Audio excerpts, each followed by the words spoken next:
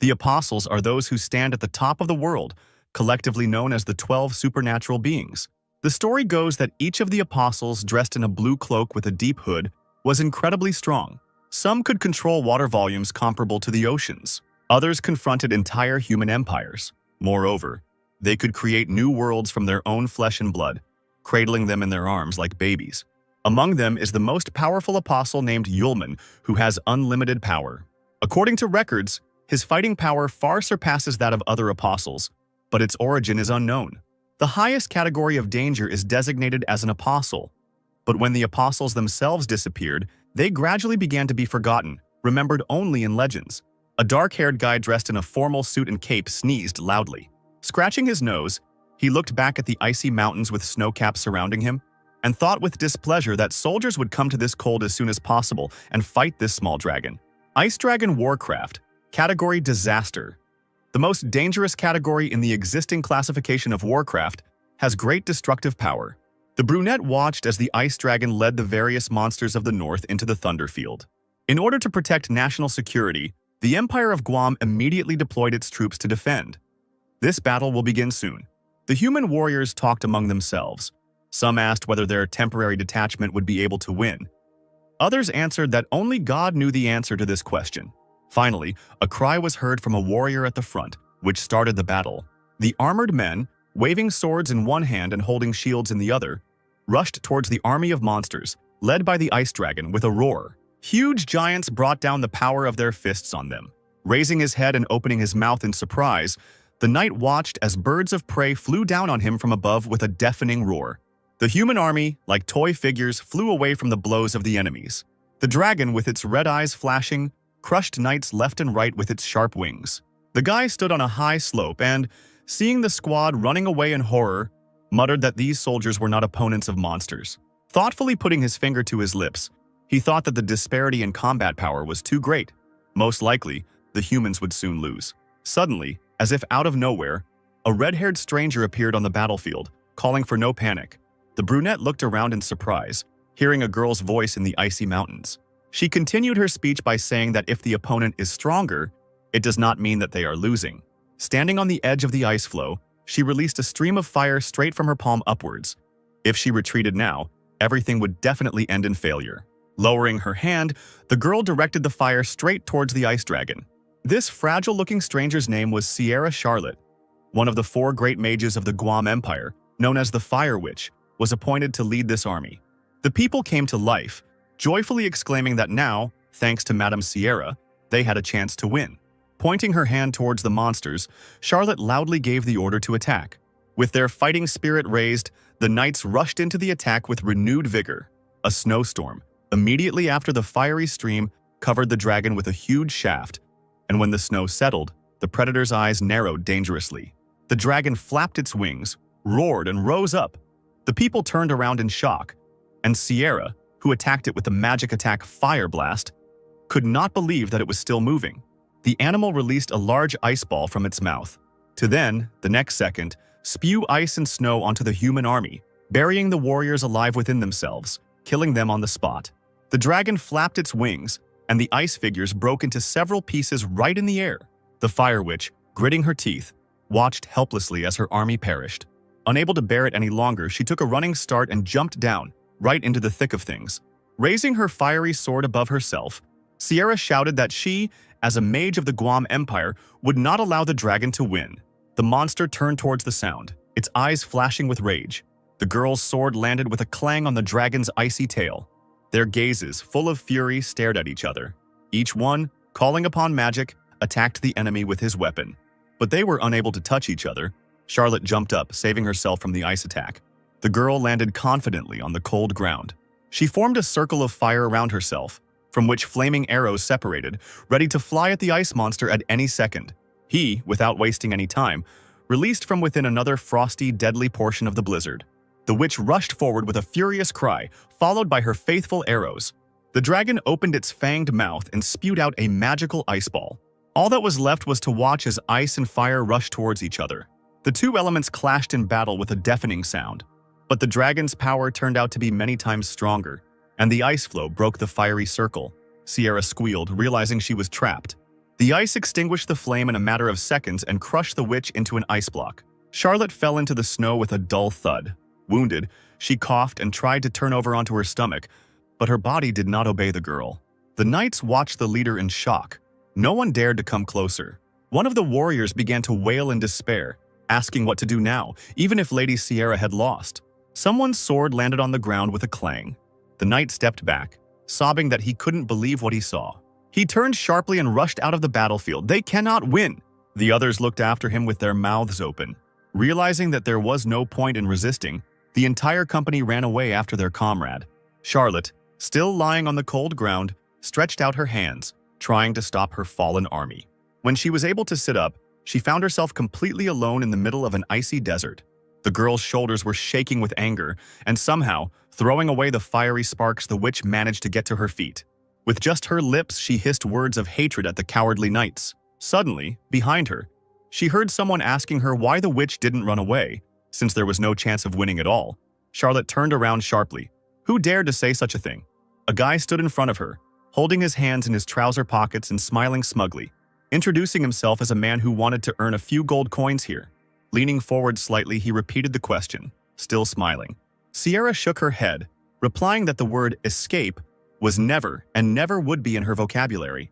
The stranger chuckled, pretending to cover his mouth with his hand. He said that although it was cute, they didn't have time to chat about it now. The witch had no intention of stopping the argument and defiantly asked what he was talking about, not seeing what was happening behind her back. Finally, she realized she had been distracted and turned around at the sound of flapping wings. At that very moment, the dragon opened its mouth and attacked its opponents with ice magic. Sierra had no choice but to cover her face with her hands helplessly. Now it was all over. But for some reason, after a few seconds, she realized that she was still alive and opened her eyes. Incredibly, the stranger literally held the monster with one hand, while the other remained in his pocket. The guy loudly exclaimed that the dragon was bothering him. A shadow passed over his face, suggesting that he was talking to a miss. The brunette casually threw the ice creature away from himself because a small creature like this dragon should calm down. Having fallen on his back, the enemy, still rolling on the ground, comically began to wave his paws in the air. He couldn't understand what had happened a minute ago. While being towed, he regained his balance and turned over, clawing at the ground. The dragon seemed to have doubled in size after its absurd defeat, bristling and now looking down at its tiny enemy. The stranger extended his hand, gathering his magic together. He smirked and said that it looked like he had encountered a naughty dragon, while purple magic runes formed on his palm. The red eyes gleamed dangerously. Unfortunately for the dragon, he would soon be burned. It seemed that the monster had never encountered anything like this before, and looked at the guy in bewilderment. Sierra couldn't believe her eyes. A purple vortex emanating from the palm of the skinny stranger was spinning the dragon around like a rag doll. Finally, the raging magical hurricane hid the enemy's enormous figure from view. When the purple haze cleared, a beautiful blue crystal remained in the air. It landed right in the brunette's palm. He threw the stone into the air, turned around and asked the witch if she would go on a date with him at the expense of the life she had saved. The girl dropped to her knees and pressed her left hand to the wound on her right forearm. This impudent fellow was able to kill a disaster category monster with one movement. She felt something ringing in her head and her eyes closing. Charlotte only had time to ask who he was before she fell back unconscious. She was immediately picked up in the arms of a sudden savior. Leaning over the girl, he said with a smile that he was a simple mercenary who decided to earn some gold coins. Yulman, the first among the apostles, nicknamed Limitless. Everything that was happening flashed before my eyes as if through a veil, a purple whirlwind in which the ice dragon met his death.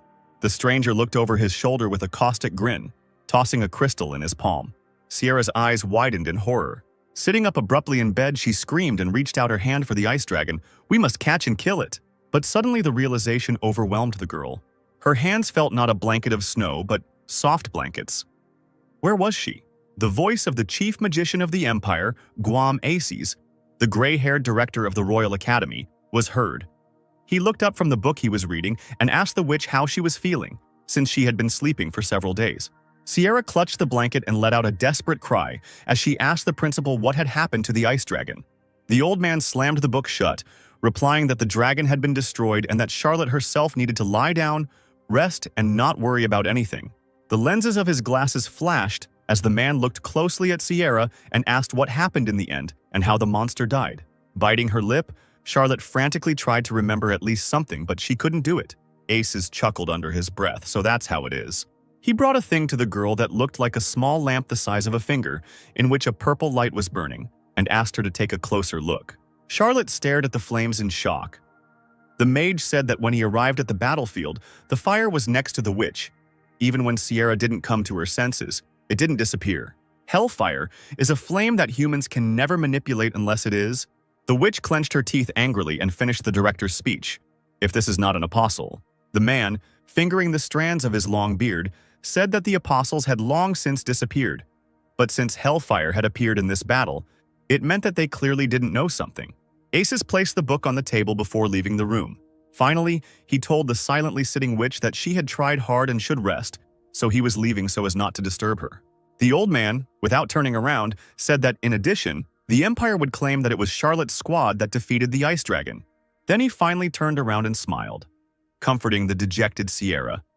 After all, everything connected with the apostles would cause a lot of unnecessary panic, so the girl should just accept all the honors and praise. She, clutching the blanket with all her might, whispered to the rest of the room that she would do it. The people gathered at the walls of the academy, enthusiastically greeting Sierra and thanking her for the victory. Meanwhile, in the city tavern, one of the military detachments gathered to have a feast. Yulman sat in the corner of the bar, holding his forehead with his hand. He was worried that there would be a fuss when his identity was revealed. But then it dawned on the guy. He would never see cute girls who would treat him like a hero, because the apostle came to the world of people to find himself a girlfriend. Throwing a bag of things over his shoulder, he got ready to leave and thought about leaving this city and hiding somewhere. Meanwhile, a detachment of Imperial warriors was heading towards the doors of the tavern. Tears appeared in the brunette's eyes as he said goodbye to his favorite tavern and the beautiful lady behind the bar. The knights approached the doors of the bar, and the leading warrior, a fair-haired man in a red cloak, loudly asked those present which of them was a mercenary. Everyone in the tavern looked around and simultaneously pointed their fingers at Yulman, who was trying to hide. The guy froze. Had he really been exposed? The commander-in-chief loudly reported that Yulman was now invited to take part in the entrance test to the Royal Academy. The warriors began to hum in displeasure. This is the very best academy in the Guam Empire, and this guy only recently came here. Why did they call him? In response to the indignation, the man asked a counter-question. Did everyone present here participate in the battle against the Ice Dragon together with this man? The warriors' faces lengthened. Could it really be about the recent battle against the Ice Dragon? Someone spoke into the silence that only a handful of people survived there, and this guy was one of them. The man in the red cloak pointed at Yulman. Besides all this, the guy was safe and sound in the battle. He asked the warriors if they had any questions, and they fell silent again. Yulman raised his hand sharply. Clenching his fist, he asked as he exhaled if there were many beautiful girls in this academy. The commander-in-chief was at a loss. He clearly did not expect such a question. Meanwhile, the academy was indeed attended by young beauties in short school uniforms that did not hide their thighs in high stockings. The elastic chest rose in time with the girls' breathing. Yes, the Royal Academy of the Guam Empire could boast of its students, as if handpicked. Yulman had found himself in a real paradise. Aces stood on the balcony with the commander-in-chief, who asked the director why he decided to train an incompetent mercenary. The old man, squinting good-naturedly, replied that young people should be given the opportunity to prove themselves. The magician watched the young man spin like a top, looking at the pretty girls, and continued that these people could have unexpected talents. Yulman did not notice anything around him, looking lovingly at the short skirts. Ace's voice thundered through the hall, congratulating those in the building on getting the chance to enter the Royal Academy.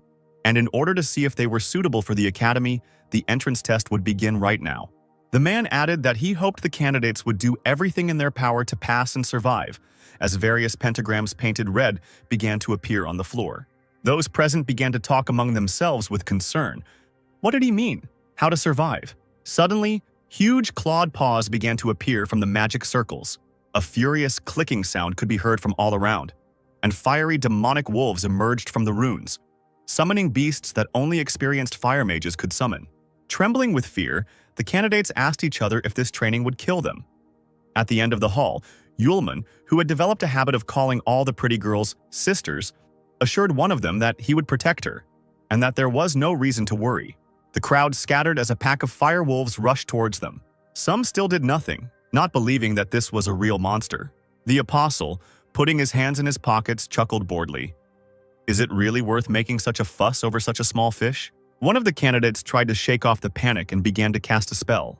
He called on the others to show their best together, creating runes in the air with confident movements.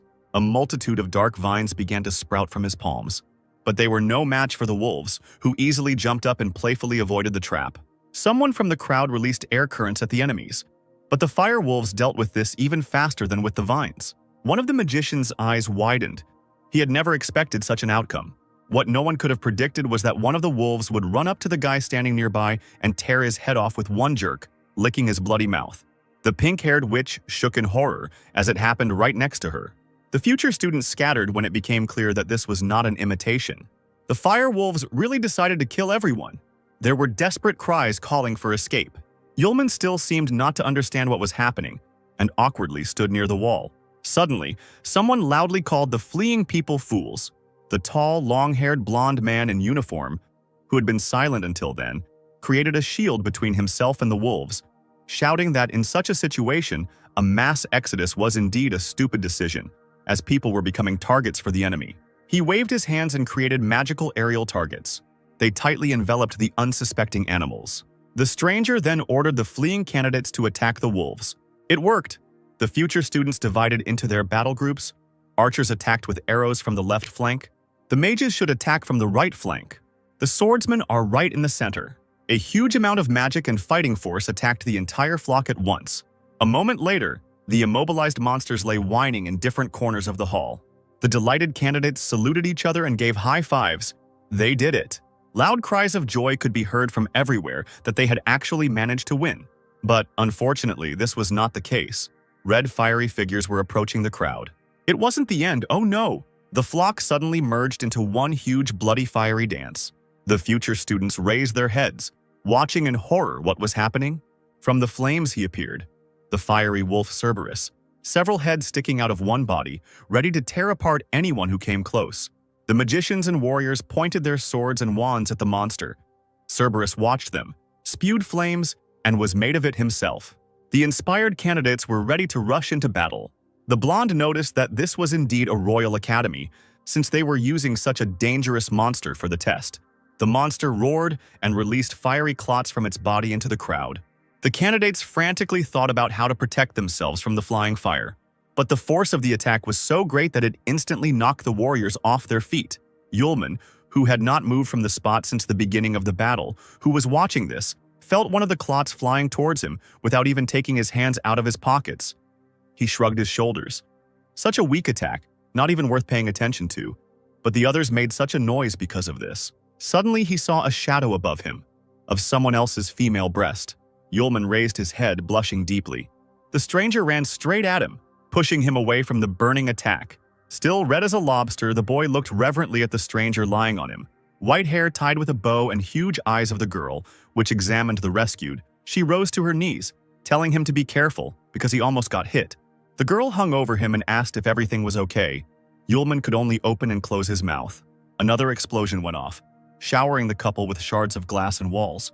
The girl rose to her feet and walked away from Yulman, but turned around and wished him to be more careful next time.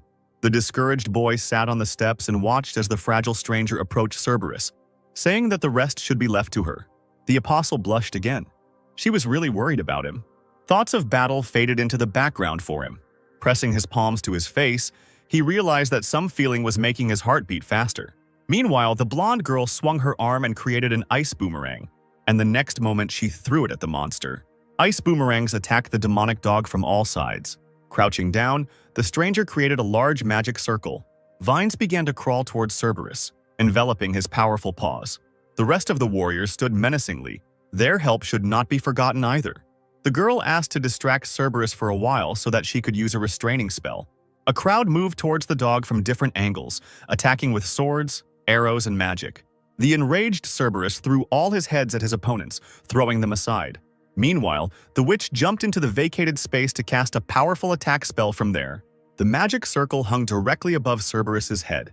The dog raised its head and belched streams of fire in that direction. The girl stretched out her hands and created ice shackles. First, ice crystals stretched out under Cerberus, trapping the dog's paws.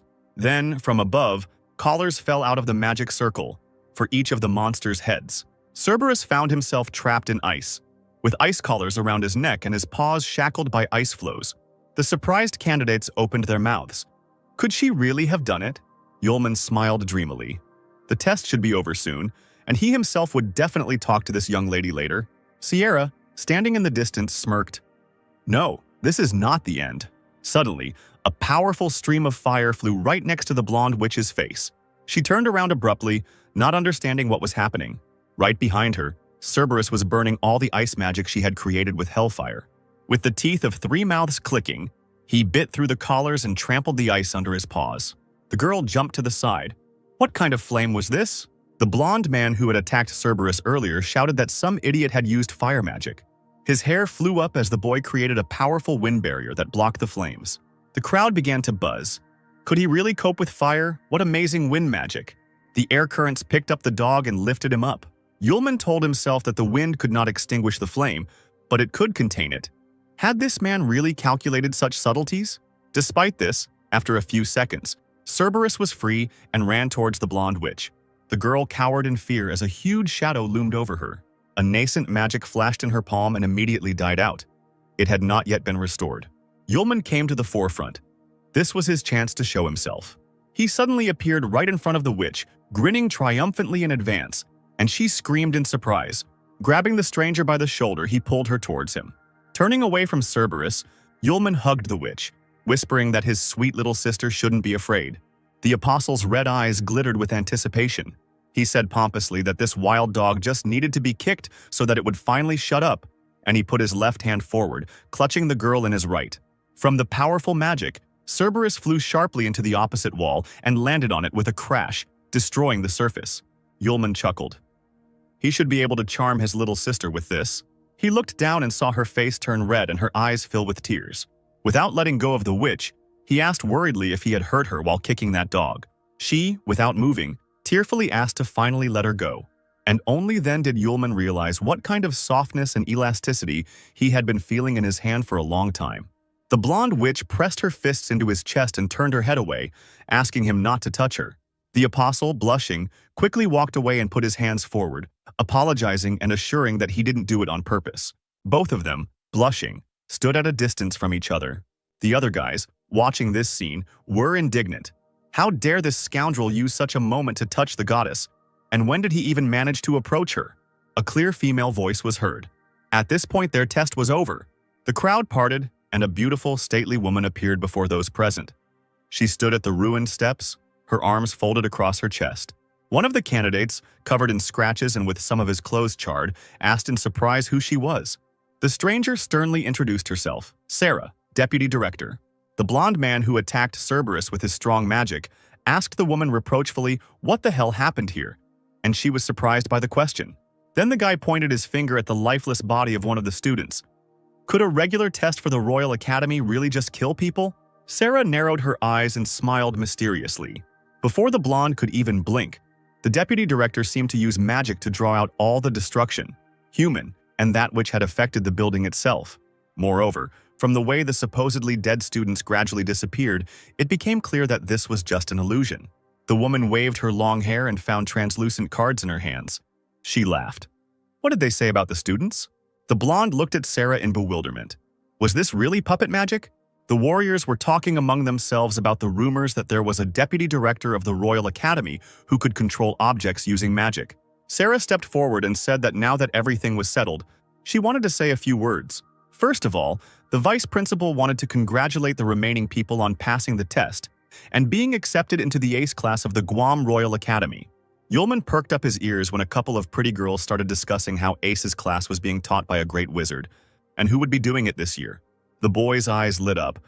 What if it turns out to be his cute little sister? Sarah caught everyone's attention again, announcing the teacher of Ace's class. A shock of red hair flashed before Yulman's eyes. He took a step back in surprise. The vice principal introduced Sierra Charlotte, the new class leader and the person in charge of the students. She sternly glanced at those present with her blue eyes. The blonde witch opened her mouth in admiration. The fire witch herself would teach them. Sarah said that it seemed like everyone had heard of Sierra's teacher reputation, but if there were any other questions, they could ask her directly. Sierra said goodbye to her deputy, who said she needed to get back to her duties and left the room. The crowd enthusiastically clung to the girl, bombarding her with questions about what they would do now. Yulman, meanwhile, tried in every way to avoid being seen. Sierra, arms folded across her chest, was deadly serious as she explained that the students were free for today, but that tomorrow, at 7 o'clock in the morning, they needed to gather at the training grounds to practice fighting. After a long silence, she added that she hoped that the warriors would get along with each other, and if there were no more questions, those present could disperse.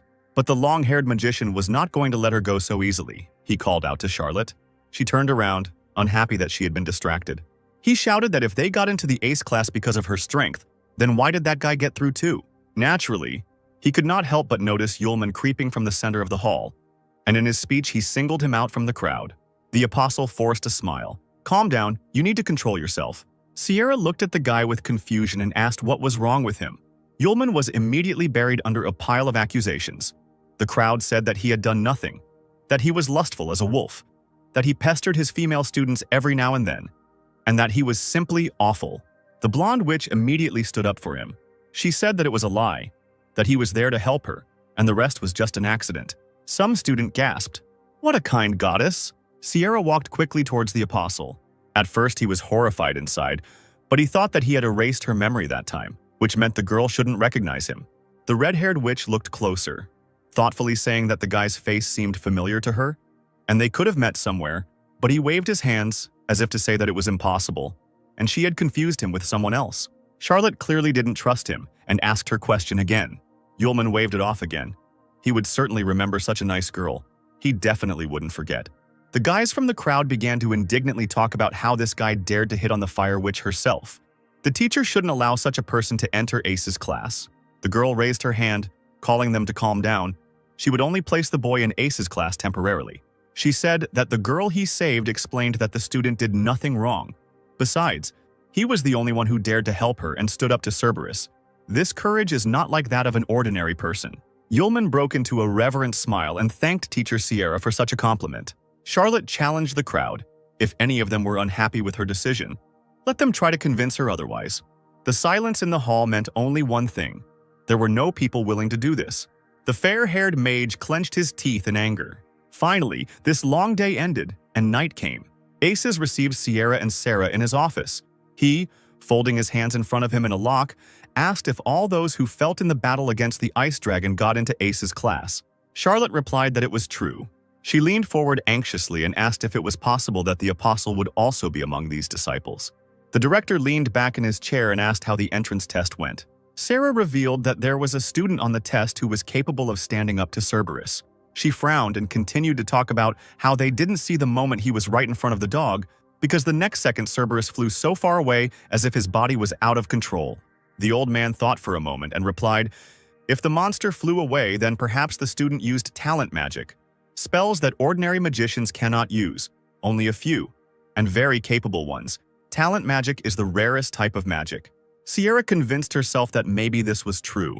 Aces looked at the large grandfather clock opposite and advised the girls not to think too much about the apostle, as it was already quite late, and sent them off to rest. The witches bowed and prepared to leave, wishing the director a good night and a good rest. A few seconds later, the door slammed behind them. The old man muttered something into his beard. He reached into his desk drawer and grabbed the beautiful carved handle. In the box there was a lamp with a purple, hellish flame blazing in it. Taking the jar in his hand, the director stared at the light, and his loud sigh echoed throughout the office. Yulman, dressed in an academy uniform, walked sadly around the yard, complaining about having to get up so early. He yawned sweetly. He really wanted to sleep, but the dream immediately disappeared as soon as he noticed the blonde crown of the witch he had saved. Sparks danced in her eyes. This was yesterday's little sister. It was high time to talk to the stranger. He ran towards her, shouting greetings as he went. He suddenly turned deeply red and ran closer. The witch's chest swayed as soon as she turned around. The guy almost fainted from this sight. He was in heaven. The girl, tucking a strand of hair behind her ear, asked in a gentle voice what he wanted. Yulman's cheeks turned red, and he awkwardly recalled yesterday's incident during the test. The witch also blushed deeply. She denied it and assured him that everyone had misunderstood everything and that she should thank her savior. The student giggled and asked his name, introducing herself as Aisha. Yulman began feverishly thinking about how to avoid pronouncing his real name. He replied that his name was Lu, just his first name. no last name. Aisha noted that the name suited him. The apostle awkwardly scratched the back of his head and suggested that they go to class together. A long-haired blonde man watched them from afar. He growled quietly, still unhappy with the presence of the impudent guy. Finally, the students gathered in the large hall, and Sierra, standing in front of them, suggested that the lesson begin. She put her hands on her hips, cast magic runes on the floor, and announced that today the students would fight each other, and their opponent would be. But Charlotte didn't manage to finish speaking because a huge fire tiger jumped out onto the crowd right from the circle. The student, clearly one of the smartest in the class, noted that the Yang tiger, although a normal fire-type summon beast, had great firepower. The long-haired mage mockingly said that they would be dealing with only the Yang tiger. Was it really fair to the tiger itself? Charlotte immediately retorted. She didn't say that there would be only one animal. There will be a lottery whereby students will be divided into pairs, with 2 people with the same number forming a group. While she was saying that they would have to defeat the tiger within an hour, more and more huge saber-toothed cats appeared behind her. Yulman unfolded the sheet. There was number 7.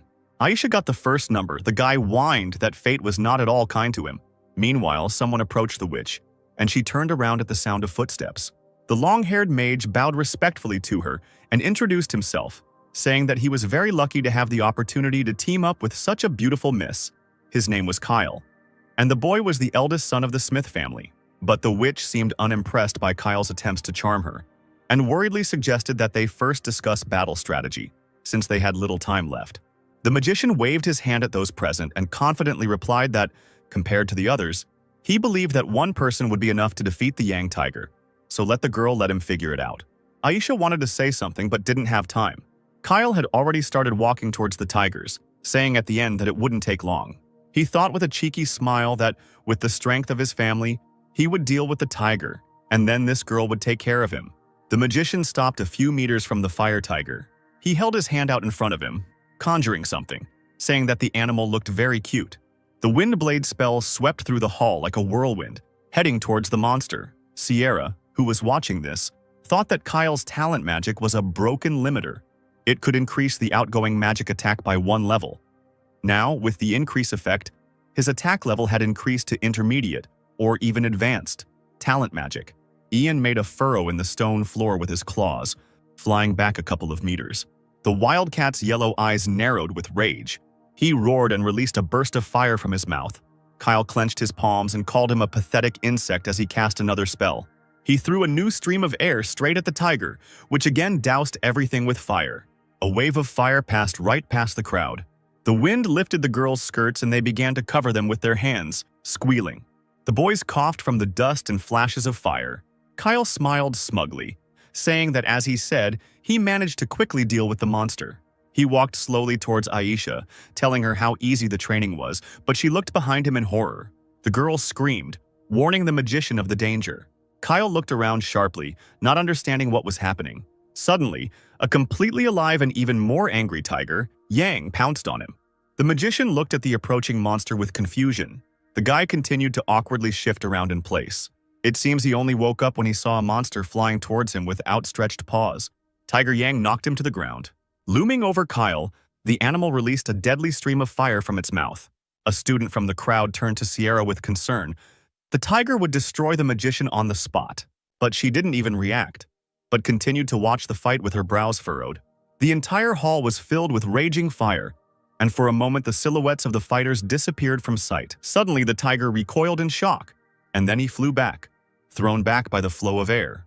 Kyle, who only had damage to his clothes, stood with a victorious smile, his hands in his pockets. He was not going to die here. The guy approached Aisha, asking her opinion, because their team should be the first to complete this task. Charlotte approached the couple and called them.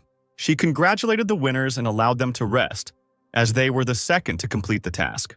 Kyle was incredibly surprised, as was the witch behind him. He immediately shouted that it was impossible. No one could do it faster than him, and that there was some kind of mistake. The teacher pointed somewhere to the side, and that's where the team that finished first was located. They had already completed the task and were one step ahead of Aisha and Kyle, the latter of whom kept repeating that it was impossible. When the enthusiastic crowd parted, they saw an incredible picture. The fire tiger, like a house cat, lay on its back, wriggling comically, and Lou and her partner stroked its belly and called it a cutie. This is what happened 15 minutes ago. Still frustrated, Yulman lamented the impossibility of being paired with Aisha. Suddenly, someone came up to him and called out. He turned around, asking who was speaking to him. A warlike-looking student stood in front of him, holding an axe in her hands as if it weighed nothing, and boldly said that they were now in the same group and the guy could call her Arya. But Yulman did not pay attention to her and continued to sigh languidly for Aisha. This made the girl quite angry, and the other students now laughed at the couple. Hissing in annoyance, Arya swung her weapon with all her might and lunged straight at Lu to get his attention. But he seemed not to notice anything around him. Finally, he sighed heavily. Then he stopped the axe flying towards him with 2 fingers. Still looking at the piece of paper, the apostle assured that he had heard everything. Arya's face darkened. This guy, she easily threw the weapon over her back and mockingly said that she heard that Lu was a real pervert, causing him to cry out in indignation. Turning around, the girl threw out one last word that she alone would cope with the Tiger Yang, and that her partner should not cause problems.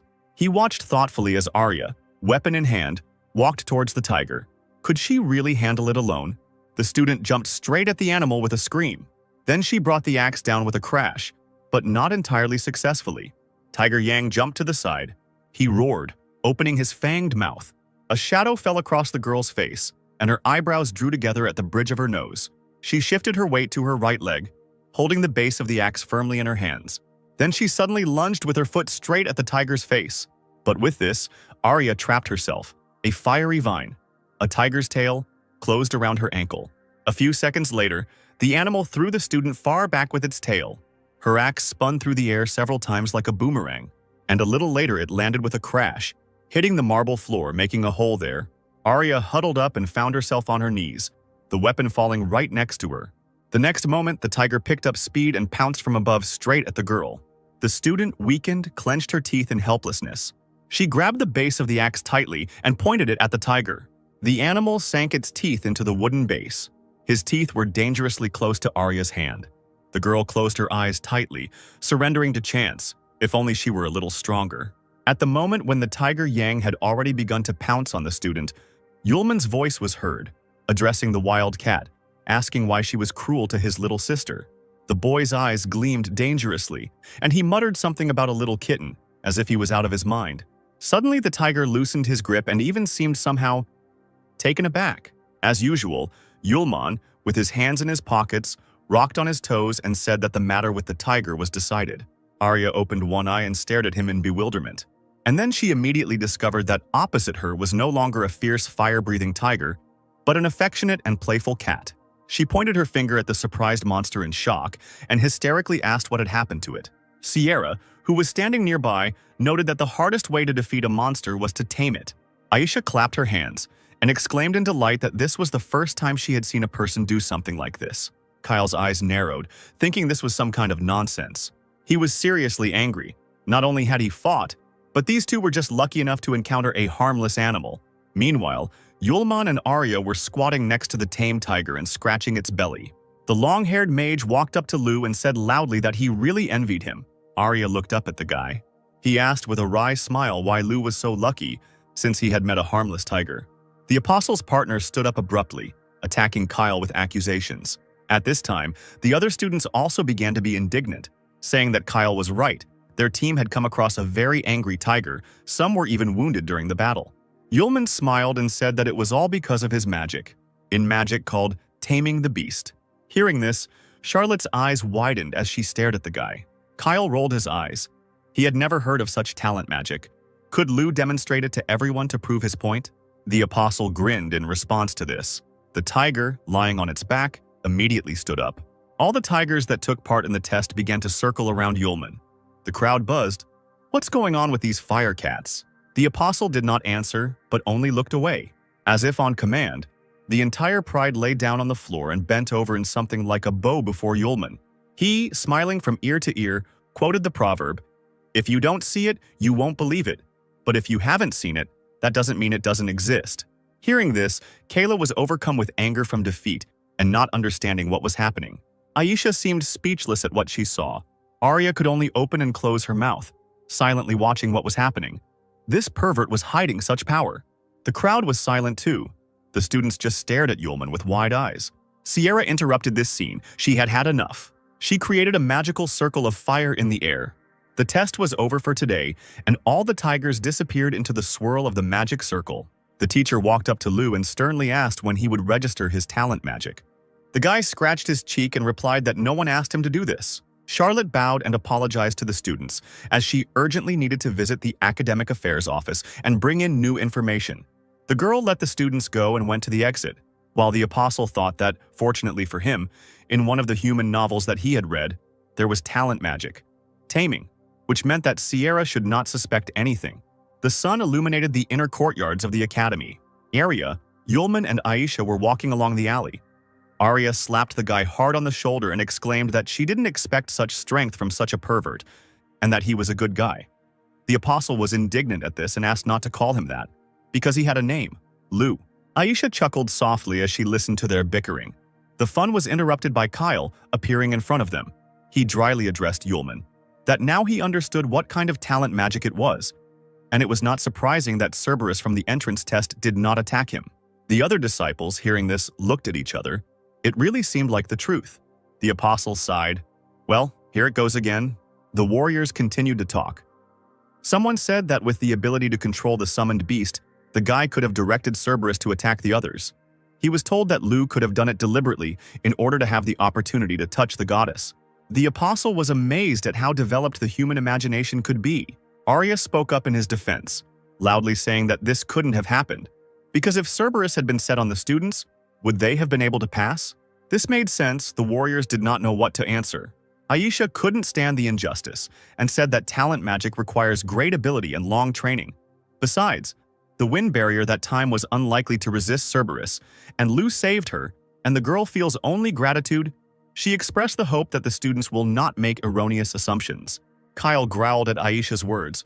She said that the wind barrier wouldn't be able to stand. What impudence! The guy's fists involuntarily clenched, ready to pounce on the enemy, whom they were also protecting. He couldn't believe that the student was lying to help that freak. Yulman sincerely thanked the blushing Aisha, to which Arya jealously reminded him of herself. There was silence in the director's office, interrupted only by the ticking of the large grandfather clock.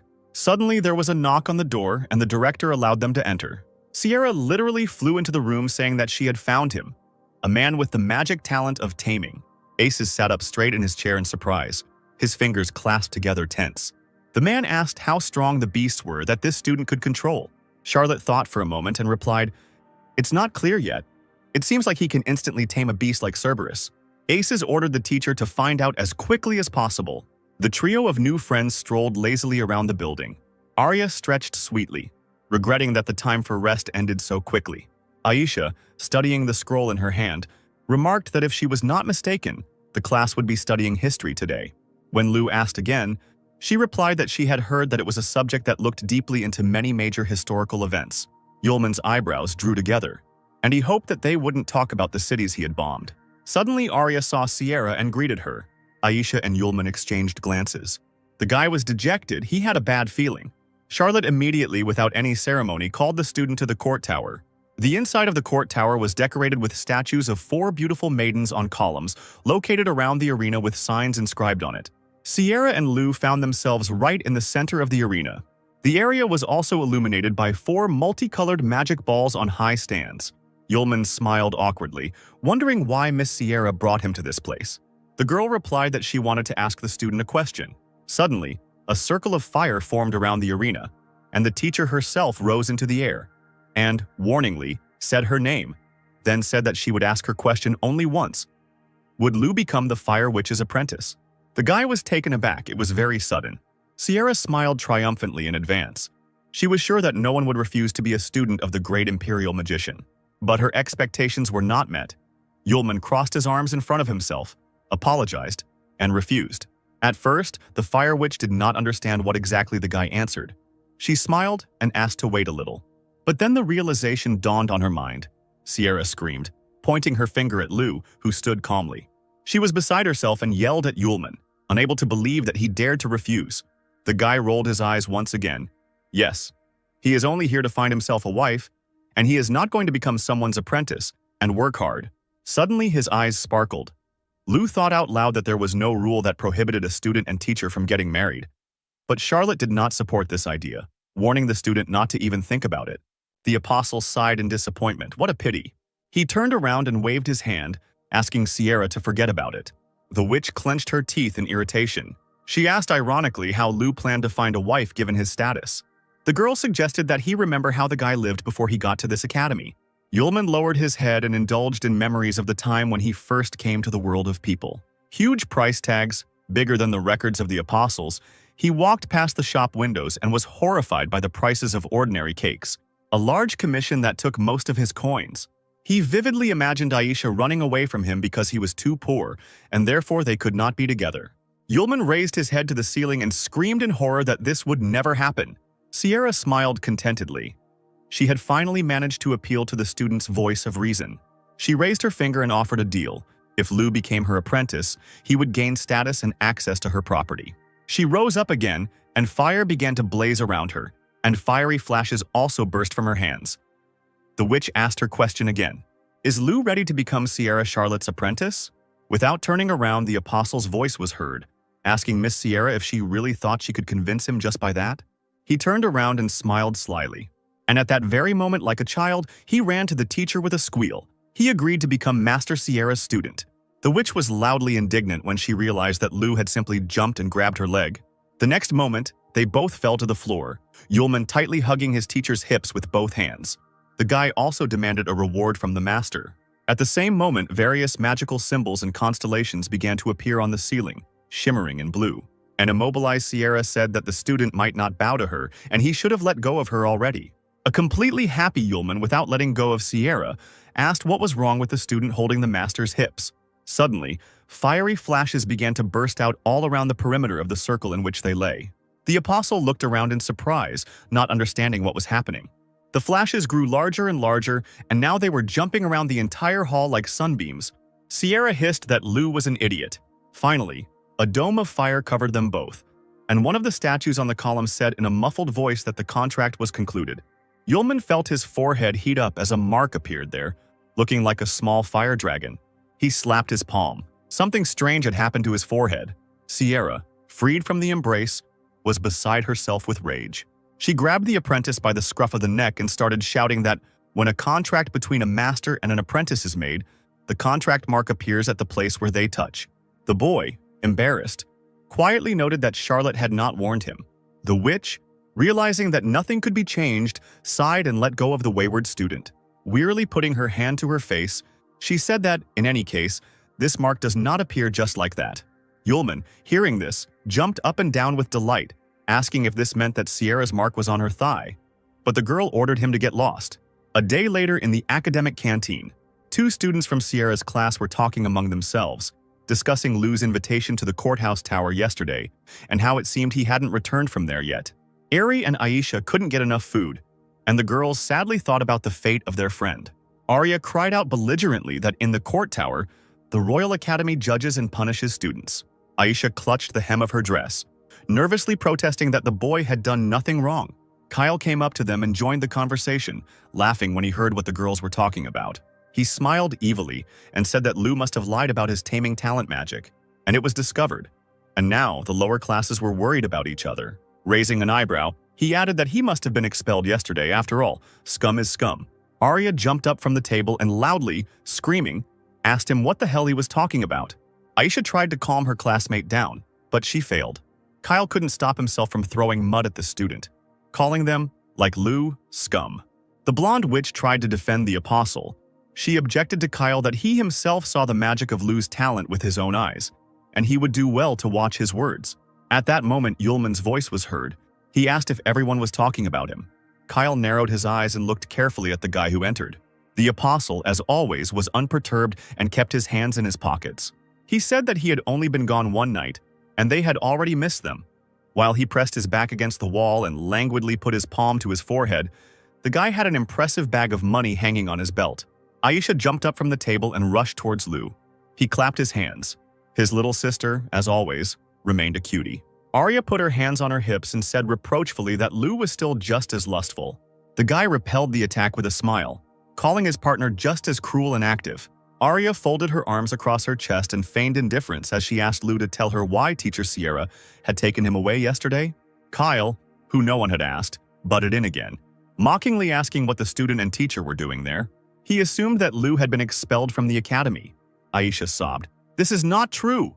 The apostle raised an eyebrow and looked at the offender. Then he raised his head high and said that Master Sierra had made a contract with him. In the dining room, where most of the students were tensely following the conversation, silence reigned. All eyes were on Lu. A contract between a master and a student? The apostle summoned magical streams of fire, and that very mark appeared on his forehead. It would prove to everyone that the guy was not lying. Kyle, pretending not to be impressed, said that even if his classmate had beast-taming magic, he was just lucky that there were beasts on the test, because if it were different, would he have gotten into Ace's class? The guy bared his teeth and challenged Lu to a fight with him, Kyle Smith. Aisha couldn't remain silent when her savior was insulted, so she clenched her fists and replied that even if that was the case, Lu had talent magic, enough to enter the Ace class. The apostle looked admiringly at the girl who defended him so zealously. The long-haired mage abruptly moved his palm, causing a magical flow of air. He, like a knife, rushed towards Aisha and cut off several strands of her hair. Lu and Arya immediately huddled together and ran up to their friend. Kyle shook his hand and sharply told the offended witch not to butt into someone else's conversation unless she was asked to. Arya ran up to Aisha, excitedly asking if she was okay. The girl nodded timidly. The apostle moved closer to Kyle to talk. He agreed to fight the magician. Then a spark flashed in his red eyes as he asked Mr. Kyle in all seriousness to be gentle with him. The wind currents created by Kyle gradually dissipated. He and Lu now stood opposite each other, each gazing at the other. Yulman folded his arms across his chest and asked what the rules and conditions of their duel would be. Smith replied that he would release the maximum of his energy and strike. If Lu held out, it would mean victory, and if he lost, he would immediately leave Ace's class. Arya clenched her fist. How mean this magician is. There isn't a single monster there now. It's not fair at all towards Lu. Aisha, frightened, said nothing, only looked pitifully at Lu. Yulman was not at all scared. He said with a smile that Mr. Kyle looked confident. He laughed mockingly right in his classmate's face. At first, he continued to stand motionless, then air magic runes formed in the air. From the small whirlwind that appeared, the magician pulled out a superbly constructed sword. The apostle raised his eyebrows in surprise. Aisha, who had retreated to a safe distance, stood at the stands, but upon seeing the appearance of the weapon, she jumped up and shouted that this could not be. Arya, who was standing behind her, asked what was the matter. The witch, looking somewhere into the distance, told a legend. One day, the ancestor of the Bale family received a gift from the king of the elements. Countless amounts of gold and silver that did not fit into the carved chests. And one of the rarest treasures is the magic sword. Aisha wondered if she remembered the name of the weapon for sure. It was he, that same famous and unattainable Excalibur. Yulman smiled slyly, saying that Kyle had an interesting sword. He bit his index finger and set new conditions.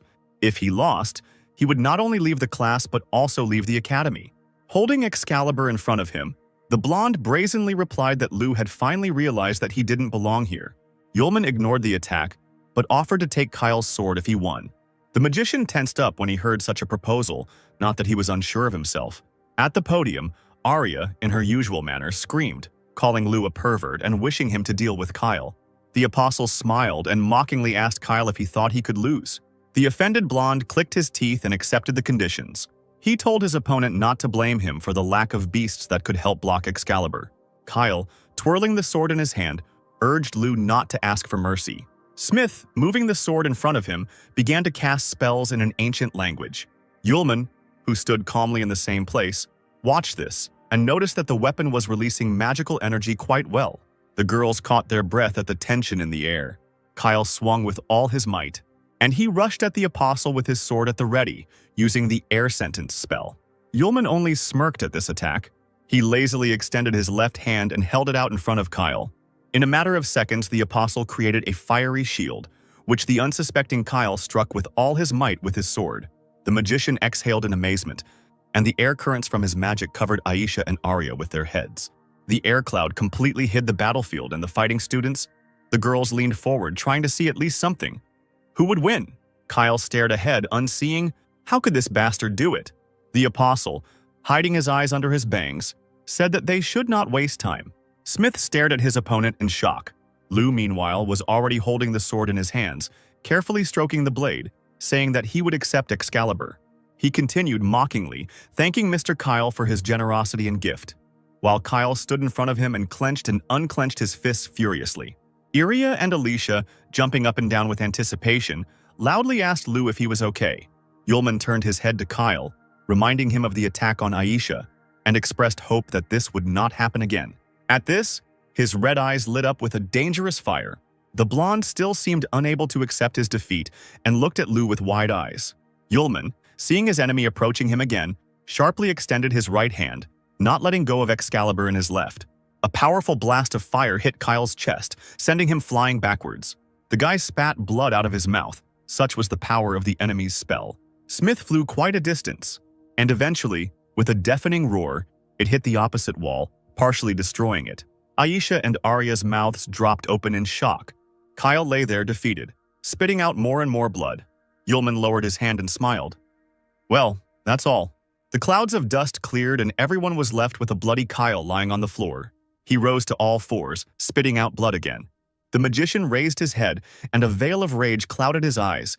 This was impossible. Yulman smiled contentedly as he looked at Excalibur and said that he was taking it. Smith's furious look answered him. At that moment, Lou was called out. He turned around and saw Arya and Aisha running. Arya couldn't believe her eyes. She excitedly asked if Lou was really taking Excalibur. Aisha, smiling sweetly, praised her classmate, saying that he turned out to be stronger than she thought. He blushed and replied that he was indeed very strong. Arya had another brilliant idea and raised her index finger. The girl suggested throwing a party in honor of Lou's victory, since they had no more classes that day anyway. Yulman's eyes sparkled. He imagined an incredible amount of varied food and was already anticipating how he would try it. The trio turned to leave, shouting victory slogans as they went. A thin stream of blood flowed down Klein's chin, and he thought with horror what would happen to him if his father found out about the loss of Excalibur. Then he took a deep breath and, shouting with all his might, ordered his disciples to stop. Yulman stopped and turned around. Wiping his chin with the back of his hand, the fair-haired mage told the apostle that he could not give the sword to him. Aisha spoke up, reminding him that this was the condition Smith had agreed to, and she hoped the boy would be able to keep his word. Klein, annoyed, shouted that Lou had definitely cheated somehow, and just to be fair, the sword had to be returned. Yulman firmly replied that he refused. Smith was amazed at such audacity. He immediately began to create magical air currents, thereby announcing the battle. A large ball formed in the magician's hands, a concentration of his powers and a powerful weapon. The guy shouted to Lou, let him not think that he would leave this site intact. The Trinity found themselves right in the middle of a raging windstorm. Arya said loudly through the noise of the wind that Cain would definitely not allow himself to lose the sword. But a counterattack was already levitating in Yulman's palm. Magical fiery clots. He, smiling, assured that Smith would not succeed. The apostle gripped the hilt of the sword tighter with his other hand. He glanced down and felt some kind of energy coming from outside. Kyle created a vortex of air around himself again and told Lou that he would spare him if he obediently returned the sword to him. He raised an eyebrow and asked what would happen if he refused. Then Smith roared that the student would die right there on the spot. He was so angered by Lou's arrogance that he created one of his most powerful spells, the Wind Whirlwind Blade. The apostle watched the brewing storm with an unreadable expression on his face. The girls prepared to protect themselves from the wind with their hands. But suddenly, Kyle's magic connected with something previously unknown to the present. The space around was filled with a bright green color. Kyle screamed in shock, asking what was happening. Excalibur, which now rose above the warring parties, shone brighter than the sun. The tip of the handle with the precious stone shimmered and began to pulsate. Yulman stood closest to the source of light and looked at it unblinkingly. Aisha covered her eyes with her palms, unable to bear the glow. The apostle chuckled in surprise when he saw what was happening. In place of the sword, a cocoon formed, which rotated at an enormous speed. The outline of a man could be discerned in it, sitting inside in a fetal position. After a few moments, the cocoon dissipated and a girl with green hair appeared before those present. Her clothes were in the same colors and details as Excalibur earlier. The stranger landed softly on the floor. Bending one knee, she lowered her head before Yulman and introduced herself. The girl was the embodiment of the sword of the elemental king named Sylph, and she was greeting her new master. Arya leaned forward, surprised, asking her again what sword she was talking about. Aisha's mouth opened in mute surprise. Kyle also can't say a word from what he saw. The Sylph flew closer to the apostle. He thoughtfully propped his chin on his index finger and asked if the girl was the spirit of this magic sword. She nodded and replied that, according to her agreement with Kyle, now she, the sword of the king of the elements, would belong to Lu. Sylph also asked if she could find out about her master's wishes. Arya noticed that the sword had a spirit. No wonder it was considered a precious treasure. Yulman scratched the back of his head and first asked Sylph to stand up. She obediently obeyed. Kyle was now beside himself with rage. The magician jumped up and ran to the spirit, saying that he was her master. The girl turned around when she heard these words. The magician continued, waving his arms, shouting that he definitely wouldn't have lost to that guy if she had shown up earlier. And he ordered Sylph to return to him immediately.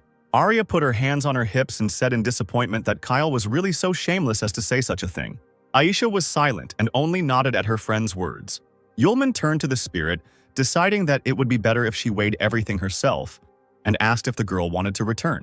Sylph said a firm no.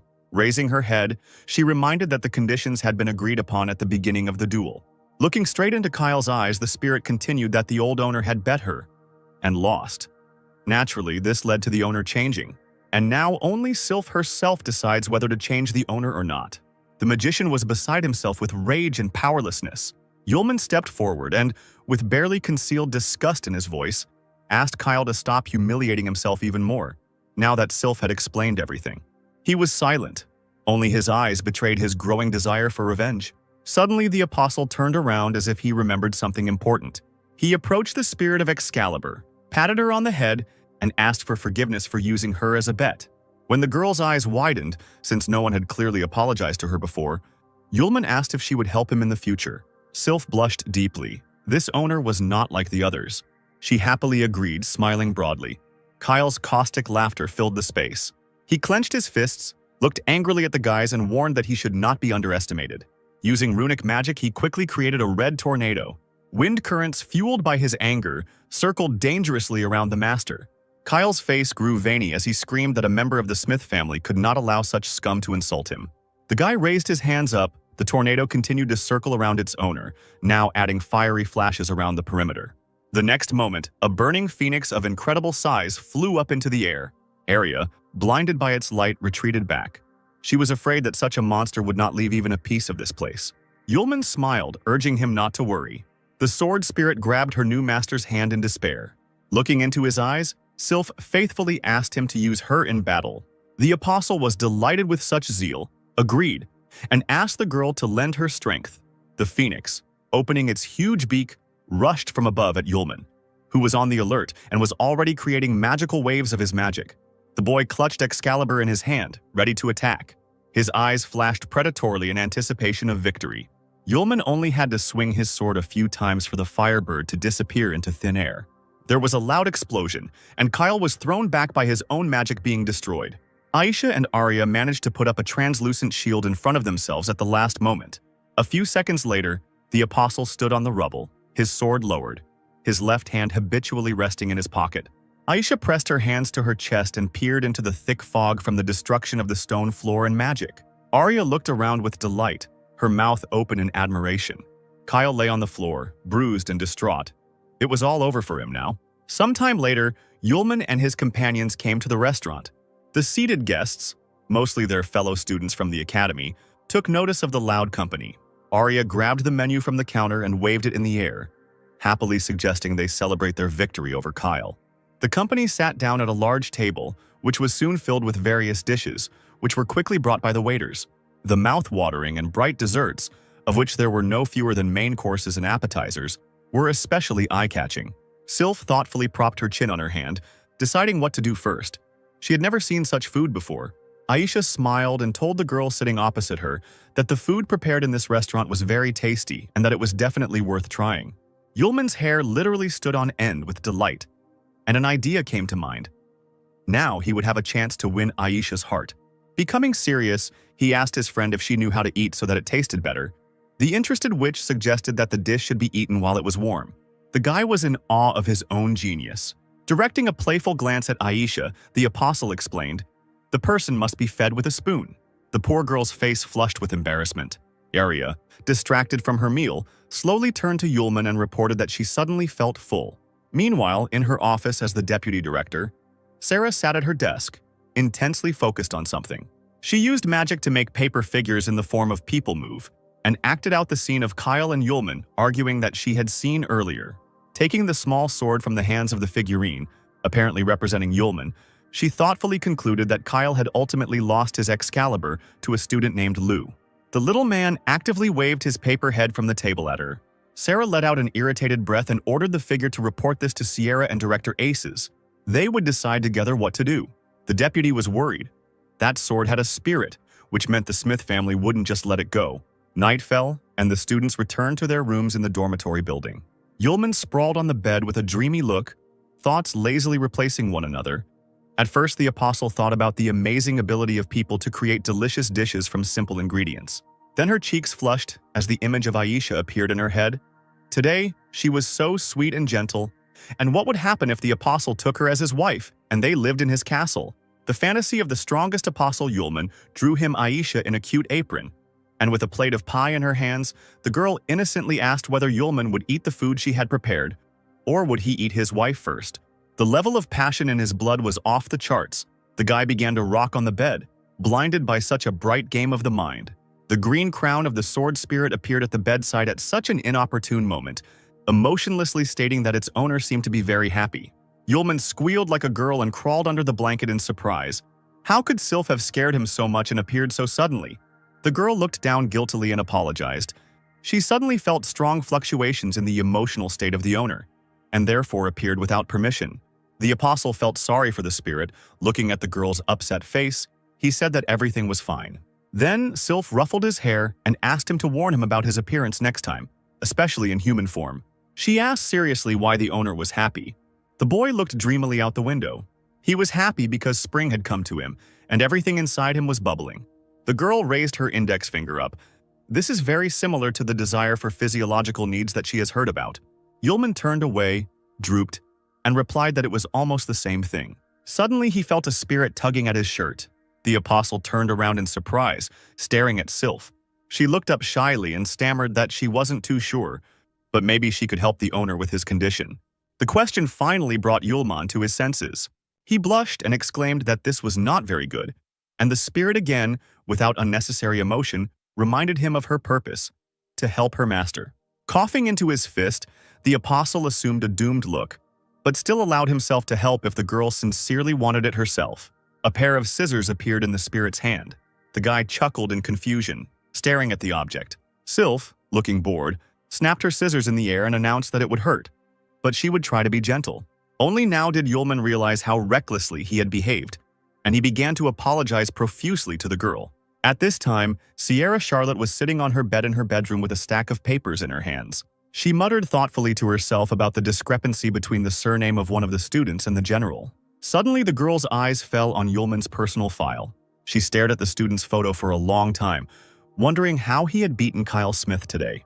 The witch decided to ask Lou personally at the meeting tomorrow and put the documents aside. The last one on top was Aisha's case. The next day, Sierra called the student into the office. The sun was shining brightly through the floor-to-ceiling window, its rays playfully jumping across the flasks and test tubes placed around the office. But Charlotte's face did not express the joy of meeting Lou's student. She sat opposite him, gloomier than a cloud. The next moment, the witch stood up abruptly and banged her fists on the table. Leaning on it, the apostle nervously jumped up in his chair. Leaning low towards Yulman, she screamed right in his face, asking why the student had run to the cafeteria to brag about their contract, and later even started a fight with Kyle. The witch sat back down in her chair, but was still angry. It was as if Lou was deliberately creating problems for her. He raised his hands up, defending himself, and asked the master to calm down. Sooner or later, they would find out about this anyway.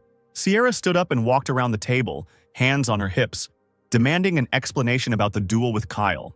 The apostle opened his eyes wide and began to lament that Smith had been the first to suggest a duel, and he looked at him so angrily at that moment as if he wanted to kill him. Moreover, the magician was very arrogant and used various tricks during the battle, but fortunately, thanks to his strength, Lou was able to easily defeat the impudent man. It occurred to Charlotte that her student was being arrogant, especially now. The witch looked at Lou suspiciously and asked how he was able to master the magic of the taming talent, because when concluding a mutual contract between a master and a student, she felt only the guy's basic magic, without an attribute. To this, Yulman playfully raised his finger and said that all his skills were natural. It was painful to look at Sierra. She thought dejectedly about how useless her student was. The witch turned her back to Yulman, standing by a large bookcase, studying the spines of books. She advised the student to get into less trouble and study the attributes of magic. Grabbing a particularly large book, Charlotte ordered Lou not to call her master because that made her feel like an old woman. He, smiling broadly, suggested that she become his wife instead of the master. His answer was a blow to the head with a thick tome. Sierra, towering over him, asked him to repeat the sentence with a special intonation. With a bump growing on his head, Yulman became more accommodating and said that he would stop calling the girl master. A little later, Sierra met the director of the academy on a picturesque street. They stood under the treetops and talked. The witch thanked Aces for resolving the issue with Excalibur. She said with concern that the Smith family had been unable to find him. The old man said that Kyle's skills weren't that good, and that losing Excalibur was well-deserved. Plus, his family shouldn't think that because they were stronger, they could do anything. He looked at Charlotte seriously and informed her that the Smiths knew about Lou's student status, and that Sierra was supposed to take the boy with her to a magical gathering next week. The witch replied that she would try to improve his skills before that time. Aces stroked his long beard and smiled. The older Sierra gets, the more polite she becomes. He suddenly remembered how she came to him when she was still very little. Having said with affection that now his ward was already grown up and independent, the old man coughed harshly into his fist. The girl immediately ran up to the director, frightened, asking what was wrong with him, but he replied that there was nothing special. It was just the years taking their toll. The witch looked at Aces with disappointment, holding him by the elbow. The old man patted the girl's hand reassuringly and advised her not to worry, but rather to concentrate on the magical congress. After all, it is possible that it is there that the chance to awaken her magic talent will appear. Charlotte replied that in that case she would be able to help the director, and he would not be so tired. Aces smiled into his beard. He would look forward to this day. Meanwhile, Yulman was leafing through textbooks in the academic library, Sylph accompanying him like a faithful servant. The guy, sitting cross-legged on the floor, was particularly interested in one book. He thoughtfully muttered that he had not known until now about people using attributes for the functionality of natural elements. Sylph approached the owner and handed him a cup of green tea, since the coffee that Yulman had asked for was not there. The apostle smiled, gratefully accepting the drink, assuring that the tea was also very tasty. The girl knelt down next to him and looked into his eyes devotedly. He was surprised by the sudden attention and asked what was going on. Sylph asked why her master didn't tell anyone the truth, since he was actually very strong.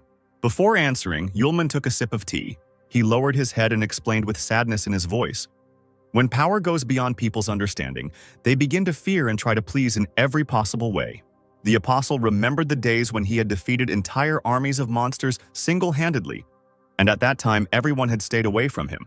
Grateful people fell to their knees, right on the ground soaked in enemy blood, and greeted the first apostle Yulman.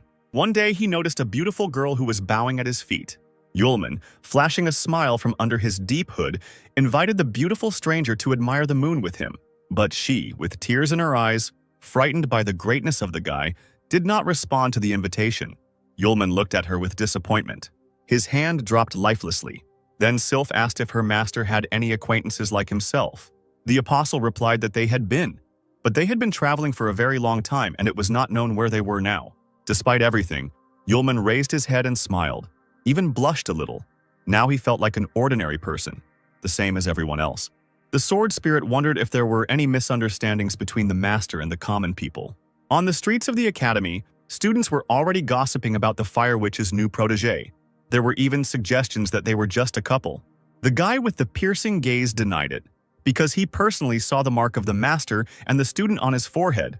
His interlocutor, with no less venom in his voice, replied that only a loving couple could engrave the mark directly on the forehead.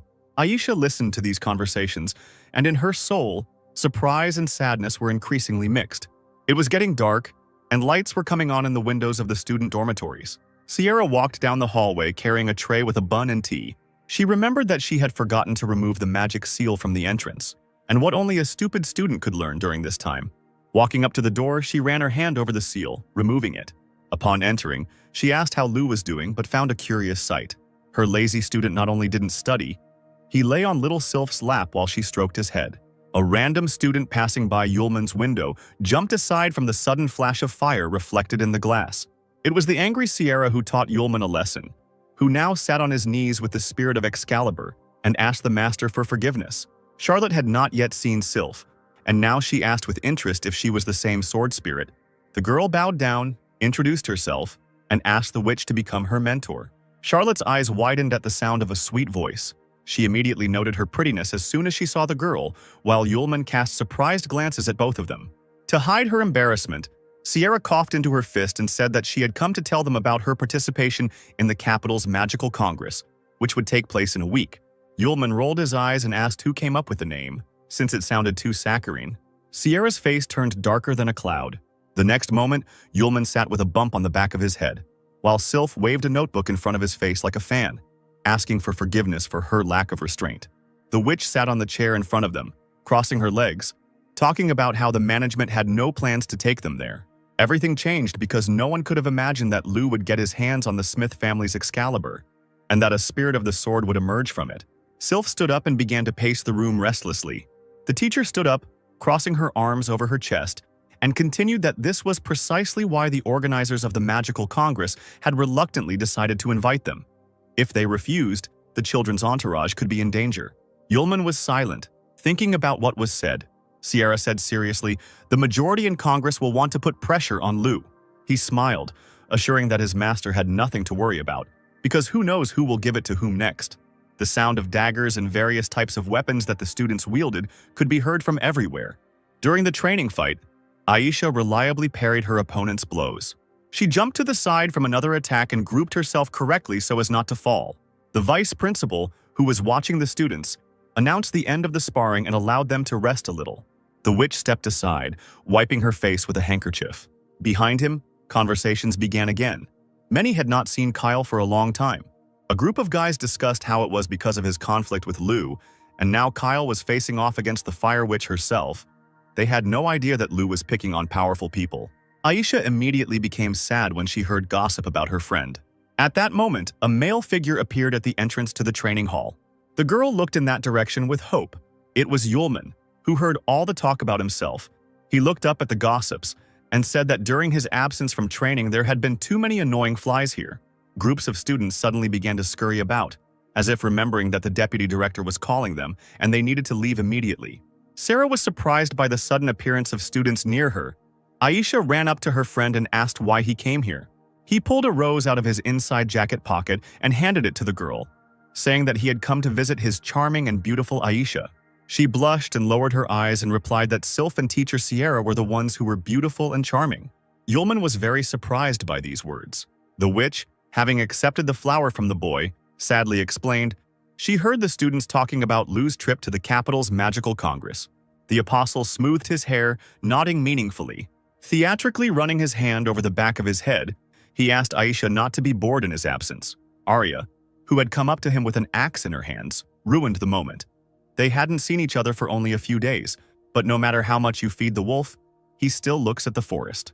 Yulman, putting his hands in his pockets, cheerfully asked his friend if she had already received a scolding during sparring today, to which the girl almost attacked him with her fists. The upset Aisha was still quite amused by her classmates' squabble. On the tower of the academy, the flag of the educational institution fluttered in the brisk wind. Yulman and Sylph stood in the square near a large carriage drawn by several white horses. An angry Sierra looked out of the carriage window and called out to the boys, ordering them not to delay their departure. The apostle turned around and replied that this morning he wanted to have time to say goodbye to his dear Aisha. Sylph added that she checked, and it seemed the girl was not in the room. The boy wanted to say something to the teacher, but she interrupted him. Holding the curtain, she said sharply that the student had 3 seconds to get into the carriage. Yulman did not dare to disobey his master, so after a few seconds, Aisha watched from her window with a tremor in her chest as the carriage disappeared into the distance. She said Yulman's name with sadness. She was not alone in the room. A black shadow from the magical heavenly portal called her. Aisha, without turning around, understood who was addressing her. The shadow said that now there is no one strong left who could protect this academy, so in the evening she can begin the task given to her by the master. The witch obediently agreed. Shadow noticed what was happening to the girl and voiced her guess.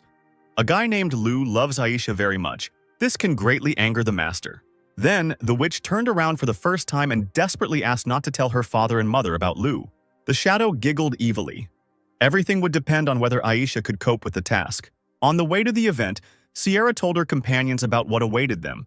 The annual Capital Magical Congress was held in turn by the three main clans: Smith, Jones, Isis.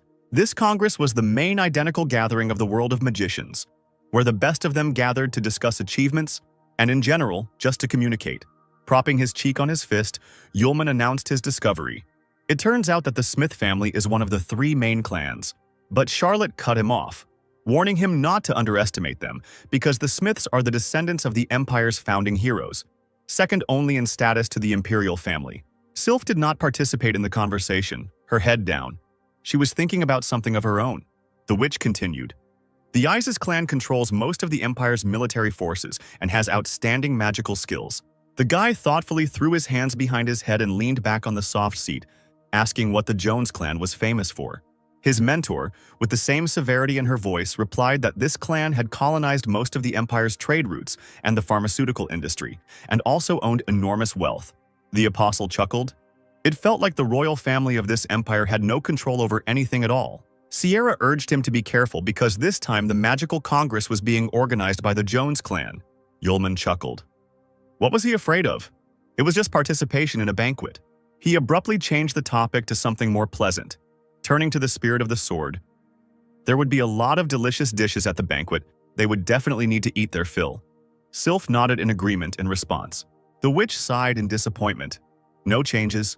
Still, she thought, there was one problem with the Jones clan that would be difficult to solve. A few days later, they successfully reached the capital of the Guam Empire. The Congress was held in a mansion in front of which a large fountain was installed. The butler approached the carriage door and bowed, announcing that they had arrived at the Jones clan estate. Sierra was the first to get out of the carriage. She was immediately met by the clan's maid, bowing and greeting.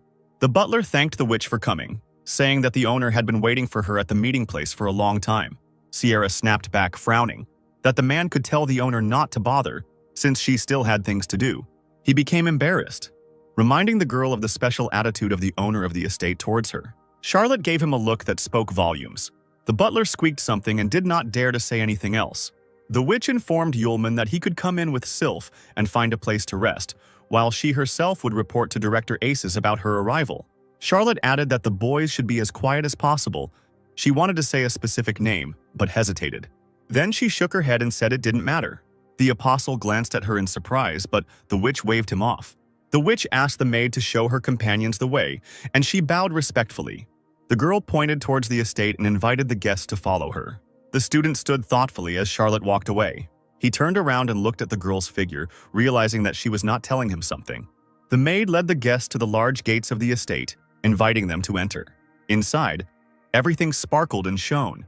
The expensive furnishings screamed about the wealth of the owners. Large tables with snow-white tablecloths were laden with food. Guests in incredibly presentable outfits walked around importantly. Yulman and Sylph looked around, looking for something more delicious to choose from. They were not at all interested in the exquisite furnishings of the hall.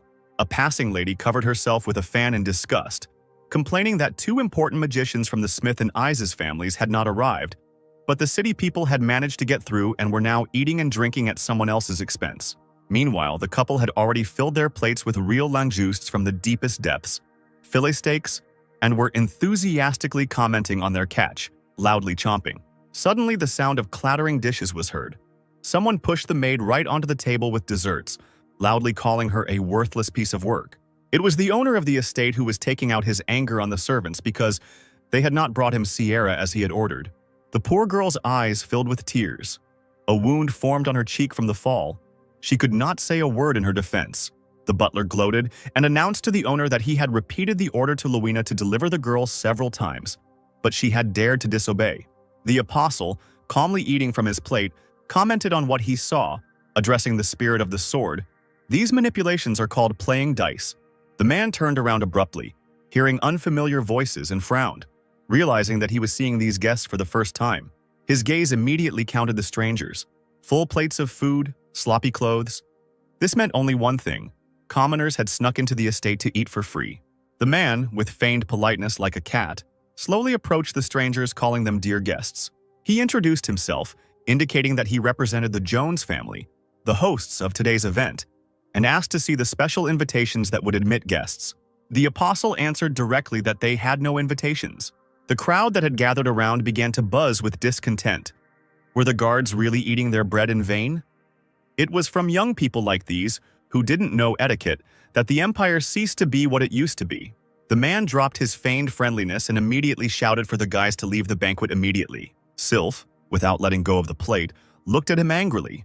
It seemed that she was just waiting for the owner's command to teach the impudent fellow a lesson.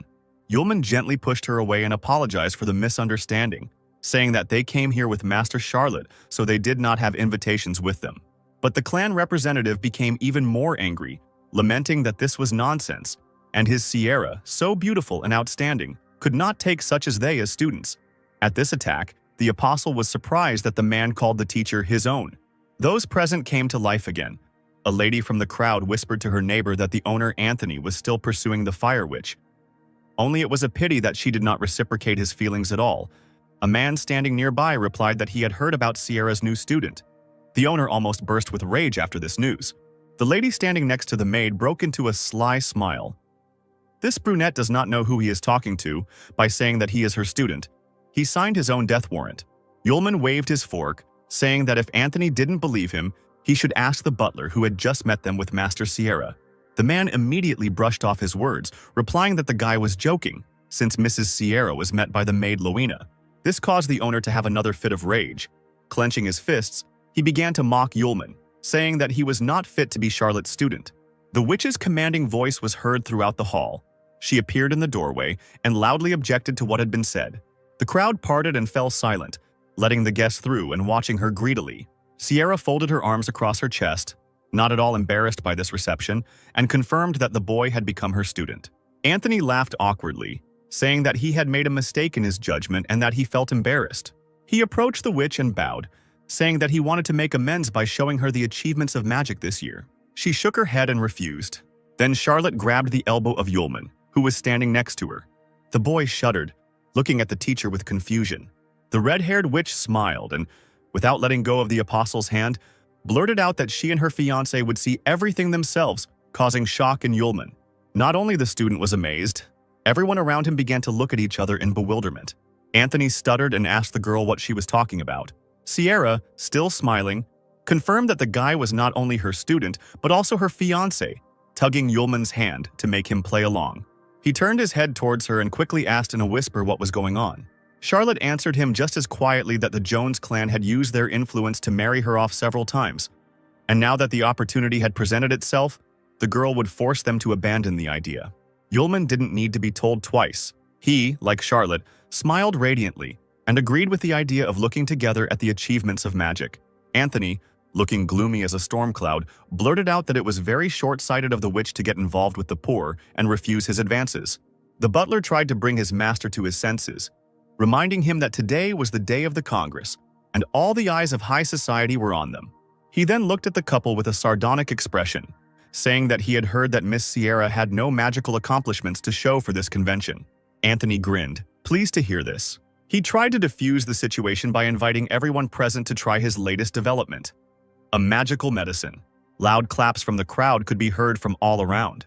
The maids entered the hall in an orderly row, carrying plates in their hands on which stood small glasses with the potion.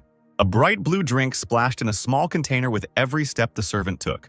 Yulman cast an attentive glance in that direction. The guests, having tried their portions, began to whisper in admiration, evaluating the potion. It tasted slightly bitter, but even the smallest sip completely replenishes spiritual strength. Anthony smiled and thanked him for the approval, because this was the result of the Jones family's developments over the course of the year. A concentrated spirit replenishment potion. Then he turned over his shoulder at the uninvited guests, and as if by chance said that some people show up at the Congress, eat and drink, without having any magical achievements. That is the real shame. The man winked at Sierra, asking if she agreed with him. Yulman grinned. An idea came to him. The guy demonstratively knocked over the cup of potion. It spilled onto the expensive parquet floor in front of the stunned crowd. The owner gasped for air, outraged by such an act. At this, the apostle chuckled and apologized. His hand just shook. Charlotte couldn't help but burst into laughter. Anthony, his eyes wide, pounced on Yulman with accusations. He poured out a potion brewed in ideal proportions, and how many rare ingredients were used? The guy, rolling the cup in his hands, calmly listed all the ingredients: shining stone powder, basilisk scales, angelica, and the purest water from under the polar ice. The shocked man stared at Yulman, speechless from what he heard.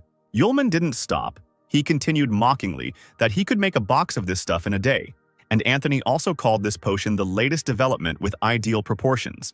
As if wound up, Anthony shouted that he had worked hard for a whole month to create this potion, had achieved the perfect balance, and the scoundrel dared to say with his dirty mouth that it was swill, then let him make a box of the potion today, as he had promised.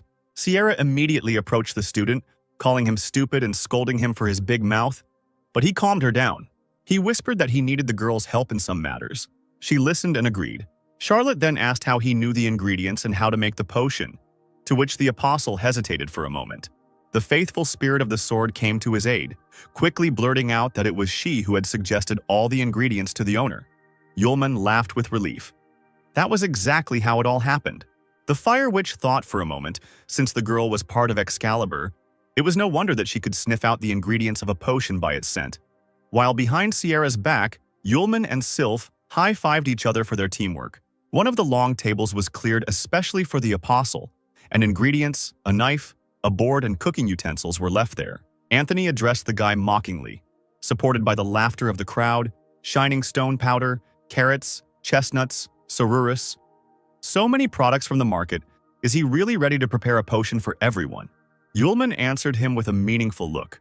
He effectively threw off his cloak and, remaining in just his shirt, tied an apron around his waist as if he did this every day. The guy heated up the vat and added more fire for a better effect.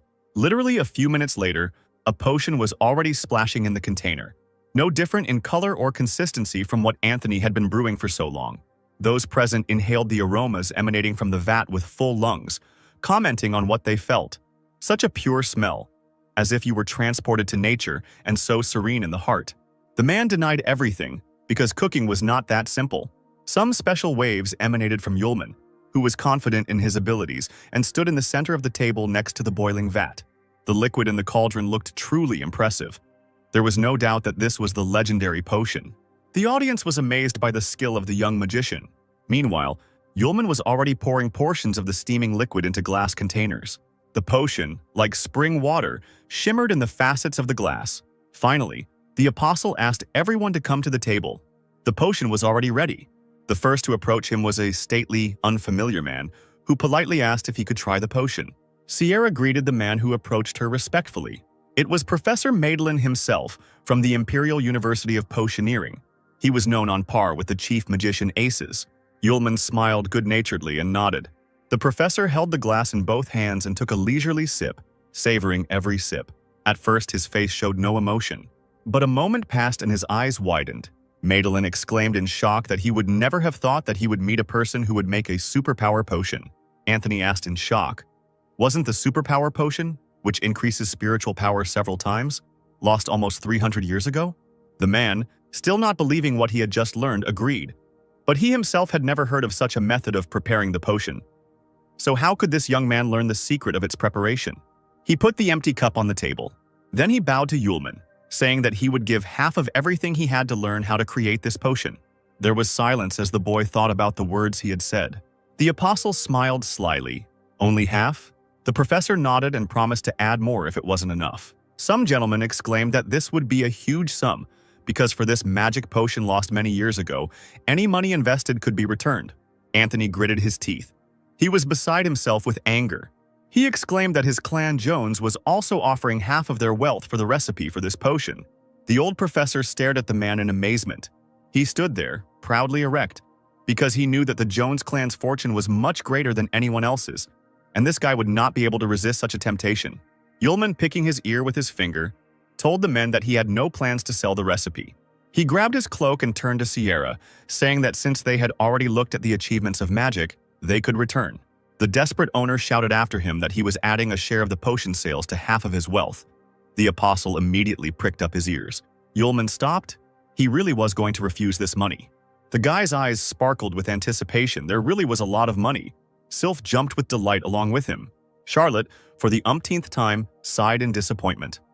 Well, who would have doubted it? Anthony took them to his office and invited them to a long table. On it stood a box with 3 richly decorated spatial rings. He said that the required amount of money was already placed in them. This could be checked. The servant took the box in his hands and brought it to the guests, telling them that after the potion began to be sold, their share would be transferred annually to the account of these rings. Anthony leaned forward and, anticipating hearing the secret of preparation, asked how the potion was prepared. Yulman took a crumpled piece of paper out of his pocket, casually threw it on the table, and replied that the energy contained in a magic potion was never obtained from the ingredients themselves, but was drawn from the curdling of elements contained in the air. The man, not expecting such an answer, grimaced in annoyance and leaned back in his chair.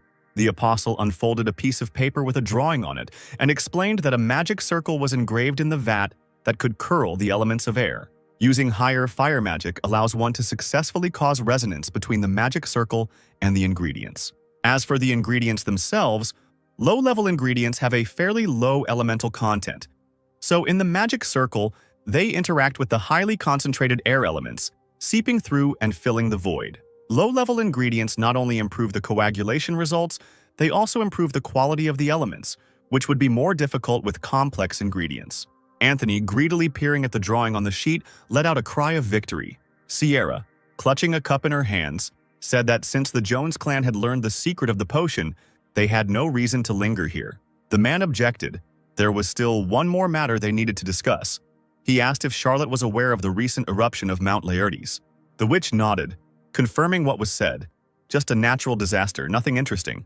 But Anthony, smiling, said that he thought so too when the clan sent a rescue team there, until they accidentally discovered traces of a rare magical beast in a mountain cave.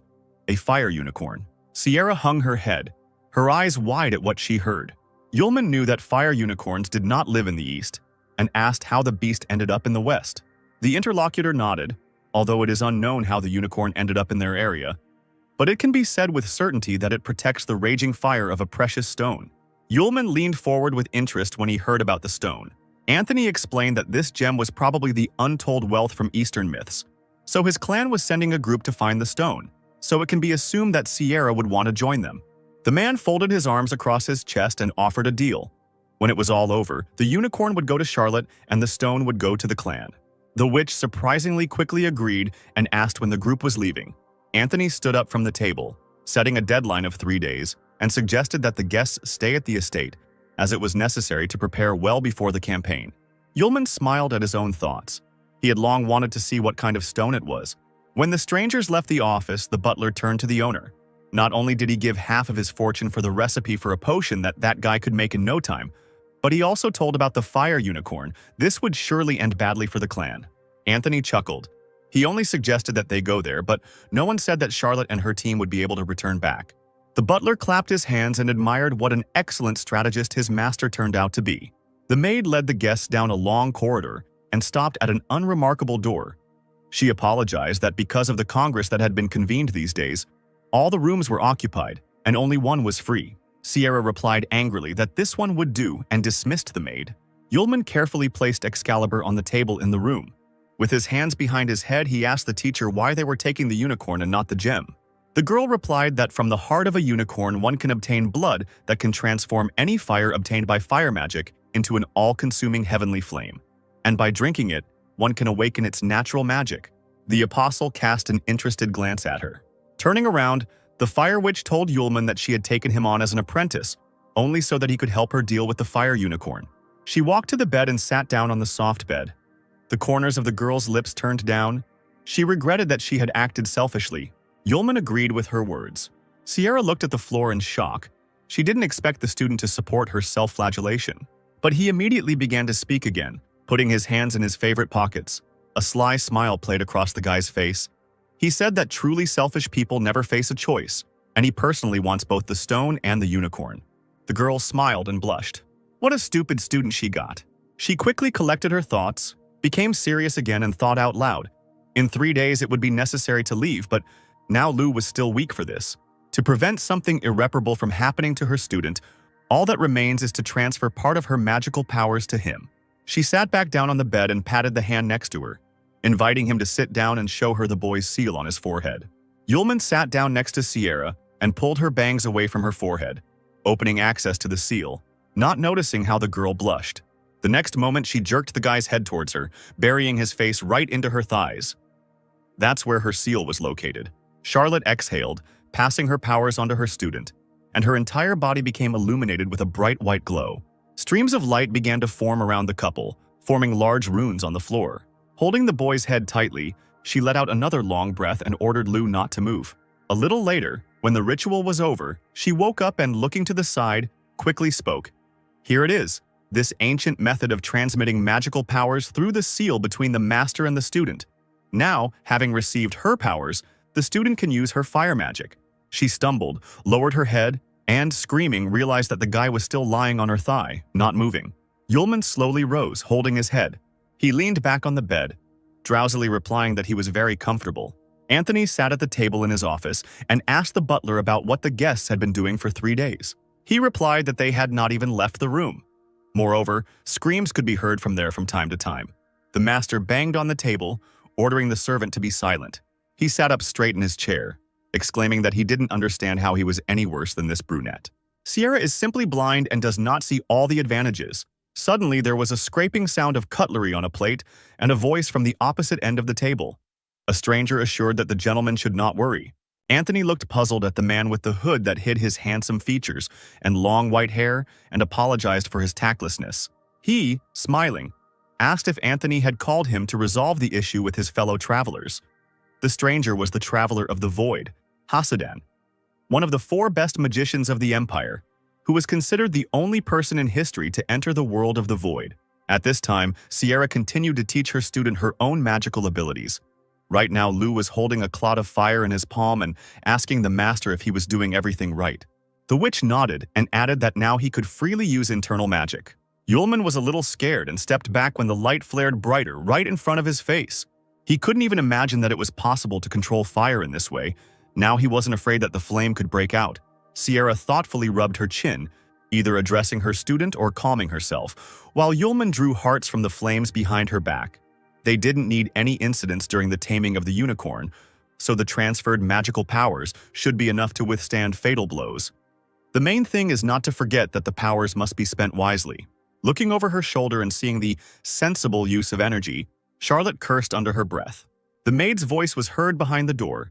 She asked to hurry because the carriage to Mount Laertes was already ready. They could leave at any moment. Sierra immediately threw the door open, appearing in front of the girl along with a soot-covered Lu. Suddenly, the witch caught a glimpse of the familiar hem of a cloak out of the corner of her eye, which disappeared around the corner.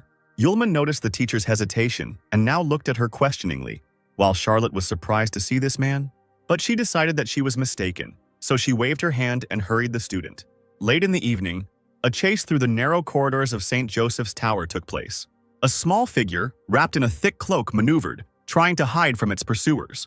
But the last turn turned out to be a dead end. Judging by the sounds in the distance, they were about to overtake her. The figure raised its head, staring at the wall, and began breathing loudly, trying to calm its breathing, which had been ragged from running. Sarah gave a triumphant cry when she saw the stranger hesitate and shouted at her that there was no way out, so she should give back what she had stolen. The woman, drawing magical runes in the air, demanded that this be done immediately. Magic chains quickly approached the figure, ready to bind it at any moment. The stranger turned around, her face hidden by a mask and long blonde hair. She jumped up, dodging the chains. Then she suddenly moved to the side and, breaking the window, jumped out into the darkness of the night. Luckily, the fall was not high, and the girl landed on the ground immediately. The deputy director rushed to the window and looked down. Clenching her fists, she cursed. The stranger had managed to escape anyway.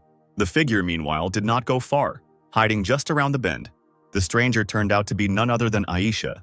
She pulled the mask off her face and breathed a sigh of relief, taking a carved white box from her bosom. She finally got it. A few days later, at the foot of the fiery Mount Laertes, a party of Jones and Sierra's men and crew rode forward in wagons drawn by white horses, the drivers urging the reins on every now and then. Suddenly, an order was heard from one of the crews to stop. Anthony growled in his carriage, again. Yulman jumped out of the neighboring cart like a bullet, covering his mouth with both hands. The others had to go outside too. Anthony looked at Sierra reproachfully and said that they could have warned Lu about the condition of the road, because due to constant stops, this one-day trip stretched out into several days. The witch awkwardly scratched her cheek. She herself didn't know that the guy would feel so bad after the trip along the mountain path. The apostle, having emptied his stomach, now walked, staggering, along the road to the carriage, thinking that more than anything in the world he did not want to return there. Suddenly, distant screams caught his attention. Sierra and Anthony turned in the same direction at the same time. One of the clan's team was running towards the company, followed by whirlwind lizards, huge reptiles with many spikes on their backs. Anthony did not move from his place and said authoritatively that there was nothing to be afraid of a couple of monsters, because they had high-class magicians with them. The boy stuttered and objected, because there were too many lizards. Sierra looked closer and realized that this was indeed the case. A whole flock of whirlwind lizards was now running towards them. Yulman perked up and reacted to this news with undisguised admiration. Anthony screamed, convinced that there were too many reptiles. He cursed the mercenaries, shouting that he had called them to kill the unicorn, not to disturb the lair of the whirlwind lizards. The fact was that these terrifying monsters were mid-low-level magical beasts that moved at incredible speeds and sprayed poison from their teeth. The man tried to calm those present. These lizards should not be feared, but now there really are too many of them. Fighting with them would waste a lot of energy. They need to come up with a way to have less contact with the monsters while the hunt for the unicorn is underway.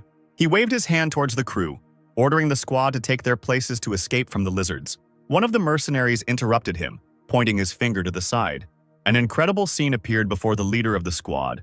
Yulman was stroking the beast like an affectionate cat, while the lizard leaned its front paws on his chest. Anthony, not believing his eyes, asked Sierra if her fiancé was familiar with these creatures. She waved her hands, smiling awkwardly. The witch explained that Lu's ability to deal with magical beasts exceeded that of ordinary people. Then the man suggested to the apostle that he ask the flock to move aside a little so that he could continue on his way. Waving away the persistent licking, Yulman grinned. He had a better idea.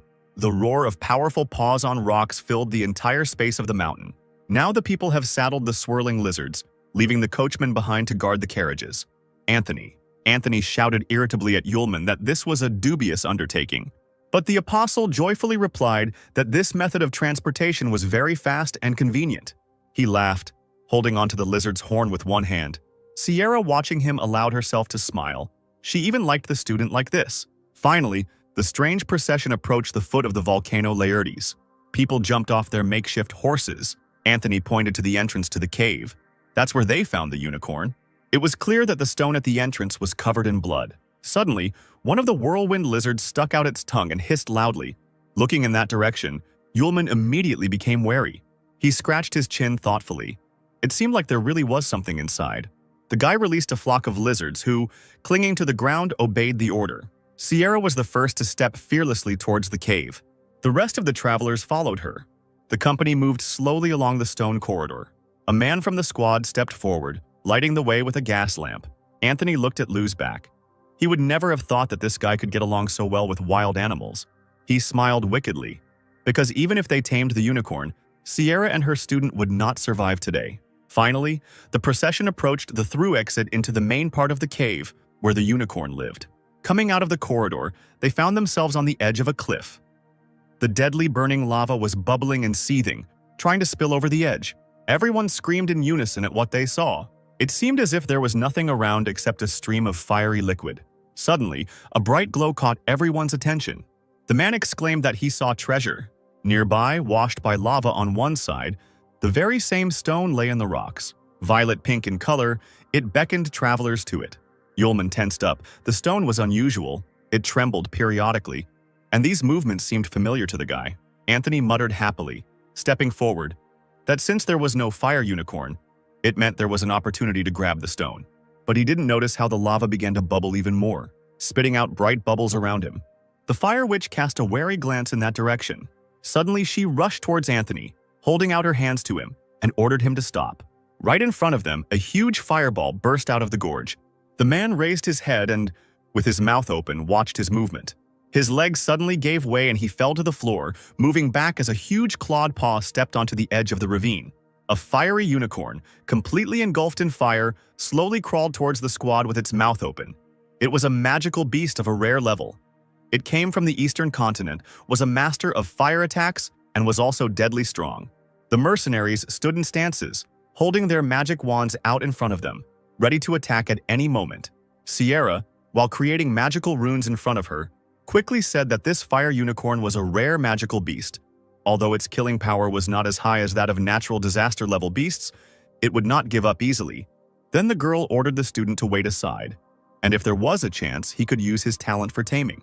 The apostle thought that the master was right. Unicorns have a stubborn character. If you tame one, the creature can resist, and it is better for him not to show his magic in front of this whole crowd. Yulman threw up his hands. Ordinary people would not be able to comprehend his power. The unicorn slowly advanced on the still-lying Anthony, who, trembling, hysterically ordered his squad to get rid of the beast. The warriors pointed their staffs forward, calling out the command, "Ice Coffin!" Blocks of ice rained down on the dragon from all sides. Having surrounded the unicorn, they, led by their master, tried to block the beast. For a moment it seemed as if the dragon was trapped in snow. The beast became angry. His eyes flashed dangerously. Powerful streams of fire gushed from the beast's body. No matter how strong the mercenary's magic was, it still couldn't withstand the fire's onslaught. There was an explosion, pieces of ice flew in all directions, and the dragon found itself free. The wounded mercenaries were breathing heavily, bent at the knees. The unicorn, unfazed by anything, ran forward again, preparing to attack the people. The detachment, seeing this, hurried in horror to escape from the monster's sight. At that very moment, the beast's horn collided with the magic sword with a ringing sound. Sierra wasted no time in rushing forward, now using her weapon to block his attack. The animal narrowed its eyes dangerously, growling even louder. It moved its head to the side, trying to push the sword away from the horn. Sierra felt her grip weaken in horror, the sword in her hands moving to the side. The unicorn let out a roar and turned its head sharply, trying to throw off the annoying opponent. There was a powerful explosion from the collision. The fire witch was thrown back several meters. The sword remained in her hands. The stone that the people had come for shook dangerously from the force of the blow. He was lying right on the edge of a cliff, so a push of such force predictably provoked the stone to move, and it, jumping up, almost fell right into the flow of seething lava. Anthony watched in horror as his treasure disappeared into the raging fire. The unicorn turned around and rushed in that direction. But the stone didn't have time to land in the lava. Yulman reacted with lightning speed and in 2 counts found himself in the air, holding the prey tightly above his head. The warriors' mouths dropped open as they watched this. A few moments later, the apostle landed on solid ground. Sierra immediately ran up to him, worried, saying that the stone contained a raging flame, so he needed to be careful. The stone in Yulman's hands heated up. He screamed, and an enraged unicorn immediately appeared behind his back. Anthony clenched his fists. If this continued, the guy would end up with both the stone and the unicorn. The apostle turned around with a smile and said that the Jones clan had been wrong from the start. It was not a precious stone. Yulman didn't have time to finish telling the story before a portal formed in the air right behind him. Sharply increasing in size, huge gray tentacles began to flow out of it. The shoots approached Charlotte and Yulman with lightning speed. The guy turned around abruptly, hearing an unusual sound. He pushed Charlotte aside sharply. The girl didn't have time to turn around, and her student was already tightly grasped by tentacles and pulled into the portal. Time dragged on like an eternity, and then the witch watched the figure disappear into the dark matter. She leaned forward and screamed at the top of her lungs. Following Lou, the tentacles tightly grasped the fire unicorn. The animal could only growl from powerlessness. Sierra froze in shock at what she saw. She realized that this was the wasteland of Hasidan. Anthony gave the order to his squad to attack the unicorn. Pointing his hand in its direction, the warriors immediately obeyed. The unicorn, which was already being pulled into the portal by the tentacles that were firmly clinging to its body, was now being hit by a multitude of ice fragments. Events developed so quickly that Sierra could not fully come to her senses. The dragon was covered with snow dust and even more fragments. When the icy fog cleared, the beast was free of Hasidan's bonds, but was now pinned to the stone wall by blocks of ice. The fire witch rushed to Anthony, bombarding him with questions about what was going on, and he, smiling broadly, laughed at the girl's naivety and said that he had no intention of cooperating with her at all. With resentment in his voice, the man shouted about Charlotte's unwillingness to become related to him, although she had promised earlier, and at the Congress she and the boy made him look like a complete idiot and disgraced him in front of the guests. The villain's face twisted into a cruel grin. The Jones clan had already suffered enough from Murderbell. It was time to pay the bills. It was not for nothing that he called the master of the wasteland to deal with Sierra and her student. Charlotte gritted her teeth in anger at herself. She had definitely seen Hasidan in the corridor then. Holding her sword out in front of her, Sierra warned that no one would leave here alive if anything happened to her student. At that moment, the portal moved and separated the witch from the others.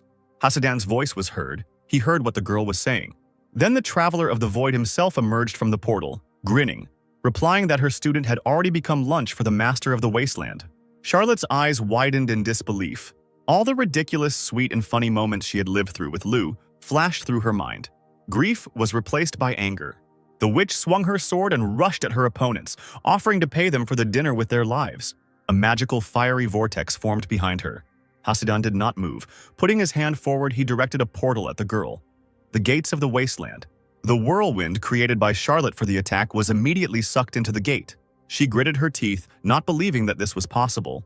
The man ricocheted his own magic back at Sierra. The flashes of fire knocked her off her feet, and the girl lost her balance. However, she landed on one knee, covered in bruises, and now coughing raggedly. The mage stood there, chuckling, saying that the magic of the wasteland existed outside the basic framework of magic. Even the magic of the fire sword could not overcome it. His sharp gaze pierced from under the hood. The man advised not to make unnecessary movements but simply die. The traitor from Clan Jones asked sarcastically if it was too easy to let Y die like that. A trickle of blood ran from the corner of Sierra's lips as she listened carefully to the men's conversation, wondering what to do next. Gritting her teeth in pain, the witch analyzed what Hasidan had said. She had only one way left to overcome this supreme magic. Charlotte ran to the place where the unicorn, still motionless but still alive, was hanging. Anthony panicked when he saw where the witch was heading and shouted that Sierra needed to be stopped before she got to the unicorn's blood. Hasidan calmly replied that she was just wasting her energy. Then he chuckled meaningfully without saying anything. Meanwhile, Charlotte sat on the unicorn's lap, her palms under the wound from which blood was flowing, asking for forgiveness for the fact that she was going to take his powers. The wounded animal growled gutturally, unable to defend itself. The girl took a deep breath and quickly swallowed some blood. Something happened that she never expected. Falling on all fours, the witch began to cough violently. The sensation was comparable to that of her entire body being consumed by a fierce fire. There was nothing to breathe. It was as if my insides were being eaten away by heat. Hasidan slowly approached her, saying that Charlotte was too naive to believe the words of old man Aces, because from drinking blood she would only burn alive. Pressing her hand to her throat, the fire witch croaked that the director would not deceive her. The man chuckled, measuring her with his gaze. It seemed that the girl did not know Aces at all. Hasidan turned to the squad and said that if they killed the witch now, there might be an explosion of heavenly fire raging in Charlotte. So it would be better to leave her here, to die a natural death. The stone was in their hands anyway. The witch understood that she couldn't just let them leave, but how difficult it was to make every movement. But suddenly something changed. An unknown force lifted her above the ground. The space around her literally blazed with fire. The natural magic of the Thousand Lights Master has awakened. The men turned around in shock. This shouldn't have happened. With tears in her eyes, Sierra said that even after awakening her natural magic, she was still very saddened by the loss of her student. And therefore there is no point in expecting mercy. A bright, scorching flash hid the girl's figure from view. The magician immediately created a void field spell. But something was wrong. The Master of the Void did not answer him. Meanwhile, a fire dragon with its mouth wide open was flying towards where the men were standing. Anthony stepped back, not understanding what was happening or how the beast had appeared. It was as if a pillar of fire had burst forth from the depths of the earth, filling the entire space. Then there was a deafening explosion. After a few seconds, it became quiet and the dust from the destruction settled. Sierra's opponents lay on the ground, their clothes burnt, and their bodies covered in multiple wounds. Hasidan, unable to move, could not even imagine that someone could master the magic of heavenly fire. The fire witch landed softly on the ground. She was not at all happy about receiving the natural magic she so desired. Suddenly, claps were heard in the caves, the sound passing through the walls like the moon. The witch looked sharply towards the entrance. To her surprise, the director of the academy, Aces, slowly entered the cave. He stopped, holding his hands behind his back, and asked the girl if she had awakened her natural magic. She nodded, noticing that the director looked strange. Still lying on the ground, Hasidan laughed with difficulty, saying that this old man had been waiting from the very beginning for the day when the witch would awaken the natural magic. All this, none other than the demon kidnapper. Charlotte didn't believe what she was hearing and stared with all her eyes at the director, who was so familiar to her. According to legend, 500 years ago a monster appeared that could steal natural magic from people, and for 200 years there was no one who could defeat it. But the chronicles say that after the battle with the seventh apostle Sarlia, the demon disappeared without a trace. According to rumors, he had already died long ago. Who then was Director Aces all this time? Always so kind and sincere, the old man's face suddenly changed and he turned to Sierra. She said that if she could awaken her natural magic, the girl would help the director with many things. And since this was troublesome, she could think of another way out. The round glasses flashed playfully. The man asked what if he took her talent magic directly. Sierra screamed, not expecting such words from the director. Aces now looked nothing like his former self. He tensed up and suddenly grabbed his charge by the throat, lifting her into the air. It was a blow below the belt. Charlotte did not have time to react, and now greedily swallowed the air that was barely entering her lungs. And the man said such painful words, if he did not feel that she would be able to awaken the master of 1,000 fires, would he have raised her so carefully? He said with a laugh that Charlotte looked incredibly pathetic now.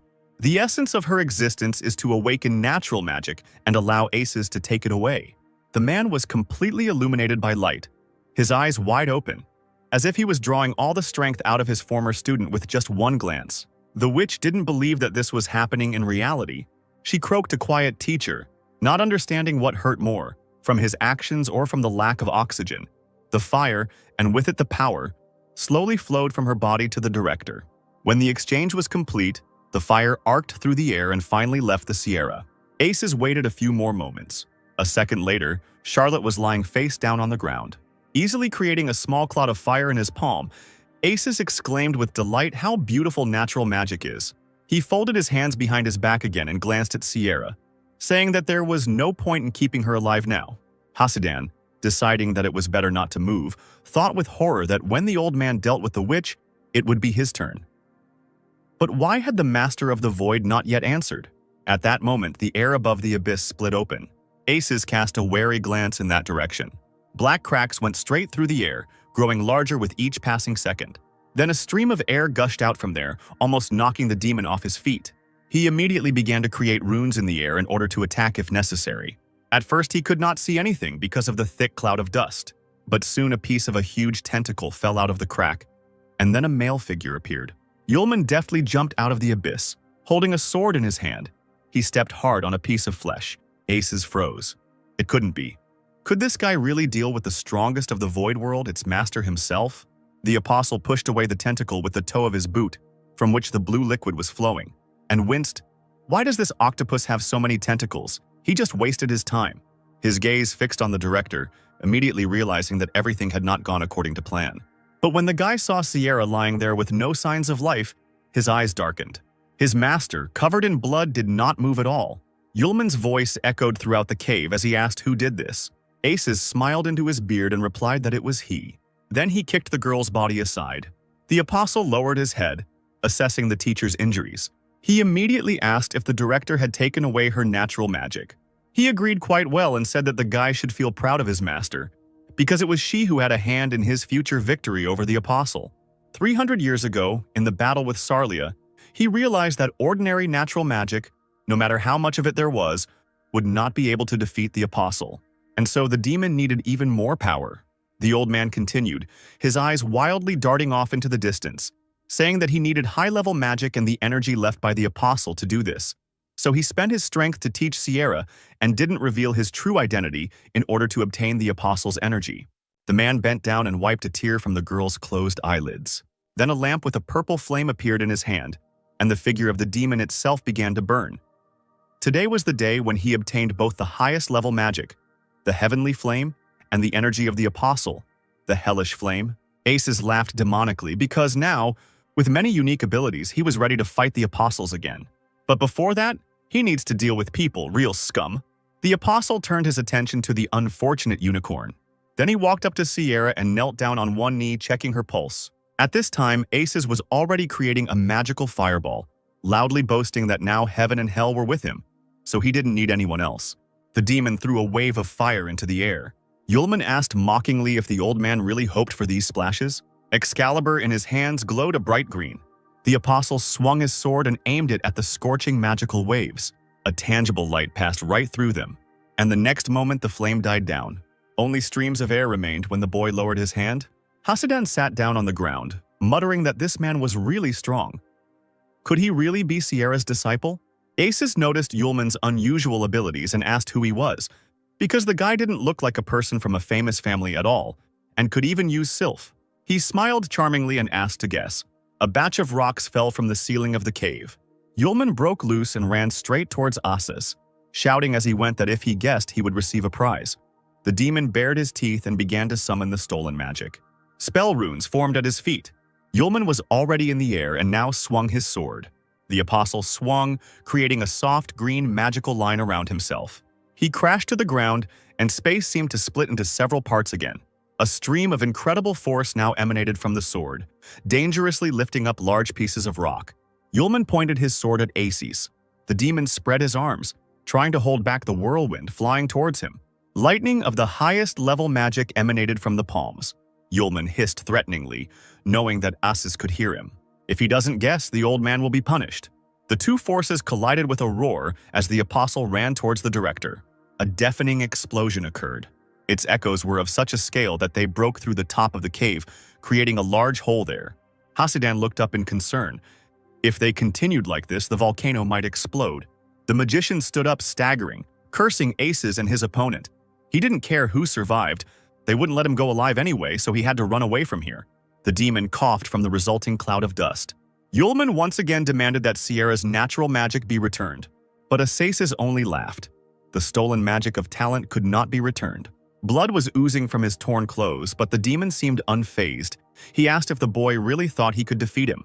The man squeezed his palm and the glass lamp in it cracked, releasing a violet flame.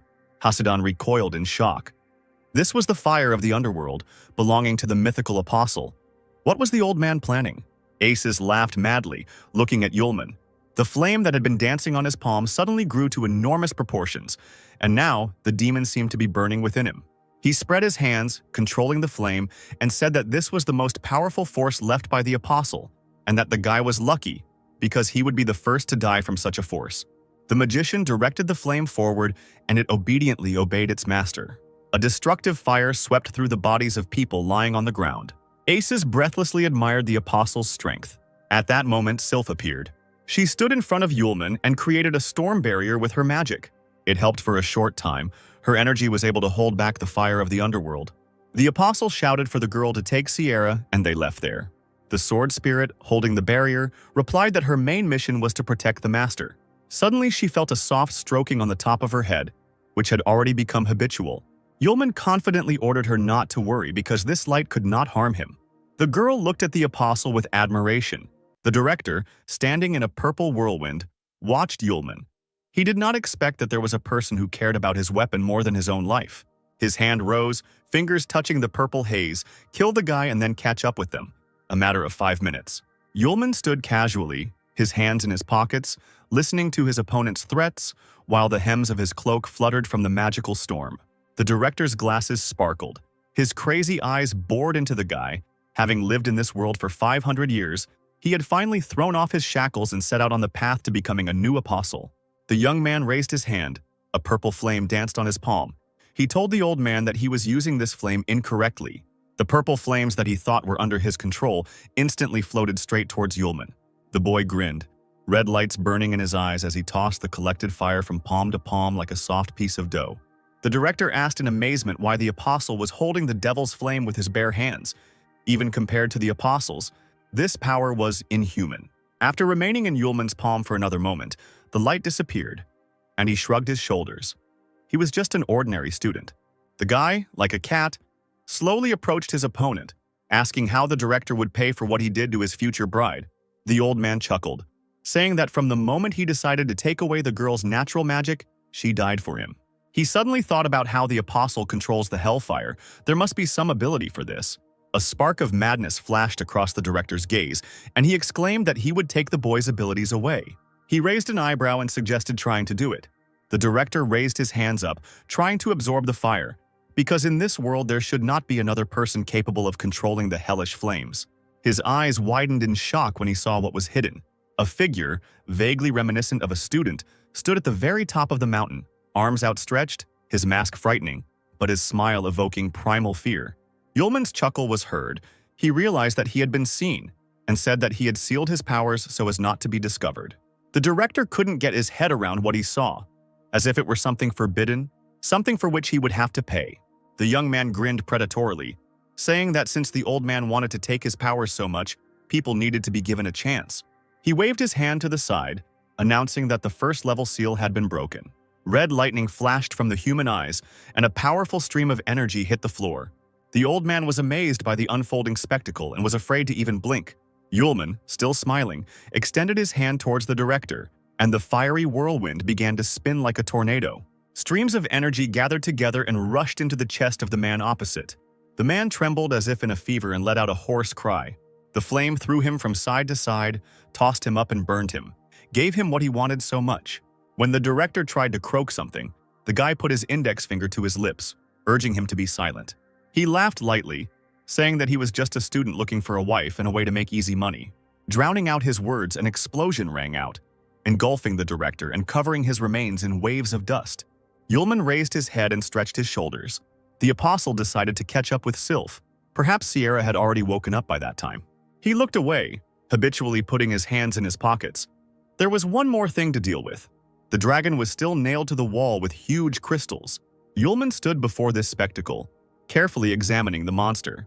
Reaching out his hand, the boy created a magic spell that was able to give the monster a few moments of life.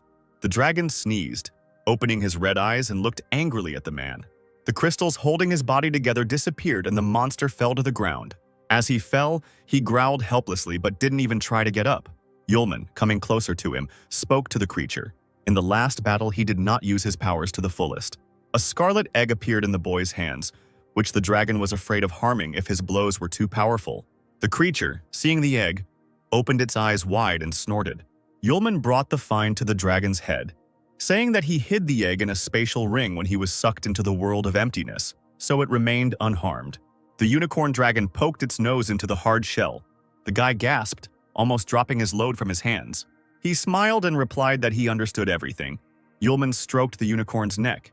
He didn't know why he came here with his egg. It smelled like the apostles, which meant it was connected to them. Grasping the precious burden with both palms, the man promised the dragon to take care of his property. As if expecting only these words, the creature snorted one last time and fell silent, words of gratitude echoing in the air. The majestic volcano was awakening, preparing to spew rivers of lava, which later flowed down in bloody streams. Sylph carried Sierra in her arms, trying to get as far away from the epicenter of the battle as possible. The spirit of the sword sensed the presence of its master and looked around, finally noticing him. He slowly emerged from the cave entrance, and the first thing the girl asked was if he was okay. After briefly saying that he was fine, Yulman glanced at the unconscious Sierra, asking how she was. Sylph looked at the fire witch's face with concern, concluding that she had overexerted herself and perhaps fallen into a coma. The apostle grimaced, saying that the volcano was about to erupt. They needed to get out of here first, then they could talk. In any case, Master Sierra takes everything to heart, and will she be able to cope with her own feelings when she wakes up? As a child, Sierra spent a lot of time in the hospital and often heard the staff discussing the extermination of the Charlotte family, the work of the apostles' minions. Only little Sierra was left, and every stranger felt immensely sorry for her. With her head down, she heard someone's voice asking if the girl had heard about the villains who killed her family. The little girl looked straight ahead, her head bowed in interest before the stranger. A tall, gray-haired man in long robes offered to become her apprentice in order to take revenge. Smiling affectionately, the man scratched his beard and introduced himself. Aces, the chief court magician of the empire. Then Sierra truly believed that the teacher sincerely wanted to help her get revenge. Who would have thought that the kind old man was actually a demon kidnapper trying to steal her natural magic? She mentally asked her mother and father for forgiveness, because it seemed she would not be able to complete the mission of avenging the entire Charlotte family. It was very cold. The shirt was soaked with blood and now clung unpleasantly to her body. But she still felt someone's warmth. Sylph jumped out in front of Yulman like a jack-in-the-box, bringing important news. The girl exclaimed that she could no longer feel mana in Teacher Sierra's body. The girl in his arms did not move, but the corners of her lips were lowered in unconscious agony. Sarah's life energy was fading away at great speed. The Trinity miraculously managed to find the nearest hotel. Sierra was laid in bed, covered with a blanket, and Yulman, having removed his cloak, stood over her with his arm outstretched, drawing healing spells in the air. Unfortunately, Sylph's fears were justified. Sierra's own magic was not felt in her body, and her power was rapidly leaking away. Looking at the girl's exhausted face, the apostle knew that if this continued, she would never wake up. Sylph carefully approached the master, who was gloomier than a cloud, and asked if he still had the magic that Master Sierra had passed on to him. Yulman clapped his hands, realizing that this magic could be returned to Sierra and help restore her strength. It wouldn't be enough to get her back to her previous level, but it was better than nothing. A book appeared in front of the sword spirit. It was necessary to find out how to transmit energy when it was impossible to use the seal for transmission. The verdict was that the magic had to be transferred through a kiss, which completely puzzled Yulman. With an inscrutable face, Sylph explained that the bodies of the young people needed to be connected through the mouth, and the saliva would be the medium that would transmit the magic, at which point the apostle waved his hands, declaring that he understood everything. He grabbed his head, massaging his forehead, thinking that this was necessary to save Sierra. The guy blushed. It looked like he was taking advantage of her condition.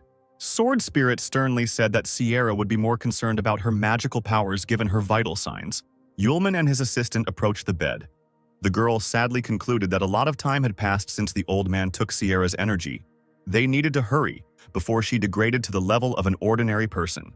Yulman thought hard. Although there was no direct threat to life, Sierra could wake up as an ordinary girl. It would be difficult to accept. In that case, Sylph is definitely right.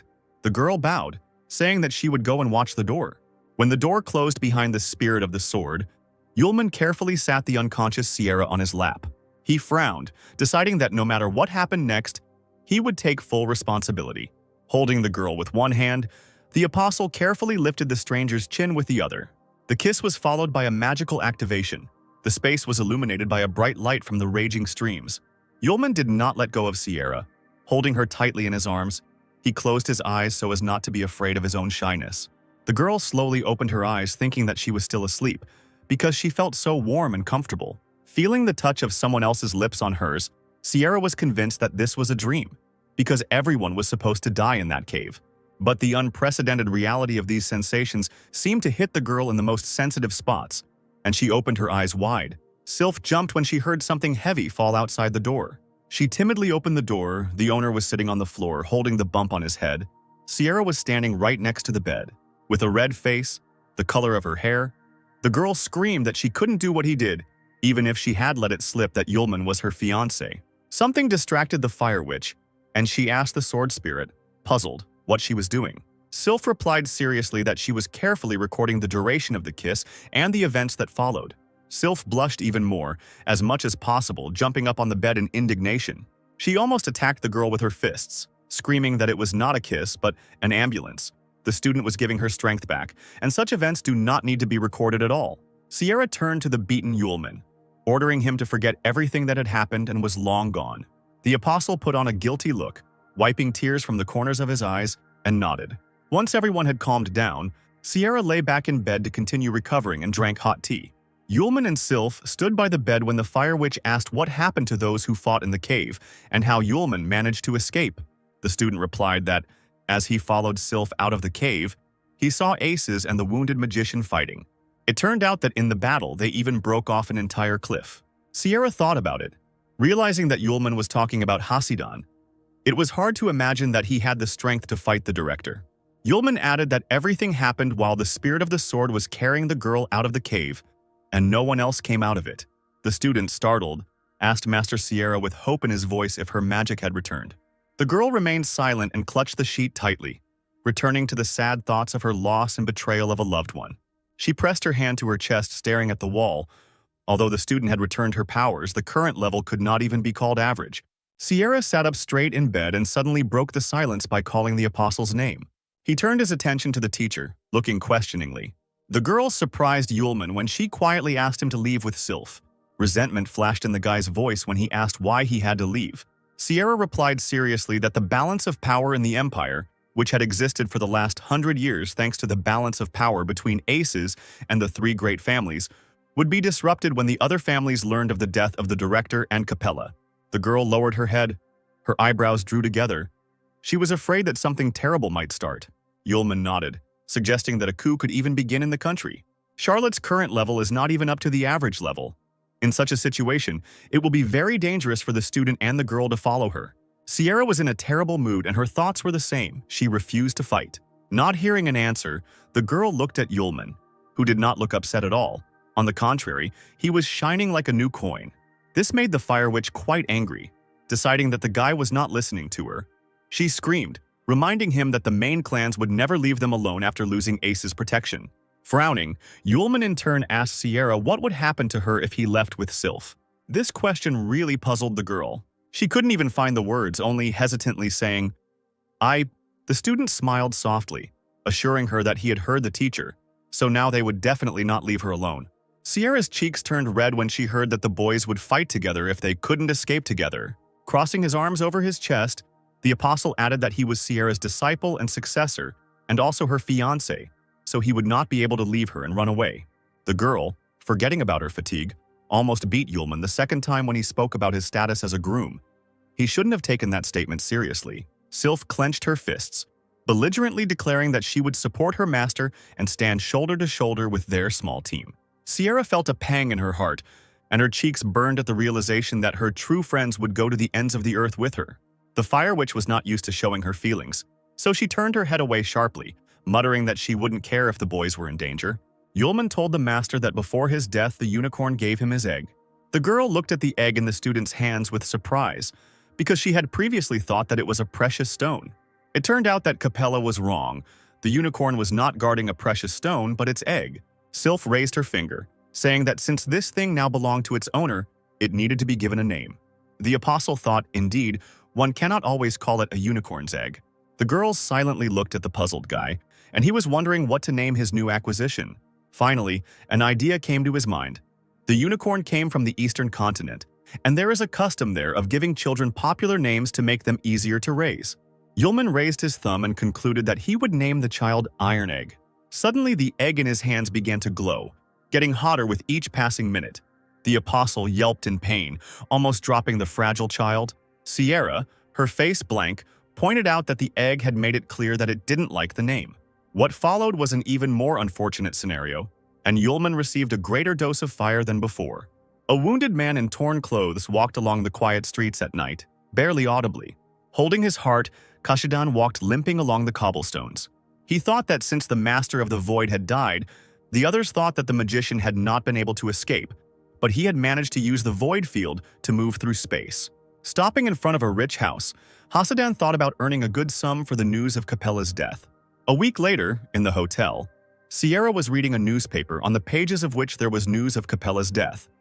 Apparently, Hassin had escaped from the volcano. The Fire Witch was surprised that the magician did not say anything about their connection with Aces. Sierra asked Sylph, who was holding the egg on her lap, to try to keep anyone from finding out where it was, and the girl nodded. The spirit of the sword said that the owner went out to look at the big city market, and also to find medicine to restore Sierra's magical powers. Yulman walked along the crowded street, looking with interest at the goods he came across along the way. Suddenly he stopped, put his hand to his mouth and burst out laughing. The sun was shining brightly, rare clouds were slowly floating across the sky, and the apostle was in an excellent mood. Moreover, he was more pleased than the good weather by the presence of flocks of pretty girls around. Yulman's dazed gaze fell on a stranger emerging from a neighboring building. He came to his senses because he had almost forgotten that he needed to buy some medicine for the master. The sign on the shop opposite had a red snake drawn on it, and the student decided to see what he could buy for Charlotte there. A friendly, pretty girl greeted a customer behind the counter of Rudel's trading house. She smiled even wider, asking whether the gentleman needed a helmet and armor of high strength or special magic stones. Yulman replied that he would like to buy oriental materials for medicines. He added that the things he needed were very rare. The girl winked, urging the buyer not to worry, because Rudel's trading house was the company with the widest range of goods in the entire empire. Yulman laughed into his fist again. If he managed to buy everything here at once, he wouldn't have to run around other stores and waste time on the wonderful girls around. The saleswoman carefully called the daydreaming guy, and he, coughing, handed her the list. A few seconds passed in silence. Yulman, with his hands in his pockets, watched the girl. The smile gradually slid off her face from what she read on the sheet. 1,000-year-old ginseng, dragon grass, Tianshan bitterweed. The apostle asked if everything was okay. The girl laughed nervously, thinking how to explain that these ingredients could not be obtained even on the easternmost continent for 1,000 coins. The saleswoman was forced to tell the customer that these ingredients were very rare and could not be found in Rudel's trading house. Yulman thought hard. He didn't think that the plants that grow near the palace of the apostles in the human world are considered rare. The apostle propped his chin on his bent fingers, and his fingers came into the girl's field of vision. More precisely, she beamed when she saw a spatial ring instructed by a top-level magic stone on the buyer's middle finger. At that moment, Yulman turned to leave, and the saleswoman ran after him, begging him to wait. When the apostle stopped, she, embarrassed, told him about auctions where he could buy the things the guy needed. As it turns out, once a year, the black market hosts large auctions to sell stolen goods, ranging from ghost slaves to the world's only weapons. The girl, like a magician, took out an entrance ticket from her bosom, hoping to interest the buyer. Yulman froze. Looking at the piece of paper, he wouldn't be able to get to the eastern continent quickly. Maybe he could really buy the necessary ingredients at black market auctions. The apostle pointed to the ticket, saying that he would take it. The girl held out the goods with a smile, offering 100 gold coins for them, saying that the auction would begin at 7 in the evening.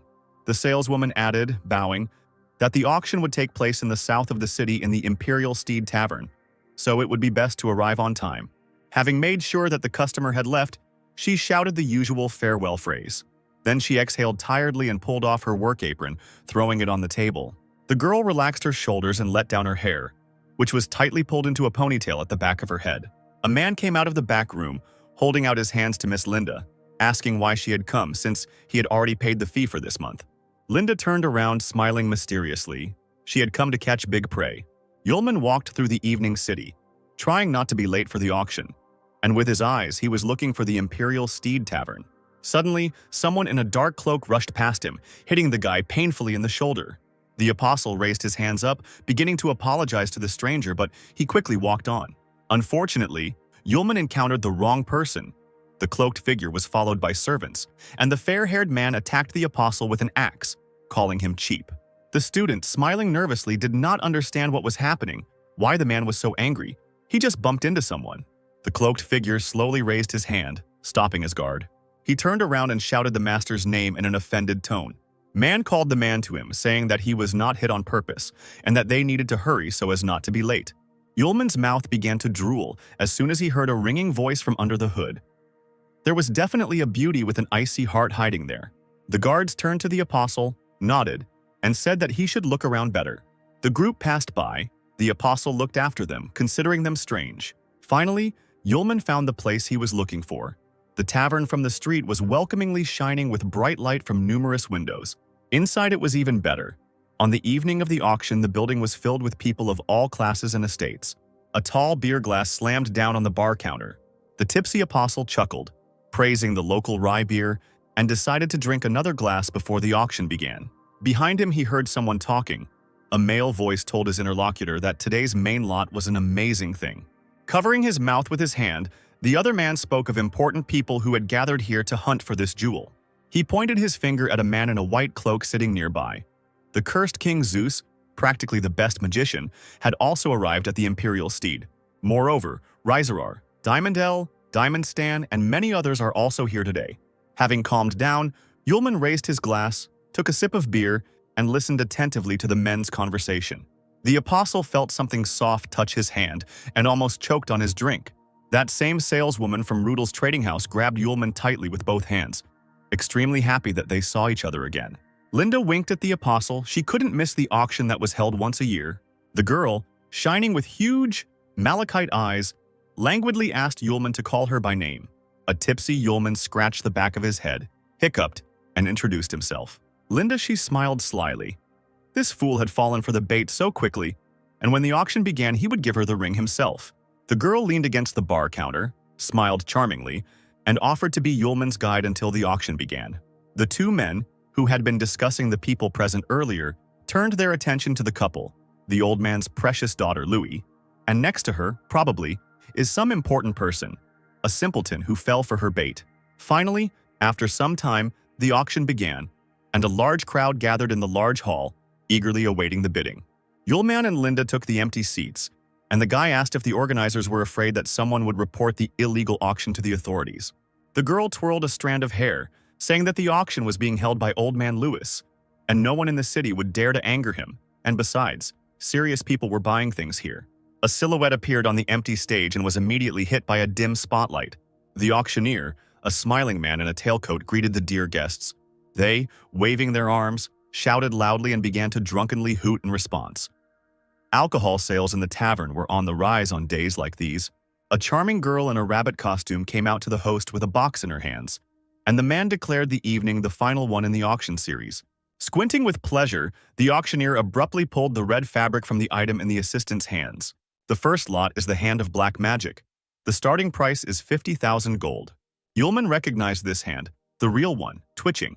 It is only capable of calling forth black magic, or cursing others, but is not capable of anything else, but is valued here. From all corners of the room, guests began to raise their hands, shouting out their prices in unison. Linda told her neighbor that there were many other things at the auction besides the things he needed, and he shouldn't miss the opportunity. The apostle threw his hands behind his head, indifferently answering that this was so. It was not for nothing that he came here.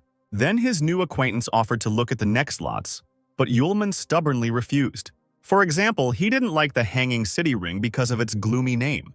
The guy crossed his arms over his chest, complaining that he didn't buy anything decent, and Linda was angry that he wasn't buying anything. The girl clenched her teeth, expecting something very expensive. Then she would persuade Yulman to buy it and receive the long-awaited spatial ring. The auctioneer announced the last lot, the one everyone had been waiting for with bated breath. This time the man did not quickly pull the fabric off, but continued to keep the intrigue going. For greater effect, the box was filled with smoke to hide the treasure as long as possible, and the audience began to rise from their seats in impatience. When the smoke cleared, everyone saw an ice jade lotus bracelet whose starting price was 200,000. The man in the white cloak, the damned King Suis, jumped up from his seat, offering 300,000. Then came shouts promising 380,000, then 500. Linda clenched her fist, wondering why her new acquaintance was sitting there. Had the girl made a mistake and he had no money at all? At that moment, Yulman, holding his hands in his trouser pockets, slowly stood up. Linda pricked up her ears, looking at the guy with interest. He, radiating incredible confidence, declared that his bet would be 1 million. A truly dead silence hung over the hall. The apostle's companion jumped up as if stung, screaming softly, her eyes boring into the young man in disbelief. The auctioneer stuttered as he tried to repeat the figure he had just announced. Yulman, his red eyes flashing, broke into a smile and shouted out his price again. The crowd fell silent. It was like a mass hallucination. The auctioneer, looking out for this rich man in the crowd, repeated the price he had announced. The apostle waved his hand, still smiling, and spat out his bet dismissively. The audience, without hesitation, discussed the appearance of the guy, who did not look like a rich man. If he decided to deceive old Louis, the impudent man was not destined to meet the dawn. The presenter swallowed nervously and began recording the final price. The man on the balcony decided to beat Yulman's record and shouted out a bet of 1,300,000. The crowd buzzed with the sound of a wounded animal, and it was hard to believe that the stakes continued to rise. Linda was overjoyed. Even if she didn't get the guy's spatial ring, this price race would provide her and her father with a tidy sum. The apostle, squinting, recognized in the man who had beaten his price the security guard from the street who had almost attacked him. It seems that he and his master came to the auction specifically for the ice jade bracelet and the lotus. The apostle grinned. He didn't have much time, and he wasn't going to delay with the price. Taking the spatial ring off his finger, he showed it to the auctioneer and offered to give him the jewelry and 30 million. The blonde man's face opposite was distorted with anger. The crowd opened their mouths, calling Yulman a madman, and they were especially shocked that the guy was willing to part with an S-class spatial ring instructed by a top-level magic stone. The auctioneer raised his hand, shouting out Yulman's price. The man in the cloak's guard asked his master if they would continue to raise the price. Man shook his head, replying that the opponent was clearly not like the others and had learned the value of the jade bracelet and lotus. He would definitely have the means to increase his price. The gentleman ordered the man to wait and see how events would develop further. The auctioneer joyfully announced the new owner of today's auction treasure, asking him to come backstage to complete the formalities.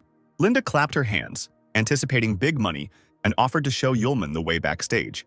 He, hiding his hands in his pockets, jumped over the railing, shouting that the girl shouldn't bother.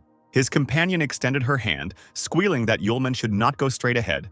But he was already standing in front of the dumbfounded auctioneer, holding out the spatial ring in which the money was located.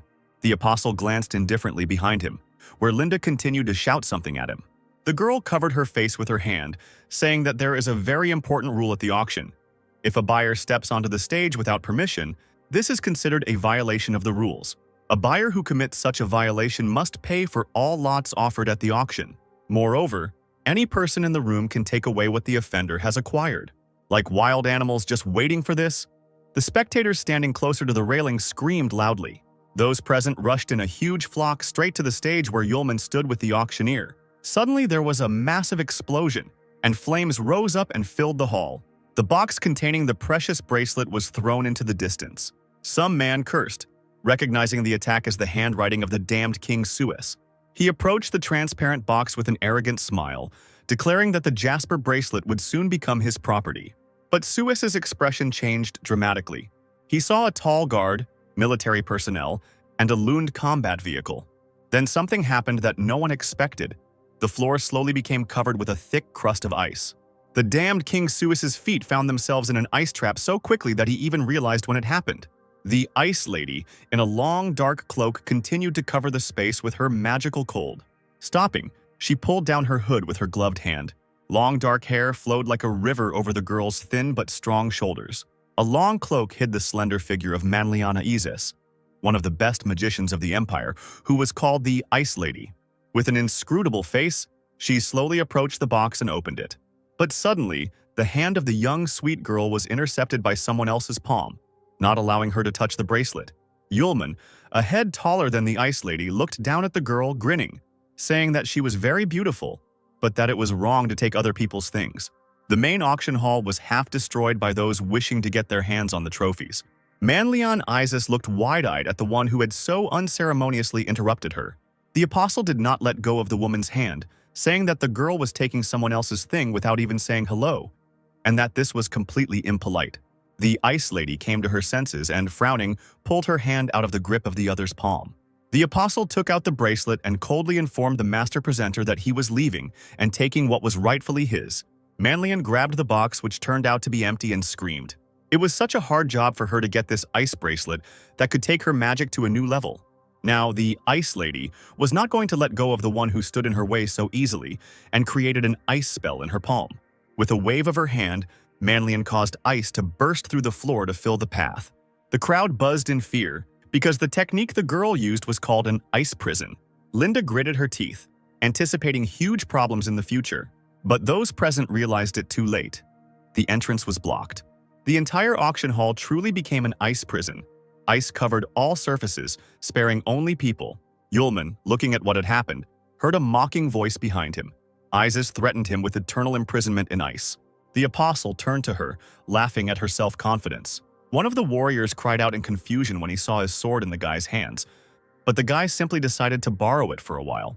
The auction visitor, the big guy Diamond Stan, looked at Yulman with disdain. In his eyes, this boy with his rusty sword looked pitiful. The man's eyes turned bloodshot and he punched the ground with all his might with his bare fists, breaking the ice cover. If Stan was counting on scaring Yulman with this, he failed. The guy's figure glowed a bright golden color. He ordered the first level of the seal to open. The apostle swung his sword, creating a magical attack circle around himself. The flames emanating from the dagger melted Manliana's ice weapon. Diamond Stan was thrown far to the side by the blow and hit the wall with a dull thud. Those present were covered by a wave of dust, and ice remained only at the edges, so hot was Yulman's attack. Linda couldn't believe her eyes. She wondered who this guy was.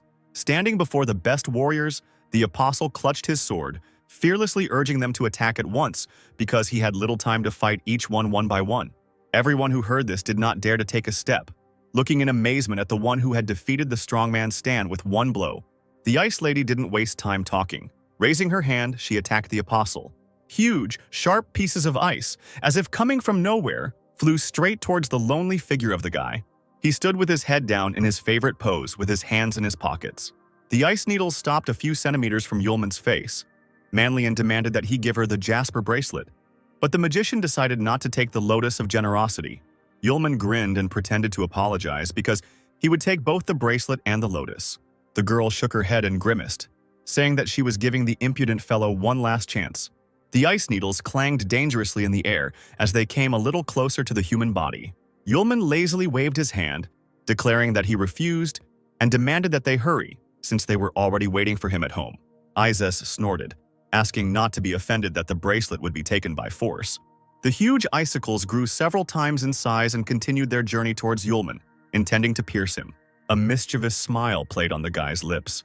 He swung his sword and slammed it onto the floor, causing a powerful flame to form that circled around his figure and spread onto the ice. The fireball melted the Ice Lady's weapon, leaving no chance to harm the apostle. The girl cursed. This technique turned out to be useless, but she had already achieved her goal. Linda started and screamed, not understanding what she was seeing in front of her. Several figures appeared behind Yulman, wanting to take the artifacts. An ice dome began to form directly above the apostle's head. Another attack by Manliana. Frowning, she crossed her arms, calling forth the Ice Death Gifts spell. Huge ice boulders began to fall from the ceiling, turning the auction hall into a dangerous cave. As if as a warning, a sharp-edged ice boulder landed on the floor in front of Yulman. Meanwhile, Isis ordered her guard to find the ice amulet, which the guy probably hid in another spatial ring. Yulman quietly said that he had indeed put the ice amulet into the spatial ring. Looking at the back of the self-confident Manliana, the apostle exclaimed that he was still alive and not under a block of ice. The girl, her eyes wide open, turned around sharply. Indeed, the guy stood behind her, smiling mockingly and holding a sword in his hand. The warrior was surprised. She did not expect that the enemy would be able to escape. Yulman scratched his ear, stating that anyone could have heard the spell that Manlian was speaking loudly. Moreover, such a huge piece of ice is surrounded by an aura of icy air. It will not be possible to hide it. It seems that Miss has not yet mastered the art of hidden strikes. Hearing these words that cast doubt on her strength, the Ice Lady immediately formed a new spell coil in her hand. The apostle smirked, asking if the girl was sure she wanted to continue. There was a sound of fabric tearing, and Manlian looked down in shock to find that the bottom half of her suit had been torn apart right on her. The apostle swung his sword a second time, but so quickly that the human eye could not catch it. This time, the girl was left naked, with only a few scraps of fabric on her body. The warriors standing around them turned red. The men's eyes sparkled from contemplating the naked female body. Manlian fell to her knees in shock, covering herself with her hands. She could only whisper, asking how this even happened. Her guard ran up to the ruler and quickly threw a cloak over the girl. Yulman, quietly laughing like lightning, ran past the stunned Ice Lady. The girl slowly turned around, analyzing what had happened. The apostle turned to the crowd with a smile, asking if there was anyone willing to take the jade bracelet and the ice lotus. The warriors shook their heads furiously, swearing in one voice that they would no longer lay claim to the treasure. Manliana's confidant asked if he should send people to capture the enemy, but the girl refused, causing the guard to bewilder. Isis hung her head low, still embarrassed by her recent disgrace. She realized that the guy could have easily killed her, but for some reason he didn't do it and spared her. The apostle approached the ice wall and with one precise movement of his sword slashed at it. The ice melted and began to gradually creep to the sides, forming a long-awaited liberation from the artificially created prison. He waved his hand towards the gap, telling those present that they could now come out. Yulman approached Linda, thanking her for today, and he also asked for help in returning the sword to its owner. The girl took the sword with embarrassment, shaking her head and stuttering. The guy suddenly thoughtfully put his fist to his chin, starting to carefully examine Linda.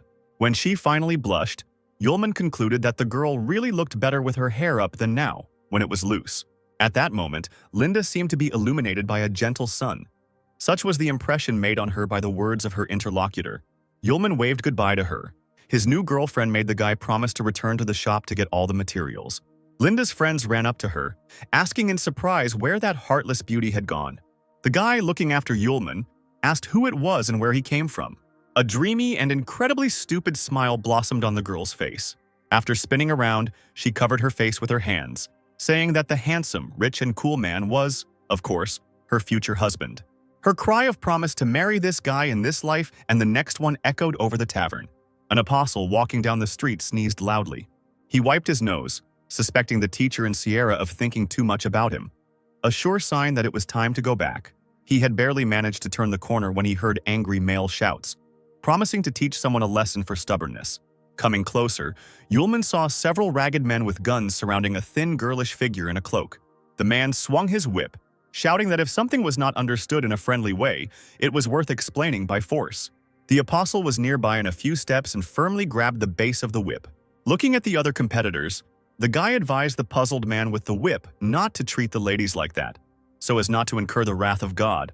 A group of people, playing with bats in their hands, slowly approached the one who dared to interrupt them, shouting that it was not worth sticking your nose into other people's business. Yulman, frowning, sharply moved his hand to the side without letting go of the whip. The man remained hanging on his weapon, and what's more, He was also thrown into the wall. Like a large sack of stones, he fell on his back with a loud thud. The man immediately lost consciousness from such a flight, possibly forever. The opponents opened their mouths wide and retreated a few steps back. Yulman asked with a smile what they were talking about, since he couldn't hear them because of the strong wind. The men began to stutter among themselves. They were not saying anything, it was already dark and it was time to leave. A few seconds later, the crowd ran away screaming, and only a lonely figure sitting by the wall remained in front of the apostle. The guy got down on one knee so as not to scare the stranger, and asked how she was doing. Suddenly, the apostle's eyes widened as if he had seen a ghost, but he had not imagined this meeting in such a light either. Sierra and Sylph had been waiting for the student at the inn for a long time. The Fire Witch was very worried, thinking that something had happened to the guy. Finally, she got out of bed, determined to look for Yulman. The sword spirit nodded. As soon as the girl opened the door, she stepped back, seeing the guests.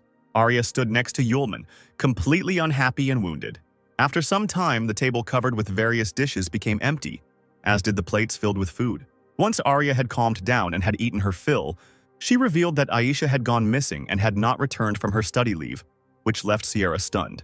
The guest clutched a glass in front of her, trying not to cry. She came to tell the teacher and Lou everything. Suddenly, they could find the missing item. The time traveler asked if something happened before Aisha left school, but Arya remembered that the student left the academy with an infinitely sad face. Yulman gave Master Sierra a potion that she was to drink on her way back to the academy. It wouldn't be possible to instantly restore strength, but it would increase the speed of recovery. Sierra regretted that she wouldn't be able to go on reconnaissance to Aisha's house with her student. Charlotte crossed her arms and asked if Yulman was sure he needed to go with Arya. She looked at the girl playing with Sylph, thoughtfully saying that in their current situation, they needed to stay away from the three great families and the people associated with them. Sierra knew Arya's full name. Her last name was the same as the general's families, which didn't bode well. Yulman interrupted her, saying that even if Arya was one of the general's people, it did not change the fact that the girl was his trusted friend. Sierra smiled. She knew the student would say that. Then the master wished them both a safe journey. Finally, the horse-drawn carriage set off along the forest road. The rocking motion instantly put Arya, who was tired from the long journey, to sleep. The girl sprawled out on the bench, snoring. Yulman sat at the very edge of the bench opposite, already regretting that he had decided to go with the girl. But after thinking again, he decided that he was wrong, because Arya had come a long way from school to find them.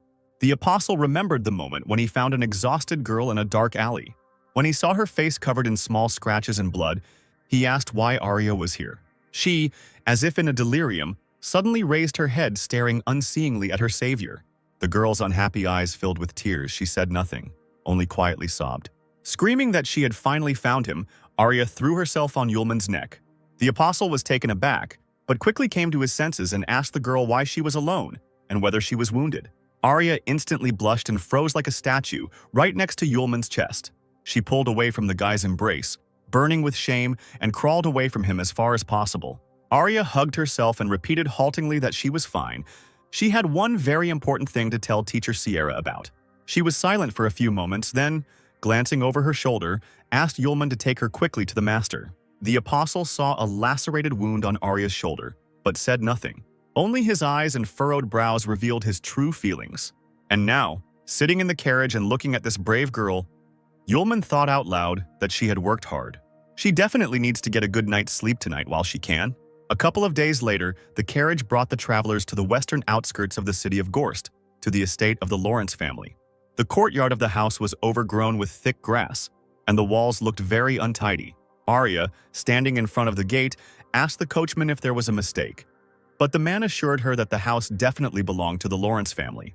He added that the Lawrence family had been completely missing for 10 years, so the estate was empty. Having dealt with the lock, Yulman and Arya entered the house, half destroyed by time. Arya thoughtfully bit her nails. They looked both above and below, and it really seemed like no one had been here for a long time. But it was obvious that Aisha's family address was this very place. Suddenly there was a loud noise to the side, frightening the girl. It turned out that for some reason a frame with a painting covered with a white cloth fell off the wall. Arya abruptly pulled the interfering fabric away. She leaned over in surprise along with Yulman, greedily peering at the image. The painting depicted Aisha's mother and father, but the painted father's head was missing, as if someone had violently torn off that piece of canvas. Yulman did not know for sure how true this was, but he knew for sure that the woman in the portrait was not Aisha. He offered to stay at the estate for a couple of days. Perhaps that way he and Arya could find out what happened to the Lawrence family estate. Suddenly, Arya remembered that she had forgotten to give something to the apostle. Before leaving, Aisha asked to give Yulman a small box. The couple decided to leave the gloomy house to discuss all matters in a local tavern. As it turned out, before leaving, Aisha asked Arya to give Yulman the ring. Looking at the decoration, the apostle thought, "The drawing on the ring does not belong to the Lawrence family, so whose is it?" Arya propped her head up with her hand, sadly saying that even the city's workshop specialists had never seen this image. The waitress's voice was heard behind the bar. She glanced at the ring and asked if it was the coat of arms of a count. Looking at the surprised faces of the visitors, the woman told about Count Theodore, a very elegant aristocrat. She still remembered the moment when the man entered the tavern. The waitress added that at that moment she was calming her friend down, but that didn't stop her from seeing that very ring on Theodore's hand. Arya and Yulman looked at each other carefully. The girl behind the counter squeezed the glass so hard in her hands that it broke. She screamed, which made the count turn his attention to her friend Lily. Arya whispered to the guy that Aisha's mother's name was Lily, and he nodded. The student cautiously asked the angry waitress if she was talking about the same Lily who had disappeared from the Lawrence estate. But the woman didn't think she had disappeared anywhere. Lily probably ran away with Theodore, falling in love at first sight, and took the child because it is very difficult to raise a child without a husband.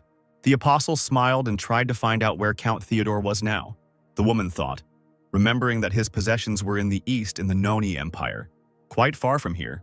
A guest from across the room ordered a beer, and the waitress responded happily. She promised to bring a drink to the restless guest and asked the guys if they were going to go to that empire, where demons had recently been bred. Yulman thought about it, suggesting that motion sickness during travel could somehow be connected with the influx of demons. Arya looked questioningly at Yulman. The girl wanted the student to teach her a technique for fighting demons. If they really do meet demons, Arya's skills won't be enough, and she will only hinder Yulman. But she also wants to look for Aisha together. The apostle was surprised. He did not know about any reception. Arya explained that this is internal energy that appears during the process of tempering and cultivation. By combining it with natural magic, it is possible to release a huge amount of power. The girl raised an eyebrow, asking why the teachings did not know this technique, since he had previously won in the same way, and natural magic was probably beyond his control. Yulman shook with irritation. He didn't ask Arya about anything at all. The interlocutor's cheeks turned red. She decided to achieve her goal by cunning. The apostle scratched his cheek, promising that he would at least try to do so. At this time, there was excitement in Aces's house. The late director's office was turned upside down. Personal belongings were scattered and lying on the floor. Sierra, hands on her hips in displeasure, looked for the old man's important things, which, in addition to the hellfire, should have been here. The broken desk drawers that Charlotte discovered indicated that someone had broken the rules before her and taken everything. In that case, the girl thought, it was even more impossible to let people know about Ace's death. The Empire could be in serious danger. The Fire Witch exhaled tiredly. She pulled out a bottle of blue liquid, remembering that the 5 schools championship was about to begin. Sierra didn't even know if Arya and Yulman would have time to find Aisha and return back. The carriage with the travelers was on its way to the Nonya Empire. Inside the carriage, training was taking place on a technique against a demon. Arya was sitting on all fours on a bench and tearfully looking into Yulman's eyes. He leaned forward, smiling maliciously, deciding to try something. The apostle's hands reached out to the girl's waist, touching her. Arya blushed, begging him to stop. The next moment, her boot flew straight into Yulman's stomach. The guy got angry, shouting that he was helping his friend, awakening anger from the outside, and she even kicked. Arya burst into laughter, asking for forgiveness. She found it too funny from the tickling. 2 weeks later, the carriage finally arrived in Nonya. Arya looked out the window and, seeing the half-destroyed buildings, was surprised by the urban center of the empire. The doors of the houses were tightly closed and there was a deafening silence. On other, no less dirty and dark streets, one could see gloomy and exhausted people. The dark-haired man watched the unknown carriage with a frowning look. Arya nudged Yulman in the side, suggesting that they had the wrong address since Aisha couldn't live in such a place. The apostle knew that the cab driver could not have made a mistake. But in this place, even all the shops were closed, and this was very strange. The carriage, having passed several streets, stopped near a noisy crowd. The passengers decided to see what was going on. There stood the building of the Adventurers Guild. Near the house, there were tables and benches set up, and many warriors were celebrating something. Arya glanced around at the people present. Surprised that there were so many people in the guild, the girl entered the building and approached the smiling girl at the counter, carefully asking if there was a count named Theodore among them. The worker said that there was, asking why anyone would look for it. Arya almost answered, but Yulman covered her mouth with his hand and smiled sweetly at the worker, saying that they would be back soon. The student pounced on the apostle with accusations, but he rightly noted that since everyone was looking for Lily, even though she had married the count, perhaps the woman did not want anyone to know about her. Arya came to her senses, agreeing with her friend that it was wrong to ask so directly. Yulman approached the counter again and said that on the way to the Empire he found the count's family ring, so he decided to return it, maybe even get some kind of reward for it. The apostle asked the girl where Theodore could now be found. The corners of the worker's lips turned down. She said that the count lived in a castle in the suburbs, but the way there lay through the forests of Nonya, where something had been wrong lately. Arya slowly moved her gaze from the girl's face to the stack of papers. She winced, asking if there really were demons there now. The worker confirmed that 6 months ago there were many more local animals, and then rumors began to spread about the appearance of demons, and recently their traces were discovered. Yulman asked if the Adventurers Guild were demon hunters hired by Count Theodore. The girl shook her head, answering that although these were the lands of the Count, he did not respond at all to the appearance of the demons. This time the reward was announced by the Imperial Society of Adventurers itself. When she added that whoever killed one monster could get 5 million, Yulman and Arya's eyes lit up.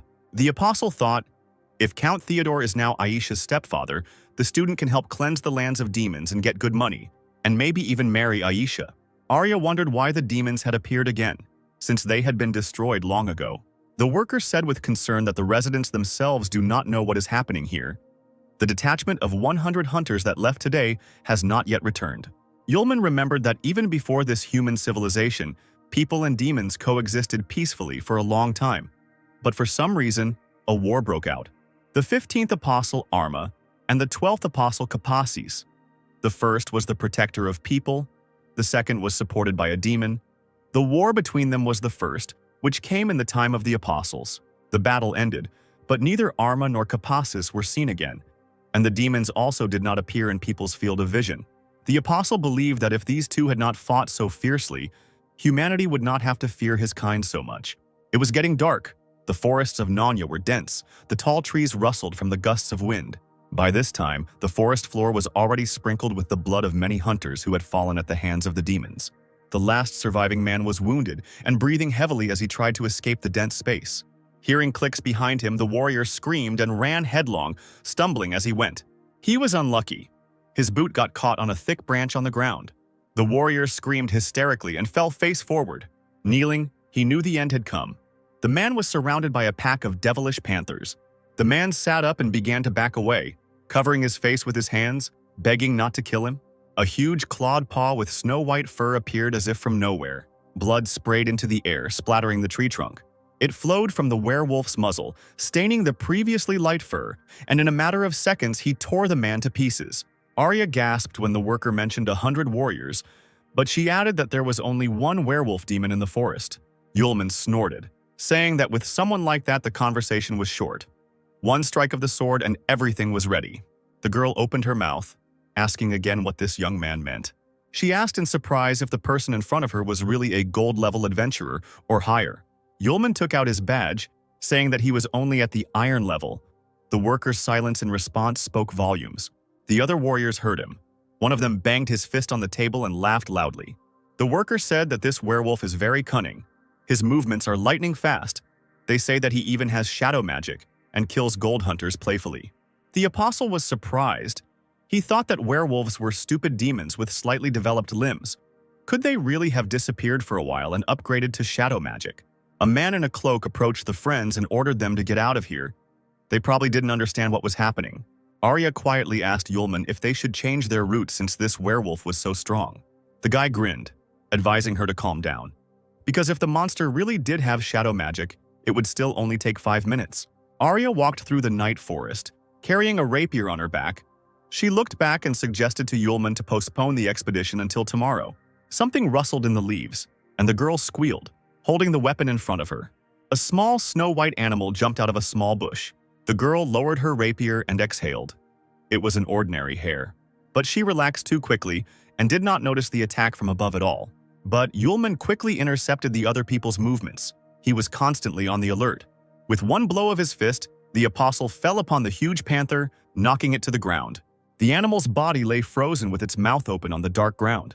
The next second, the panther literally melted into thin air, as if it were a stream of smoke. Arya opened her mouth slightly, looking at the beast, breathing heavily, recovering from the attack. The apostle told the amazed girl that only a demon could have created such a black panther. As if to confirm his words, a whole army, led by their leader, emerged from behind the thick trees, all growling loudly. Arya screamed again, holding her rapier out in front of her. The lead werewolf approached the couple on his hind legs, his red eyes flashing. Getting into a fighting stance, he suddenly spoke. The demon did not think that anyone would recognize his Black Panther. Not one, but dozens of them slowly and gracefully walked towards the people, thick saliva dripping from their slightly open mouths. The werewolf raised his fist and offered Yulman to join him in conquering the entire continent. Then both he and his girl would be spared. Instead of fear, the werewolf saw joy on the faces of the people who began to mimic him. The apostle started to fool around, saying that he couldn't join because of the terrible treatment of people by werewolves, and he also wouldn't allow them to conquer the entire continent. The werewolf laughed as he looked at the two boys who dared to say they could stop him. He grinned, saying that the entire group of hunters sent out in the morning had already been destroyed one by one. Yulman threw his hands behind his head, replying that the demon was a real fine fellow and deserved to be patted on the withers. This made the werewolf extremely angry. The fur on the back of his head stood on end. Yulman saw sharp teeth in front of him. The entire horde of panthers, without consulting each other, rushed at the people at once, led by their leader. The guy smirked and ordered Arya to go forward. The girl blossomed, clutching the rapier in her hands. Now her time had come. The werewolf clicked his teeth. He had just seen that the girl was scared of an ordinary hare. Arya held the weapon in front of her, closed her eyes and concentrated. After a few seconds, she suddenly opened her eyes. The girl's case burst into flames of magical fire, just as the panthers were attacking her, intending to cut her to pieces. But now, everything has changed. The golden rays of the attacking girl tore the animals in half. Bloody pieces of the creatures fell at Arya's feet. The werewolf stopped dead in his tracks. He didn't expect this from a fragile human creature. Arya patted her chest. It wasn't for nothing that she pretended to be terribly scared for a long time. The werewolf growled, realizing that the humans wanted to lure him out of the forest with their acting. Yulman broke into a mischievous smile, saying that they had been found out. A loud, desperate laugh rang out in the dense forest. The werewolf could not calm down after realizing that people had deceived him. The apostle waved his hand. They hadn't thought of this from the very beginning, but only on the way into the forest. He dreamed out loud about the reward for the killed werewolf from Count Theodore. Maybe he would marry Aisha to the hero. The werewolf interrupted the guy's monologue, scolding him for his bad manners. Not only did they want to kill him, but no one was allowed to deceive the werewolf. The monster bared his teeth. If these people had agreed to join, he would have spared them. But now it was too late. Green energy glowed around his body, and the monster itself rushed at Yulman, wanting him dead. The apostle, with his hands in his pockets, jumped towards the werewolf and kicked him in the stomach with his left foot. Blood spurted from the mouth of the stricken demon. He could not even imagine that such a thing could happen to him. The blow caused the werewolf to fall to the ground, unable to regroup in time. Yulman became serious and asked Arya to wait while he dealt with the werewolf and asked him something. The girl nodded. Slowly standing up, the demon stretched his bloody shoulders. He shook with anger and humiliation, asking if people had angered him on purpose to find a weak spot. The werewolf growled terribly. Rage filled him to the very ends. Now he definitely would not let these people go alive. Raising its head upward, the monster howled loudly and long. The werewolf's fur on his paw slowly began to be covered in a dark haze. Arya leaned forward. She had never seen anything like this before. Yulman learned shadow magic from the afterlife by asking a werewolf who taught him this. He laughed, suggesting that Yulman go down to hell and find out, again attacking the guy. The apostle deftly dodged the limb, reaching towards him and the thick black smoke. The werewolf turned and again tried to grab the wily man in his paws. Yulman dodged, dancing, managing to talk at the same time. He told the demon that there was someone very annoying in hell. The werewolf only breathed heavily and continued to try to destroy the annoying enemy. Another blow of the paw did not reach its target, only destroying the clearing where the battle was taking place. The werewolf growled, "He couldn't even touch this man." The apostle, as if nothing had happened, stood before the demon, intending to ask him a question. The werewolf bared his teeth. A man forces you to answer questions when he himself was silent when asked. This is unfair. Yulman shrugged, looking the demon straight in the eyes. A sword appeared in his hands and green flashes appeared in the air. Smiling, the apostle rushed at full speed towards the werewolf, who was puzzled by such sudden events. He stood there, his eyes wide open, realizing that he wouldn't have time to do anything. A green beam appeared right in front of the enemy's face, blinding him. The werewolf growled and howled as the searing light passed straight through him. Arya covered her face with her hands. The glow was so bright, and a strong wind arose, carrying sand and earth with it. The forest clearing was illuminated by light. It became as bright as day. After a moment, it was all over. The burnt demon was still standing in front of Yulman. The werewolf's legs stopped supporting his body, and he fell to his knees. The apostle came closer and pointed the tip of his sword straight at the enemy's face, asking whether he wanted justice or not to die. Yulman said that he would spare the werewolf, but in exchange he would carry out all his orders, then asked what he was and where he came from. Still kneeling, the demon said that he and the others planned to recapture this continent under the leadership of the Prince of Darkness Aquila. The prince sent the werewolf to scout out the situation before the invasion. The demons believed that humans were much weaker, so they wanted to first take over the surrounding area and then return and report everything. The werewolf added to himself that he did not expect to meet these two people. Yulman asked where the abode of demons is now. The demon hesitated, but seeing the blade, he continued his story. One gentleman created a small world for them, gave them the opportunity to accumulate strength and improve. Arya was surprised that the gentleman was so strong that he could create new worlds. The werewolf suddenly jumped up, shouting that the master had forbidden giving out information about him, the savior of the demon race, so the filthy humans would not find out anything anyway. The apostle guessed that the new world was the work of Arma, who possessed incredible wisdom and unrivaled magical skills. Seeing Arya swinging her axe at the werewolf, Yulman asked why the master allowed the demons to come out and invade the human world. Suddenly, the guy fell silent, staring at his girlfriend. He asked if the girl was okay, and she looked at Yulman in surprise. The apostle felt that someone had opened the gates of the limit. They connected all worlds with each other. Meanwhile, there was a knock on the door of one of the rooms of the estate. Aisha was sitting by the mirror. Turning around, she saw her mother standing at the threshold. The woman told her daughter about a man with a gift, who was sent by a certain gentleman, and now the girl was expected in the living room. Aisha smiled obediently, saying that she would tidy herself up and leave. She turned around like a doll and walked into the bathroom. The door slammed shut, and there was a single red rose lying on the table. Yulman thought that this was the world where demons were hiding. He had just merged with the human world. But one thing was unclear. That is why this world was emitting a barely perceptible smell. Arya called the guy by name. He perked up, answering that he was thinking a little. He asked the werewolf if he needed to report the situation to Yahello. And that gentleman, surely the demon would also need to open the gates of the limit, and someone would be needed who could send information between worlds. The demon confirmed Yulman's guess, because they could not directly return to their world and needed messengers with a piece of the power of the founders of a world to transmit messages. The apostle demanded to be taken to one of the messengers so that he could convey a few words to the ruler of the demons, but first he needed to go to one more place. The werewolf, without the right to choose, obediently followed the people. Yulman looked at the map. They needed to go straight in a certain direction to get to the castle. The werewolf asked if this was the castle that stood by the coast. It turned out that this was the house of the demon messenger, which surprised Yulman and Arya. The girl hesitantly asked her friend if Aisha was safe in that case. Perhaps that ring was her signal for help? The apostle saw meaning in Arius's words. He grabbed the girl by the hand, and she screamed in shock.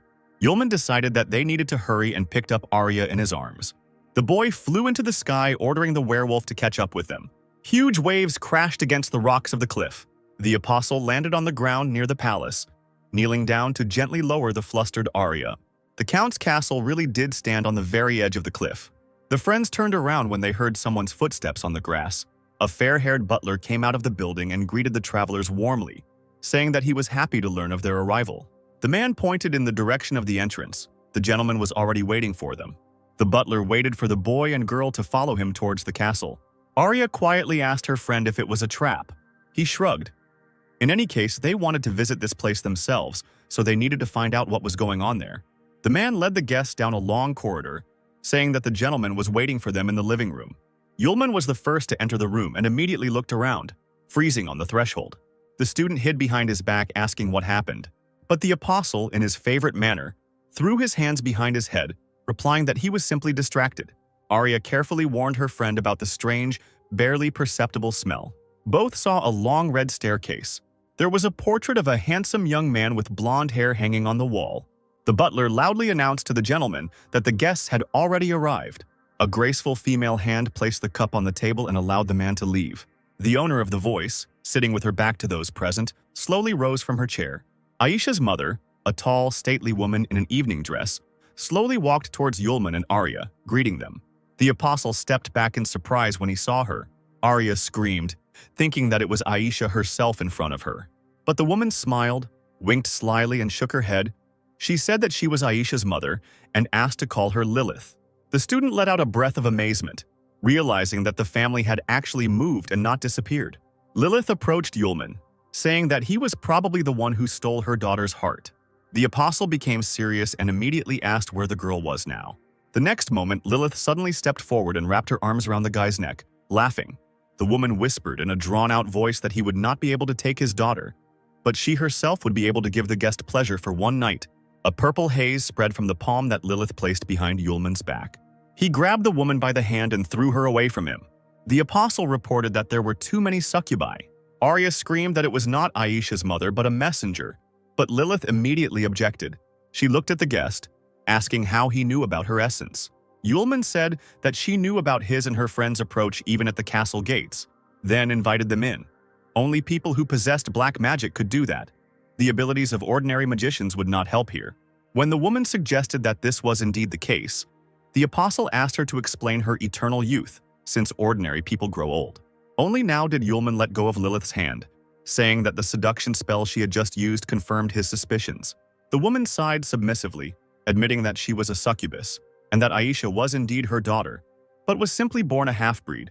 Lily winked, saying that as a reward for the guy being able to resist her charms, she would tell him where Aisha was, in the far room on the second floor. The guy didn't answer and called Arya to follow him. The girl waved her hand, answering that she would wait here because Yulman was the person Aisha wanted to see now, and she didn't want to disturb them at all. Yulman asked again if his friend really wanted to stay here. Lilith spoke up, smiled, and said that she would not offend the guest. She added that it was getting late, and the guy had better go to Aisha quickly because she would soon go to bed. Arya waved her hand, urging the student, who told her to be careful and, if anything happened, to scream immediately. Lilith, hearing their conversation, became noticeably sad, lowering her head. Yulman, climbing the stairs, asked in advance if she was asleep. Seeing the nearest door, he was about to knock, but to his surprise, it was not locked. The apostle entered a pretty girl's room, quite suitable in style for someone like Aisha. He pressed his hands to his chest, feeling an unprecedented excitement, finding himself in the room of the object of his dreams. Yulman's gaze caught on some object lying alone on the table. He picked up a rose flower, the same one he had given to Aisha before going to the Magic Congress. The door to the room opened slightly, and a cloud of hot steam seeped out from there. Yulman, lost in thought, shuddered and turned around sharply. Aisha stood on the threshold wearing only a towel. Drops of water were dripping from her long hair. The girl screamed, not expecting to see a student here. Aisha shifted awkwardly from foot to foot. Pressing her hand tightly to her chest, she hesitantly asked how Yulman ended up here. The guy was no less surprised. He babbled that he hadn't thought anything bad when he entered his girlfriend's room. The apostle's gaze darted around the room, trying not to look at the girl dressed in only a towel. Aisha shook her head and found the strength to smile understandingly at the unexpected guest. Suddenly, the girl's whole body tensed up like a string, and in her head, someone's dark, snake-like voice warned that His Majesty would find out and be very angry. Trying to cover his reddened cheeks with his hair, Yulman said that he and Arya were looking for a girl. But without even listening to her classmate to the end, Aisha's face instantly changed and sternly ordered him to leave. Yulman worriedly asked her what she meant, but the girl only added that her friends shouldn't have come. She said that the ring was left by her as a souvenir, with no intention of leaving the children a clue to search, and the apostle drew attention to Aisha's sudden departure from school. She clenched the fist of her free hand, her friend's words echoing heavily in her head. In her mind, Aisha begged her friends to leave, but out loud she said that she would soon marry a rich, respectable gentleman, and then her classmates would no longer be of use to her. However, behind her cruel words, she was unable to hide the main thing: immeasurable pain and despair. Aisha did not even notice how hot tears flowed from her eyes. She realized only when Yulman asked why she was crying. Blinking several times, the student was extremely surprised by this, because she had been holding back so diligently.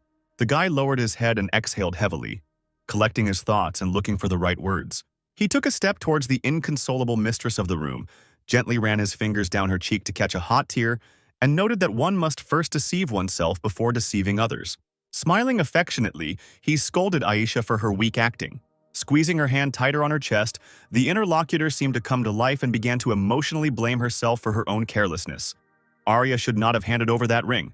Now the gentleman will find out about everything. The smile disappeared from Yulman's face. He looked thoughtfully somewhere at the wall, wondering if Aisha was talking about the Prince of Darkness, the Lord of Demons. Aisha continued to try to convince her friend to leave her house because that gentleman, the real ruler of the demons, was incredibly dangerous and would not leave uninvited guests alive.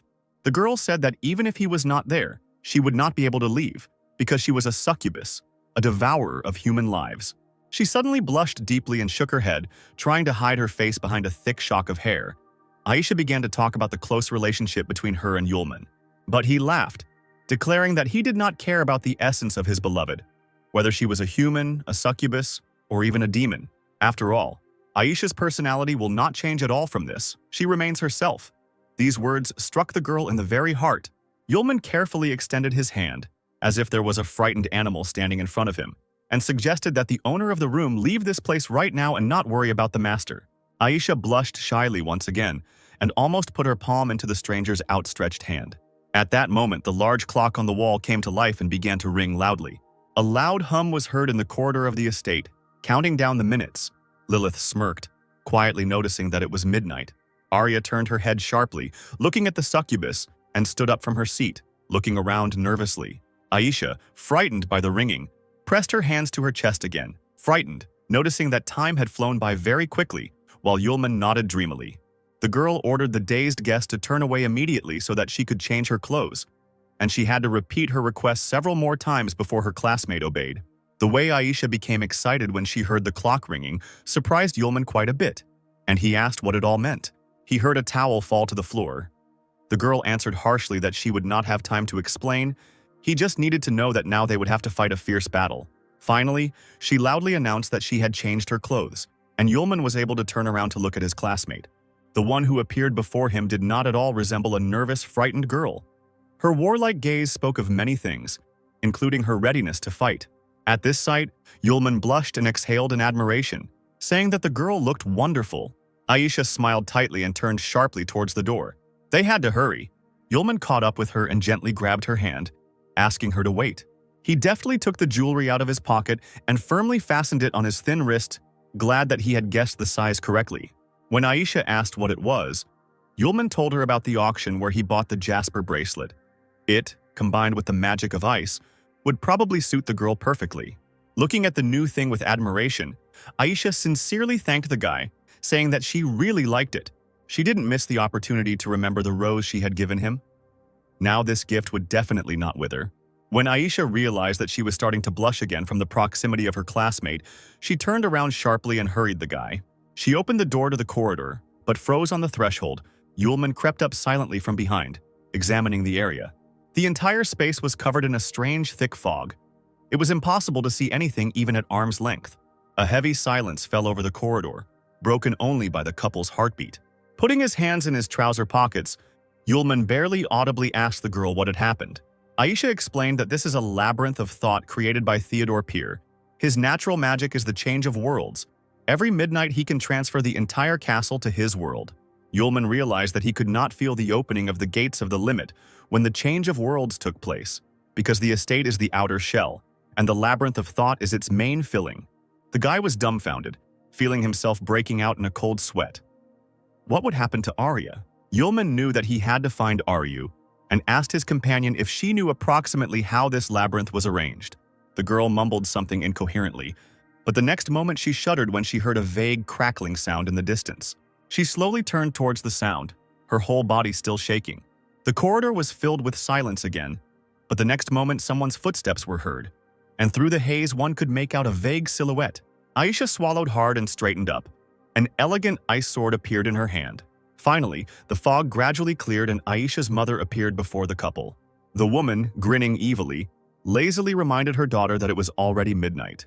Lilith was now dressed in a revealing costume that matched her nature, and she twirled a strand of hair around her finger, ordering Aisha to return to the room and go to sleep. Otherwise, something irreparable would happen. The girl knew exactly what was being discussed and helplessly lowered her hand. Yulman whispered the name of his beloved, holding out his palm to her. He wanted to help his classmate, no matter what. Lilith followed the stranger's hand with her gaze and smiled broadly, confident that her daughter would certainly obey her. Aisha, whose eyes were covered by thick bangs, lowered her head and decided something for herself. Imagine the mother's surprise when she heard her always obedient child firmly ask for forgiveness. Aisha pointed her sword at Lilith, announcing that she no longer intended to stay in the castle and left with Yulman. She will leave this cage forever, in which she has been truly suffocating all this time. Yulman, watching the warlike girl, once again plunged into his dreams about her. Aisha is a real cutie. She tried to talk to her mother, to explain her actions because Lilith had once done the same to her father. Before Aisha could finish speaking, something sharp flew past her face, cutting off a strand of her bright hair. The mother's knuckles cracked as her hand clenched into a fist, and the woman loudly ordered silence. Her daughter's words made her quite angry, she understood, and therefore did not want to repeat her own mistakes. For succubi, ordinary people were too weak companions. Yulman tried to explain that he was not an ordinary person at all, but Aisha shouted that for some reason her mother still secretly sighed about her dead love. Lilith fell silent and stared in amazement at her daughter, who dared to say such impudent words to her. She bared her teeth when she heard Aisha ask Yulman to let her figure things out on her own. The succubus's body was illuminated by a bright, icy fire. The tongues of flame licked her enraged face without causing harm. Ice shards flew towards Aisha like arrows as Lilith screamed that it was too late and that she needed to sleep. Tongues of ice began to lick the girl's hands, trying to shackle her, but they came across a jasper bracelet, a gift from Yulman. Aisha swung her sword, and whatever wanted to bind her shattered with a ringing sound, flying in different directions. Lilith opened her mouth in confusion, not knowing what to say. Aisha deflected the flying icicles, considering that the succubus did not use all her strength. This was usually enough to knock her to the floor and immobilize her. The woman noticed a jasper bracelet from the ice collection. And how did it end up in her daughter's possession? The flow of thoughts was interrupted by Aisha's scream, who loudly called her mother. The girl was serious. She gave the woman a stern look and warned that if she got in the way, she shouldn't expect anyone to stand on ceremony with her. Now Aisha herself was about to attack Lilith. Clutching the blade tightly in her hands, she called for help from ice arrows. But Lilith only laughed, reminding Aisha that her mother was a purebred succubus. Pressing her hands to her chest, she began to transform to confirm her words. The space was covered with a purple veil, and black wings, almost the same as those of the creatures of darkness, blossomed on the woman's naked back. Lilith's slender figure towered over those present, and behind her back, her wings, which had grown several times, flapped loudly. The succubus's thin tail playfully swayed in the air. The woman also developed rugas on her head. Her ears became pointed, and she urged her daughter to look at the true power of the succubi. Aisha clenched her teeth until they creaked as she watched her mother, whom she saw in her true form for the first time. Yulman did not take his eyes off his rival, watching her carefully. At this time, Arya wandered alone through the corridors of the castle, filled with thick fog, calling out for Aisha and Yulman at the top of her voice. She clutched a battle axe in her hands, ready to fight back, and couldn't understand why, as soon as the clock stopped striking, the living room of the estate turned into this cursed place. Suddenly, a sharp and loud squeak was heard above the girl's head, and the sound of a portal appearing. Raising her head, she was surprised to notice the appearance of many bats. A purring male voice sounded very close to Arya. He was delighted to see a small mouse appear in his labyrinth. Lilith jumped up as if stung and turned sharply in the direction of the voice. In front of her stood a tall blond man with sharp teeth, dressed in an old-fashioned suit and cloak. He urged the girl not to be afraid, welcoming her into the labyrinth of thoughts. The man's eyes glowed an otherworldly yellow, looking carnivorously at his victim. It was the master of the labyrinth, Pierce Theodore. The corridor outside Aisha's room was still filled with thick, impenetrable fog. Lilith, crossing her arms over her chest, flapped her large, sharp wings, looking attentively at the couple.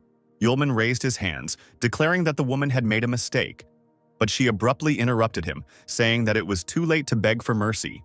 The succubus's eyes flashed dangerously in the semi-darkness, glaring at the guy and promising him quick reprisal. Aisha kept a close eye on her mother, knowing what she was capable of if she wanted to get her way. As if to confirm her thoughts, Lilith suddenly flew up and rushed towards the young rebel, intending to teach her a lesson. The young warrior's ice sword creaked, guided by its mistress, preparing to go into battle. Aisha ran straight at her mother, screaming that she was not going to kneel before her. Yulman tried to bring his relatives to their senses, hesitantly suggesting that they listen to him. But the succubi could not be stopped. Aisha and the mother, radiating completely different energies, were preparing to collide. Lilith stopped and extended her hand, her palm creating ultrasonic waves in the air. A strong, invisible wall appeared in front of the woman, and sharp ice flows flying towards her crashed into the defense with a ringing sound. Aisha pressed her lips into a thin line, realizing that her attack had missed its mark. She jumped high into the air, hoping she could make a hole in the wall somewhere else. With her sword at the ready, she flew straight towards the defense, intending to pierce the barrier with the blade. But something went wrong, and the girl suddenly stopped in midair, her eyes wide open. Her mother smiled widely, licking her lips lecherously. She had no intention of letting her daughter attack. Lilith grabbed Aisha tightly by the neck, lifting her above her. She coughed, trying to grab at least a little air. The next second, Yulman let out a cry of despair as huge wings whipped up the fog and the succubus carried away his beloved. He watched intently as the mother carried her own daughter away, unable to believe such cruel treatment. Sylph's stern voice was heard. The spirit of the sword asked why the master did not come to Aisha's aid. Yulman suddenly grabbed his head, pulling his hair with all his might. He didn't know how to help, because Lilith was Aisha's mother, possibly his future mother-in-law. And what if he miscalculated his strength and killed her? The guy lowered his hands and looked around. The fog had not disappeared anywhere, and he still had difficulties moving. The tenacious hands were tightly squeezing Aisha, and she, in a half-fainting state, could not understand why they were moving so strangely. My head was spinning, as if it was clamped in a vice, and everything in front of my eyes was upside down, because the succubus was flying up. But in the end, she found herself falling down. However, the woman was clearly amused and pleased by this. She, looking madly ahead, exclaimed that this was called the labyrinth of thought. The girl closed her eyes from the bright light that hit her, then tried to see at least something. Everything was covered in fog again, but now she had her trusty ice sword in her hand. Having waited for the right moment and feeling a momentary weakening of the grip, she pushed herself away from her mother with force. Once on the ground, Aisha swung her sword at the succubus, cutting off its path from herself. Then, without wasting any time, she turned sharply and ran away, straight into the impenetrable fog. As it turned out, Aisha found herself right in a labyrinth, endless and mysterious. Everything was complicated by the fact that these were not just walls. Inside, one could stumble upon amazing plants with sharp teeth, the branches of which entangled travelers. Moreover, the weak-willed knights in heavy armor were just waiting for someone to come near them. Their sharpened swords and axes were waiting for their moment. Lilith cursed and instantly landed on the ground, standing at the entrance to the labyrinth. Looking back, the woman realized that Aisha would not run far, because this was her first time here. Straightening up, the succubus loudly asked into the void where the teenagers would run, even if they managed to break away from her. Knowing that her daughter could hear her, the woman promised her endless suffering and complete despair in the future if she decided to run away. Still, Lilith was worried about her daughter. She thought with concern that the fog was getting thicker, and he would appear soon if the stupid girl did not listen to her. Finding herself among the gray walls covered with small cracks, Aisha began to frantically look around, trying to escape from the insistent voice and presence of her mother. Suddenly she tripped. A dark, long tentacle, which had slid unnoticed across the floor, wrapped itself around her boot. The girl backed away in fear, trying to escape the alien grip, but, raising her head, she realized that she was in a real trap. As if from nowhere, a multitude of long shoots rushed towards her from all sides at the speed of light. Within seconds, Aisha's limbs were trapped in a tight grip. Hanging in the air without the ability to move, the student did not lose hope of getting out, and then she saw someone's boots out of the corner of her eye. She lowered her head warily and jerked in fear when she saw his attentive gaze. The owner of the Labyrinth of Thoughts, Theodore Pierce, looked at his new toy, his hands casually thrust into his trouser pockets. From such an unexpected appearance, the sword fell from Aisha's weakened hands, landing on the floor with a clang. She twitched even more furiously, ordering the blonde to let her go immediately. He looked strangely at the caught mouse and grinned, saying that he couldn't do that. Moreover, he could not simply allow Aisha to escape from his own domain. The girl, trying to distract the man with conversation, tensed her hand, trying to activate the powers of her Jasper bracelet. Theodore, still grinning, moved his palm with a dark flame in it through the air, Clearly controlling the tentacles, he mocked Aisha, who was powerless against the labyrinth. The unfortunate woman continued to struggle, hoping for help from the bracelet, but it seemed to be all in vain. The more furiously she tried, the more painfully and tightly the long tentacles wrapped around her body. Enveloping every part of her body, the tendrils slowly crept towards her face, and Aisha screamed in horror at the top of her lungs. The vampire hissed, deciding to stop there since the girl was a future member of the family of that gentleman. But if it had been someone else in her place, he would have long ago ended up in the collection of victims of the labyrinth. The student answered Pierce with difficulty that even if she ended up in the master's family, she would still find a way to take revenge on the scoundrel. The blonde raised an elegant eyebrow, looking at his captive with interest. He pretended to think about it and said that he remembered one important thing that he had not told Aisha until now. Pierce bared his teeth, revealing teeth as sharp as steel, indicating that the gentleman only had his eye on the girl's flesh. The man enjoyed Aisha's tears as he told her how the master would erase and throw away her current personality and soul. After hearing this, the girl stopped resisting and limply allowed the tentacles to envelop her in a dense cocoon, in which the villain wanted to keep her while waiting for her master. Suddenly he heard a whistle behind him. Cold snow rushed into the labyrinth, bringing a blizzard with it. Theodore frowned and turned around irritably, already knowing who he would see. He looked away from Aisha and held his palm out in front of him to deflect the sharp ice dagger away. Having lost control over the chutes, they fell down. The girl fell to the ground, but she did not have the strength to get up. Like a doll, the captive looked somewhere into the distance with glassy eyes. Pierce, smoothing his cloak, walked forward furiously, asking the guest what she was doing. Lilith, stepping through the thick fog, asked mockingly if the blonde didn't understand it himself. In 1 second, the woman's calm tone was replaced by a hysterical scream. She accused Pierce of lying because he did not say that her daughter's soul and personality would be erased. The succubus flew up and, clutching a sharp dagger in her hands, intended to attack the owner of the labyrinth. But he was not stupid and did not wait until he was wounded. The vampire quickly ordered the tentacles to envelop Lilith's hands. She gritted her teeth from the unexpected attack and lost her balance, feeling herself falling. The faithful servants of their master dragged her down, and only once did black wings flash above the fog. The woman fell at full speed straight onto the stone floor, crumbling it, and she began to cough violently. Theodore walked slowly towards Lilith, lazily asking why she should do this, since in this world all beings except him had their own limit. In other words, there is no person in this world who would be able to defeat him, the master of the labyrinth of thoughts. With his strong arms, the man lifted the succubus off the ground and grabbed her by the hair, declaring that it was worth sacrificing one girl to win the favor of the master. Lilith hissed in pain, saying that she gave Aisha to the master to make her future life much better. And now, there is no difference between erasing the soul and death. The next moment, Pierce grabbed the woman by the back of the head and slammed her face into the floor with all his might. Then he jerked her up by the hair, and looking at her mangled face, whispered that he would have given Lilith too, if virginity had not been a condition of the transfer. After all, he himself had held on for many years and had not touched the succubus, so now the dark tentacles had tightly wrapped around the body of the frightened woman. Pierce walked up to her, smiling arrogantly, promising that he would enjoy her seductive body today. Coming closer to Lilith's face, the vampire inhaled her scent. The succubus burst into tears, thinking that it was in vain that she did not allow her daughter to do what she wanted. With all her heart, she begged for help, and soon realized that everything around her began to change.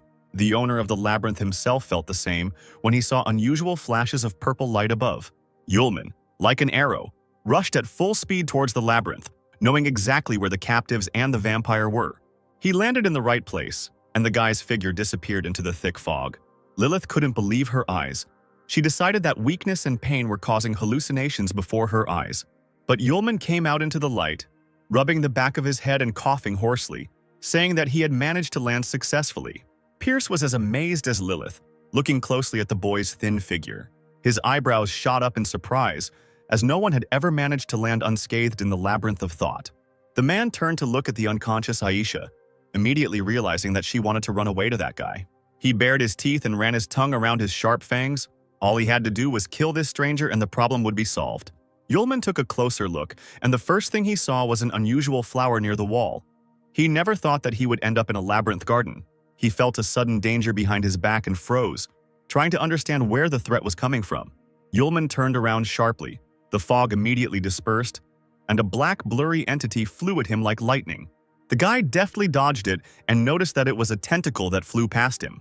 The next moment, it split into several pieces in the air. A clawed hand of tentacles formed right above Yulman, intending to grab him. The student put his hands in his pockets with a habitual gesture and glanced up briefly. The stars sparkled in the darkness. One of them lit up green especially brightly. In the apostle's hand appeared his faithful companion, the sword Excalibur, that same green star. Suddenly, Sylph's thin voice was heard. The human body of the sword. The girl let out a painful sob. Yulman heard this and looked down at the blade in his hand with concern, asking what happened. He saw with a special vision that the girl was holding her hands to her throat and taking short gulps of air. These shadows were eating away at her. The steel was rusting. The apostle brought the sword close to his face, examining it, amazed by such a reaction to space. A cloud of energy appeared in front of Yulman, vaguely resembling a human silhouette, and he laughed loudly. The next moment, the master of the labyrinth of thoughts, Theodore Pierce, appeared in place of the silhouette, saying that shadow magic was created to absorb the most beautiful things, and the spirit of the sword was very handsome. Yulman fell silent and stared at the man in surprise, examining him closely. He raised an eyebrow, noticing that the vampire resembled Count Tepes, whose portrait hung on the wall in the Great Hall, which rather hurt the pride of the self-in-love Theodore. He laughed darkly, noting that the boy was quite the daredevil. Raising his hand, he created a huge energy scythe with a sharp blade in the air, declaring that he was ready to deal with this new little mouse. And before his death, the impudent fellow must know that the name of the master of the labyrinth is not some Tepes. The magic sword with the spirit will pass from the boy's hands into his, and then everyone will have fun. Having loudly called his name, Count Theodore Pierce swung his scythe with all his might straight at the calmly standing Yulman. The red flash barely touched the guy's forehead, who only slightly lowered his head. The next moment, a wall of dust covered the space.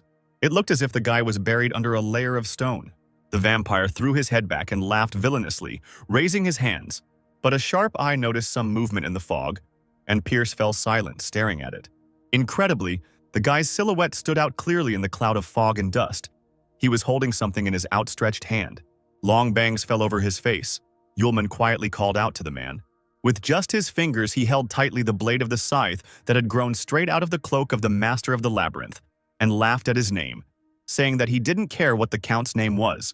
After the words, he got down to business and squeezed the powerful weapon with his hand, and bluish cracks immediately appeared on it. At the place where the apostle stood, an explosion of incredible power was heard, destroying the walls of the labyrinth and sending blue lightning upward. Yulman shamed Theodore for lusting after his own sword spirit in his presence. The man stared ahead in disbelief, not saying a word, covering his face with his hands beforehand, not expecting the explosion. The next moment, all the fog suddenly cleared, and the owner of the labyrinth could only look around helplessly. Finally, after a few silent seconds, the boy appeared right in front of him again, holding his sword in his hands, warning that no one could take it away. The count's sharp ears twitched. He couldn't believe that a mere mortal could survive his attack. In the labyrinth of thought, the force of the blow of all other beings except his own is greatly reduced. This is the law. Yulman interrupted the man, confirming his guess that he, apparently, was a messenger between the worlds, and this place was entirely created by him. The main question that the apostle wanted to ask the master of the labyrinth remained, where are Aisha and Arya now? The vampire narrowed his eyes, remembering who the boy was talking about. Finally, he grinned contentedly, showing his fangs. That was the name of that girl. The corridor, with a strange hissing sound, began to fill with thick fog again, gradually hiding the figure of the count. His eyes, thin as a cat's, sparkled dangerously in the semi-darkness. Theodore mockingly announced that he would soon allow Yulman to see his girlfriend.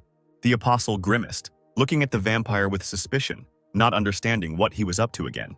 At that moment, the flow of his thoughts was broken by the clatter of armor that sounded right behind his ear. Miraculously, Yulman managed to dodge the hostile knight in tightly closed armor. In the place where the guest stood, a massive axe had already fallen to the floor. At first, the apostle did not pay attention, but suddenly his gaze fell on familiar outlines. That axe was definitely Arya's weapon. Yulman remembered it well. While the knight was picking up the axe from the floor, the boy straightened up, looking at his figure. The tightly closed visor left no chance to see who was hiding in the heavy clothes. Yulman took a step forward and hesitantly called his friend by name. No one answered him. But now other, more massive warriors appeared behind the knight. Their armor was different from each other, but they had one thing in common.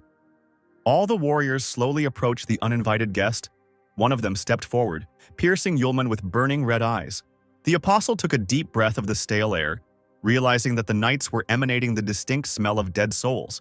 Meanwhile, the warriors did not hesitate. Their steel hands reached out to the calmly standing man. Yulman stood in the labyrinth, the fog in which began to dissipate due to the sharp movements of the warriors rushing towards him. Just as one of the largest knights was about to lower his weapon on the guy, he deftly jumped aside.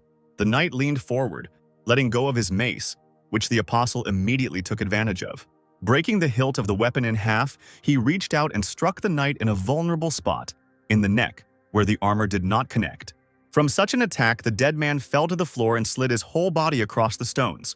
Another enemy had already managed to approach Yulman, intending to attack from behind. Turning around, the guy realized from the armor and weapons that it was Arya. He could not harm his friend. The boy grabbed the axe handle with one hand, holding the knight he was following from attacking, and with the other he reached for the visor. Frowning, the apostle decided that even if he was going crazy, he had to check if his friend was really there. She couldn't have done this of her own free will. The girl was probably being controlled. And indeed, the apostle was not deceived. Taking off his helmet, he saw Arya's empty eyes looking at him with indifference. Yulman stepped back in shock, seeing the warrior in such a state. A loud and insidious laugh was heard, and a clot of dark energy appeared in the air. The next moment, Theodore Pierce appeared before Yulman, exclaiming that he would bring Arya's soul back from the dead if the guy did not interfere with the engagement of Aisha and that gentleman. The bottom of the man's cloak was split in such a way as to hold Aisha and her mother in a cocoon, and he asked again what choice the guest would make. Lilith immediately screamed that Pierce was lying and would not fulfill his promise, and that her daughter would lose her soul and personality after marriage. Theodore tightened the bonds, causing the succubus to stop speaking and causing cries of pain to emerge. The vampire hissed, waving his hand through the air, saying that this cheap woman was talking too much. Lilith hung limply in the trap, breathing heavily, blood caked in the corners of her mouth. The man turned to Yulman again, saying that he would have to make a deal in any case, and that he shouldn't blame him for not being warned. But something changed below. Pierce suddenly fell silent and stared in amazement in that direction. The boy stood straight and stared at the count, and an incredibly oppressive and suffocating spirit hung around him. The apostle grinned and slowly began to speak as the thick fog thickened at his feet, rising higher. Yulman's eyes flashed a fiery red light as he summoned the fourth seal. Finally, having announced the command removal for printing, a tsunami formed around the guy, which only he himself could control. Theodore clenched his fists angrily and continued to look at the boy, not knowing what to do. He noted dejectedly that no one from the human race could become so powerful. Turning sharply, the vampire decided to get out of here immediately because the guy was probably not human. The hems of his cloak, reaching out to its owner, freed Lilith and Aisha, who were bound in the fabric. The mother and daughter fell headlong without regaining consciousness. But on the ground, the apostle caught them, holding his relatives securely by the waist. Lilith was the first to wake up. She looked extremely guilty, and with dry lips, she whispered to the apostle that she was asking for forgiveness for her mistake. Tears poured from her large purple eyes. The woman begged him to leave her here and go with Aisha. Yulman unexpectedly looked affectionately at the one who so fiercely prevented his communication with Aisha, promising to save her too, so that everyone would remain alive and well. The apostle turned his gaze to his beloved, carefully examining the girl, whose chest was heaving with intermittent breathing. Yulman promised himself that he would make the count regret coming to this world. Meanwhile, the fugitive rushed headlong into a large, round red portal right at the very sky. Having flown almost to the very border, Theodore bared his teeth. When he gets out, he will block the labyrinth of thought forever. The man decided that the guy, no matter how strong he was, would not be able to get out anyway. But his plans were not destined to come true. The vampire felt a burning pain that sharply ran through his entire body. Pierce screamed, and a stream of ice-cold blood burst from his wide-open mouth. Pierce ran his hand over his charred chest in confusion. The burning beam had taken away his right arm. The man knew that in the labyrinth of thought, he was the strongest person. But now, everything was different. But there was one exception. Someone else's power must not exceed the limit. Like a ghost, Yulman's figure slowly materialized in front of the master of the labyrinth, scorching him with just one glance. The vampire's face took on a stupid expression, and for a moment he was completely dumbfounded. However, the next second his squeal was heard in the air. Theodore did not want to put up with his fate, and the shadow split into several parts. If he has 3 of his own shadows with him, a man will be able to move freely to any of them. Moreover, this guy definitely won't be able to handle all 4 entities at once. But Pierce's problem was that he completely underestimated Yulman's incredible strength. Something tugged at the vampire's cloak, and he stopped abruptly, turning his head in irritation. With glass eyes from which fire was burning, the apostle looked at his opponent, tilting his head to his shoulder, asking where he was going. Drops of blood glistened on the Lord's face. He sobbed, caught so suddenly, and began to wail that no one could kill him. Yulman held the vampire by the collar with both hands while he stuttered and threatened him with connections in the world of the dead, thanks to which Arya's soul would disappear. The apostle interrupted the flow of meaningless speech by shaking the powerful master of the labyrinth well, like a rag doll. He strictly ordered not to call Arya his girlfriend. Pierce shouldn't vulgarize everything. Removing his left hand, he dug his right hand into the vampire's chest, causing him to shudder once again. Yulman mockingly said that, by a coincidence, he also had acquaintances in the world of the dead. Feeling the boy's incredible energy, Theodore realized with horror that gentleman had the same energy when he first appeared to trample the Empire. Blue light filled the Count's eyes, because this energy is the source of all life on Earth, the energy of the Source. Yulman approached the Count's ear to whisper someone's name to him, and then, without warning, with a single gesture, he swung Pierce with just one hand, as if he weighed nothing. The apostle ordered Harvey to come out to him and launched Theodore Pierce down like a ball. There was a huge explosion that destroyed the towers of the palace and illuminated the space with a blue color. The vampire's body lay in a crater in the ground, and the labyrinth was broken. Looking up into the dark sky, the Count barely moved his dry lips as he pronounced that very name. At that moment, a huge piece of stone landed on his chest from a great height. Then a crack appeared there, and a bright red light began to break through. Someone's bones were tearing apart the stone, helping themselves to get out into the world.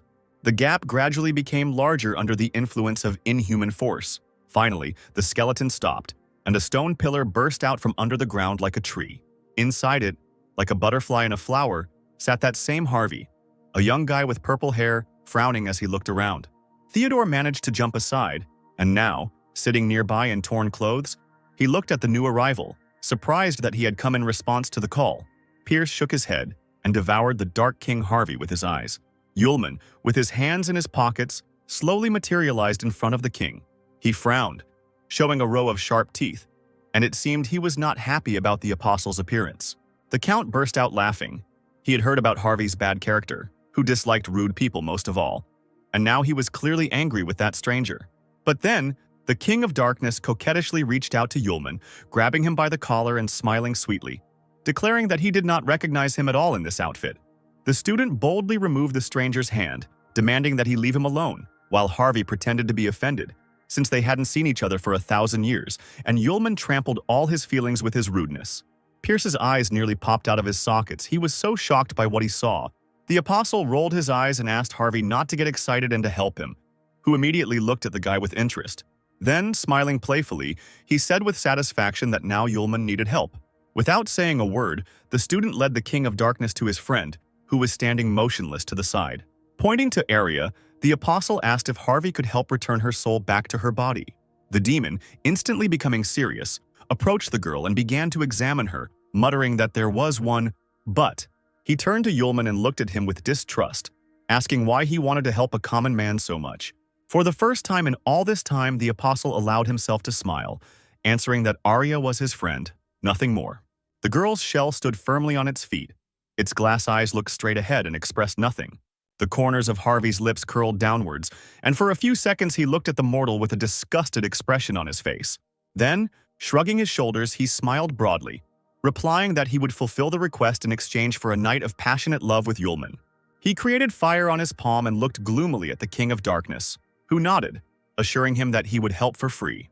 Returning to his domain, Harvey called the magic mirror, which immediately began to shower its owner with compliments. But he quickly ordered it to remain silent and get to work. Now alone, the Dark King was extremely serious and ordered his servant to scan Arya's body to find a soul that matched it. The mirror took on the form of a huge ancient tome, whose pages quickly turned by themselves. But even at such speed, the right name among the countless others did not escape Harvey's keen professional gaze. Nodding to himself, the King of Darkness mentally summoned a magic feather into his hand. It circled in the air and stuck its sharp end right into the name carved into the tome. The next moment, Arya's soul, whole and unharmed, jumped out of the book.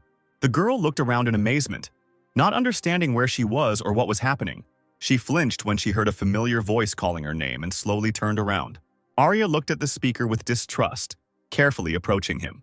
The eyes of the saved soul filled with tears. She sobbed, whispering the name of the person in front of her.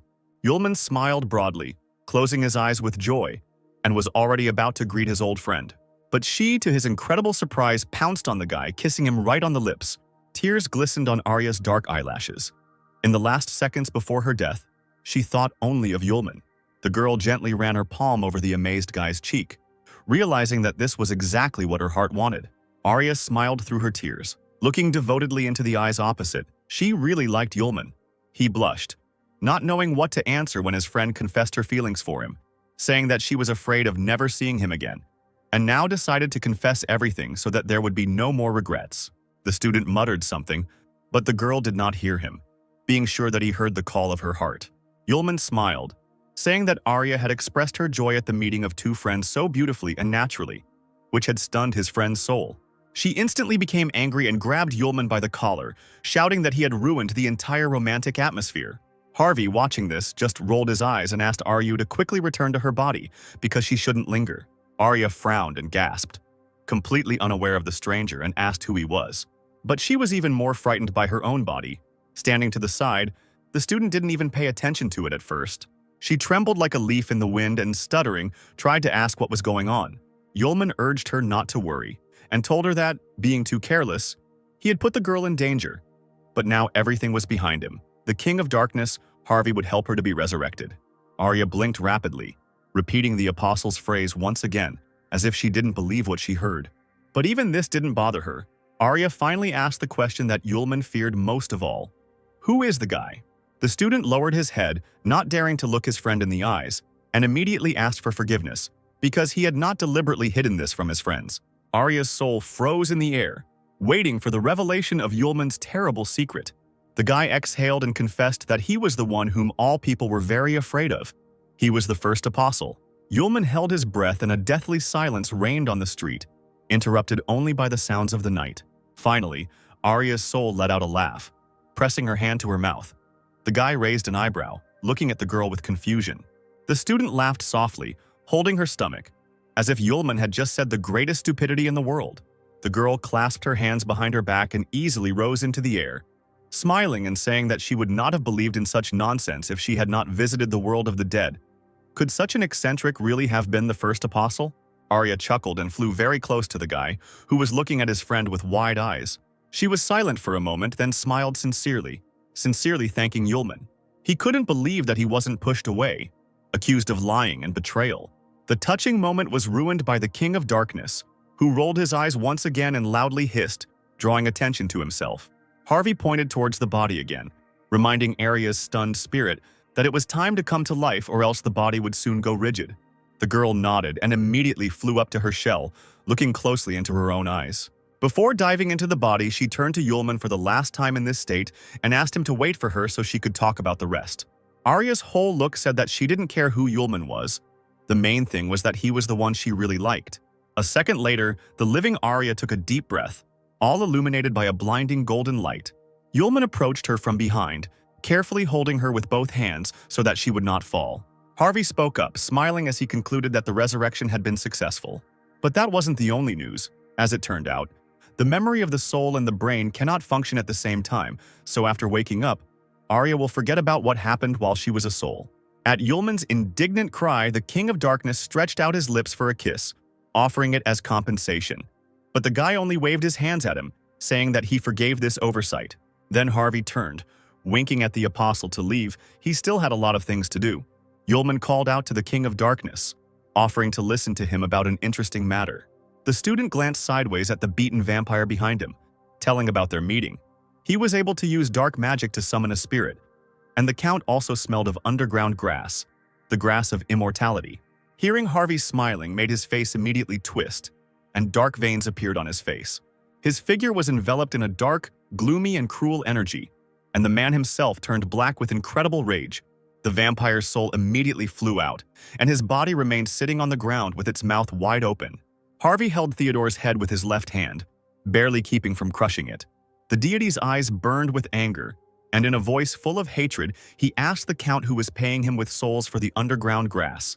Squealing, the vampire immediately admitted that for reasons unknown to him, those spirits really liked the underground grass from the human world. Pierce exchanged the grass for souls, but never asked their names. Narrowing his eyes, Harvey aimed the deadly light straight at the vampire, causing him to cry out in pain. Theodore kicked in the other man's palm. Blood began to flow from the spirit's eyes, and he began to scream that he knew nothing. Finally, the King of Darkness returned to his previous state and grimaced. Apparently, the vampire really didn't know anything. In an instant, instead of the Count's soul, a small purple light squeaking for mercy appeared on Harvey's palm, for ease of transportation. The deity was going to go with it to the world of the dead for identification. After this, the man began to climb back onto the rock he had arrived on. Hearing Yulman following behind, the King of Darkness turned to the boy with a smile and thanked him. The apostle returned the smile, replying that Harvey had helped him a lot, and this was his gratitude to the king. A few seconds later, the throne, in the form of a huge stone, sank into the ground with a crash. Harvey is a deity born in the world of the dead, but every time he hears about the underground herb, he reacts quite sharply. Yulman thought that he was either out of his mind or had lost his magic.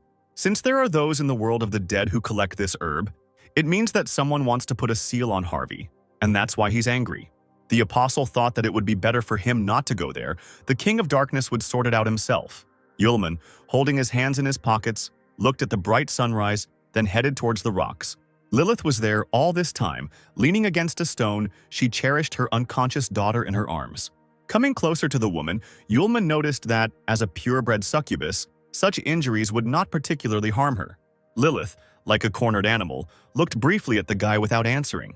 The succubus's face was caked with blood, but despite the pain, she noted Yulman's nobility. She had brought the guy a lot of trouble, but he was still ready to come to his aid. The apostle held the woman by the elbow, saying that she had not yet recovered from her wounds and should be more careful. Lilith trembled, realizing that the fierce first apostle from myths suddenly turned out to be so sensitive and meek. The guy hugged the woman, and she immediately remembered the embrace of her beloved, hoping that Aisha had found her happiness. The desperate mother's eyes filled with hot tears and she pulled away. Looking Yulman seriously in the eyes, the once fierce succubus, now just a weakened woman, asked if she could entrust Aisha to Yulman with a calm heart. The guy straightened up and smiled sincerely without answering. Seeing Lilith's puzzled look, the guy promised that he would take care of Aisha, even if her mother did not give him her daughter. The comforted succubus nodded her thanks to the guy, glad that Aisha would not be left alone. Now she won't have to depend on others. She won't have to endure ridicule and humiliation because she's a mudblood. She won't have to be afraid and suffer. But the most important thing is that Aisha will gain the most important thing. She will remain with her loved one forever. Leaving the girl, both approached two pillars with various signs painted on them. Lilith said that the mediator between the worlds, Pierce, was already dead. So if you want to establish contact with the magical world, you will have to wait for someone to open a portal from the other side. The apostle touched the column, noting that previously all hope was in him, but now there was no way to know when the gates would open. The succubus bowed her head and asked for the opportunity to finish the job herself while Yulman left with Aisha. Yulman turned to the woman, asking if she was sure she wanted to stay there. She nodded, saying that she needed to explain to the others what had happened and tell them about Pierce's death. With sadness in her voice, Lilith said that her fellow tribesmen would be very unhappy if she simply left. Yulman understood what she was talking about, so he didn't argue or try to persuade her. Then, as a farewell, he decided to ask Lilith for something, and she looked at the guy in surprise. The apostle took out of his pocket a small but bright purple crystal, from which the reflections spread in different directions, and asked the succubus to convey it to the emperor on his behalf. It must be conveyed that the first apostle Yulman killed Pierce with his own hands. They will understand everything themselves.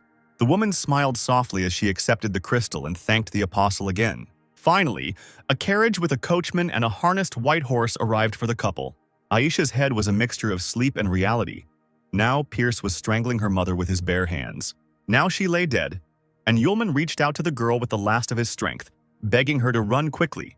The count immediately ran up to him, pulled him by the hair and put a sharp stake to his neck, shouting that all this was a consequence of the fact that Aisha resisted and did not want to belong to the master. The next moment, the tip of the knife plunges right into the guy's neck, and he suddenly opens his eyes, starting to wheeze. Aisha woke up with a loud scream and sat up, breathing heavily, sweating from the horror she had experienced. Opposite her, with his arms folded across his chest, sat Yulman, safe and sound, smiling affectionately. He was glad that Aisha had woken up. The girl's huge eyes filled with tears and she let out a short sob. Then she quickly darted towards her friend and carefully touched his face to make sure he was real. A few moments later, she, still sobbing, jumped straight at Yulman, squeezing him in a tight embrace. Laying her head on top of his, she continued to whisper that it was true, that she was alive, and that her beloved was still alive too. The apostle's nose almost bled from the emotional shock, and he asked Aisha in a strangled voice to calm down. However, the guy changed his mind and also asked her to stay in the same position for a little while longer. Meanwhile, while the couple was leaving the ill-fated castle, Lilith arrived in the magic world. She appeared before the emperor and his warriors in a huge hall, her hands submissively folded in front of her. The succubus told the ruler in detail about everything that had happened to her. He, sitting on a massive throne, was silent for a long time, thinking about what he had heard.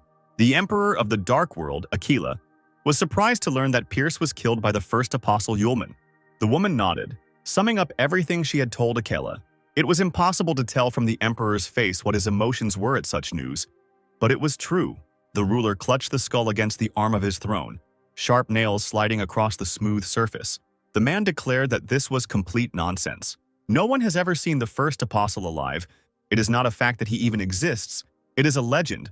Why would he suddenly appear to kill Pierce? One of the emperor's subjects accused Lilith of slander, surely.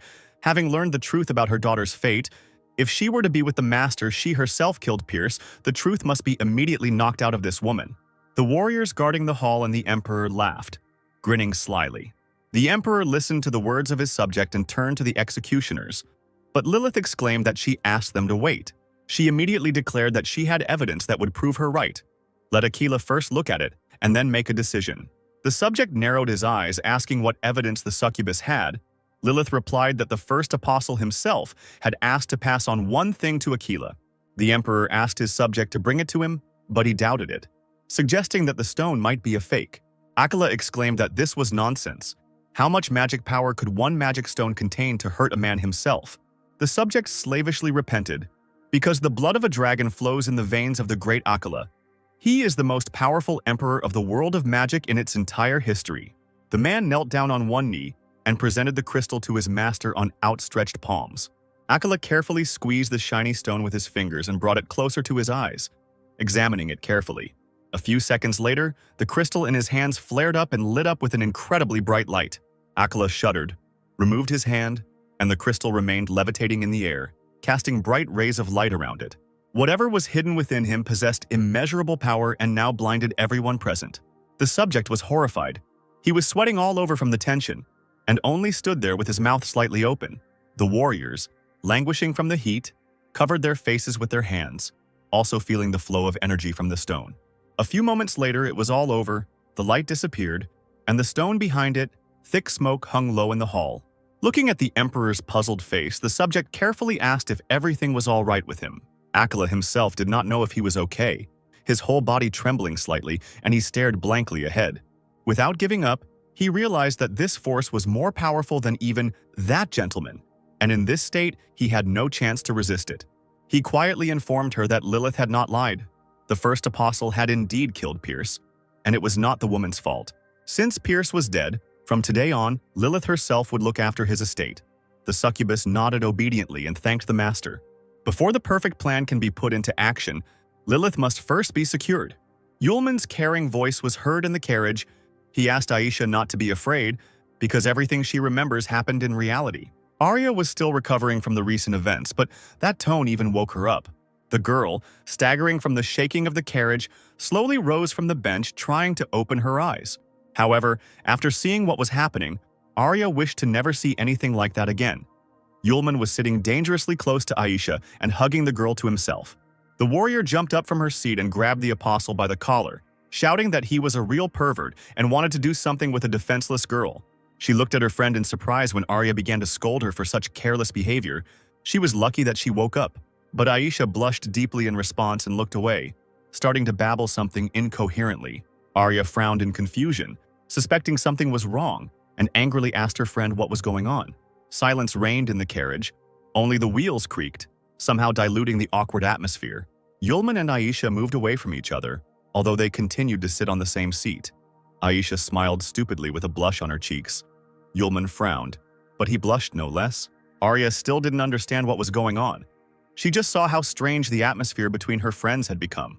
She suddenly felt a vague pain in her soul, especially when the girl looked at the couple. Arya fell silent and looked blankly at the floor. Does she really like this guy?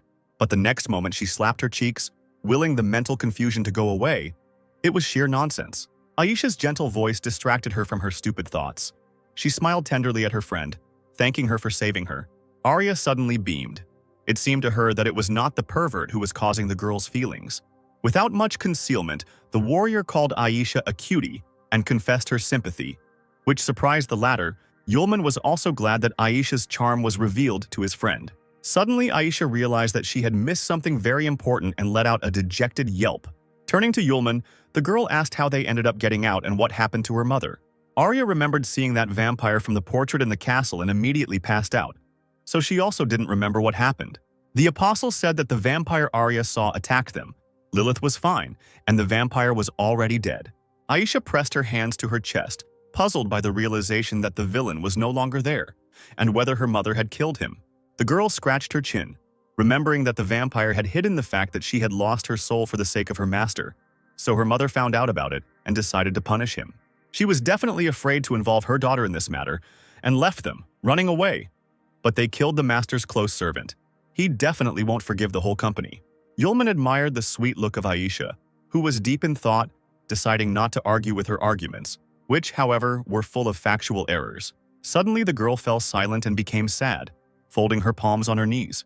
She lowered her head and looked at the floor, but not at Yulman, to whom she was about to tell something. By killing Pierce, they became blood enemies of a very terrible man, one of those great apostles standing at the top of this world.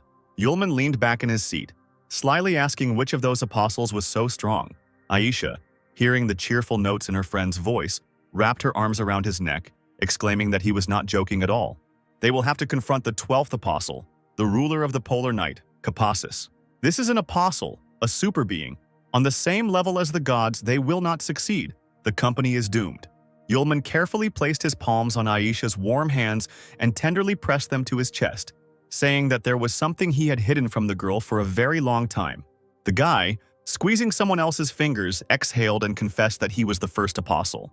Aisha froze, holding her breath, and looked at the guy with wide eyes as if he were an alien, and he patiently waited for her to say at least a word and did not rush her. Aisha perked up and pounded her fists on Yulman's chest, shouting that he should at least pull himself together now and not joke.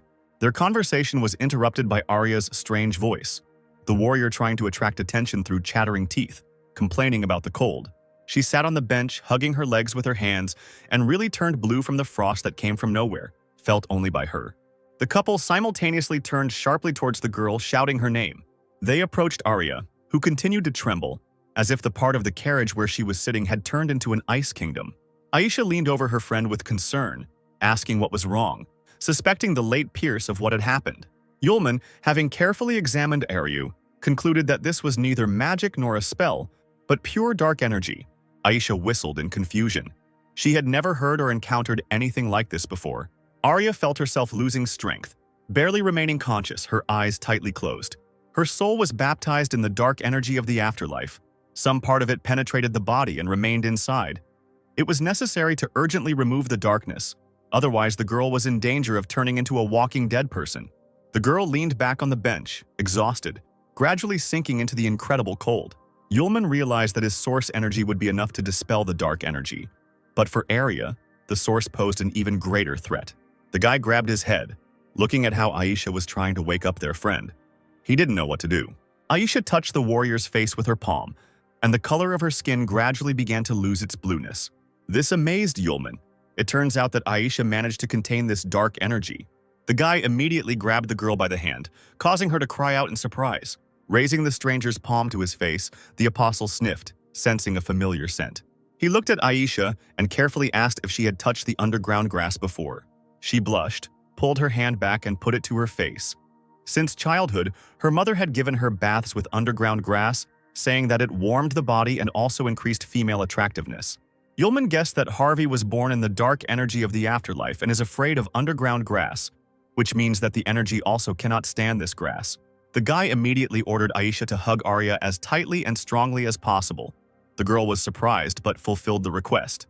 She pressed herself against her friend, clasping her head, and threw the stranger's arms behind her back.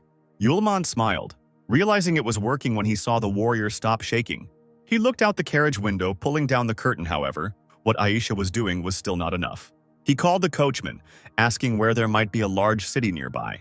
The man turned around and replied that they needed to go to Astana, and if they sped up the horse, they could get there before sunset. Yulman nodded, saying that Astana would now become their temporary target. The coachman turned around again, warning that elections for the pentagram were being held in the city, and all the hotels must be occupied or very expensive. The apostle ordered the man to give them a lift to the most luxurious and elegant hotel, promising double the fare if he made it there before sunset. Hearing this, the coachman shouted that he would now show who the real professional was and ordered the passengers to fasten their seatbelts. Finally, as the man promised, the company arrived in the city of Astana before sunset. He brought the students to the most luxurious hotel in the city, called the Caesar. The building towered majestically over its neighbors, and at the entrance there were 2 statues of Pegasus. The interior was as lavish as the exterior. The floors were covered with expensive carpets. Even the hotel guests walked importantly along the corridors, as if they had just stepped off the cover of a magazine. Yulman asked the girls to wait for him at the reception desk. He would rent a room and return to them immediately. The apostle approached the beautifully decorated counter and asked the smiling employee to provide 2 rooms with bathrooms.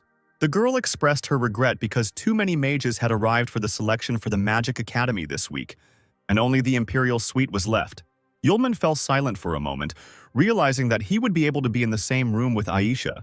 Blushing and shaking his head, he announced that he would choose this room, when suddenly a loud voice was heard behind him demanding the Imperial Suite. A tall, fair-haired, impudent-looking guy held a pretty girl by the waist and rudely ordered the worker not to hesitate, but to fill out the paperwork and check them in. She became embarrassed and apologized, drawing the stranger's attention to the fact that Yulman was first. The blonde walked up to the counter, ignoring the apostle, and said that he didn't have enough money for such a room. He rudely reminded that he was a VIP client of the hotel and a friend of the director, so a room for him would cost 500 gold per night. The girl smiled awkwardly, saying that the price of the room was 2,000, which caused the guests violent indignation. Yulman frowned at the guy, and he, being an aristocrat, could not hesitate in front of some boy, so he agreed to such a price.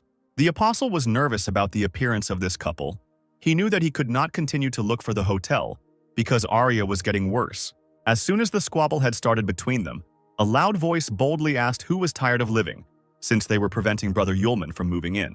The boy turned around in surprise to look at his savior. Linda stood behind him, smiling cheerfully, her arms crossed over her chest.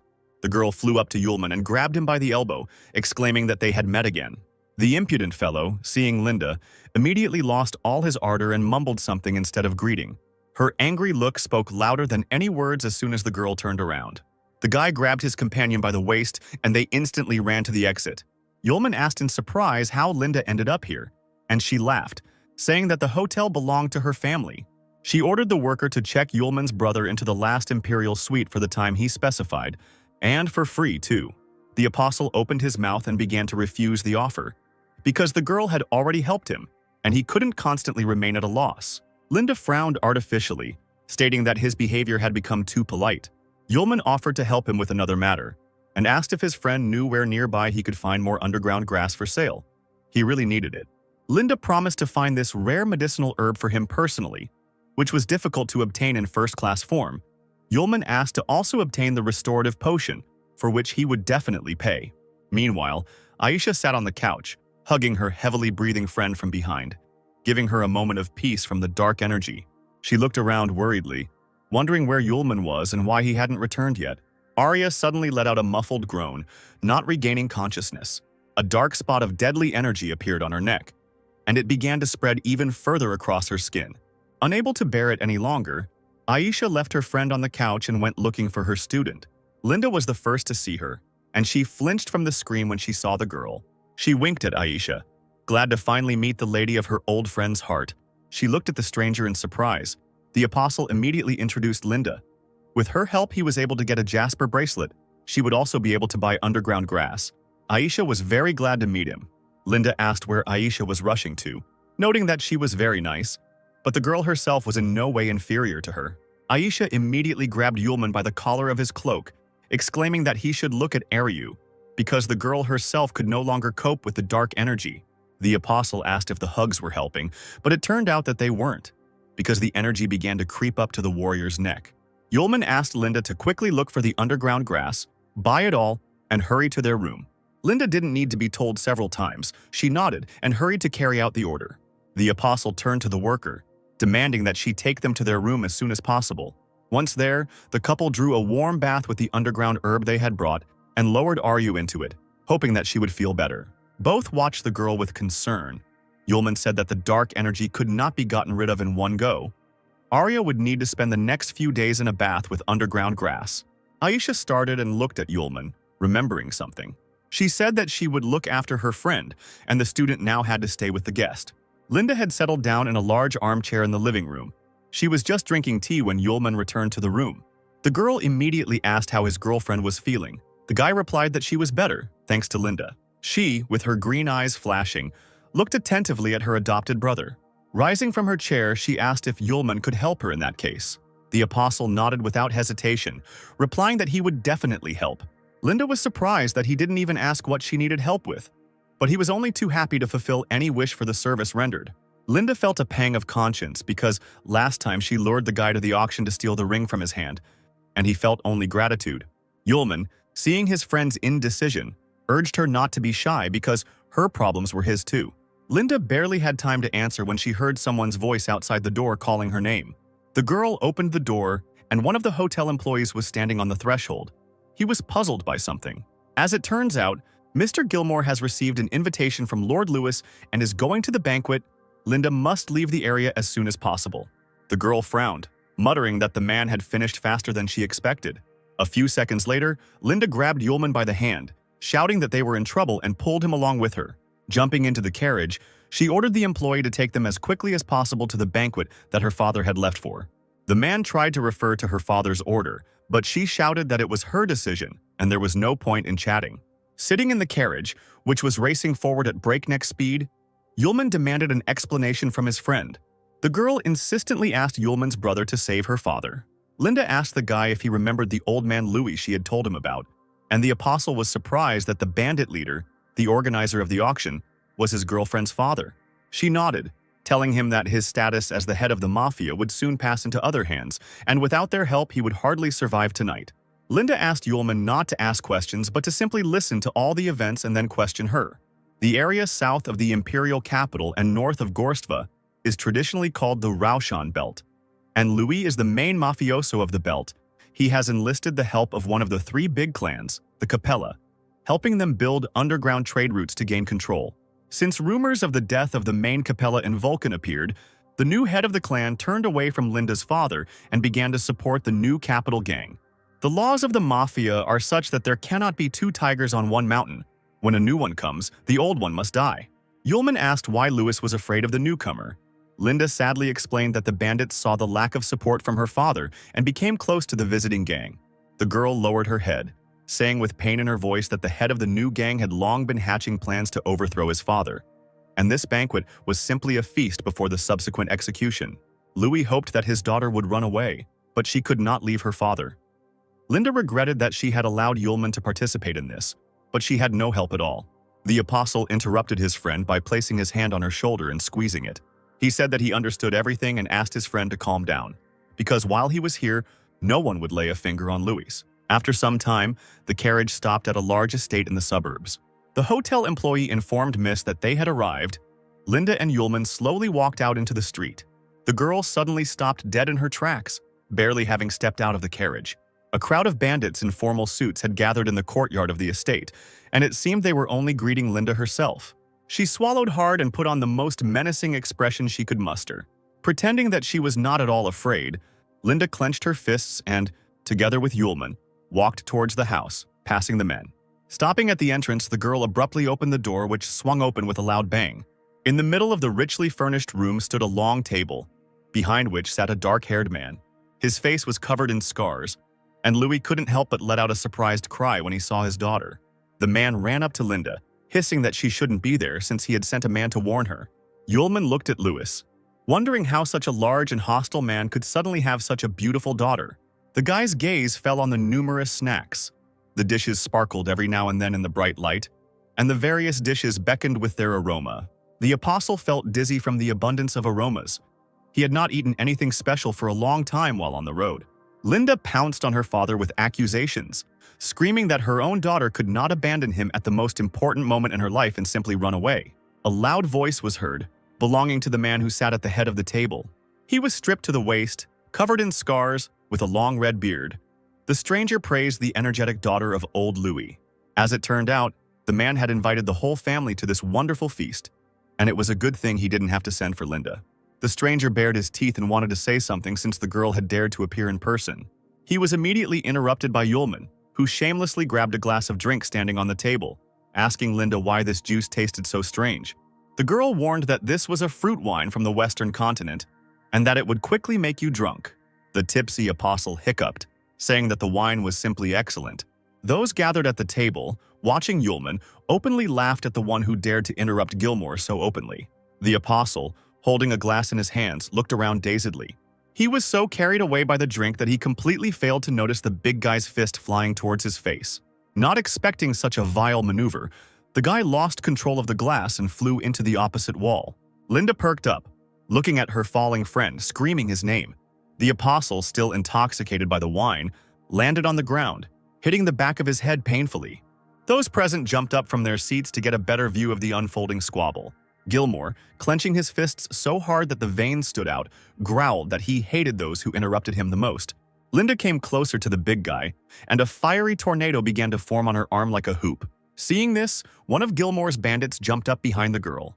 Old Man Lewis took the blow, pushing his daughter aside. A hurricane swept through the room, sweeping away everything in its path, including the sumptuously laid table. One of the bandits, remaining seated on the surviving chair, managed to grab only a glass from the table and now looked with disappointment at what was left of it. He turned sullenly to old Lewis, saying that he certainly had not expected to eat that evening. In the confusion, the man missed the moment when a red-haired woman ran up to him. She, smiling cheerfully, demanded that they give way to the young people, because the old man himself understood everything perfectly well, so let him not interfere. Another guy with a massive chain around his neck grinned, saying that in the world the weak always obey the strong. Lewis lost his support. Let him not blame anyone now. The other bandits got tired of listening to this. One of them jumped up, getting ready to deal with the man, shouting that it was time to finish off the annoying old man. The muscular, bald-headed bandit landed on the ground, punching the floor with all his might. He raised his head and looked defiantly at the former leader. He reminded him of his good attitude towards the gang, warning that they could take his life, but they should just leave his daughter alone. The guy with the chain raised an eyebrow, pretending to apologize for killing everyone. That was the order from above. Old Lewis's face darkened with anger as soon as he heard these words. He pushed his daughter aside, asking her not to interfere. The man rolled up the sleeves of his jacket, reaching discreetly into his pocket. He turned away so that he could not be seen and took out a small weapon from there. Lewis turned sharply and threw many small daggers towards his enemies. However, they were well prepared and immediately repelled the attack with their blades. Lewis immediately ran up to the woman and grabbed her by the hand in which she was holding the sword, then hit her right in the face. He turned around and slammed his fist into the guy with the chain around his neck. Next on his list was a former subordinate who had been sitting at the table earlier. Lewis broke the blade of his sword with one hand. The man looked in disbelief at the fragments of his weapon crumbling right before his eyes. Taking advantage of his opponent's confusion, Lewis kicked him in the stomach with all his might. Bandits rushed towards the former leader from all sides. Lewis was not the head of the mafia for nothing, so he was able to emerge victorious in this unequal fight. The guy with the chain got what he deserved, letting out a stifled cry. The bald-headed bandit fell to the floor, losing several teeth. Louis straightened up and walked over to the bandit, placing his foot on his back. The man clenched his fists and quickly scanned the room for danger. Linda and the hotel worker whistled in amazement, noting the strength of the mafia boss. Gilmore bared his teeth, angry that no one present could handle Louis. Deciding to show how to fight, the big guy flexed his fists. He immediately approached the old man, smiling slyly, and offered to teach him a lesson using one of his techniques. Gilmore's smile widened as he watched his opponent's reaction. Louis didn't answer. He too tried not to lose sight of the enemy.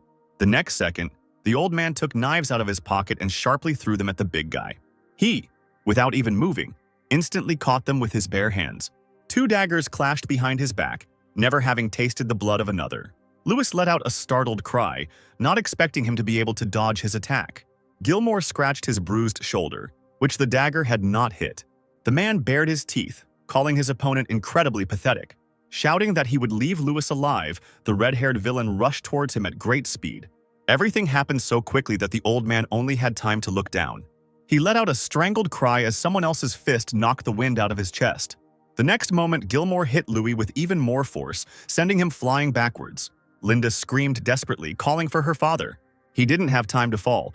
Ullman stood firmly on his feet when the man flew straight towards him. The guy, with his inhuman reaction, managed to grab his girlfriend's father, holding him with one hand. Gilmore stared blankly at the skinny guy he had just beaten up. Ullman turned to Louis and asked if he was okay, calling the man father, still hiccuping from the wine he had drunk. Those present began to talk among themselves in surprise, wondering why the stranger was addressing old Louis so dismissively. Someone called Ullman a son-in-law, and this brought Linda into incredible delight. Gilmore couldn't figure out what was wrong with the guy, why he was still alive from a punch to the face. The man decided to find out more about everything. He turned to his accomplices, saying that he was giving them another chance to get rid of their opponents. The guy in the torn t-shirt smiled slyly, thanking his master. His name was Wolf, and the bandit exclaimed that he would gladly carry out this task, running straight towards Ullman and Linda with her father. Turning to Wolf, Ullman muttered, his tongue slurred from the wine, that the thirst to kill the man was too strong. As soon as he added that Aisha would not like this, the villain's body was cut by magic. He did not even have time to understand what happened. A surprised expression froze on his face. Hot blood spurted from Wolf's mouth, and the air smelled of metal. The man, his eyes wide, fell to the floor, raising a cloud of dust, while those present vied with each other to ask who it was that had defeated him. Gilmore was dumbfounded when he saw one of his best fighters being knocked out cold by a puny guy in a matter of minutes. The other bandits who had previously fought with Old Man Lewis also did nothing, only warily watching Ullman. Louis himself was dumbfounded because he, being seasoned in battles, had not seen such skill for a long time. His daughter Linda also froze with her mouth slightly open, not expecting such a thing from her brother Ullman. The bandits immediately began to talk among themselves, casting sidelong glances at the stranger who had killed the indestructible Wolf with one blow. Ullman leaned over to the deceased criminal and, with a slurred voice, gave a tirade about his thirst to kill, and that what was happening would not please Aisha and Sierra. He added that the bandits also stink, and Aisha will not be happy with their presence. Two of Gilmore's men growled at this and exclaimed that they would all attack the boy together. Preparing to carry out their threat, they put their fists forward and ran straight towards Ullman, who was staggering from alcohol. 4 perfectly precise sword swings went to each of the opponents. They became victims of their own carelessness. Just like Ralph earlier, Gilmore gritted his teeth until they creaked dully as he saw that he had suddenly lost his closest confidants. Old Lewis leaned forward. All the unspoken words caught in his throat at once. Ullman, turning to those present, hiccuped loudly, saying that it had become much cleaner. He smirked, a mocking look on his face, as an explosion was heard behind the apostle. Louis muttered that the guy used incredibly strong and legendary moves like the King of the Blade and the Indomitable Sword, while Linda was secretly glad that she knew how to choose men wisely. Now Gilmore and Ullman stood opposite each other, ready to fight. The red-haired leader drew his eyebrows together, threateningly asking if the boy understood what kind of enemy he had just made for himself. Slightly closing his heavy eyelids, Ullman quietly said that the man looked a little familiar, but still, he was too cruel. Aisha would be scared. Before Gilmore could blink, the stranger was gone from his sight, leaving behind only clouds of smoke. The next moment, a shadow flashed behind the man. He felt a light breeze and was amazed at the enemy's incredible speed. Ullman raised Excalibur over Gilmore's head, but he, being an experienced fighter, dodged it. Gilmore deftly caught the second blow of Ullman's sword with both palms, ending up in front of the guy. Ullman narrowed his eyes in surprise, surprised at himself that he had not been able to kill the enemy on the first try. The bandit's hands were shaking, but due to the guy's condition, he was able to hold back this attack as well. The man abruptly lowered his palms, demanding that Ullman not get cocky. He, unable to immediately get his bearings, allowed himself to be dragged down. Gilmore growled and, leaning forward, hit the stranger on the head with his forehead as hard as he could. Taking advantage of his opponent's hesitation, he sharply straightened his arms and pulled the guy towards himself. The bandit grabbed Ullman by the top of his head and slammed the boy's head into the hard floor. Gilmore jumped on the apostle's back, pressing him firmly into the hard surface, shouting that behind him was far from only Mr. Capella, which meant that the stranger would regret his decision for the rest of his life. Confident that the opponent under his strong palm had long since been stunned, Gilmore heard him ask in a muffled voice who was muttering behind him. The bandit's hand trembled slightly. He thought angrily that a normal person's skull would have crumbled long ago. But this boy was behaving normally. He had to be tougher with him. He shouted angrily that Yulman would now have the opportunity to recognize his tormentor. Gilmore's muscular torso was bulging with veins, and his body was engulfed in a magical dark flame. The fire only grew stronger, and soon everyone backed away in fear as the heat became completely unbearable. Old Man Louis immediately created a large red shield in an attempt to protect himself and his daughter. As the smoke began to clear, the man looked in shock to where Gilmore stood, looming over the boy. The flame died out, leaving behind a choking smell of burning, and in its place a new fire flared up. Gilmore's hair had become longer, even brighter than before. The bandit turned into a giant with gray skin. The scars turned purple. The man looked at his hands, exclaiming that he had succeeded. The apostle tried to get up, wheezing that he felt unwell, and the monster towered over him with a victorious grin, assuring Yulman that he was lucky enough to see Gilmore's true face before he died. His head was buzzing unbearably. The voices around him were causing pain. The guy decided to do something. As soon as the giant extended his huge hand towards the apostle, Yulman ordered the first seal to open, and a bright purple light with white veins flowed upward. Gilmore noticed the changes and snapped his sharp teeth.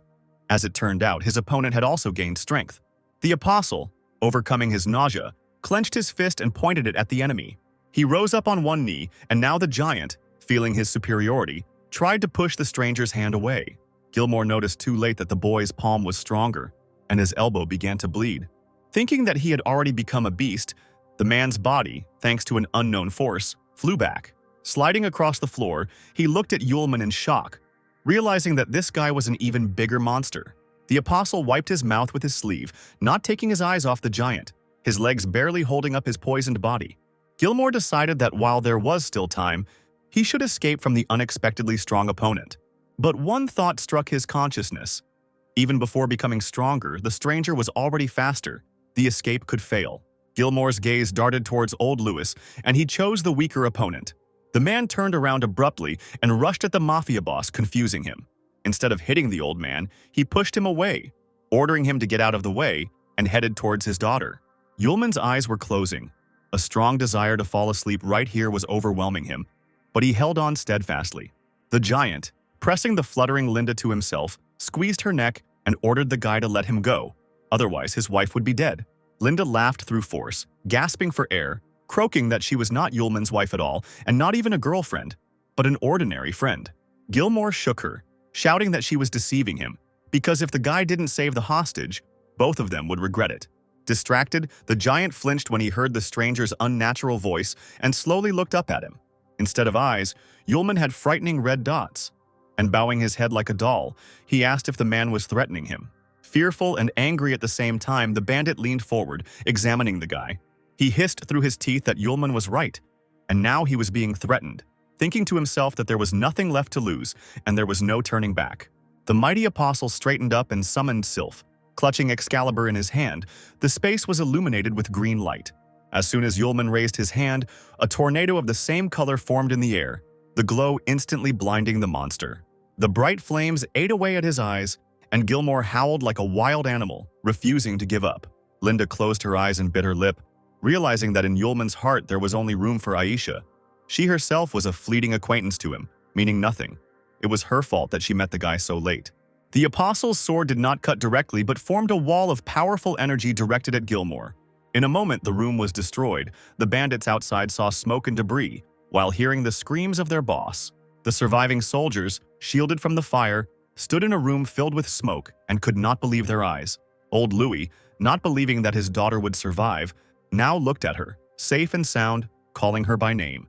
The girl responded in confusion, standing at the epicenter of the explosion, green circles hovering around her body.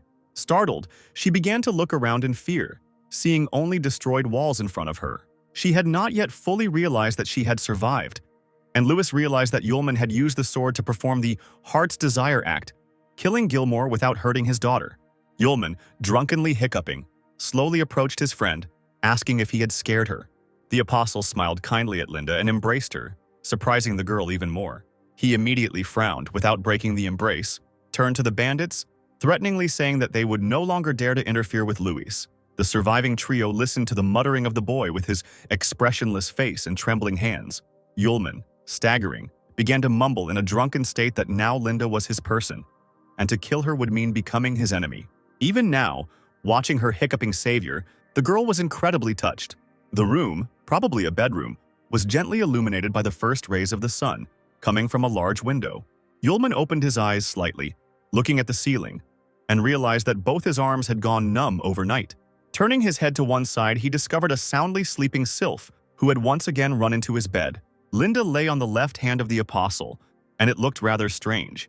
The guy's eyes widened and he sat up in bed, completely unable to remember what they had been doing there last night. Memories of yesterday's feast in a rich house began to appear in his head, where, together with Sylph, Yulman tried to convince the leader of the bandits to let the girl's father go. Then he drank a glass of strange juice. But Linda warned him that it was not juice at all, but a fruit wine from the mainland, which quickly makes you drunk. At that moment, Yulman's friend raised herself on her elbow, blinking sleepily, and greeted the apostle. Sylph also woke up, rubbing her eyes, asking her master what he had been muttering since early morning. Yulman sat in bed, hunched over, and was very unhappy, asking to be given time to think. The apostle stood up and went to the window, deciding to put his memories in order. Yesterday, if he was not mistaken, he got pretty drunk. The guy leaned both hands on the windowsill, gazing out at the busy street.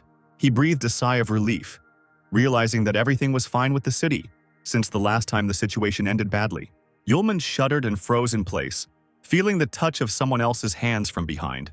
Linda hugged him tenderly from behind, whispering whether the apostle remembered the words he had spoken yesterday.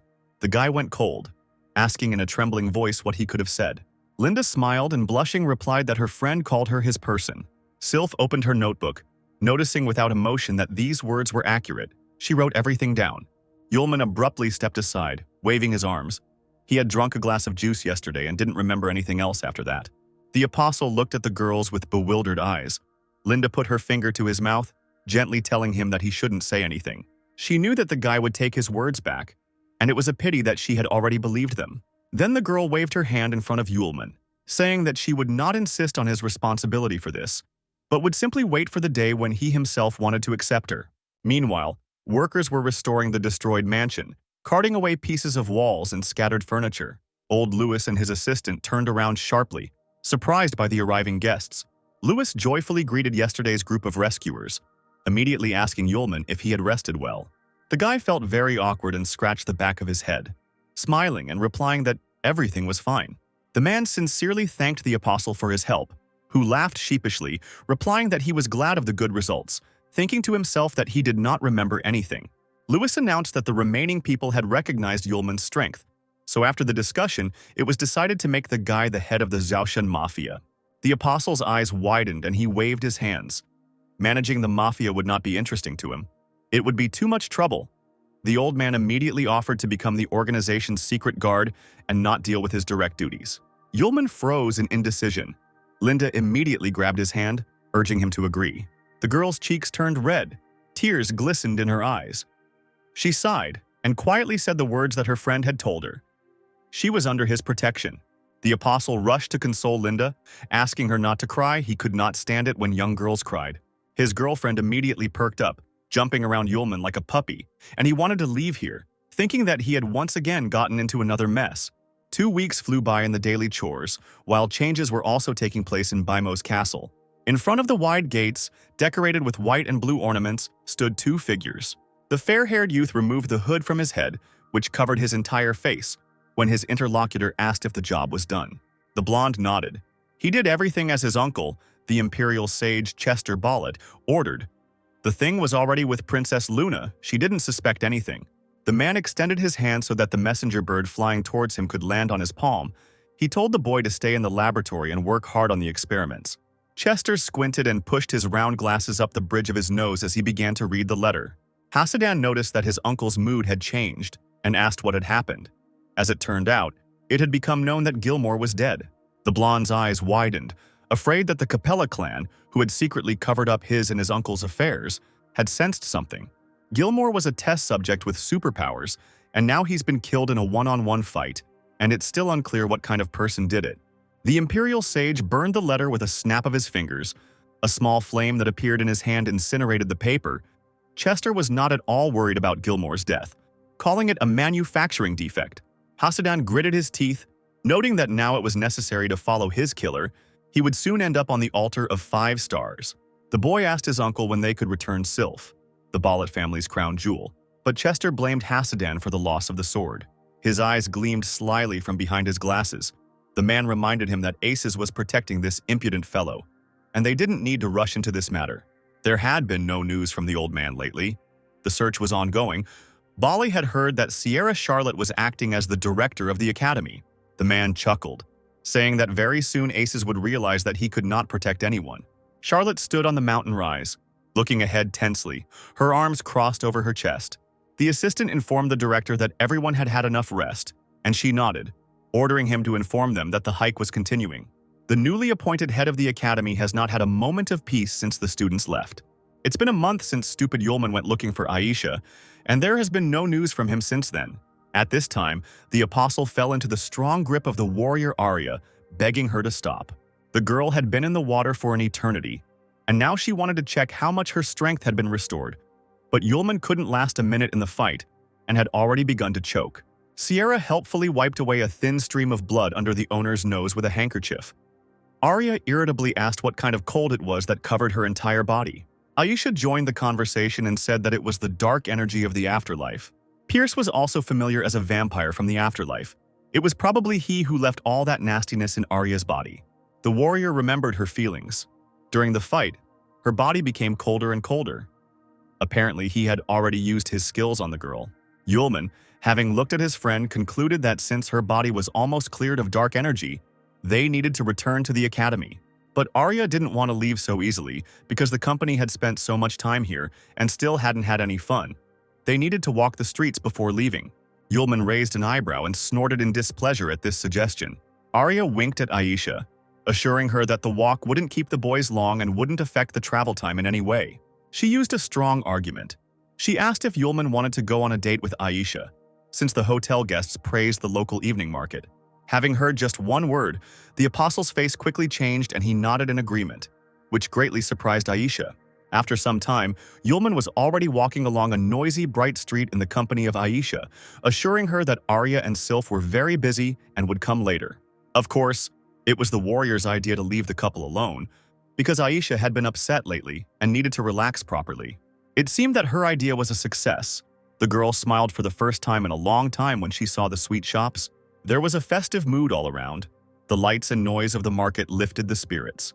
Aisha laughed heartily, and the apostle, seeing this, felt much better himself. But the small details never escaped the perceptive guy. The corners of his lips crawled down. He decided to find out from Aisha what was bothering her, what heavy thoughts were occupying his beloved's head. The couple settled down and stood by a tree lit by small lights. The apostle said that everyone was worried about Aisha, who walked everywhere alone and was sad. But the girl, tucking her hair behind her ear, smiled, assuring him that everything was fine. However, she looked away and admitted that she thought a lot about the appearance of the 12th apostle, who would come for them to answer for what they had done. After all, the company is too weak against the revenge of such a legendary apostle. Yulman turned Aisha towards him and put his hands on her shoulders, squeezing lightly. The guy asked me to trust him. Instead of worrying about the uncertain future, I need to enjoy the joy of today, especially since it is very weak for me. Aisha raised her eyes, framed by trembling eyelashes, and looked at Yulman with hope. He was right. The main thing is to be with a loving person, and even if she has to die for this, she is not afraid. Aisha stood close to the apostle, clasping her palms together at her stomach and closing her eyes. Yulman shuddered, noticing that the situation had changed dramatically, and even the surrounding world had become quiet. The girl slowly reached out to him. Perhaps this was the very moment the guy had been dreaming about. Trembling with anticipation, he reached out to meet her, but the magic was destroyed by a strange voice that sounded very close. Aisha jumped back, covering Yulman's mouth as someone exclaimed that running away together to have fun was a wise decision. A group of guys in school uniforms looked at the couple with smiles. Their leader introduced himself, Humble Servant Groot, Imperial Academy of Magic, 4th year, Class Capella, and asked permission to spend time with Aisha. Yulman was still trembling, But now not from tenderness, but from rage, when Aisha embarrassedly asked again where the guy came from. Confident in his irresistibility, he looked at the girl with a slight smile on his lips. The apostle slowly turned to the impudent man, threatening to kill him with one glance, and said that they were also students of the Imperial Academy of Magic. Groot frowned when he heard Yulman's words. He brazenly demanded the guy to step aside, calling him a fool because he was talking to a beautiful girl. The apostle silently turned to his disciples, and only by the expression on his face did Aisha understand that they were in trouble. And she called out to the boy in fear. Groot's accomplices began to praise themselves with all their might. They passed the selection at school competitions, and now they will participate in the pentagram. And the captain is recognized as the strongest in the school. Yulman raised an eyebrow and looked at Groot with disdain, asking if he was really that strong. The student narrowed his eyes and leaned forward. This impudent fellow definitely wanted to get into trouble. The apostle laughed, calling the guys swindlers who dared to hide behind the name of the Great Imperial Academy of Magic. Of course, these clowns wear the academy uniform in everyday life, and it's incredibly funny. Groot, slowly seething with anger, exclaimed that Yulman had dared to dishonor him and immediately summoned magical pentagrams in the air. The student began waving his arms, intending to attack Yulman. Aisha screamed in fear, warning her beloved. She froze when she didn't notice the guy next to her. He rushed towards the opponents with the speed of light. The next moment, the apostle raised his leg and pushed the self-confident disciple in the stomach. The pentagrams immediately evaporated, and Yulman's incredible strength threw the impudent fellow far back. Seeing their captain lying in disgrace in the mud, covered in a cloud of dust, the accomplices screamed. Yulman nodded dismissively towards Groot, saying that the academy's strongest student had shown himself to be such a weakling. He winked at Aisha, asking if she had seen his attack. The girl need not worry about the arrival of the 12th apostle. Yulman wanted to tell his identity again, but then he was interrupted by a commanding female voice asking the students what they were doing there. One of them pointed his finger at Yulman, shouting that he had beaten up Captain Groot. The apostle chuckled, turning in their direction, shaming them for even running to complain. But the next second he fell silent, staring dumbfoundedly at the director. He certainly didn't expect to see her here. Charlotte stood in front of her student, hands on hips, and threatened a very long conversation. Yulman could only blink his eyes, muttering the girl's name. Aisha was no less surprised. A little later, the couple left the market and went to meet with the director. Yulman sat on the sofa and expressed regret with his whole appearance, asking Master Sierra not to be angry. But Charlotte was not giving in, because the students had disappeared for a whole month and were also having fun all over the empire. Without listening to the apostle's feeble explanations, the girl asked where he had gone to look for Aisha, since the estate had long since been deserted. As soon as Yulman began to speak, he felt someone tugging at his sleeve. Aisha looked at the guy pleadingly, and he realized that the girl did not want to reveal the whole truth. Then Yulman smiled broadly and told the story of Aisha's family moving to a secluded place in the east, which is why it took them so long. Charlotte probably didn't believe them, but she was still glad that the students were back and okay now. There were several knocks on the door and Sierra invited the guests in. The students of the academy stood at the threshold. Judging by their faces, there was no good news to expect. The principal asked how Groot was feeling. The student told him about his serious injury. The guy will not be able to continue his journey and take part in the competition. The shadows over Charlotte's head deepened at the news and she smiled unkindly. Then she slowly turned to Yulman, quietly saying that everything happened because of someone. The apostle tried to justify himself. He didn't know that he would meet a student dressed in the academy uniform at the market. They objected to him that the team had passed difficult tests and became the best to represent the academy at the pentagram. Aisha intervened in the conversation, asking what it was. Sierra explained that the pentagram was a great celebration for the continent, held every 3 years between the 5 best academies, and was held in honor of the great heroes of the past, the ancient seals. The academy director covered her face with her hand in despair, moaning that there were only 2 weeks left until the start of the competition, and the best team was out. The guy who entered the room a few minutes ago suddenly offered to give the student the opportunity to replace Groot and perform, since he had proven himself to be a capable fighter. Everyone present turned sharply towards the door, and Groot's close friends showed genuine shock on their faces from what they heard. One of them rudely shouted in Yulman's face that the director could not allow the guy to join their team. Aisha clenched her fists, deciding on something for a few moments, and finally took a deep breath, gathering her courage. Turning to the apostle's opponents, the girl exhaled and offered her candidacy to participate in the competition together with Yulman. The boys frowned and started shouting over each other. They said that each school only had 3 slots in the competition, and now some first graders decided to replace them. Aisha lowered her head in shame, her light hair covering her thoughtful face. The next moment, she looked seriously at the seniors, clasping her hands together. If she proves that she is stronger than them, then she will be able to replace them at competitions. The fourth-year student once again found himself with his mouth wide open, amazed by the girl's impudence. He stood up abruptly and clenched his fists, turning to Aisha, the first year who had underestimated them. Charlotte was surprised by Aisha's behavior because she is usually very quiet and calm, but today she was impulsive.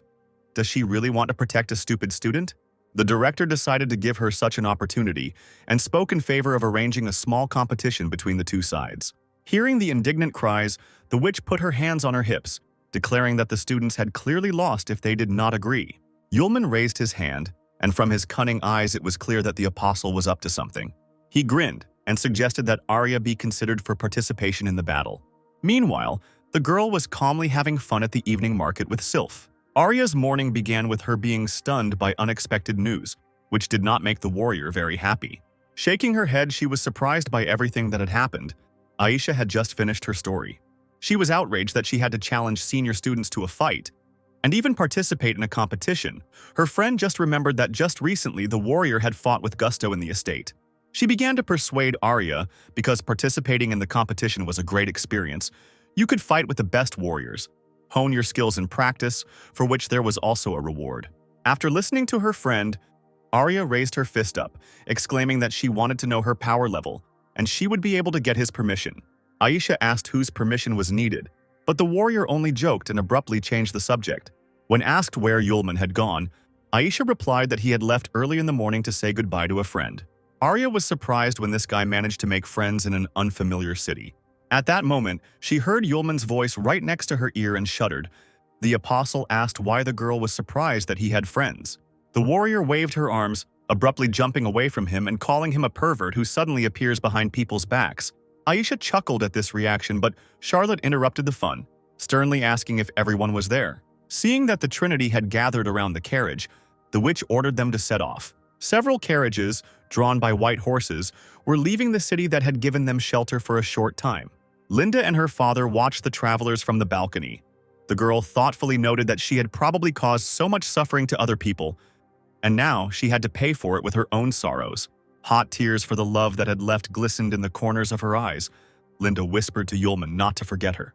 After a short silence, the girl told her father that she wanted to leave everything she had done before behind and that she would resolve her affairs in other ways.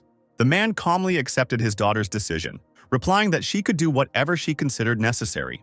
Meanwhile, the carriages had already left the city and were now driving along a rough road framed by green meadows. Charlotte suggested that the three ask her questions about magic, since Fenmo was a long way away. Yulman shrugged, replying that he didn't have any such questions, but he wanted to ask about the strange legend about the magical seals in Fengmo, and whether the pentagram appeared because of them. The witch was angry that her student did not know such basic things, but since they had time, she would tell a story. At the point of contact between the Empire and the kingdoms of Kenis and Maiduan, there is the city of Marta, also known here on the mainland as Fenmo. According to legend, around the 2000th year of the existence of the human race, a monster with incredible intelligence appeared here, and it almost managed to send humanity into oblivion. Frightened people called this creepy, super-powerful creature a demon. Yulman pretended to be deep in thought and asked if the demon really existed and which of the apostles destroyed him. Arya exclaimed that that time people dealt with the demon themselves. Aisha asked in surprise if the girl knew this legend. She laughed. Her mother told her this story when she was a child, but she didn't remember the details, only vague memories. Charlotte, crossing her arms over her chest, continued her story. At that time, the 5 most powerful mages on the continent united to cast the pentagram entangling spell and ended up trapping the demon underground. After that, the 5 mages agreed to meet in Fengmo every 3 years and check if the pentagram was intact. After their deaths, their children continued the tradition. Now it has turned into a celebration and competition. The apostle spoke up, concluding that somewhere under the city a terrible demon was now imprisoned in fetters. The witch reminded that this was a legend, and it was unlikely that the truth would be found out, but now the guys needed to start preparing because there was no time left. It was a clear day. The sun was jumping on the brightly tiled roof of the hotel. A tall blonde girl asked the employee if the Imperial Magic Academy had arrived, but she was told that there was no news yet. Her Highness nodded, asking not to worry, as it was a completely normal question. At that moment, the doors swung open and a noisy group appeared on the threshold. Arya was admiringly examining the room. Yulman was holding the sleeping sylph in his arms. Aisha was going to the reception to get the keys. The blonde girl asked the strangers who they were, because the hotel provided services to 2 Imperial Magic Academies. But as it turned out, the hotel allocated 2 floors for the competition participants, and the other floors were for ordinary guests. Her Highness looked around the company, and it seemed to her a bad sign that there were many girls around. Yulman, still carrying baby Sylph in his arms, suddenly sneezed loudly. He narrowed his eyes, wondering who was remembering him now. The apostle just happened to be passing by Her Highness and the girl assistants, and could not help but look in surprise. Arya noticed this and pounced on the guy with accusations, believing that one Aisha was not enough for him. And now his friend was looking at every beauty passing by. He shuddered and shouted that this was nonsense. Couldn't he just look around? But the warrior laughed into her fist. Aisha approached the reception desk and addressed the employee, saying that she was a participant in the competition from the Fram Empire's Imperial Magic Academy, and asked for the keys to the room. The employee hesitated and did not answer, beginning to turn around excitedly. Charlotte appeared behind Aisha, frowning and asking if something was wrong. The girl smiled respectfully, barely seeing the stern witch, and deftly took out the keys, handing them to the guests. Sierra twirled her keychain on her finger and smiled at her students, asking them to unpack their luggage and then join them for the welcome dinner. These words had a magical effect on Yulman and Aryu, and they opened their mouths in delight. Aisha looked at her beloved in surprise, asking why he was behaving like this. Sylph, who had already woken up by that time, did not lag behind her master, and saliva flowed from the corners of her mouth from the words about the banquet. A little later, crowds of competition participants and city guests gathered at the hotel walls. The whole company, led by Charlotte, sat at a large round table. The witch did not expect that they would spend half a day in line at the canteen. The hotel staff had good reason to recommend this place to guests. Soon, all sorts of delicious dishes were already adorning the snow-white tablecloth. Arya grabbed a fork and knife and looked at the food with admiration, ready to pounce on it right now. Little Sylph, who had already tried a piece of pie, suddenly grimaced, which did not escape the attention of her owner.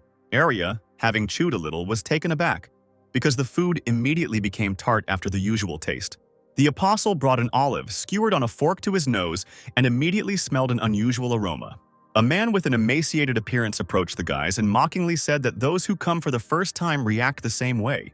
His neighbor, with the same signs of exhaustion on his face, told about the specialty of the local dishes. They contained medicinal herbs that strengthen the body and satisfy hunger. Most people are new to this, but once you finish eating, you can feel the energy of your body and spirit, and then you will want to eat even more. Arya, hearing this, decided to try the delicious treats too. As soon as she raised the fork to her mouth, Yulman immediately intercepted her hand and pulled it towards himself. He ordered his friend not to touch anything because the dishes contained poison, and once you eat it, a person immediately becomes addicted. The man sitting at their table opened his mouth in surprise, while the warrior smiled timidly, carefully placing her fork on the table. She clutched her throat, screaming that she had just swallowed a piece. But Yulman consoled her, saying that it was not a poison that would cause death. A stranger immediately approached the company, drawing their attention to himself, and politely asked permission to disturb them. Having sat down in a free chair, stern-looking men immediately stood on either side of him. The stranger said that he had accidentally heard about the poison in the dishes, and asked to explain why the guests had come to such a conclusion. Yulman slowly stood up from the table, looking closely at the man. He smiled and said that it was simple. Everyone knows about saxifrage and puffball, but not everyone knows that their juice can be used to produce a poison that is addictive to people. When ingested, it allows a person to fall into euphoria, but with frequent use it causes yellowing of the skin, muscle exhaustion, the person becomes depressed, and he craves only one thing: to taste the poison again. The man pointed at himself, asking in surprise what had happened as the group stared at him. Yulman demonstrated a blue liquid in a spoon. Poison, like oil. It does not mix with water. If you go to the kitchen right now, you can find a lot of interesting things there.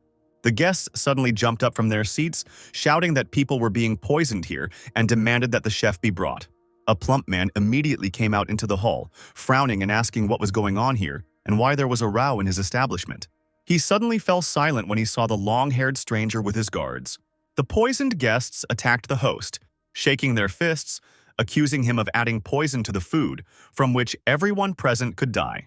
He stepped back, shocked by what he had heard, declaring that it was complete nonsense. The man pointed his finger at Yulman, ordering him not to listen to him. Surely this scoundrel also wants to open a restaurant and is jealous of his business, using all means to harm him. Arya screamed furiously that if she heard another word, she would rip out the impudent man's tongue. And indeed, large jars of poison were found in the kitchen, and they were immediately carried out into the hall by those same guests. They rushed at the owner, ordering him to explain what had happened and not try to justify himself by saying that this was not the property of the canteen. The man began to mumble something, and the deceived guests had already crowded around him, telling the guards to seize the deceiver. The owner looked imploringly at the long-haired stranger, asking Mr. Lazar to help. He silently turned his gaze to the side, barely nodding to his guard. Faster than lightning, a tall confidant of Lazar flew up to the man and sharply struck him under the neck. The owner grabbed his throat, foam poured from his mouth, and frightened screams were heard from all sides.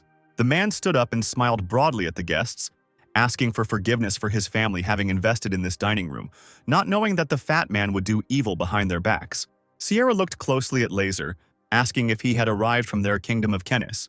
He nodded and looked at Yulman, saying that he was pleasantly surprised by his knowledge of botany. Smiling even wider, he declared that he wanted to invite the boy to the kingdom with him, but the apostle sharply refused. Yulman dismissively reported that the man smelled of the same muck. The main witness was destroyed. If you put it all together, Lazar was the very person who started all these poisonings. Lazar bared his teeth, looking down at Yulman, asking if he was afraid to refuse the invitation and say something he shouldn't. As soon as he added whether Yulman was afraid that he would never leave this dining room again, a dagger flew towards the apostle. But he did not reach his goal, being shot down by something literally a second into the flight. Aisha and Arya didn't even have time to react before everything happened, and only screamed in fear.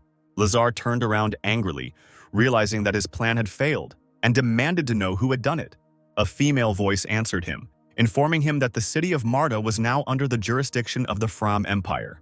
That same imperious blonde girl from the hotel looked angrily at the man. She didn't think that the representatives of the Kingdom of Kennis should make a scene here, much less kill people. Narrowing her blue eyes, she pushed her hair out of her face, asking Prince Lazar again.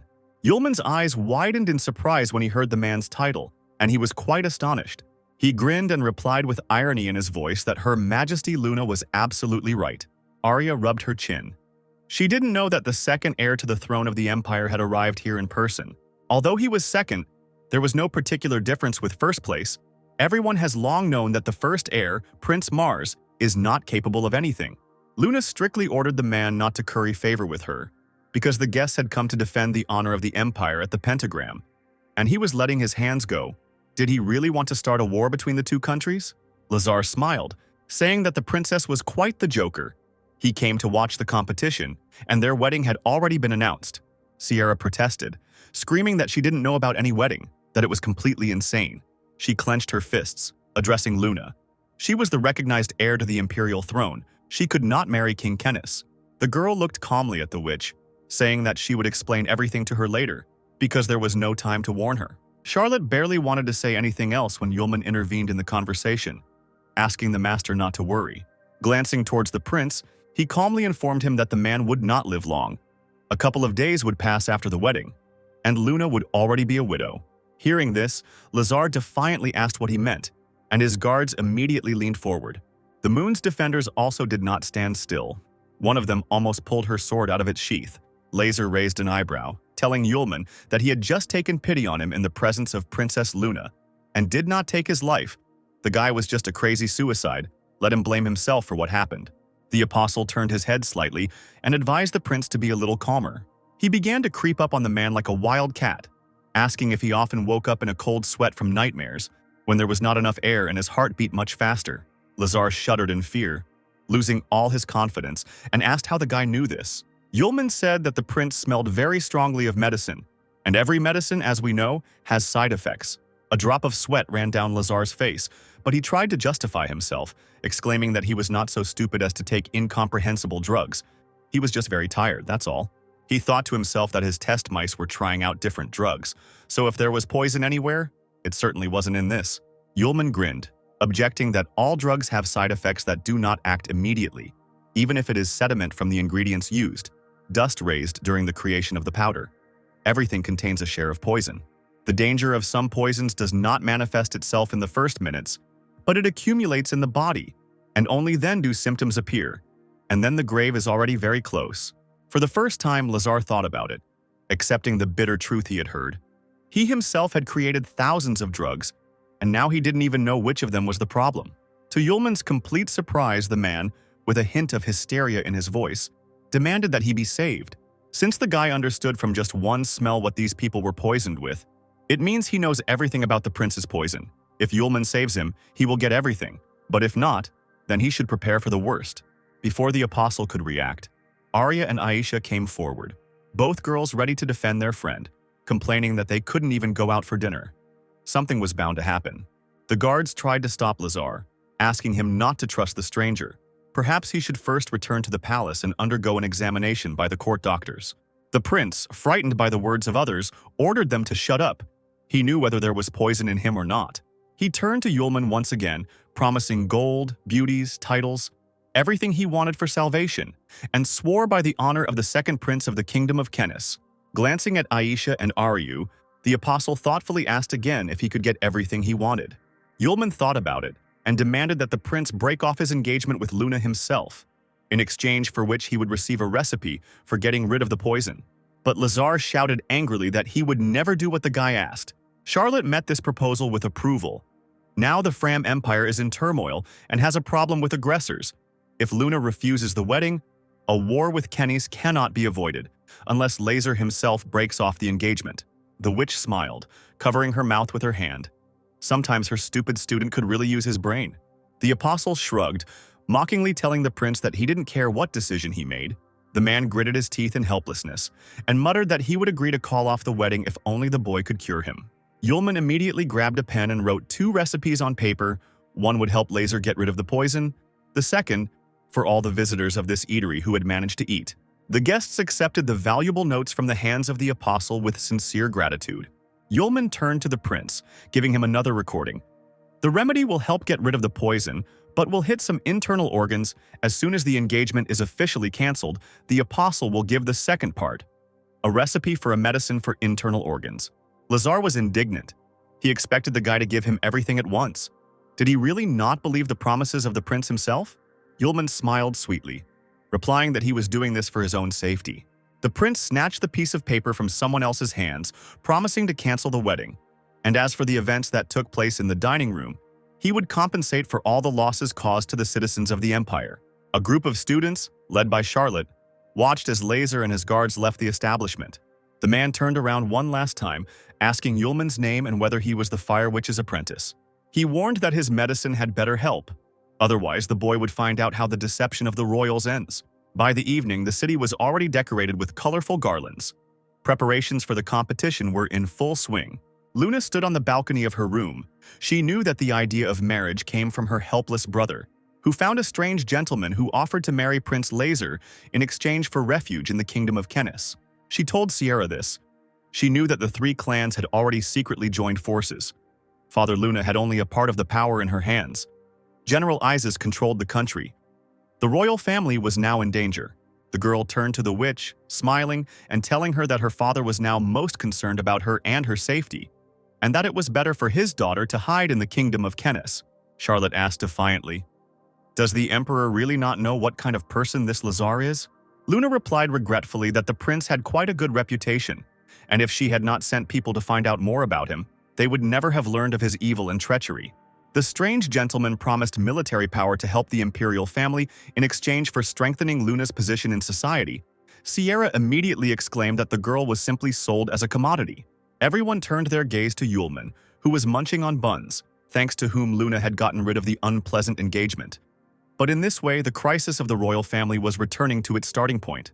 The girl rushed to Sierra, asking where Teacher Aces was now, from whom there had been no news for 3 months. Perhaps only he could help. The witch looked away, evasively answering that the old man died of an unknown disease. This news truly shocked Luna, who was sure that everything was fine with the teacher. Charlotte had to admit that all this time his letters had been written in her handwriting. The world could not be allowed to know this news. Luna knew that Ace's power scared the three main cans. If they only found out about his death, a big war for the Empire would start. The members of the royal family would be killed. Sierra grabbed Luna's hands, asking her forcefully to come with her and leave the Fram Empire together.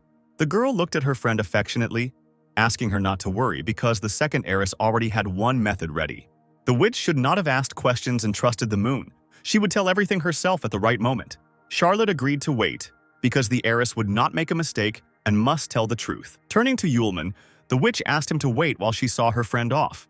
He gave a thumbs up, asking why they had ended their conversation so quickly. Luna immediately thanked the guy for his help. He smiled widely, saying that it was his duty as Charlotte's student. The witch immediately turned away, unexpectedly blushing, which surprised the second heiress. She thought to herself that she had heard rumors about Sierra suddenly having a fiancé, who was also her student. Having said goodbye to everyone, Luna and her subjects left the hotel. The girls asked Her Highness what they should do now. Her Highness stopped abruptly and straightened up proudly, turning to the others. She confidently informed them that they should forget about meeting with Sierra and continue to act strictly according to the plan. Once in his laboratory, Lazar immediately began to create a medicine according to Yulman's recipe. Mixing the ingredients himself, he read what was written, repeating out loud what needed to be done. Soon the man raised a glass with the prepared medicine in front of him, one of the guards cautiously asking if the gentleman was sure that everything was okay with the mixture. After sniffing, Lazar replied that he had carefully studied the recipe himself and had people who understood pharmacology check it several times, especially since he had now prepared it himself. Closing his eyes, the prince exhaled and decisively drank the medicine in several gulps. Laser dropped the glass on the table with a loud bang, immediately grabbed his chest, squeezed the collar of his coat, and hissed. It was no wonder that guy delighted everyone at the Magic Congress. After the first sip, the fire in my chest immediately went out. The guard timidly asked about the engagement. The prince only chuckled, answering that he would not stoop to incomprehensible threats from strangers. Moreover, he had already sent a man to deal with this impudent fellow, which would be difficult to do publicly. Some insignificant worm had dared to disgrace the prince, forcing him to beg for the recipe. He needed to be taught a lesson. In the hotel where the students were staying, all the lights were out, and it was deep night outside. In his room, Yulman left the window open despite the cool night air. The man sent by Prince Dazar took advantage of this. A figure, all dressed in black clothes, deftly jumped onto the windowsill. After hesitating, the killer made sure that the man on the wide bed was fast asleep. The figure, whose face was covered by a thick mask, took a handkerchief soaked in a special solution from his pocket and approached the target. Suddenly, the killer stopped dead in his tracks, hearing strange sounds. In an incredibly colorful and vivid dream, Yulman found himself in the presence of Aisha, a girl standing in front of him in a wedding dress. She wanted to return to the palace of the apostles and make a whole crowd of copies of the groom. Aisha slowly approached Yulman, dressed in snow-white wedding clothes, and adjusted the veil that had fallen on her shoulder, then took her future husband by the hands and asked if he agreed. The apostle, unable to feel his legs from happiness, smiled broadly and nodded. Of course he agreed. Having picked up the bride in his arms, Yulman did not notice any changes and urged her to quickly return to the palace to start creating children. Suddenly, the stern voice of Master Sierra was heard, who suddenly found herself in the arms of her student instead of Aisha. The witch called for the guy to stop. Yulman almost dropped his fickle burden, and, not understanding where the dream was and where reality was, he woke up screaming. Opening his eyes, he saw a sleepy figure in black leaning over him, strange eyes looking in shock at their victim, who was no longer sleeping, the stranger clutching a foul-smelling handkerchief in his hands. The apostle, possessing excellent reflexes, immediately intercepted the killer's hand, grabbing her by the wrist. The next moment, without letting go of the stranger, he deftly rolled from the bed to the floor, dragging the figure along with him, and immediately threw it to the floor, twisting his arm upward. Bending down lower over the uninvited guest, the apostle, still disheveled from sleep, menacingly asked who the stranger was. He twitched violently, trying to escape, and deliberately turned his face away, not wanting his victim to be able to see the eyes through the slits in the mask. Holding the figure tightly in a vice, Yulman wondered who could wear a black suit, a mask, and not look at the face. At the same time, this man carries poisons and potions with him, breaking into other people's rooms in the middle of the night. Exhaling, Yulman muttered out loud that he had managed to meet that same legendary assassin, a professional killer, while the stranger was surprised to himself that the victim was not afraid of him at all. Large eyes, framed by long eyelashes, sparkled in the darkness. The guest whispered that he did not come for Yulman's life, Let him not resist. Behave well and follow him." The apostle chuckled, trying not to make any noise, and called for them to slow down, since it was he who had caught the spy. Thanks to his abilities in the ensuing silence, the guy was able to feel a magic knife flying towards his back. He let go of the killer and jumped sharply to the side, the weapon flashing past, leaving behind a soft pink color. The figure jumped onto the bed and crouched low, leaning on one arm, exclaiming that the guy had accidentally grabbed her. The stranger in black clothes looked closely at his order, noting its impressive abilities, but, as he was told, the victim did not know how to use magic. Therefore, running up to Yulman, the assassin, with the help of a few movements, created a magical pentagram of the same pink color called the blink of an eye. The killer held his head high and opened his eyes wide, illuminated by the spell. Without lowering his hands, the figure shuddered in amazement when Yulman, with his mouth slightly open, admired his magical abilities, because for the first time he saw a real professional killer in real life. The assassin, however, did not share his joy, and was perplexed as to why the blink of an eye had no effect on this guy. The apostle whistled and reminded that the unexpected guest had promised not to kill him. Then, seeing that several swords were already rushing towards him, he asked why the assassin was going to grab him, and who he was after all. Yulman straightened up and slowed down, allowing the sharp blades to come closer to him. Not a muscle moved on his face as the apostle deflected the weapon with a single wave of his hand, never breaking eye contact with his killer. The assassin clutched the knife handle in his hands. It seemed there were mistakes in the information about the guy. His abilities were incredible. It was better for them to part ways on good terms before there was a ruckus. Yulman created a blue glow in his palm, which did not symbolize anything good for the enemy, and advised the figure to behave well and tell everything. He raised his hand higher, silently threatening the killer, and he, moving further and further towards the wall, did not know what to do next. Suddenly, the guest's eyes widened as he realized that this was not magic, but a long-lost martial art. A few seconds later, Yulman suddenly jumped up and literally flew towards the assassin, hitting him in the neck with the edge of his palm. A bright white light blinded the stranger, burning his clothes without harming his body. And it was then revealed that there was a girl under the mask. The apostle waited for the cloud of dust to settle, mockingly asking why the assassin was silent and did not tell about himself, so that he would not be angry if Yulman decided to act by force. Soon, having looked more closely at the girl, the apostle, who was greedy for beauty, was taken aback. Standing before him was Anka, assassin number Z231, and she was indeed incredibly beautiful, left naked by the explosion, covering herself with the surviving scraps of clothing. As soon as the apostle asked her to get dressed, the door to his room swung open and Sierra entered the room in her nightgown. With her hands on her hips, she, still sleepy, screamed belligerently at the apostle, who was making noise alone in his room. The witch's voice died down as soon as she saw her student standing in his pants in front of a half-naked stranger. Yulman, holding his shirt in his hands, which he was going to give to the assassin, slowly turned to Charlotte, begging her to listen to his explanation. Shadows thickened over the master's figure. His hair began to flutter like snakes. Yulman squeaked the witch's name again. Charlotte straightened up and laughed strangely, baring her teeth. There was silence, and Sierra exploded with a hysterical scream that shook the entire hotel. The apostle waved his hands, calling for calm. Anka's killer, taking advantage of the commotion that had begun, escaped through an open window, covering herself with a shirt. The assassin rushed to the Kenny's consulate, where Lazar was waiting for her. Seeing that the girl had come empty-handed, he demanded an explanation. She shook her head and closed her eyes, replying that she had failed the mission, the target was too strong, and she was unable to defeat it. The prince screamed angrily that Anka was talking nonsense. That worthless person couldn't have that much strength. The girl hesitated, saying that the guy had incredible powers, perhaps even legendary ones, but the man quickly shut her up. Smiling nervously, he smoothed his hair, saying that in the Empire there were currently only 4 people with legendary powers. In Kennis, there were only 3. So where did that weakling get so many of them? Anka sends only the best mercenaries who have no failures.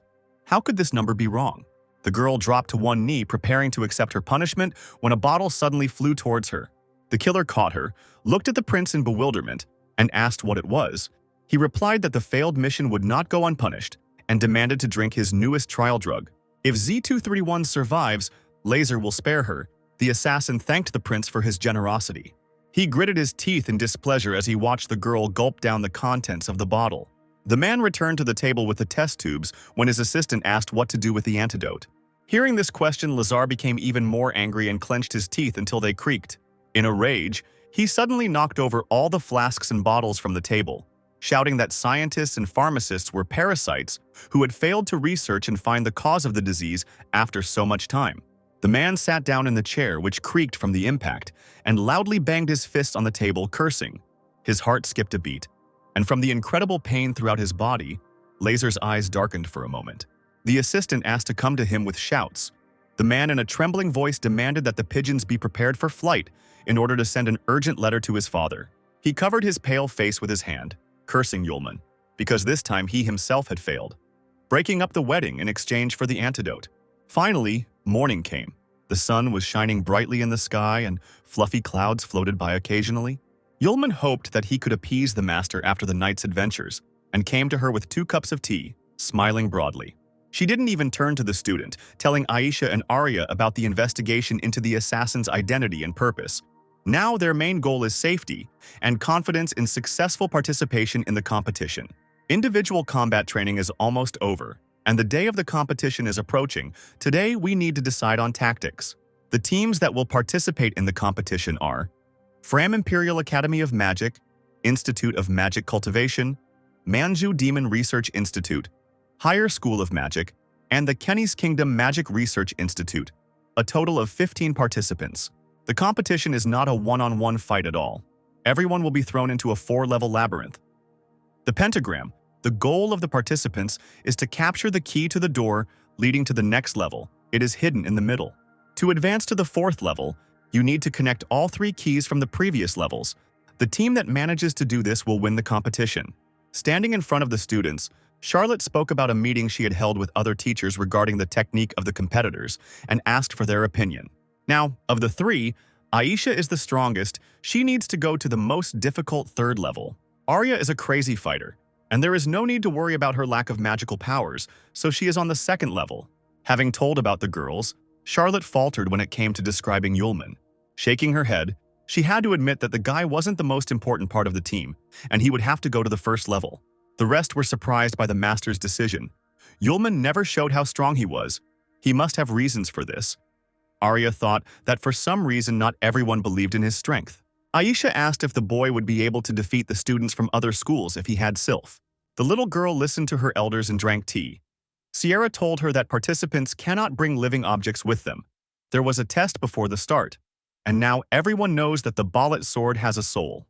Aisha, embarrassed, wanted to suggest something else, but the witch asked her to relax. Turning to Yulman, Charlotte glanced at him, saying that there was one way to make the boy stronger. The apostle winced and scratched the back of his head, smiling awkwardly. The silence of the corridors was interrupted by some kind of rumble coming from one of the rooms. Blushing, Charlotte weakly asked Yulman not to twitch and be patient, because everything was being done for his own good. The languid student, whose nose was already bleeding, muttered something. His head rested on Sierra's lap as she slowly poured her power into her student. She breathlessly said that she had done a lot for him thanks to her powers. Finally, the day of the competition at Pentagram arrived, and many spectators gathered around the huge arena. Near the main entrance, teams have already arrived at the scene. Sierra glanced around the area, nodding towards the entrance of the arena, telling the students that they could only rely on themselves from here on out. Arya suddenly asked Yulman if he had given Prince Laser the promised antidote. The apostle replied that he had given the antidote, since Luna had already received notice of the breakup of the wedding. The warrior waved her fist, exclaiming that her friend had done this in vain, because the man had wanted to kill him, but Yulman had only waved it off. Looking around, Charlotte noticed 2 familiar figures nearby. She frowned, recognizing Chester Bolet, clearly not expecting to see him here. The man bowed, smiling broadly, saying that he had not seen the beautiful maiden Miss Charlotte for a long time, but she was still as beautiful and bright as ever. The witch did not accept the polite greeting, and rudely reproached the sage for spending his time at an entertainment event instead of immersing himself in research. Aisha's mouth dropped open in surprise when she saw Chester Bolet himself. He, not at all embarrassed, said that recently he had become interested in the history of the sealed city. The labyrinth is closed at normal times and opens once every 3 years. His companion, wearing a hood that covered almost his entire face, bared his teeth. Bolet added that he had heard about a change in part of the team, and that among the members there was a student named Yulman. Hearing his name, the apostle glanced at the man and chuckled in surprise. The same one stood with his head bowed to his shoulder and looked at the student with an incomprehensible smile. At that moment, Sierra hurried the team members to enter the arena. Theodore turned away from contemplating Yulman and said that he would not detain Miss Charlotte any longer. They would see each other on the platform anyway. The team of academy students and Bolle with his companion went their separate ways. Passing by Yulman, the sage suddenly put his hand on his shoulder. With a sly grin, he whispered to the boy to keep Sylph. Then, without saying another word, he walked on. After giving a few more words of advice to her students, Charlotte went to the judges' stand. The final preparations for the live broadcast and sound setup were coming to an end. The girl commentating on the event spoke into the microphone, announcing that before the start of the competition, the hosts had received 2 pieces of news and now wanted to ask everyone for forgiveness. Her face appeared on the huge screens above the stands. The leaders of the Imperial Academy of Magic and the Queen Kennis Institute of Magic had urgent business. They would not be able to participate, and the leaders of the 2 teams were being replaced. Sierra was just wondering where Luna might be when the Imperial Magic Academy's speaker was announced. The next moment, the ringing voice of the commentator rang out over the stands, announcing Luna as a participant. The witch screamed in shock when the second heiress's face was shown on the screens. The spectators could not contain their surprise when they saw their princess, who was participating in the competition for the first time. Charlotte grabbed the director of the Imperial Academy of Magic, Decker, by the collar and shook him, asking how this happened. He, having unhooked the witch from himself, said that something had happened to the previous host's health, and Luna, as a fictitious school student, had the right to speak. Sierra narrowed her eyes, not believing that everything had happened by mutual consent. Soon the new leading Institute of Magic of the Kingdom of Kennis was announced. It was Prince Kennis, His Highness Laser. All the judges turned their heads at once towards the organizer, and he became embarrassed, mumbling that he had to do it. The commentator joyfully pounded her fists on the table, exclaiming that this time the competition would be broadcast in its entirety on the big screen. Moreover, each participant will be followed by a television drone, filming the entire process. Now the images of all 15 participants had already appeared on the screen. Yulman reached out his hand to the drone in surprise, and the girl asked him not to do this. The first stage was announced. Entrance to the arena, first level. The apostle looked at the television drone in surprise. It was the first time he had seen anything like it. 15 participants took their places. Yulman found himself inside a glowing circle. The competition was declared officially open, and the students began to happily chatter as they caught ribbons from the festive firecrackers. The participants entered the labyrinth, and in the process of searching for keys to another level, they all had to face low-level magical creatures and competitors from other magical schools. An hour later, on the first level, one of the students appeared in the room with the keys. Seeing the key under the glass flask, the girl let out a cry of victory. A tired sigh was heard behind her. Yulman had been walking in circles for so long, and the key was right in front of him. Seeing the student, he whistled, not expecting to see a cute girl there. She glanced at the key and turned towards the stranger. The next moment, she frowned and summoned vortex magic. The student immediately grew fairy wings on her back and rushed towards the flask, exclaiming that the key would be hers. As soon as her hand reached the treasured object, the student's entire body was suddenly grasped by someone's long tongue. She screamed in horror as the appendage threw the small body far back. There was a loud click. The student barely had time to move her hand. Yulman was still standing in the middle of the room, holding his hands in his pockets. He raised his head up, his mouth slightly open in amazement. The student instantly disappeared into the mouth of a huge monster in the form of a hypertrophied frog with blue eyes. The apostle looked at the B-level magical beast. The student's hand, meanwhile, dangled in the air between the monster's fangs.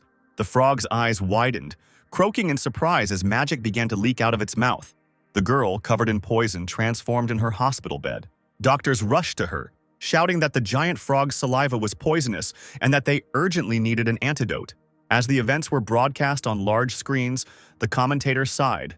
The fairy from the Royal Institute of Magic, being one step away from the key, fell into the clutches of the guarding magical guard. Each participant must create a special sign, kindly provided by the school, and they will be evacuated if they can no longer continue the competition. Sierra's neighbor told her to relax. Her wayward student would be caught before his oxygen ran out, taken to the hospital, and he would be as good as new. The witch smiled, saying that it would be better for the students of the other school to be careful. Otherwise, their oxygen supply would be cut off too. The healers led the weakened fairy by the arms. The director of her school advised Charlotte not to let the student take part in the competition. The giant frog has a heightened sense of its territory and has now been hypnotized to properly guard the key.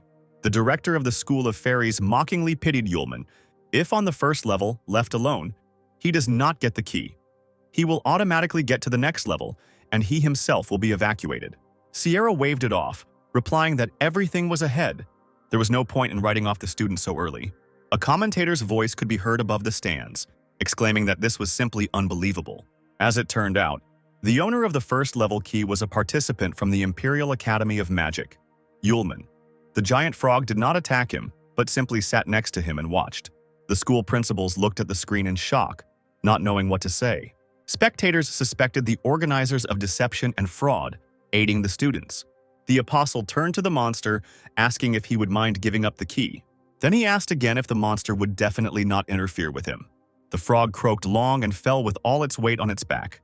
The commentator nearly fell out of her chair, screaming that the giant frog had been defeated. Yulman watched the monster's tremors with boredom. Smiling, he said that he was a good boy, let him know his place.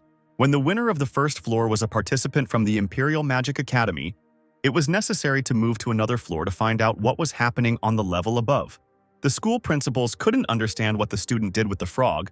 They said that he was a student of the Fire Witch and wasn't even strong in elementary magic. Is it just luck, or is someone helping him behind the scenes since the first level members of the pentagram are the weakest? Meanwhile, on the third level, the key was still under the glass dome. The A-level magical creature, the Flaming Bear, was the keeper of the key on the third level. The monster stuck out its tongue, revealing a row of sharp teeth as the golem grabbed it by the throat. Prince Lazar stood before a huge stone monster, whose shoulders were crowned with golden spikes.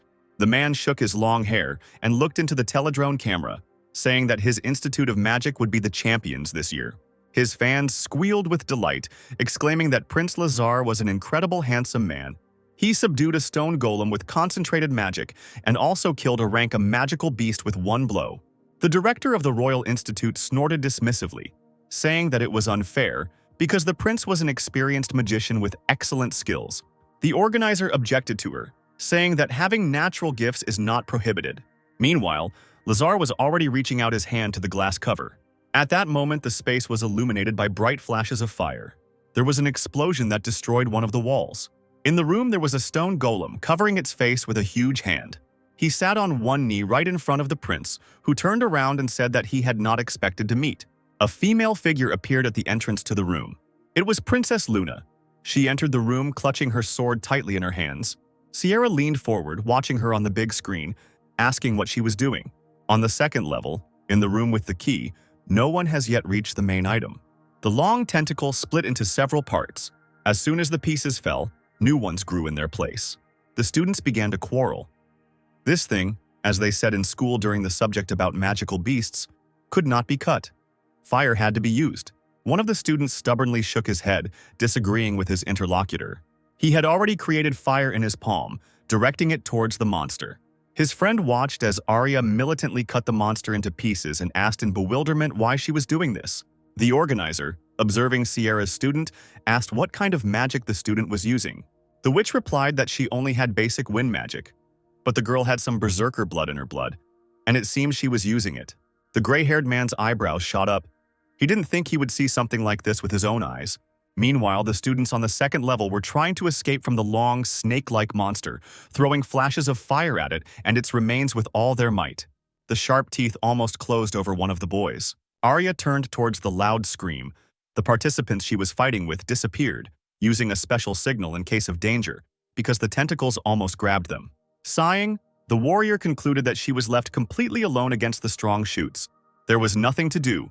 Arya pounced on her enemy with a war cry, cutting through the flesh with her axe. Losing her vigilance for a second, the student felt sticky touches on her elbow and grimaced in disgust. She cursed loudly and gripped the axe tighter as monstrous tentacles surrounded her in a tenacious ring. Having encircled Arya's body, they slowly directed their victim straight into the monster's huge open mouth. The girl looked enchanted straight into the abyss when a bright flash of fire flashed before her face.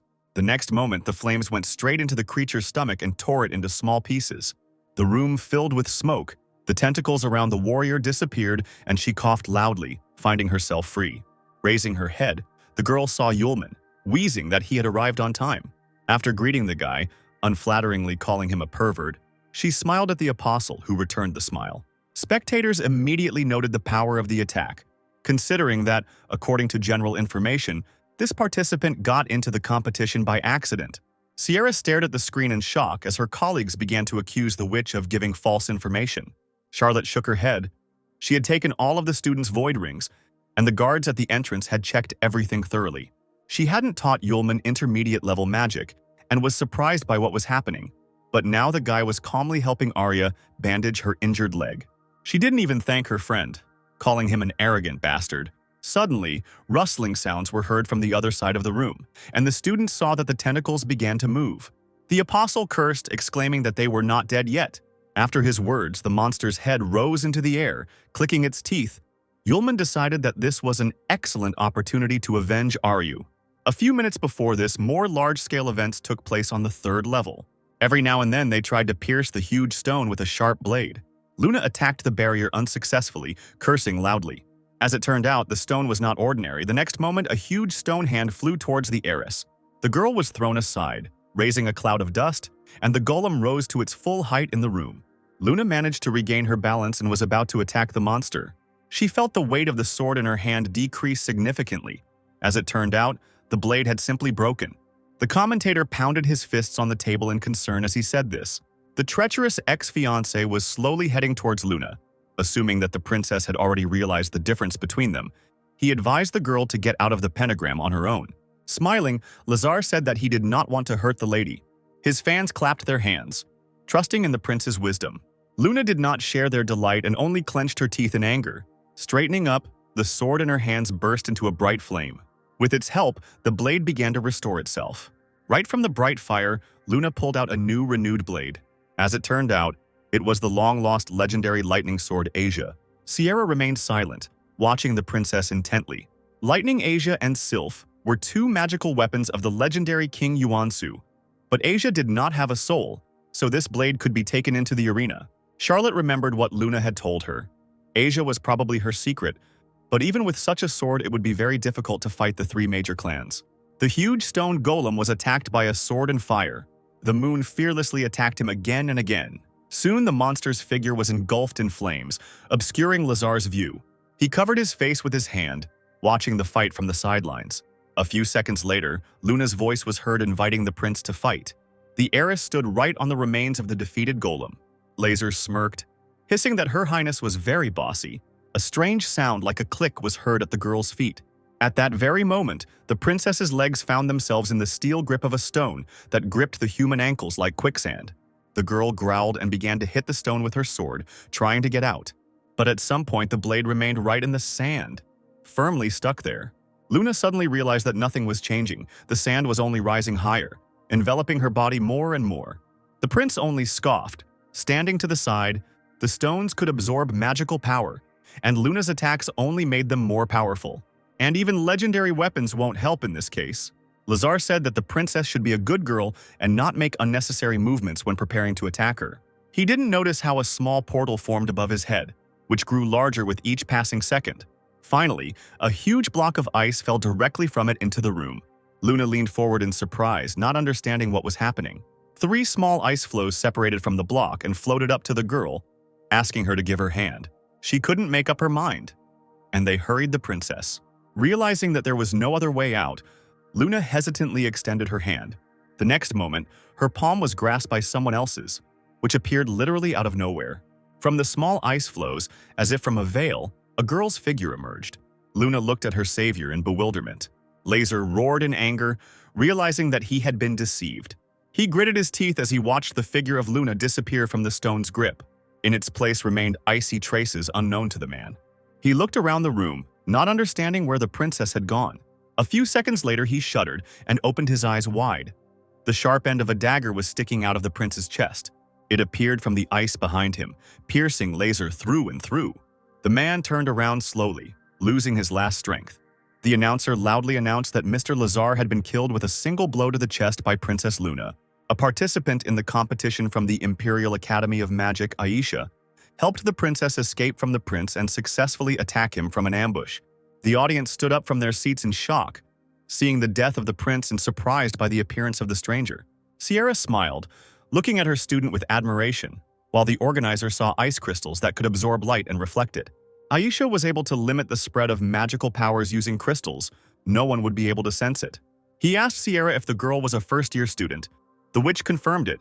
Aisha is a very hard-working student. Laser, meanwhile, slowly turned into sand. He knew that the girl blocked her magical powers so that he could not feel them. The prince stunned Luna by saying that this was not a final victory. His sand figure crumbled and crawled in different directions. Now several living figures of Laser appeared in the room. More than 100, as the commentator reported, Aisha and Luna were surrounded. The prince's fans squealed with delight, showering the man with praise. Sierra panicked, worried about Luna and Aisha. The last one cursed when she saw a whole crowd of doubles. Luna didn't think the prince would be so prudent. The doubles immediately followed the man as soon as he entered the labyrinth. The girls stood back to back, preparing to attack. Luna was the first to try to attack one of the doppelgangers, pointing a blade at him. Laser's body was cut open, but instead of blood, sand gushed onto the floor. A mocking smile was frozen on the figure's face. The other doubles with the same smiles came closer and closer. Aisha closed her eyes and used the ice seal spell. All the figures were covered in a thick layer of ice. She shouted to Luna that they needed to take advantage of the moment and find the real one. Then she added that she wouldn't last long.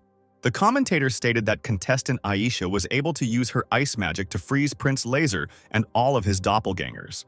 One of the students became interested in Aisha, who controlled ice magic over such a large area. But not everything was so simple. All the doubles contain a piece of the prince's magic, and it is almost impossible to find the real one. The girls simply didn't have time to check each one. Unfortunately, the competition participants had no other choice. The majestic blade of lightning Asia soared into the air. Luna clutched it tightly in her hand, determined to destroy all enemy double bodies. Bright lightning bolts stretched from the weapon. Her Highness did not lower Asia. The all-consuming fire surrounded the thin figure in a dense ring, incinerating the clones. The flames spread faster and faster with each passing second, and lightning continued to strike at the right points in the room. The dangerous flint was so close to Aisha that the girl closed her eyes tightly and covered her face with her hands. Charlotte watched the situation tensely along with the others. It seemed Luna had used her sword at full power. The commentator trembled, her mouth slightly open in surprise, peering at the screens of the teledrones. Until this moment, no one had seen the abilities of the blade and its owner. The spectators froze in their seats in amazement. A ringing voice echoed across the stands as the fire slowly began to fade, leaving a thick wall of fog. Not a single one of Laser's doubles had managed to escape. Luna looked around warily, and this did not escape the commentator's attention. The girl assumed that the warrior had overdone the blow. Luna smelled an unusual smell and realized that the fog that surrounded her was not fog at all.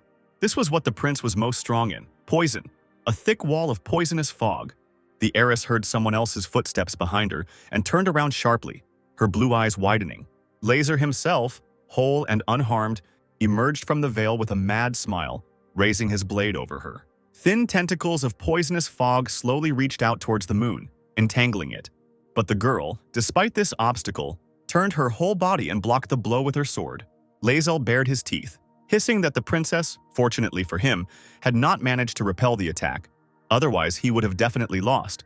The prince slowly but surely lowered Asia closer to Luna's throat, and she realized that the man had gotten rid of his magical powers to avoid being blocked. After a few seconds, the heiress's hands weakened. Lazar managed to emerge victorious, and he pushed Luna away with a loud laugh. Seeing the princess disappear into the poisonous fog, Aisha hysterically screamed her name. She, beside herself with anger, raised her hands to use her own icy power. But something was wrong. The body suddenly weakened. The blood pounded in the temples like loud drums. Aisha felt herself suddenly lose all her strength and began to slowly sink to the floor, enveloped in toxic fumes. Kneeling, she slowly raised her head. Laser smugly advised not to try to fight, because his poison had already penetrated the student. The green death made it difficult to think clearly and breathe freely.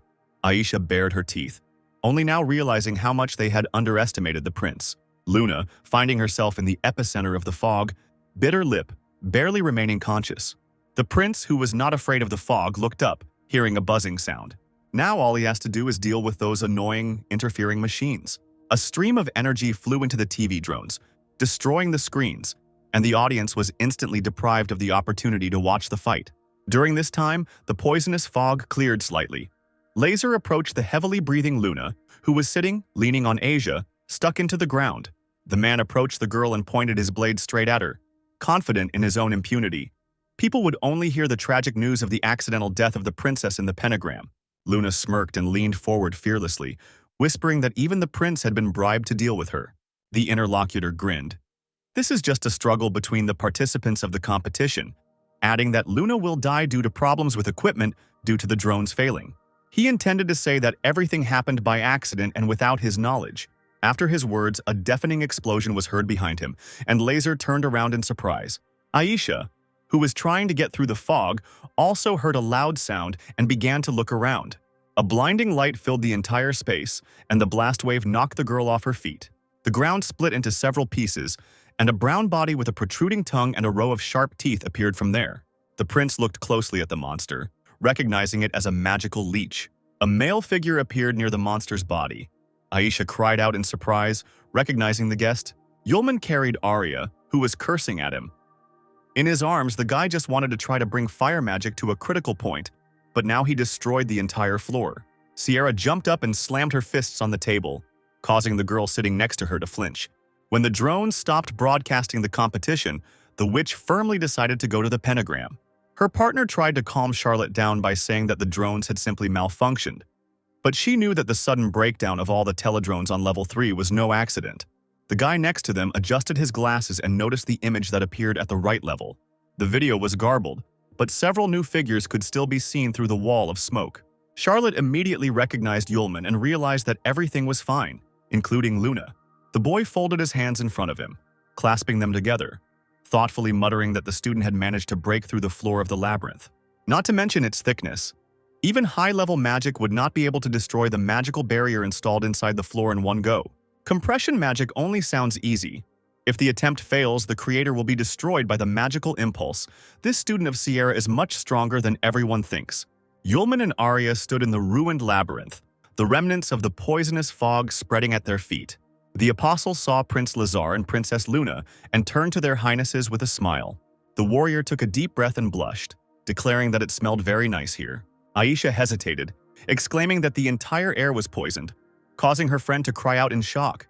She grabbed Yulman's hand and shook it, wailing that it was becoming difficult for her to breathe because of the poison. Laser watched this spectacle silently, wondering how these two had broken into the labyrinth. The teledrones that were following this couple appeared in the air again. We need to deal with them first. Realizing that the real reason for the breakdown would only hinder him from dealing with the guests, Laser immediately changed the shape of his blade. Long hair fluttered in the wind as the prince took a fighting stance, and a long magical spear with a beautiful, ornate tip appeared in his hand. Arya was still not herself from the experiences. She was worried that she would have to fight, but Yulman asked her not to worry. Lazar bared his teeth and chose the apostle as his target, intending to pierce him with his weapon. The guy didn't move, just stood there with an impassive face as the tip approached him. The long, poisonous tentacles that followed from the spear hit Yulman's suddenly appeared defense. Lazar wasn't upset at all. He was just a little surprised that the guy could still use magic. He probably had good immunity to poison, but how much longer could he last? Yulman breathed in the fumes and suddenly felt that the aroma of the poison became sharper. He blinked, his mouth slightly open, when he saw the sharp point of a spear right next to his face. A long green beam pierced him. The light was so bright that it prevented others from seeing what was happening. Aisha and Arya huddled close to each other, watching each other warily. Laser, confident that he had fatally struck the boy, smiled ominously. His hopes were not destined to come true. When the bright light disappeared, Yulman held the spear shaft tightly in his hand. The prince growled, but still did not despair, deciding to try something more powerful. The tip that the apostle was holding whispered something as if alive right next to his ear and suddenly hissed like a snake. The weapon, falling silent, exploded in the stranger's hands and turned into a sweet-smelling cloud of poison, completely covering the man. The student coughed. Laser laughed, shouting that this was his special poison and it dissolves magical powers. The apostle cleared his throat and wiped the moisture from his mouth, surprised by what he heard. He tilted his head to the side, thinking about it. So this was his opponent's secret move. The prince couldn't believe his eyes. The boy had been poisoned. He wouldn't have been able to use magic after that. He should have had complete paralysis of his entire body. The man suddenly remembered the assassin's words. He said that Yulman had incredible, legendary powers, which meant that it was really so. Yulman sniffed the air again because all this time the aroma vaguely reminded him of something and did not give him any peace. He said that he remembered where he had heard the same notes before. The potion of the assassin who tried to kill him smelled the same. The apostle asked the prince directly whether he had sent away the murderer, despite the fact that the disciple had cured him of poison, and he had tried to kill him in return. The man shook his head without answering the question, but said that he had no idea about Yulman's legendary level, and this meant that such forces needed to be countered with something equally legendary. Laser stretched his arms out to the sides, and a multitude of pentagrams appeared around his figure, from which huge stone points slowly extended. Yulman froze in place, silently watching his opponent, his body glowing with a bright golden color. The prince pretended to be sorry that the boy had already lost some of his strength. He stretched out his hand forward, pointing his palm at the disciple, and shouted that he would now teach him a lesson. A stream of stone blocks poured down on the apostle. Yulman used the fire chain attack to stop the threat flying towards him. He deftly dodged the stones and knocked them down with bright flashes of fire. The apostle was distracted when two purple streams of energy rushed past him. They soared upward, heading straight for the humming teledrones to destroy the equipment. The ground shook as the magical currents collided with the chambers, exploding them. Yulman watched what was happening in amazement, only now realizing with detachment that they had been filmed the whole time. His attention was drawn to Lazar, who loudly exclaimed that now nothing would prevent them from getting to the main thing. He took an empty bottle out of his jacket pocket, with purple liquid splashing at the bottom. After drinking it, the prince wiped his mouth with the back of his hand, saying that he needed to become stronger than the legendary enemy in order to defeat him. Laser's body began to shake as if he were having a fit. He began to tremble slightly, holding his hands in front of him. Darkness enveloped the prince's tall figure. A thunderous voice swept over the labyrinth, threatening Yulman, Luna, and the two girls with death for disrespect, threats, and a broken engagement. The apostle discovered that black energy was also connected to Laser. But now, being at the competition, all the participants had seals that do not allow them to die. The man laughed. He had prepared everything long ago. Now, in the pentagram, the seals were of no use. Luna said in a low voice in the ensuing silence that she would rather die here than marry such a vile man. The prince, who had completely forgotten about his bride, turned around at the sound of the girl's voice. The princess stood at the glass dome and already held the golden key in her hands, although the darkness and poison of Laser had long since penetrated her body. The girl said that she knew in advance about the use of poison, so she sent a man to steal the recipe and create an antidote. The prince hissed like an enraged snake, shouting that he should have declared war and destroyed everyone. Yulman chuckled, urging Lazar to continue speaking if he still had something to say. The man turned sharply to the apostle and noticed a strange object in his hands. The apostle, like a child, waved the small teledrone in his hands, which he put in his pocket, taking from the eliminated participant. At this time, the prince's stupidly surprised face was broadcast on the large screens of the podium, and everyone present heard his words. The audience looked at each other in disappointment when they learned that he turned out to be a real scoundrel and had deceived everyone.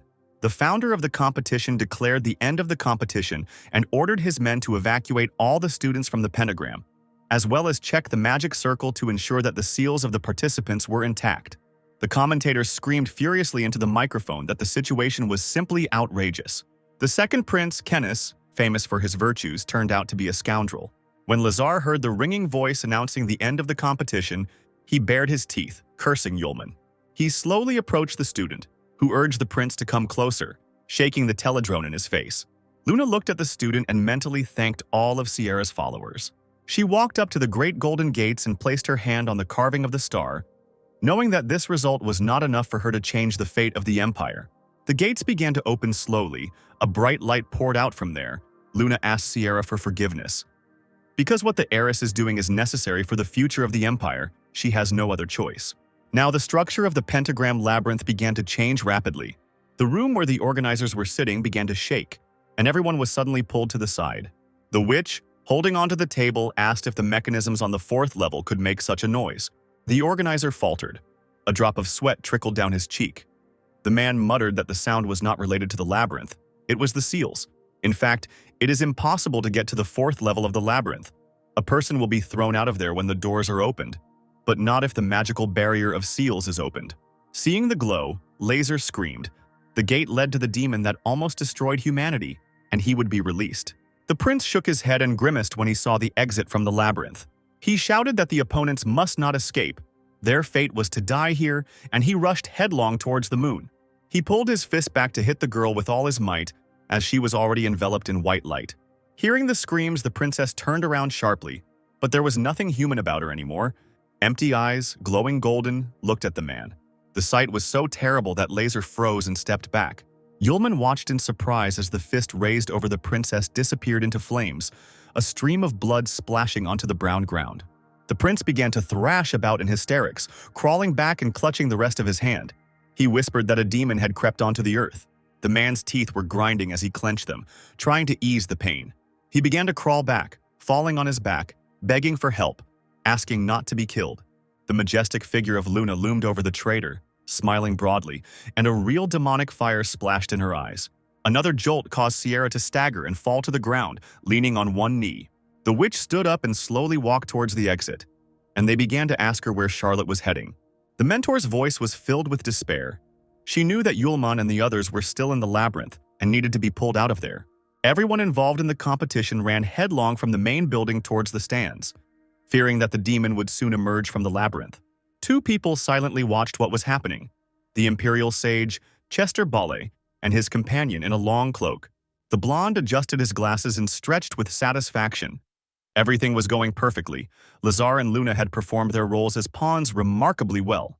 The man beckoned to the young man, who had lingered by the panoramic window. It was necessary to leave in order to carry out the next step of the plan. Meanwhile, Luna stood with her back to the students in front of the half-open gates. A bloody Lazar lay nearby, and Yulman closed the chain. Aisha assumed that something was wrong with the princess. Arya warned the apostle of the danger. Luna turned around sharply, her eyes darting from one student to another. The guy assumed that she was looking for someone. The moon demon's gaze stopped right behind Yulman, and he belatedly realized who the girl had noticed. The heiress grinned and rushed towards Aisha, carrying a stream of blue air behind her. The apostle cursed, remembering that there was still poison in the girl's lungs and they could not move. Aisha pulled back but couldn't hide, her face frozen in an expression of all-consuming panic. The apostle rushed after Luna, preparing to use his second-level seal. The space was filled with purple color with white dots, and Yulman ordered the seal to open. Aisha and Arya's figures were left behind as a huge stream of seal collided with the running demon. Luna slid across the floor and dropped to one knee to keep from being carried away further by the energy. A mechanical voice came from her lips, ordering to kill. Aisha, incredibly worried about her friends, assumed that the sealed demon had possessed Luna. The princess's light hair fell over her face. She was breathing heavily, piercing those present with an infernal gaze. Yulman straightened up, looking intently at the girl's figure as if calculating something. Finally, a smile played on his lips. The decision was made. Excitement bubbled in his blood. The game became more interesting. The guy ran straight towards the monster. He extended his hand with the seal on it and touched the sword that Luna extended, lightning Asia. The apostle grabbed the blade, pushing away its owner. He thought that because of the demon, the power of the legendary sword could not manifest in the hands of the princess. The weapon flew into the air, the demon becoming disoriented as the apostle's fist began to approach him. The moon, engulfed by the devilish power, roared like a beast. She didn't have time to block the blow, and a beam of bright purple light pierced the girl. Yulman chuckled, shouting that the battle was not over yet.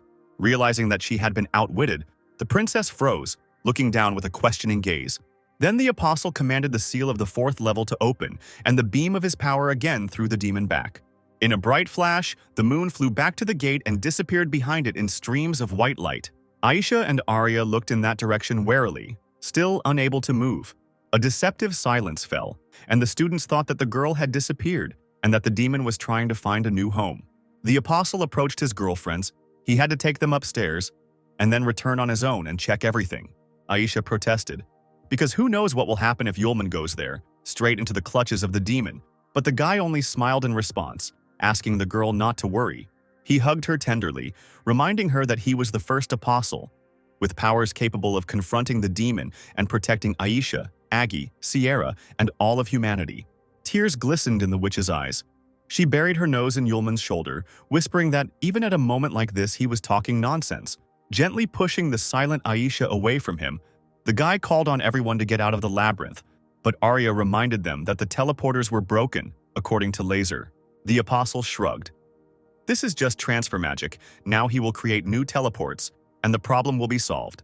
Just as he was about to remove the poison from the girls, the prince's plaintive howl was heard from the gate. He extended his stump of an arm towards the students, begging them to save him and take him with them. Yulman turned around abruptly and said that they had almost forgotten about their brother Lazar. Sierra ran to the entrance to the labyrinth and ran into two employees. As it turned out, it was impossible to enter inside. To the witch's indignant cries, one of the girls stuttered and replied that the shaking had completely destroyed the entrance to the labyrinth, and all the seals leading inside had broken. She pointed to the side where the wounded participants were gradually gathering. They had already safely gotten out, except for those who were on the third floor. Charlotte clenched her fists and bit her lip in despair. It turns out that now in the labyrinth, there are only Aisha and the others. Suddenly, a magical fire lit up in one of the seals, and the employee rushed in that direction.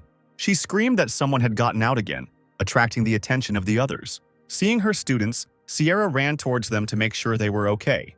The girls stood at the seal, slightly stunned by the events that had just taken place. The witch breathed a sigh of relief, realizing that the girls were alive and well, having found themselves here without any injuries. A groan of pain was heard. Turning in that direction, Charlotte saw a beaten and wounded prince hanging in the arms of the employees. The girl hissed, dismissively waving her hand at Lazar, and asked Aisha where Yulman and Luna were. Fearing Sierra's reaction, the student timidly said the boys' names, starting to stutter. Finally, having collected her thoughts, the girl told what had happened to the princess. The witch scratched her chin, realizing that this was the princess's secret. The resurrection of a demon that would help stop the crisis in the empire, in her opinion. And the stupid Yulman decided that he could defeat the monster. Sierra covered her face with her hand, exclaiming that they were completely careless and did whatever they wanted, and nothing could help Yulman at all. While the teacher was lamenting, her student, casually putting his hands in his pockets, walked through the gate and found himself in a dark cave. Walking along the narrow stone road, something rang and glittered under his boot. Lowering his head, the apostle discovered under his feet a golden ring of the moon with an emerald. Yulman raised his head, hearing a strange sound, as if a fire was burning nearby. Very close to the guy was an arena surrounded by high cliffs, and above it, right in the air, was the moon, illuminated by a red glow. The apostle gasped, his mouth slightly open in amazement, and his head tilted to the side with interest. The girl seemed to be trapped in a whirlwind of symbols that stretched around her body. Yulman whistled. It looked impressive. In front of the moon was the demon himself, of incredible size. A monster with a goat's head and several pairs of eyes, a devilish star shining on his forehead. The devil's head jerked, approaching the princess's figure, and his mouth opened slightly. The moon shook. Multicolored flashes filled the space, and a deep alien voice spoke phrases in an unknown language through the girl's lips. But the apostle knew that these were spells in the language of the Nagas.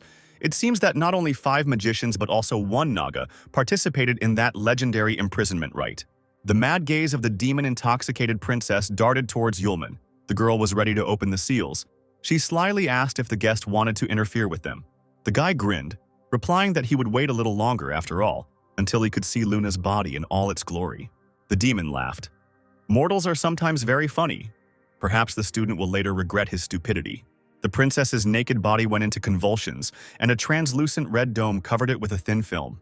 A long black hand with sharp claws emerged from the thickness of the stone and reached out towards the apostle. The heiress, deprived of essence, began to fall on her back. Her eyes were tightly closed. The apostle rushed towards her, taking off his jacket as he went. He pressed the girl to himself, threw clothes on her, and looked angrily at the demon. Right around the 2 human figures, the arena began to explode, as if a terrible monster was crawling right underneath it, breaking its way into the air. A few seconds later, the demon came out to freedom. He was laughing loudly and gutturally. Thin, pulsating veins were visible through his muscular body. The beast's wide mouth opened. He thundered that from this second no one in the world would be able to stop him. Every creature on the planet would pay in full for their attitude towards the beast. The demon shut up as a small figure flew into the air right in front of him, engulfed in purple flames. Yulman put his hands in his pockets, cheerfully examining the otherworldly creature, without answering the question of who he was. A huge paw reached out to the man. The demon was furious at the insolence of an ordinary man. The apostle calmly extended his hand, and a huge wave of energy covered the goat's face. After examining the demon, the guy chuckled and praised the fullness of his life force. Looking back, the monster was stunned when he saw his doubles.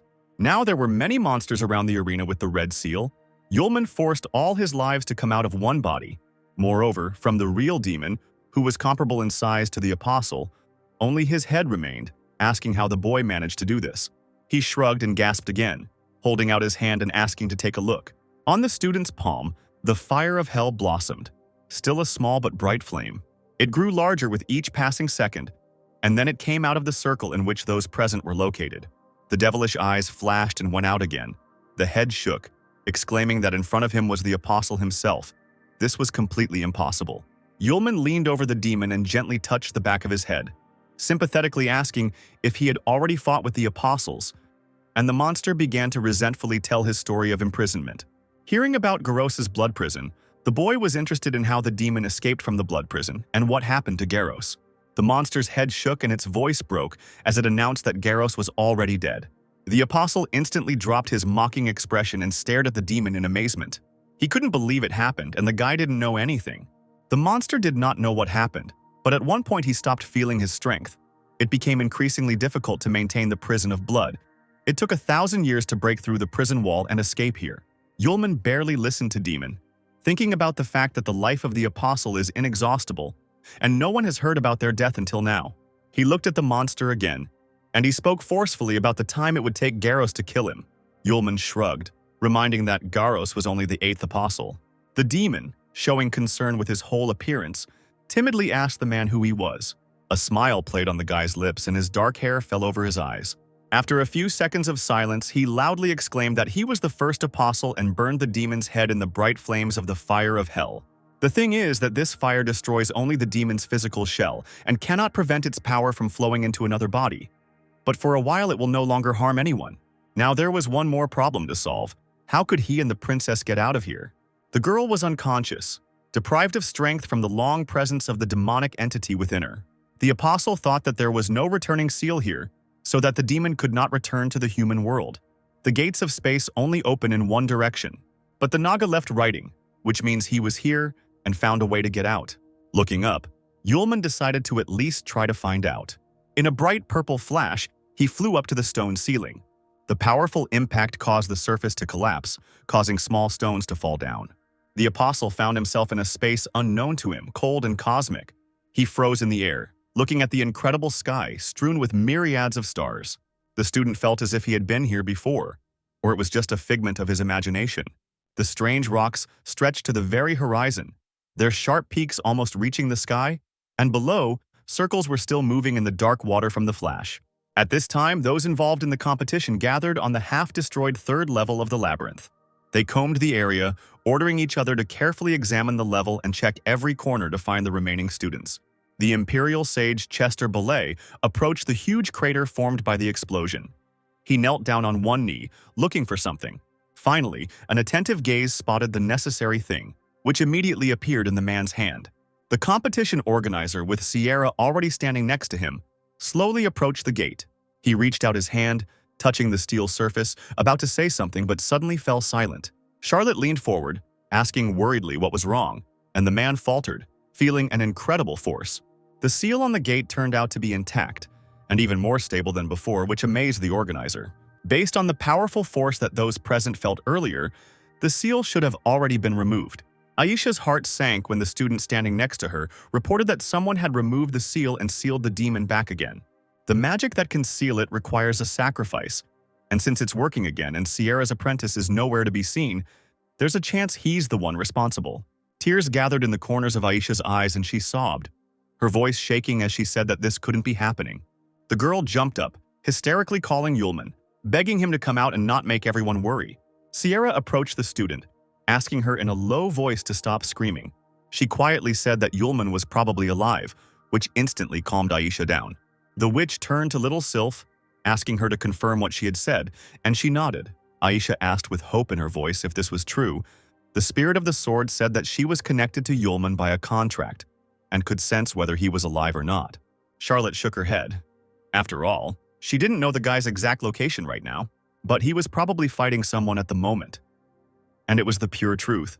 Yulman, with his shirt unbuttoned, was running away from the golden flame that was catching up with him.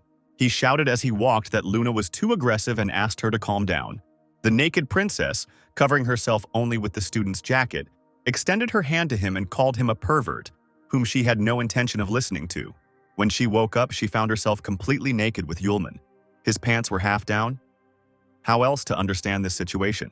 The apostle tried to explain that he undressed because he had picked up the girl from the bottom of the lake and was going to dry his clothes. But Luna was adamant and did not believe that she had ended up in the water if she only remembered the labyrinth. Suddenly, strange images flashed through her head. In particular, a bloody Lazar, left without a hand. Luna stopped abruptly and looked at her hand, remembering that she had freed the demon and cut off Prince Laser's hand. The girl trembled. She had been deceived.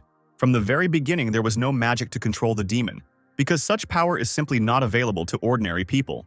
She was confused by stories that the demon's power could save the fate of the Empire. Luna had released a monster that was destroying the world, and now everyone would die because of her. The apostle ran up to the princess, grabbed her by the shoulders and shook her, trying to attract her attention. The boy exclaimed loudly, saying that the demon was not released, the princess did nothing irreparable, and no one would die because of her. She, looking at the apostle with moist eyes, repeated the spoken words with her lips alone. Without letting go of the girl, Yulman repeated again that she had only cut off Prince Lazar's hand, and that it was a small problem. There was no need to blame herself. Luna chuckled at the absurdity of the situation, lowering her eyes and calming down. A few seconds passed. She was still smiling, looking at Yulman, who was not going to move away. A second later, the princess asked in a muffled voice how much longer the student was going to grope her. The apostle abruptly removed his hands, stuttering that he had not intended to do anything like that. Stepping back too quickly, he caught the toe of his boot on the loose ground and realized with horror that he was falling. Unable to stay on his feet, he fell right onto Luna, who turned red and didn't think to move aside.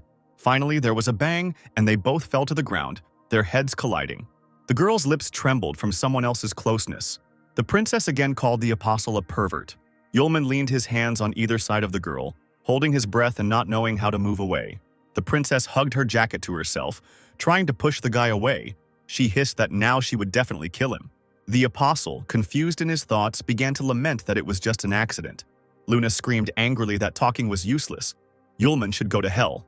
Aisha, standing in the labyrinth, suddenly felt unexpectedly that her friend was really alive and well. The apostle leaned against a large rock, wearing only trousers, asking the princess if she had changed her clothes. The girl ordered not to even look in her direction, and soon came out, dressed in the student's shirt, with his jacket tied around her waist, and using his tie as a hair decoration. She looked around, thinking that she needed to solve the main problems first, and then deal with the pervert. Luna didn't understand where they were, asking Yulman if they were still in the labyrinth. The apostle himself did not know, but he assumed that they were now on the continent of a completely different world. Luna clicked her tongue indignantly, thinking that she had ended up in the east, but that even sounded like nonsense. At that moment, a rustling sound was heard in the bushes nearby. The heiress and the apostle turned around warily, and a small green man appeared in front of them with a toy, to a human eye, club in his hand. Luna hid behind Yulman's back and squealed when the monster pointed his finger at them and exclaimed something in his own language.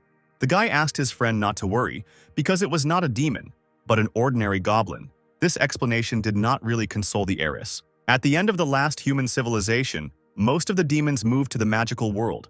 Only a few of them remained on the mainland with people, so the moon did not recognize this goblin. The creature beckoned to the travelers, urging them to follow it, while muttering something under its breath. The apostle shrugged and called the princess to follow him when she was surprised that the boy wanted to follow this strange creature. Yulman shook his head, saying that they had no other choice. They were not familiar with the people or the area here. They needed to find someone, establish contact, and find out the situation. He gave Luna a mocking look, adding that it was time to find her something suitable. She couldn't wear his clothes forever. The apostle played with his eyebrows, asking if the girl really liked walking like that. But she almost hit him and demanded that he hurry. The unknown road was not very diverse. The desert landscape remained practically unchanged. Only a small fortress appeared in the distance. Wooden gates reliably hid the small settlement from prying eyes. In front of them, like a warning sign, skulls were strung on stands.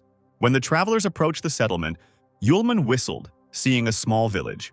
The goblin shouted something in his own language to the guard, who was observing the situation from a special guard tower. He bared his teeth and shouted something in response, apparently agreeing to let the guests in. The goblin walked forward, leading the guests.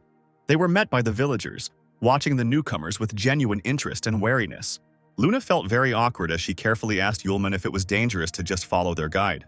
Postal urged the girl to relax and not worry, because he was fully responsible for her safety in front of Sierra. A few minutes later, The goblin led Yulman and Luna to the central square where the elder and heads of the village had gathered. He approached the elderly goblin with a staff in his hand and loudly said something to him. The villager said with pride in his voice that he had brought back 2 runaway slaves from the beast-eared people. But it seemed to him that someone had cut off their ears. The elder asked something in surprise, and the goblin pointed his finger at Yulman, who did not understand the modern magical language that the creatures spoke. He only knew ancient magical. Having carefully examined the travelers, the old man shuddered in surprise. He suddenly raised his staff and hit the resident on the back of the head, calling him a cretin, because they were not animal-eared at all. Long ago, in his travels to foreign lands, he saw creatures with such an appearance.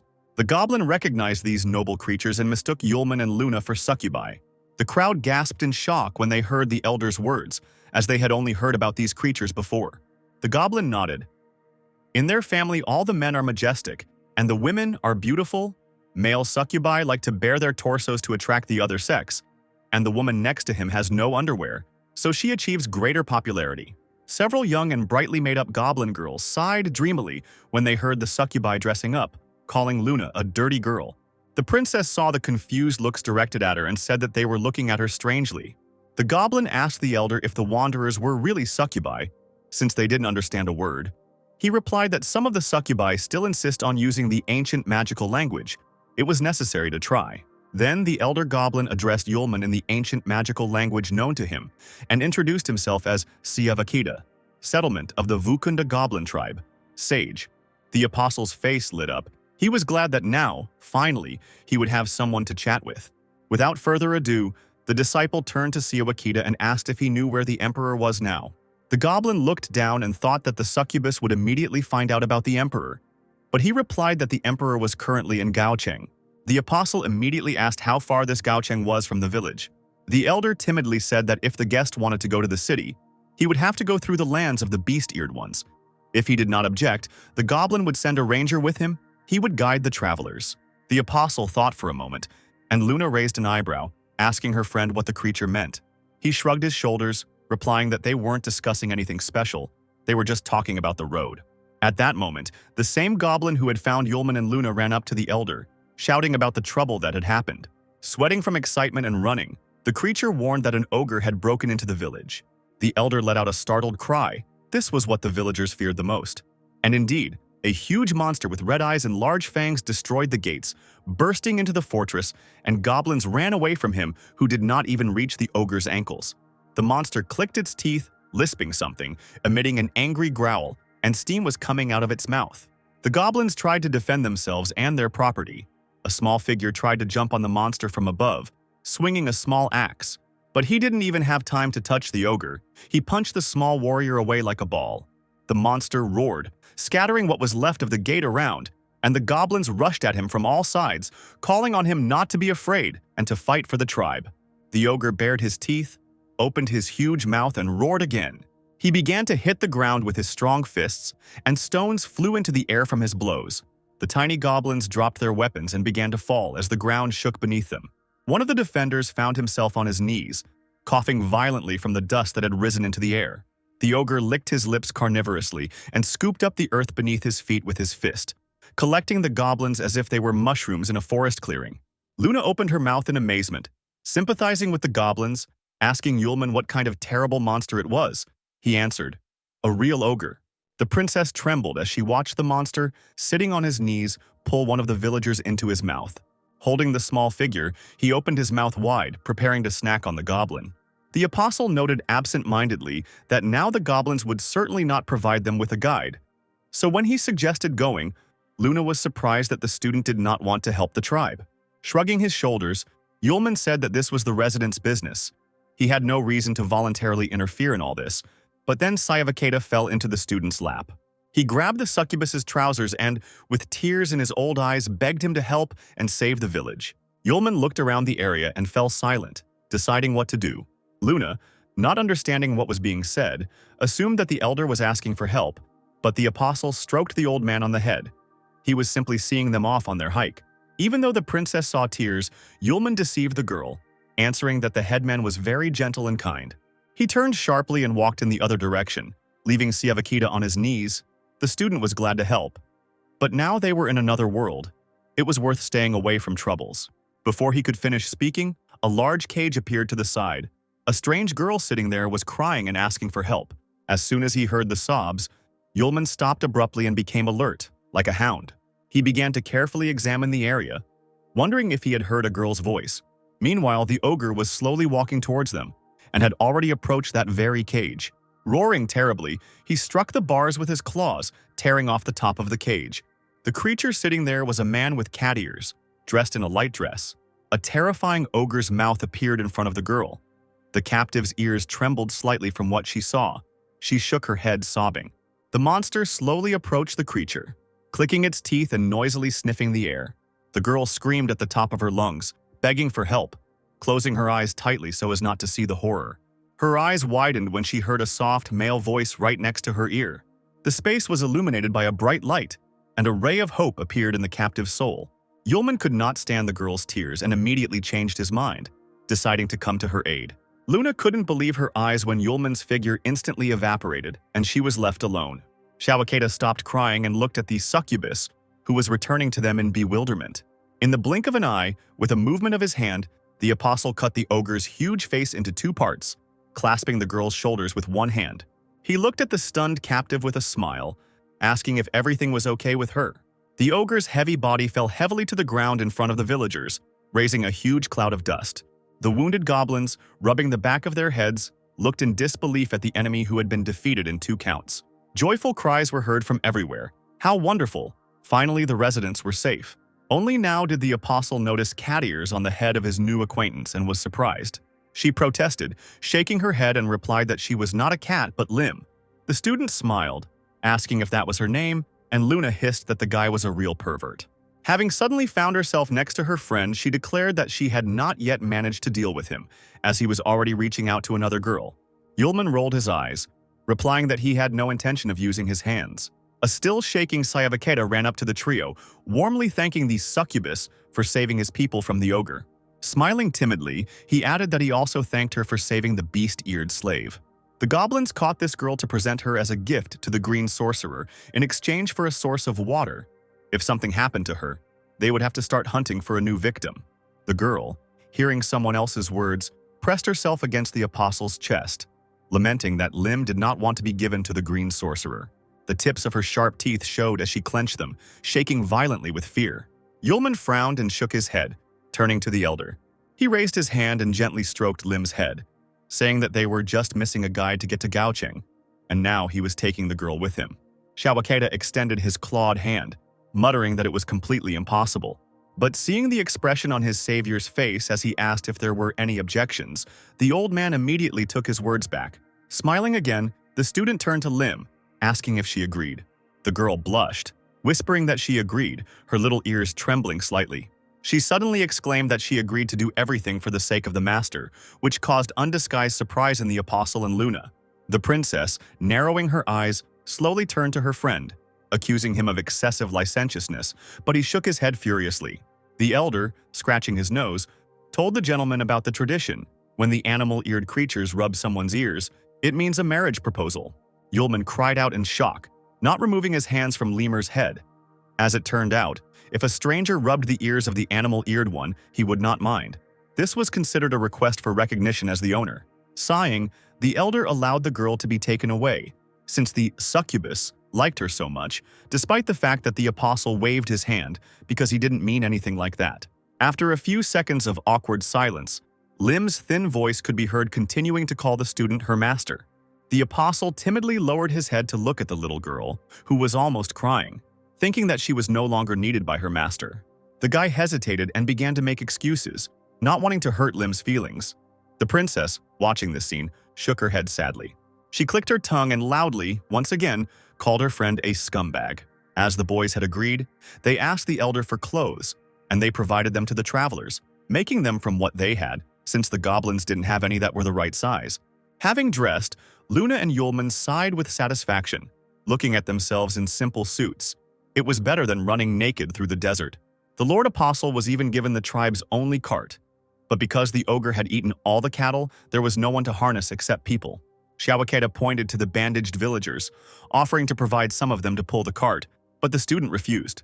Very soon, Yulman regretted his decision, because he was the only one pulling the cart with the girls, and it was not easy to walk like that through the desert. He couldn't even wipe the sweat from his forehead, because both hands were busy, and the sun was mercilessly beating down. Luna noted with sadness that so much time had passed, and they had not even met water once. Even the trees had all dried up and died. Lim sighed. For 6 years now, they have been suffering from a terrible drought here. The lakes and rivers have evaporated, the trees have also died. In order to get to the water, the beast-eared ones often entered into fights with the goblins.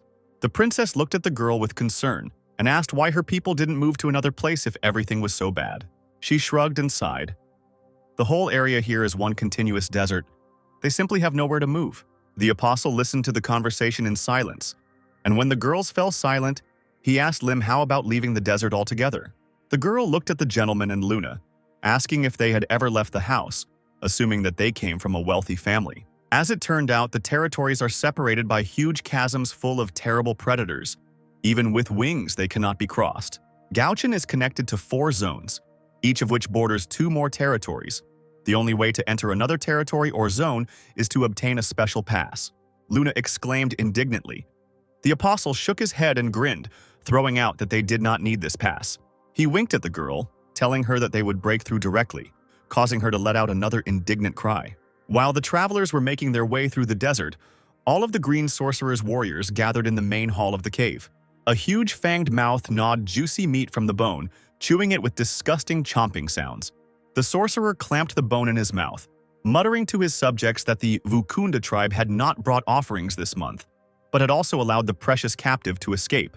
He sat on his crystal-studded throne, his legs spread wide, and croaked that it was time to get rid of this tribe of useless creatures. The monsters, their eyes glowing red, all bared their teeth at once when their leader announced that this was how they would test the combat readiness of the fighters. They, licking their lips carnivorously, approached one of the cages filled with animal-eared creatures, because it's better to eat well before work.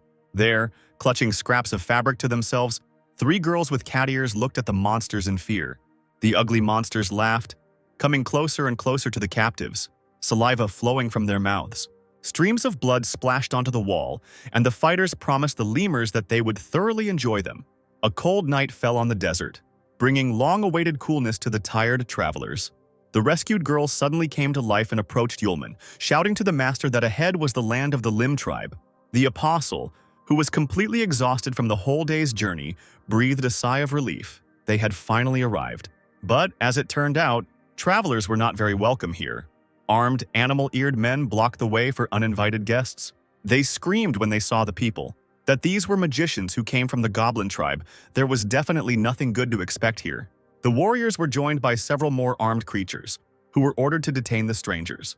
Lim appeared at the edge of the cart, covering Yulman and Luna with her hands. The girl ordered her fellow tribesmen to stop, because these magicians saved her. The men, desperate to see one of their tribe again, stared at her in surprise, as if she had returned from the dead. The beast-eared ones surrounded the girl, exclaiming that they were glad to see her back, because they had already lost hope of seeing Lim when the goblins caught her. The travelers were taken to the fortress, to a large tent, where they were warmly greeted, thanked for saving Lim. At a large table laden with food sat the head of the beast-eared tribe, Maggle, a humanoid man. He was missing one ear. He said that their relations with the goblin tribe were disgusting, so that anyone who came from them could not avoid suspicion, and they immediately apologized to the master. The apostle, however, was not offended, and replied with a smile that he understood everything. Magul asked if Yulman had proposed marriage to Lim. The girl blossomed, and confirmed that the man had scratched her ear. The student felt Luna's sharp glances behind him, and seemed to hear the harsh words she called him. The head of the tribe laughed, saying that it was a young matter. He understood everything, and if Lim agreed, there would be no objections. He instantly became serious, saying that the girl had returned just in time. There was an important matter that needed to be discussed. The man was silent for a moment, and then exhaled and said that Arlie had fallen ill with the rot virus 19. The girl jumped up from the table and clenched her fists, screaming that she didn't believe it. She rushed headlong out of the tent, sobbing loudly. Yulman reached out to Lemur with regret. Maggle shook his head, saying that the girl's mother had also died from the rot virus 19, and now Arlie, whom Lim had cared for so long, had also become infected with the disease. When the apostle asked what it was, the man replied, "The putrefaction virus appeared 4 years ago, and the disease is very contagious. The infected person first develops a fever, shortness of breath, a strong cough, and then rapid aging begins. The vital forces disappear from the body, leading to death. The tribe's best doctors are trying to find a cure for this disease, but in order to avoid infecting the entire tribe, all those infected and those who have been in contact with them are required to self-isolate. Yulman asked again if he understood that all the sick and those in contact with them should leave the tribe. Magel nodded. The apostle reminded the man that he had told Lim about Arlie's illness, and that she, even knowing how contagious the rot virus was, would still run to visit her. Magul's words fell upon those present like a punitive guillotine. This is exactly what he intended. The feigned good nature instantly disappeared from the beast-eared man's face, and he muffledly announced that the girl had come from the goblin tribe and had brought with her 2 magicians who could guarantee that she was telling the truth. Lim ran headlong into her dear friend's tent. Despite the danger, the dwelling was already surrounded by their fellow tribesmen with weapons in their hands. Exhausted and suddenly aged, Arlie asked Lim with dry lips to leave and not think about her, because she would also have to leave the tribe, but the girl, choking with tears, insisted that she would definitely cure her.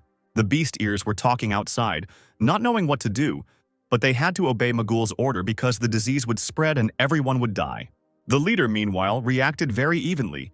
He could not sacrifice the entire tribe. There was no other way out. Yulman and Luna looked at the man with incredible anger in their eyes. The girls were taken out into the street, and not far from them the tribe and the leader gathered, who ordered them to obey him. To prevent the spread of the rot virus, Arlie and Lim, who is in contact with her, will be expelled from the tribe. This was the verdict of the head of the beast ears, and no one dared to disobey him. Lim frowned as she supported the back of Arlie's head, who was lying on the ground and slowly dying.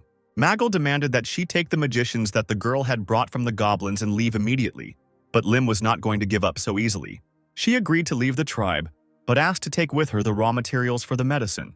The head of the beast ears looked at the girl without a shadow of mercy, saying that the recipe described in the Black Thunder's medicinal book, according to the assurances of the best doctors, was absolutely useless.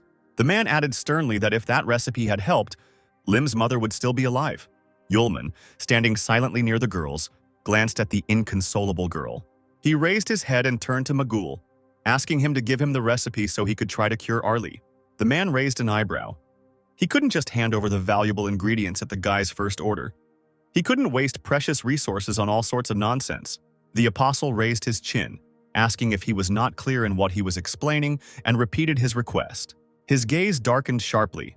If Lim tried it and the recipe turned out to be useless, the guy would understand everything and would not cause inconvenience if the tribe did not want to immediately move on to the consequences of his anger. Magul stepped back, his mouth hanging open in astonishing impudence at how this stranger dared to address him in such a tone. He suddenly realized that this guy was giving off a smell of great danger. It was unclear what was going on here, but it was better to be gentle with him. The head of the beast ears crossed his arms over his chest, agreeing to the proposal, but immediately stipulating that if the girl did not achieve any results, she should only blame herself. Yulman turned to Lim, slyly asking if this was okay with her. With eyes full of gratitude, she looked at her master and smiled warmly. Magul shouted to the healers, ordering them to bring the ingredients. Lim would prepare his potion right here. Arlie was laid on a blanket close to the fire, while the girl brewed the potion for 3 hours, until dawn, surrounded by the discontentedly chattering tribe. When the animal-eared ones began to hurry her, Yulman shouted at them, ordering them to be calmer. Luna, covering her mouth with her hand, whispered to the apostle whether their plan would work, since it was already morning, whether the girl would be able to make an effective medicine. The student grinned, replying that they needed to wait a bit longer. Maybe Lim would succeed. The princess cursed when she heard that her friend also had something in store. Another hour passed when Lim stood up abruptly, holding a bowl of prepared medicine in her hands. Yulman silently lifted the dying Arlie to help the girl give her medicine. The friend opened her eyes with difficulty and smiled through force. Whispering that Lim had already done everything she could, the outcome was not important. Clenching her teeth, the girl approached her friend and carefully poured the liquid into her mouth. A few seconds passed. Lim and the apostle leaned over Arlie impatiently. She coughed and bowed her head. She closed her eyes and did not answer. Magul stamped his foot and pointed his finger at the company, shouting that he had said so many times that nothing would work. Adding that there was nothing more to talk about, the leader ordered the soldiers to throw the infected away. But Yulman's loud voice rang out in the morning silence, asking to wait. The chief angrily barked at the guy, but he, smiling calmly, replied that the treatment process was not over yet. He turned to Luna, asking her to use elemental magic on Arlie and gather the water element for her. This amazed Magul. He did not expect that the guests would turn out to be real magicians. The princess quietly asked what Yulman had in mind, since in such a dry place it was hard to get even a drop of water, but the student asked her to trust him. The moon sighed and really gathered life-giving moisture in her palms, asking the elements of water from all over the world to gather, not to pass by, and let the earth before her eyes be watered with streams. A second later, Arlie found herself immersed in the thickness of water that the heiress had summoned with such difficulty. The animal-eared tribes began to talk among themselves, amazed at the natural magic of water. Right before their eyes, Arlie was recovering, becoming young and beautiful again. The travelers really did cure her. The recipe turned out to work.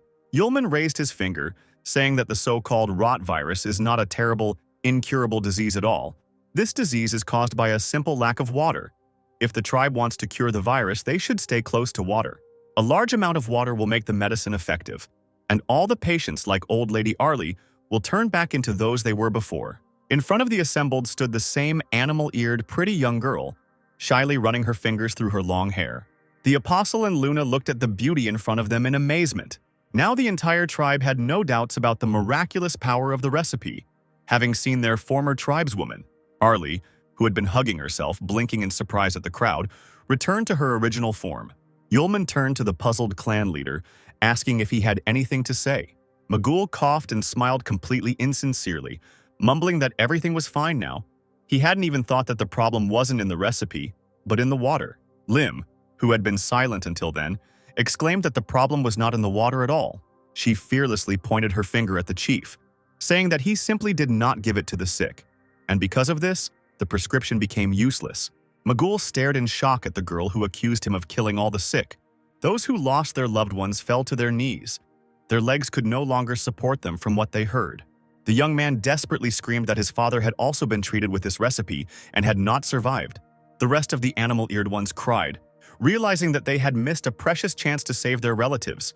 Some had driven their own mother and sister out of the tribe. A crowd of enraged animal-eared people slowly advanced on Magul, who had killed their relatives. He was now unworthy of the title of elder. Stones flew at the man, hitting him right in the head. The man didn't even defend himself. He growled, turning towards Lim, who had attacked him first. Sobbing, the girl, red with anger, screamed desperately, demanding that her mother be returned. Magul bared his teeth, demanding that the significance of the tragedy not be exaggerated, since the tribe itself was to blame for everything. Realizing that he had no more excuses, the chief exclaimed that he was not the only one who decided to throw people out. Everyone agreed with this. The patients were old. Now the saved drops of water would help them to hold out for a couple of days longer, where Magul could get water for treatment as well. In this world, the strongest survives. People here are clearly not from kindergarten, so as not to understand such truths, the tribe got rid of those who dragged them back. Now the resources will be used for more useful people. Magul slowly stared back from his fellow tribesmen, shouting that the water they drank was taken thanks to the sacrifices of other people. Now, no one is different from him in their actions. The man pressed his hand to his chest, saying that it was harder for him than for anyone else, because the tribe had no idea about it, and that he, as the main one, had to act in the interests of the entire tribe. The beast-eared ones stopped. Sympathy for the suffering of the leader appeared on their faces. There were loud claps. Yulman praised Magul for bearing all the hardships of the life of a headman. Well said. The man rolled his eyes and turned to the boy, asking what else he needed. The apostle shrugged, saying that he had nothing against it, but the goblin elder told very interesting things. A wide, predatory smile appeared on the student's face. He continued to say that water for the tribe of beast ears was exchanged by their headman with the sorcerer for special offerings, and also that the kidnapping of Lim was not at all a random attack by the goblins. The head of the tribe himself exchanged her for resources. The people who heard all this gasped. They didn't even know about the offerings in exchange of fellow tribesmen for resources. Seeing that Lim had returned from the goblins, Magul was afraid that all his dirty deeds would come to light, so he came up with the idea of taking advantage of Arlie's illness to drive her out of the tribe. The man screamed hysterically that this was complete nonsense. The foreigner did not understand anything, because the leader did everything for the sake of the tribe. Lim clenched her fists, adding that Magul was doing everything only to protect his established position as the head of the tribe. Someone who is unable to protect the tribe should not be its leader. This beast-eared one is the most useless person here. The apostle approached the girl and put his hand on her shoulder, praising her for the excellent speech she had given. Luna extended her hand to the man. A stream of water burst from her palm. The girl exclaimed that a man who does not value the lives of his fellow men should not be a leader. The beast-eared one froze, mumbling that he was the boss and no one had the right to touch him. With a stream of water attack, the princess simply washed away the unfaithful beast-eared one. Only his screams could be heard in the distance. A tsunami of life-giving moisture rose into the air, spinning like a top. Once high in the sky, a saving and life-giving rain poured down to the earth. He watered the desert. Exhausted by the heat, the animal-eared ones ran out into the streets, dancing with boundless joy, and put buckets under the water. Someone called on his fellow tribesmen to look at the sky. There was something there that had not been seen for many years. A multicolored rainbow appeared high in the sky, and people stood there, mesmerized, looking at it. Tears came to Lim's eyes because, after the drought ends, you can see a rainbow after the rain. A ghostly figure of her smiling mother appeared before her eyes. The girl looked at the rainbow and sobbed briefly. Lim clasped her hands together and cried quietly, keeping her head down.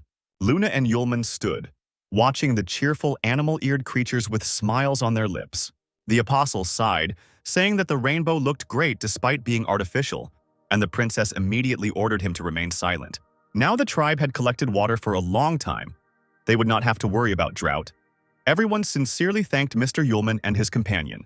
Lim was pulled out of her lingering memories by a fellow tribeswoman. The young girl waved her hand, saying that they needed to discuss something. After hesitating a bit, the animal-eared one finally asked if it was possible to ask Mr. Yulman to become the new leader of the village. The girls watched as the rest of the beast-eared ones repaired the broken gates, since Magel himself created the problems and could not cope with them. Now a new clan leader is needed. Mr. Yulman is so strong, he can even use magic. He is not at all lacking in intelligence, but he has no tail or ears. Lim was very excited at first, but immediately became depressed because the owner's destination was Gaoqing, and he wouldn't be able to stay here. Her interlocutor thought for a moment, but after a few seconds she beamed, exclaiming that she had an idea. Everyone already knew that the gentleman rubbed Lim's ears and proposed marriage. Since he could not stay, let his children stay, the child would become the leader of the tribe. Lim said in confusion that the magician had no children, but then her fellow tribeswoman, with joy in her voice, suggested a solution. All that was needed was to give birth to 1 or even 2 children. Covering her mouth with her hand, the girl giggled.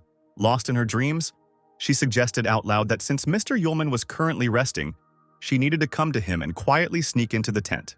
The beast-eared one, seeing Lim's bright red cheeks, came to her senses, realizing that she had gone a little too far.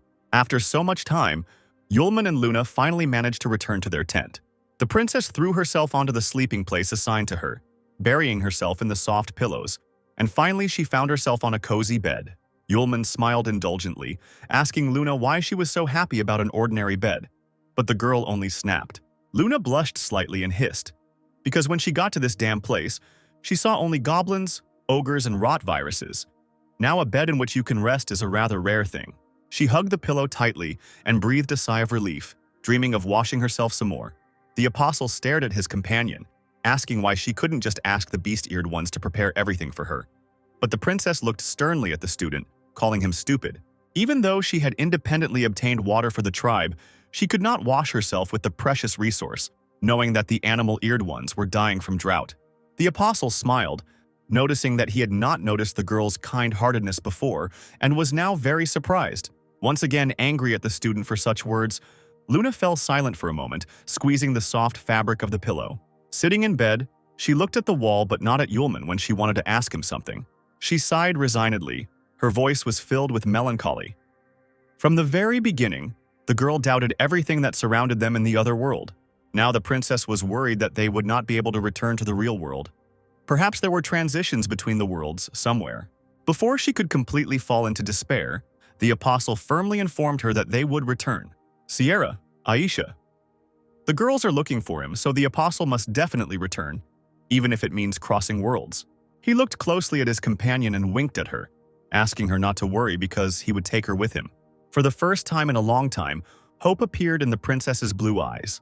The fabric of the tent suddenly opened, and an agitated Lim appeared in the opening, shouting that something bad had happened. She began to stutter, trying to tell her master that the goblin tribe had returned. No, they had been forced to return. Luna did not let go of the pillow from her embrace, and together with Yulman they stared at the guest.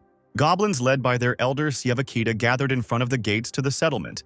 Their way was blocked by two armed beast-eared ones. Yulman and Luna hurried to the place, the apostle asking the tribe on the go what had happened. One of the beast ears worriedly reported that the goblin tribe was asking for help. They looked like they were being chased. Yulman stepped forward and immediately saw an elderly elder in front of him. He, as before, began to beg the student to sweep away his settlement. Now they were completely helpless. Shawakaita's lips trembled as he tried to say that the green sorcerer had attacked the tribe. One of the goblins, looking around all the time, saw something in the distance and immediately attracted the attention of the elder, squealing that the sorcerer had caught up with them. The old man shook, leaning back when he saw the monsters. Transformed goblins, created by them to intimidate the beast-eared and other tribes. The grinning faces with red eyes really did look like they had been recut like dolls to create the perfect weapon. Fierce and cruel, with a very bad trait, a thirst for flesh. That's what these creatures were. A whole army of ferocious monsters gathered against a small tribe on the mountain cliffs. The animal-eared ones trembled with horror when they saw the full scale of the disaster. They couldn't even imagine what to do now and how to defend themselves against such a number of monsters. One beast-eared one ran up to Sievakita and grabbed his clothes, shouting that the goblins had deliberately brought hordes of monsters to a foreign village. The old man muttered that he simply wanted to ask Mr. Yulman for help. But the beast-eared one became even more agitated, declaring that one magician could not cope against such a number of mutants. The apostle, looking at the army, shrugged his shoulders, saying that it would take a long time to fight such freaks. But overall, there were no problems. The beast-ear stopped shaking the elder and looked questioningly at the magician, who nodded, saying that he could fight. Their conversation was interrupted by Lim's desperate cry. She demanded to stop. The girl ordered to stop bombarding Yulman with annoying requests. He looked at Lim in surprise and said that there was no problem. Lim warmly thanked the apostle for saving herself from the goblins and the entire village from destruction. Even the fact of meeting the owner makes her incredibly happy. The owner did so much for Lim, the girl didn't know how to thank him. And now the green sorcerer with a whole army has come for the beast-eared ones and the goblins. The owner doesn't have to put himself in danger for them. So Lim asks him and Miss Luna to leave here as soon as possible. The girl stumbled and burst into tears, asking for forgiveness for the fact that she could no longer be Yulman's guide. Her fellow tribesmen looked at the master with sympathy, listening to their conversation. Even Sievakita thought about it, and admitted that it was shameless on his part to use impossible methods against a benefactor who had already saved the tribe. He nodded to himself, demanding that they leave quickly. He would need a little time. The goblin tribe would hold off the monsters. The princess silently watched as the creatures conversed with the student. Lim also fell silent, biting her lip and waiting for the inevitable. The little goblin swallowed hard, a bead of sweat rolling down his cheek. Suddenly, completely unexpectedly for everyone, Yulman grabbed his head and burst out laughing, exclaiming that he and Luna were not respected at all. He informed Lim that if he wanted to leave any place, he would do so of his own free will, and there was no force that could force him to do anything. And the problem he talked about at the beginning was just from an empty stomach. It's worth spending effort on fighting monsters to get hungry. Yulman smiled, looking affectionately at Lim. He turned towards the army, saying that the beast-eared ones needed to go cook something tasty and wait for victory. A few seconds later, the apostle and Luna found themselves alone on the battlefield. The mutants grinned carnivorously upon seeing their victims. The apostle suggested that the princess step aside if she was afraid, but the girl angrily replied that after such a speech, she could not simply hide. However, she looked away uncertainly. Then she asked if the guy had some kind of trump card or if he was just trying not to lose face with the tribes. Watching the monsters approach, the girl asked if Yulman would be able to deal with them. He immediately said that he would do it without any problems. Luna screamed at the guy in despair, wondering if he had really mastered some kind of incredible magic. The princess looked at Yulman with a puzzled expression, who nodded in response. It wasn't forbidden magic. Sierra's student had reached such an incredible level. It turns out that Charlotte has been teaching these legendary tricks for a long time. With a heavy sigh, the princess said that she would help the student buy time. Although she didn't have everything that Yulman had, performing such complex magic charmingly took a lot of time. The girl knew that for sure. So the princess will hold off the goblins while the apostle concentrates on his magic. He promised to take her with him when he returned to their world. Yulman couldn't be allowed to die before that moment. He thought that no time was needed for preparation but remained silent. Luna summoned Lightning Asia, ordering her to imbue her with her power. A clear voice was heard. The sword replied that the princess's strength was not enough to subdue the blade, but Asia appreciated how she was looked after. So be it. Holding the sword out in front of her, Luna saw the ghostly human form of the weapon next to her. The green sorcerer also noticed her, surprised. Was the soul of the sword going to fight his army? He bared his teeth when he saw the beautiful young girl and licked his lips carnivorously. The sorcerer, sitting on a wooden throne, immediately ordered his monsters to take the soul alive. At that moment, the fighters rushed towards the princess. Asia informed Luna that using the sword's powers would speed up the consumption of a person's magic. Judging by her condition, the heiress could only hold out for about 10 seconds now. A bright golden light illuminated the mutants' ugly faces. The princess loudly objected that she had enough strength. The thin figure was surrounded by a horde of hostile army, clinging to the girl from all sides. Brandishing their swords, they tried to attack the princess, pushing their way through each other. But the next moment, they were thrown back by bright lightning coming from the sword. The light multiplied, cutting through the bodies of the monsters, littering the ground with their remains. The green sorcerer bared his teeth and leaned forward. He felt the power of the sword's soul on himself, calling it worthy. But compared to his power, it means nothing at all. The sorcerer screamed furiously, creating waves of powerful energy around himself. The princess, embraced by her, clenched her teeth from the bright flash of pain. She barely remained conscious even after using the sword's soul powers, and in the end she did almost nothing. The weapon fell from the weakened hand. Every cell of the body was filled with pain. But suddenly Luna was surprised to find herself in Yulman's arms, and he praised his friend for her good work. The girl asked with regret in her eyes and hope if she had helped buy the apostle a little time. He nodded with a smile. Luna did everything that was required of her. Lightning-fast Asia softly lay in Yulman's palm. He, holding the princess with one hand, asked her to rest. The green sorcerer noticed the man's appearance, shouting that another fool, not knowing respect, would be killed by the Green King's soldiers. Now the apostle and Luna were surrounded by a huge army. The guy glanced at the monsters, whistled mockingly, repeating the sorcerer's words. He threw the blade over his shoulder, asking his soul about her affairs. Asia regretted that Yulman was not her owner, so he would not be able to use the powers, but the apostle did not need that. The soul was surprised. Because the king of the elements forged it with the purest lightning, nothing can harm it. Yulman asked if it could withstand the lightning magic of other energy sources. Instead of an answer, the sword rattled from the bright streams. The apostle understood everything and smiled. A red energy arrow immediately struck the sword. Seeing her, the green sorcerer retreated back in fear. This amazed all the observers of the tribes. The blade's soul protested, asking what kind of thunder Yulman was introducing into the steel. Not hearing an answer, the little voice squeaked that she needed to stop. There was no more energy left in her. The soul writhed from the power that overwhelmed it. It could not bear it any longer.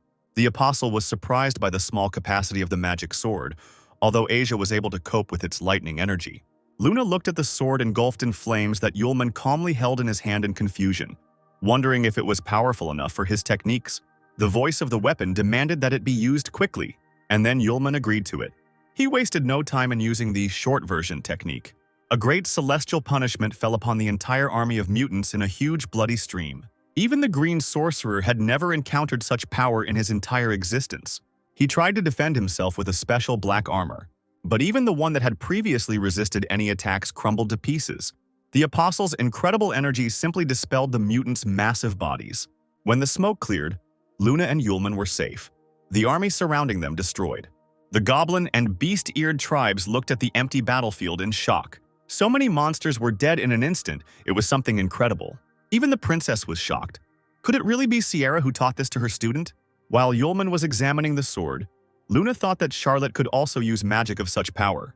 The blade's soul froze powerlessly in the air, looking straight at the apostle. Blushing, Asya exclaimed that Yulman, not being her master, had so unceremoniously dealt with her body, deceived her, and forced her to serve him. But that sweet moment when the sword was filled with power and that short moment of liberation were beautiful. The girl looked at the student with adoration, saying that he was really good and did not disgrace the honor of the magic sword. Yulman looked into the clouds of smoke and was surprised. As it turned out, the green sorcerer did not die. Now, completely burnt, he slowly rose from his knees. The mutant roared, asking Yulman where an ordinary person got so much strength from. He replied that there was no point in telling him anything, because after learning the answer, the monster would die anyway. The sorcerer, hearing this, laughed loudly. The goblin has not yet shown its power, and right now the impudent man will see it. The dark world of the heart spell allowed the mutant to be filled with dark energy, which flowed like small snakes through his body. Yulman whistled, seeing the dark streams of powerful energy, asking what it was. The snakes soon merged into one, forming a stream in which the souls of dead monsters, distorted by pain and anger, were clearly visible. They poured into the body of the green sorcerer, and he turned into a fighting three-eyed troll with huge wings and a strong body. Hearing the monster threatening Yulman, Lightning Asia stared at the guy, hoping to rest, but he shrugged his shoulders. They will have to continue the battle. The improved mutant roared, shouting that the man had lived to the moment of his death and still did not understand anything. But now he would go to the underworld. The apostle smiled fearlessly, exclaiming that he could not wait to feel it. Hitting himself in the chest with his fist, the sorcerer spread his wings and waved his long tail, pushing off from the ground and rushing straight at the enemy.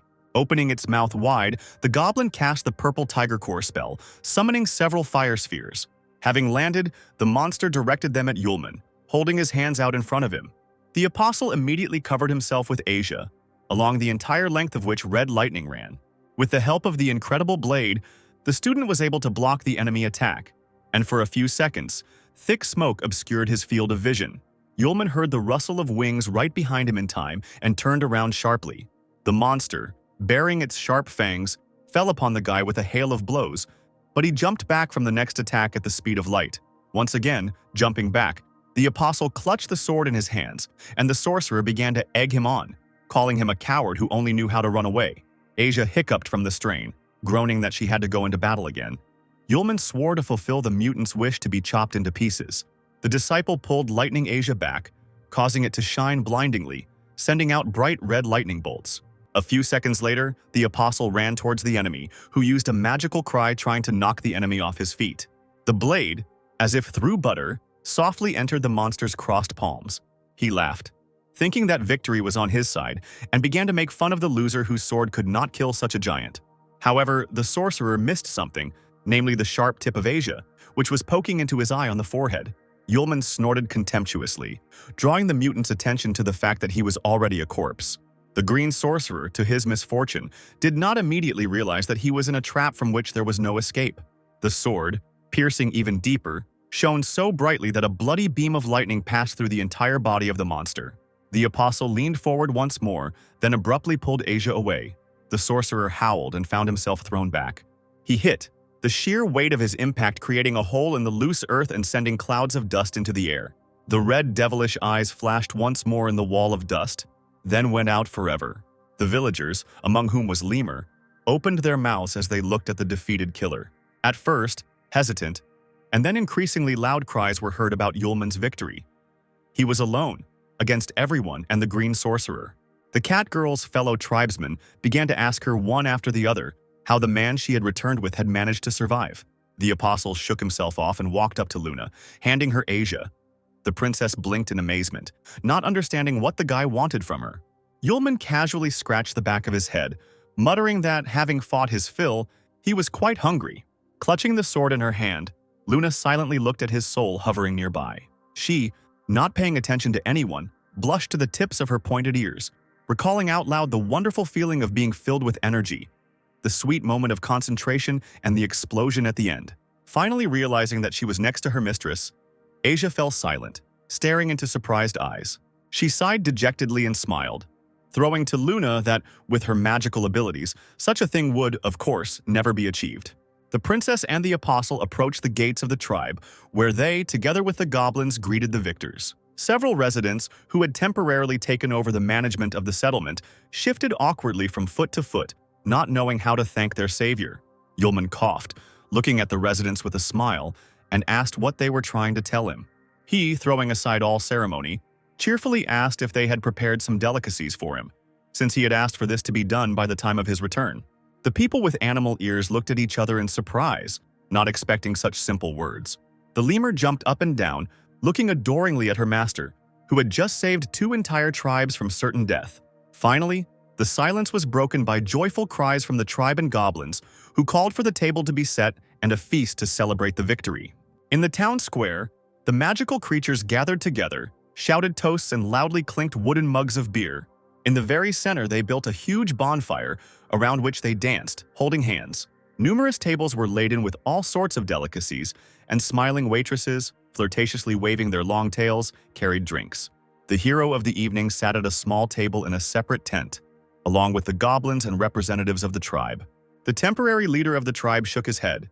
He never thought that the day would come when he would drink at the same table with goblins. Shawakeda nodded, smiling and replying that he too could not have imagined that such a thing would happen. This all happened thanks to Mr. Yulman. Those sitting at the table supported this idea. The temporary leader decided to ask the apostle about his plans. Perhaps he would still be the elder of the tribe.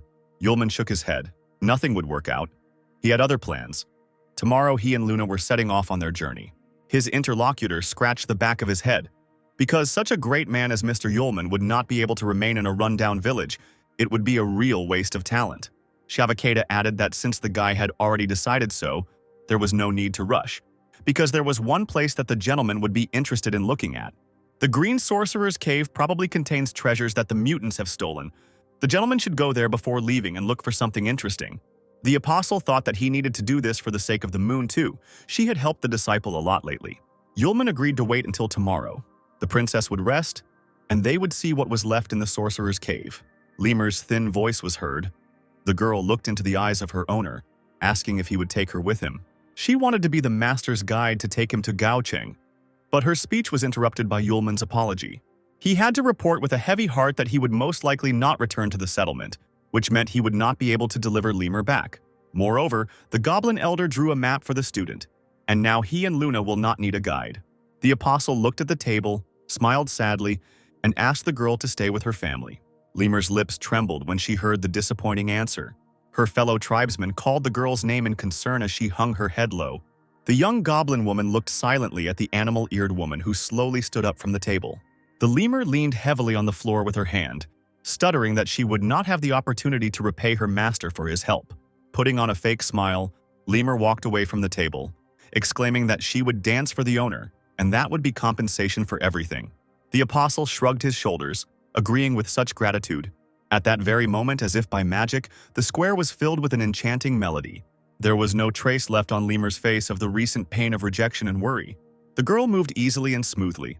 The hems of her airy dress fluttered in the wind, and her jewelry jingled to the beat of the music. The apostle was watching the dance with interest when he noticed that his neighbor turned away in shame. To the surprised question, he reluctantly replied that the gentleman himself should observe, but he should not. Yulman didn't attach much importance to this and grabbed a mug of drink. But then a young goblin girl approached him. She explained that such a tribal dance signifies the expression of a woman's love for a man. Although she doesn't understand the nature of Lemur's relationship with Yulman, the girl gathered all her courage to confess to her master and dance. At that moment, Lemur turned to Yulman, winking at him. The goblin woman asked the guy to at least take a good look at the creature at that moment. From that moment on, a vague veil appeared before the apostle's eyes. Opening his eyes, he saw Lemur very close. She finished dancing and walked towards her master with cat-like gait, asking why he couldn't take his eyes off her. The apostle was taken aback, not immediately realizing that the two of them were alone and in a different location. He looked around in shock and found himself sitting on a bed with a large red canopy. It turned out that the student had not responded to words since the dance, and Lemur had to take him here. The apostle tried to laugh it off and move away from the persistent girl, saying that since the feast was over, he could go to his room. But she grabbed the guy by the hand, telling him in a languid voice about a special tradition. If a person agrees to watch the confession dance and leave with the dancer, the tribesman and his master can spend the night together. At this time, the feast continued. The streets of the settlement were filled with the noise of the celebrants. The lemur turned away and became sad. She knew that the owner could not stay, and the girl would not demand to take her with him either. So the two of them only have tonight to spend together. The next moment, Lemur began to undress, shocking the apostle. He tried to look away and, stuttering, asked the girl to stop. Quickly throwing the top of her dress over her, Yulman sat down on his knees, demanding that she listen to him. The student was very happy with this attitude, but such things should only be done by mutual consent, and the guy cannot stay precisely because he needs to return to one very important person. There will definitely come a time when Lemur meets a man who will love her as much as she loves him, but until that moment she needs to take care of herself. While Yulman was speaking, Lemur's eyes rolled back and she simply lost consciousness from excitement. After holding the thin cloth on the girl's shoulders for a few seconds, the apostle realized that she had fallen asleep while sitting. Finally, a slight smile touched the student's lips. He was glad that everything ended this way. Having somehow thrown some clothes on Lemur, he laid her on the bed and covered her with a blanket. Having made sure that the girl was lying comfortably on a soft pillow, the apostle lay down next to her, propping his cheek with his palm. He allowed himself to indulge in dreams, completely drowning in his own thoughts. Lemur's chest rose and fell in time with her breathing, and the girl sank deeper and deeper into a deep sleep. But if it really had been possible to stay, they would have had a luxurious wedding. The picture changed. Aisha appeared before my eyes, who blurted out that the guy could stay in this hole, settle in, and not come back to her. Arya, Charlotte, and Luna echoed her, saying that the apostle had made promises and had not fulfilled them. The master was disappointed with her student, and the princess had been completely wrong about him. As expected, you can't trust a word a man says. They are all worthless. Yulman may never return again. The apostle's inflamed consciousness painted ever new terrifying pictures of his future. The boy whispered that everything was not like that. From outside the tent, his desperate cry was heard, asking for an explanation to Aisha and Sierra.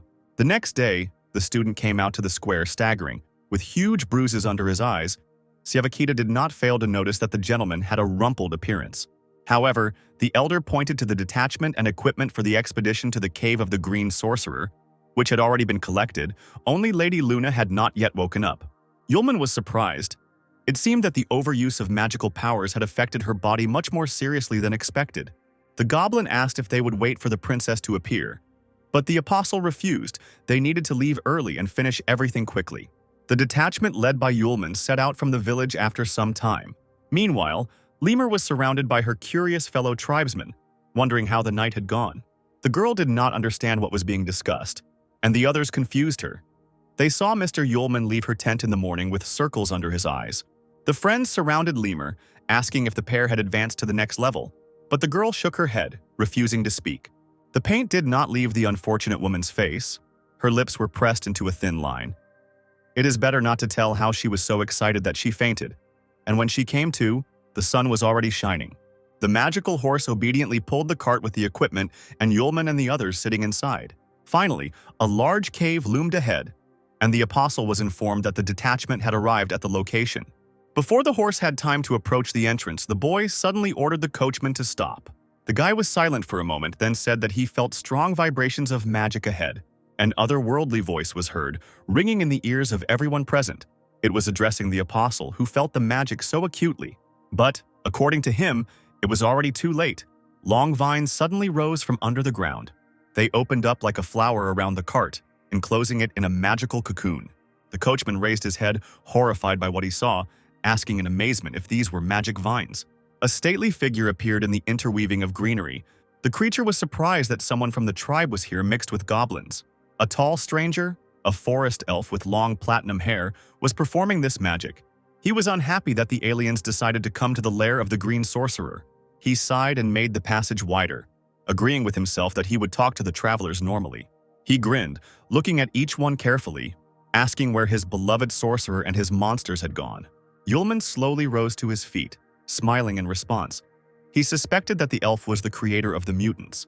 He added that showing such freaks to other people was a real shame, but the stranger shouldn't worry. The student had already helped him get rid of them.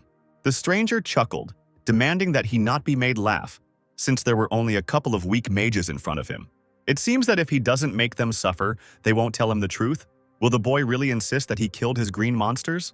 He shouted that he wanted to know what Yulman was capable of and aimed the sharp ends of the vines at the cart. The apostle was incredibly amused and excited by this. He decided to show his strength and instantly burned the magical bonds. The elf recoiled from the explosion, amazed by such incredible power, which he did not expect from an ordinary magician. He couldn't understand who Yulman was. Not a tribesman and not a goblin, perhaps with such an appearance. It was a succubus. The lightning that destroyed the vines slowly approached his hand, because he still hadn't let go of one of them. The last thing those present saw on the elf's face was genuine surprise. The next moment, the entire body of the hapless enemy was struck by a bolt of red lightning. Burning alive, with his mouth melting from the high temperature, he screamed that the Lord would not forgive the succubi for this. The cart was freed from the vines. The last flames of Yulman's power smoldered for a long time in the air near the elf's ashes. An awkward silence reigned. Even the apostle seemed surprised at such a quick turn of events. Finally, he sighed dejectedly. He wanted to ask the elf a couple of questions first, but he didn't know that the fool wouldn't think to let go of the liana. The coachman, stuttering, carefully asked the gentleman what they would do now. Yulman shrugged his shoulders as usual. What else could they do? They didn't even know who it was. They just had to move on. Meanwhile, in the ruler's palace, a warrior approached the majestic throne, kneeling on one knee. The cloaked and masked figure informed His Majesty that Gerd had died, but was able to leave a message before he died. The Lord cursed when he heard the words about the coming rebellion of the succubi. The strong man with large horns on his head was also surprised, not expecting that these creatures would be the killers. The tribe's settlement was resting in their tents after a merry night's feast. The lemur approached the tent where Lady Luna was resting and heard from a fellow tribeswoman standing nearby that the princess had not yet woken up. The girl carefully looked inside. Because Luna had been sleeping for a very long time, suddenly something happened. As it turned out, Mr. Yulman said that the princess spent a lot of energy on her magic and needed a good rest. She needed to sleep as much as she needed, let Lemur not worry. The savior was indeed lying on the bed, covered with a blanket, but she was tormented by doubts. And indeed, the princess's sleep was not so healing and calm. She had real nightmares, the night sky and all-encompassing flames that made her scream in pain and horror. The princess sat right in the center of a huge fire, but she did not burn. She only felt incredible melancholy and powerlessness. Not far from her lay the bodies of her brothers. All her relatives were dead. A dark figure appeared in the middle of the long corridor. Only its grin was visible. The stranger was laughing at her. The face seemed vaguely familiar. The man chuckled, saying that the girl had fallen into his net, and today no one from the royal family would be able to escape. The father's face, so familiar, was sprinkled with blood, and the enemy had a sword pointed at his neck. With his last strength, he asked his daughter to run away quickly. She jumped to her feet and screamed furiously, tears in her eyes preventing her from seeing clearly. The man pressed the sharp blade even harder against the king's neck, and as if playing with his prey, repeated his father's request. Horrible images filled Luna's head. Huge faces leaned over her one after another, asking where the little princess wanted to run away to. They laughed, mocked, and egged her on, pushing her in the back. A sword appeared in Luna's hands, and despite the flames and soot, she tried to attack the killer, who hissed that she could not hide from him. The girl screamed, asking Lightning Asia to give her at least a little of her power. But what Luna had always feared happened. The braided hilt of the sword began to slowly disappear right in her hand. The girl couldn't believe it. A terrifying face appeared in front of her, saying that even a magic sword could not avoid a miserable end. No one would save or protect the princess. All her close and dear ones were all dead. Even this sword was doomed to perish. Luna squealed that this was nonsense and nonsense. The fiery face slowly transformed. Now the princess seemed to be looking at her reflection, which echoed her, saying that it knew everything. It grabbed Luna by the cheek, hissing that while she was having fun in other worlds, she didn't even realize what her country and people were going through. A stupid, selfish girl. In Luna's huge eyes, a face smiled like a creepy doll, demanding to see its agony. Until then, the monster will wait patiently until the princess turns into the same monster. The inflamed consciousness could no longer endure the torment, and Luna suddenly opened her eyes. Worried girls were already leaning over her, happy about the awakening of their savior. The lemur smiled at the girl, greeting her. The princess immediately asked how long she had been sleeping. They answered her that the whole night and day had passed. Luna quietly repeated what was said, not noticing the guest's confusion, and asked if she wanted to eat, since she had slept for so long. But not hearing her, the heiress grabbed her head, wondering if it was a dream. But even in that case, there was no more time to waste. It was time to return home. This dream, the dead visions of her relatives and the scary eyes opposite her, all this brought a bad feeling. Luna shook her head, immediately asking where Yulman was now. Before she could finish speaking, joyful cries were heard from the street. The squad had returned from the campaign with a lot of food, resources, water, and precious stones. The entire tribe gathered around the huge amount of provisions, discussing that this would be enough for them for several years. A companion on Yulman's campaign asked if he was sure that he wanted to give all this to the settlement. The apostle was surprised by the question, especially since almost everyone had previously brought provisions to the green sorcerer. Moreover, these resources are heavy and bulky. The most important thing is that all the tribes need to unite and work for the benefit of the common cause. Only in this way will they avoid all disasters. The temporary leader's eyes filled with tears and he nodded. and Siavakita declared that the goblins were now one tribe with the beast-headed ones.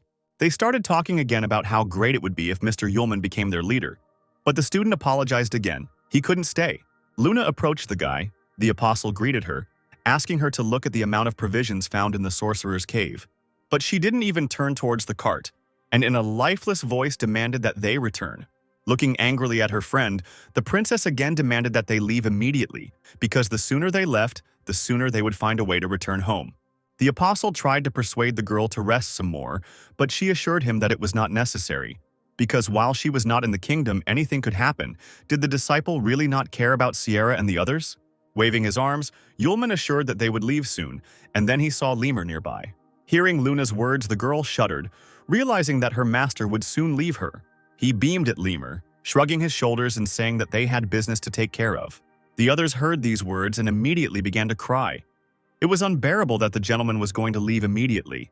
Wiping away his tears, the leader asked to at least have a farewell feast, but the apostle flatly refused, gently saying that they really needed to hurry. Lemur's friend gently pushed her towards Yulman, instructing her to say goodbye to the master properly. The girl approached timidly, not daring to look at the one who had been so kind to her all this time. The apostle leaned over Lemur, trying to cheer her up by asking if she really wanted to see him off with that expression on her face. Tears were already gathering in the girl's eyes, and then the apostle carefully placed a pendant with a precious stone around her neck. To the girl's surprised question, Yulman replied that he had found the decoration in the cave of the green sorcerer and added a little protective magic to it. In a moment of danger, the stone would protect her. The apostle added that he would try, if possible, to find a way to return and visit them. But until that happened, let the post of head of the clan be with Lemur. She didn't care about the high appointment. In her soul, there was a trembling hope that the master would actually return. Yulman had to say that he would do everything possible so that Lemur would not be sad. And so they all together saw off their saviors on their long journey, waving after them for a long time. A gray wolf sat proudly on a high rocky mountain, but as soon as he saw a huge flash of lightning in the distance outside the clear sky, he almost lost consciousness from fear. Lightning Asia, bashfully covering her eyes in her human form, glowed a shade of red, begging him to continue. Yulman absorbed the lightning of his power into the sword, training it, but the soul of the weapon perceived it somewhat differently. Luna, watching this scene, rolled her eyes and could not stand it, demanding that her two companions stop with such perversions. The apostle looked at Asia slyly, saying that it didn't matter to him, the sword itself required him to continue. Asia indignantly shouted that what they were doing was called training. She, being an electric sword, suddenly for the first time in her life encounters a type of lightning that she cannot control, even though the princess says what she wants. But she must master this lightning. Luna raised an eyebrow. She didn't think it was a big problem in this situation. Few people could tame such power. Asia stamped her foot, declaring that she couldn't come to terms with this, and her soul groaned long and hard with a new discharge. The gusty wind on the mountaintops played with the fluffy fur of the werewolves. A small pack stood on the very edge of the cliff, waiting for something. Finally, a subject approached the commander, sat down on one knee. The wolf told about the people he had discovered ahead, who were about to cross the border, judging by their route. The snow-white werewolf, the leader of the pack, turned around sharply and bared his teeth, hearing that human beings had suddenly appeared here. He was told that one of them was surrounded by lightning magic fluctuations. He must have been a mage. The leader turned again towards the mountains surrounding them, and crossing his paws on his chest began to think. After a few seconds, he growled nervously, because of these filthy people, Carrick became so weak and pathetic. This magician, or whoever he was, would definitely not pass. Having decided that the aliens needed to be stopped, the werewolf ordered the others to set out to stop them, and they unanimously agreed with the commander. Meanwhile, Luna, Asia, and Yulman gradually climbed the huge mountain steps, making their way up the rocks. Asia, whose soul was hovering next to the apostle, suddenly abruptly covered her palm with her hand, begging the guy to stop because the energy was already overflowing her. After twirling the sword in his hands, the student agreed and said that he needed to find something to chop, causing Luna's indignation. The princess asked her friend if he was going to use spells in the mountains, but she didn't know that werewolves had been watching them for a long time. Two gray werewolves silently and vilely attacked Yulman from behind. As soon as he answered Luna that he wanted to find something and wave his sword without spells, he turned around abruptly and pointed his sword with his lightning at his opponents, calling them dogs who had appeared out of nowhere. The warriors dodged the attack, deftly running back and crouching on their hind legs to gather themselves for the next jump. Yulman blinked in surprise that there were real werewolves in the mountains. They did not get up from their place, raising a pile of dust which soon cleared away, and a white werewolf came out to the people. He immediately praised the apostle's dexterity. But the next moment he bared his teeth in a menacing manner, shouting that both men would die here today and let them blame themselves for it. The werewolf's snow-white body was engulfed in bright fire, and he was turning into the king of flame. Yulman was not afraid for a moment, measuring the fiery werewolf with his gaze, and only asked if the werewolves knew Carrick. The enemy clicked his sharp teeth and called Yulman a cheapskate who shouldn't talk too much and dare to name werewolves. The guy shrugged, replying that he understood everything. Such behavior did not add honor to the wolves. The werewolves surrounded Yulman and Luna. The apostle put his sword in front of him, realizing that only by putting the leader on his knees could he make him listen. The student put one arm around the princess's shoulders, pressing her to himself, and with the other he grabbed the hilt of the red-hot sword. The girl asked him urgently what he wanted to do. Yulman didn't answer, and with all his might thrust the sharp blade into the ground. The earth opened up, describing a perfect circle without touching the apostle and his companion. Red lightning bolts spread like fire across the clearing where they were attacked. The wall of fog and smoke gradually dissipated along with the smoldering embers of lightning. The werewolves lay on the ground, scattered in different corners, breathing heavily. Their flaming leader remained conscious, the fire protecting him by surrounding him with smoke. However, he did not hide his surprise at the stranger, even wondering whether he was human. Luna stared at the scorched earth and the unconscious bodies of the wolves, while Yulman grinned, making a forced yelp, saying that he had gotten a little carried away. He looked slyly at the leader, who was clenching his fists in anger, asking if he wanted to continue the fight. The werewolf shook himself like a big dog and cursed, deciding what to do. Something hissed loudly, and the werewolf almost fell off his feet. The ground shook noticeably several times. Luna began to look around, fearfully asking Yulman what was happening. The wolf was terribly frightened, howled loudly, and shouted that now it was the end for everyone. Yulman turned to the large mountain looming over those present, reporting that they seemed to have awakened him. Luna patted the guy's hand, hysterically asking who they were talking about, because the apostle seemed not to see the girl. The jagged mountain peaks shook violently, then began to crumble as the long neck of a huge dragon stretched out into the air. At first the creature closed its eyes tightly against the daylight, but then two huge orange eyes suddenly opened. The dragon threw back his snake head and roared loudly, destroying the previously unstable stone. The werewolf, whose fire was slowly fading, fell to his knees, begging Lord Sundevourer to spare him. Because the wolves did not want to disturb the great lord, they were only fulfilling their public duty. Yulman shook his head, looking at the dragon. Luna squealed, clutching her head. She seemed not to notice the small stones flying onto her head, completely absorbed by the sight of the size and power of the monster, from which even the entire imperial army would not have saved them. She trembled slightly, and then she heard the apostle's voice, smiling and saying that the girl needed to relax because she was not alone. An extremely joyful soul burst out of the sword. It was time to show everything that he and Yulman had learned in training. This was a great opportunity to say goodbye to excess energy. The dragon closed his mouth when he saw a huge bloody cloud high in the sky. In an instant, he looked like a small, frightened snake as a column of lightning rushed towards him. A waterfall of deadly energy fell directly on the spot where the dragon appeared. Even the werewolf, without rising from his knees, was shocked by this sight, raising his head. Huge flashes were visible from behind the high mountains, even in the tribe's settlement. The monster, whose dwelling was almost covered with small stones, was in a trance, swaying smoothly in the air. He decided to return to where he came from. When the head with spikes disappeared among the stones, Yulman enthusiastically praised the good kid, who immediately left. He added that the little obedient animals were as cute as ever, and Luna shook her head sadly. Taking a deep breath, she attacked the apostle with the accusation that he was still using forbidden magic. The student tried to justify himself, then remembered his opponents and slowly turned around. The three opponents sat obediently on their hind legs and trembled, looking at Yulman, who asked if they still wanted to continue. Not hearing an answer, the student demanded that they take him and Luna to the camp, and the wolves immediately agreed. Passing the mountains, the travelers after some time reached the werewolf settlement. The leader led two people along small corridors. The wolves, looking at them, asked out loud if these were Larla's prisoners. The white werewolf laughed awkwardly, apologizing to the great Lord Yulman for his fellow tribesmen, but he simply asked to be taken to Carrick. Finally, the werewolf, still trembling with fear, led the people to a large, bright tent. He loudly warned his brother in advance about the arrival of guests, sharply opening the curtain. A werewolf of the same color met them, sitting on the pillows with a bottle in his hands, drunkenly ordering his brother to tell the Lord that he would no longer come into this damned world of people. Yulman's guide ran up to the wolf and began to hit him in the face, forcing him to come to his senses, because the conqueror of the Sun Devourer, the great Yulman, had come to him. He seemed to sober up in an instant, his red eyes shining, as soon as he heard the name of the apostle. He had previously met a man with that name, muttering that he couldn't possibly be in his world, but there he was. The apostle stood before the wolf with a smile on his face. Finally, having sobered up completely, the werewolf howled joyfully. Yulman again greeted Carrick, whom he had not seen for a long time, and asked how he was doing.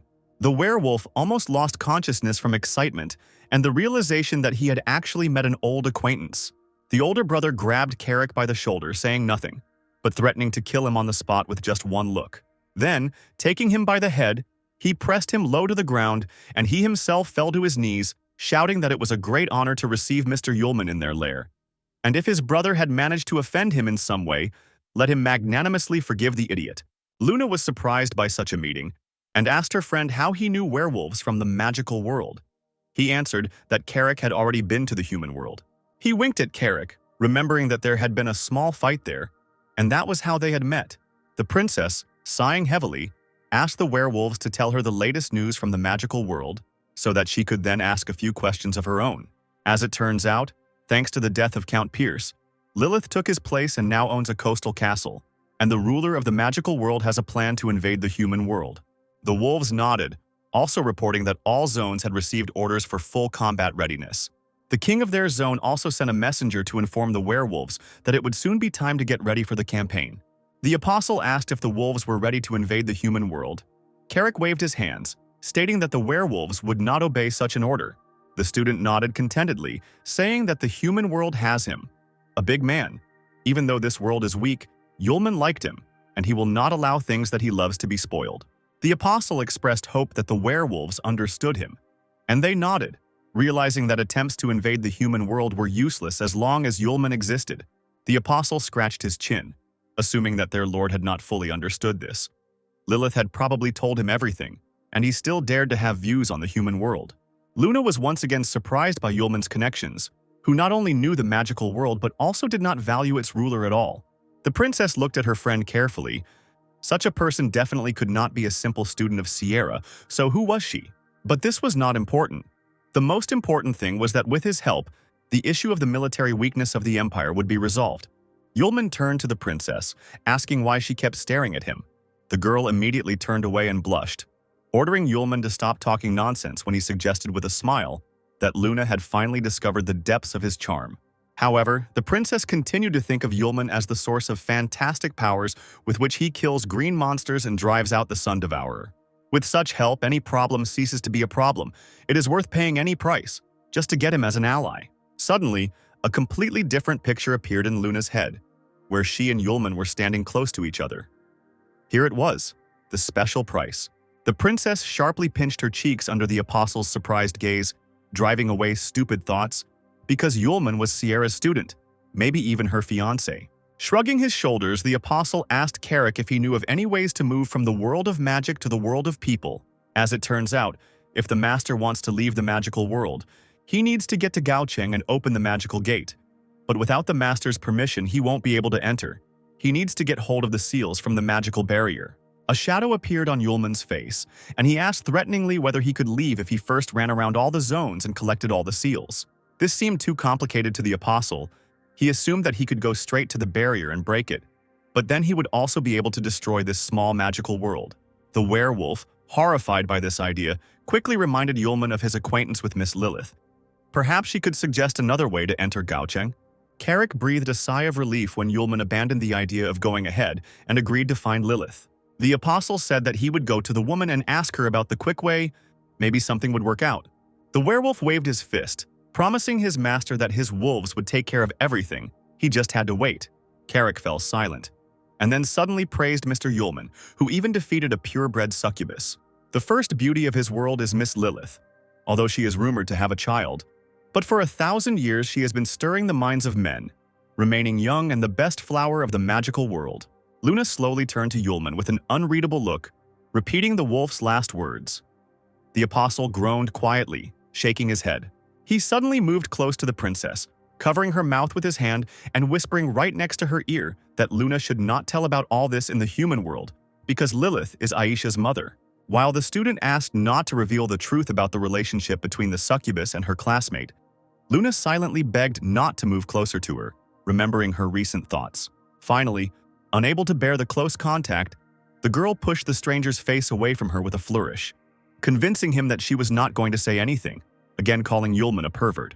While she was trying to hide her blushing cheeks from everyone, Carrick informed Mr. Yulman that everything was ready and they could leave. Luna pretended to be terribly angry, but in reality she herself did not know what she felt, looking at the stupid student. Coming out of the tent, the princess and Yulman saw a luxurious carriage drawn by 4 wolves.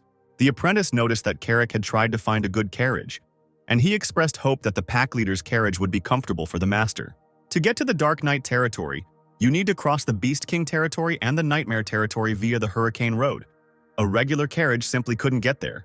Yulman smiled broadly, warmly thanking the werewolf, who only asked the man to relax and not think about problems.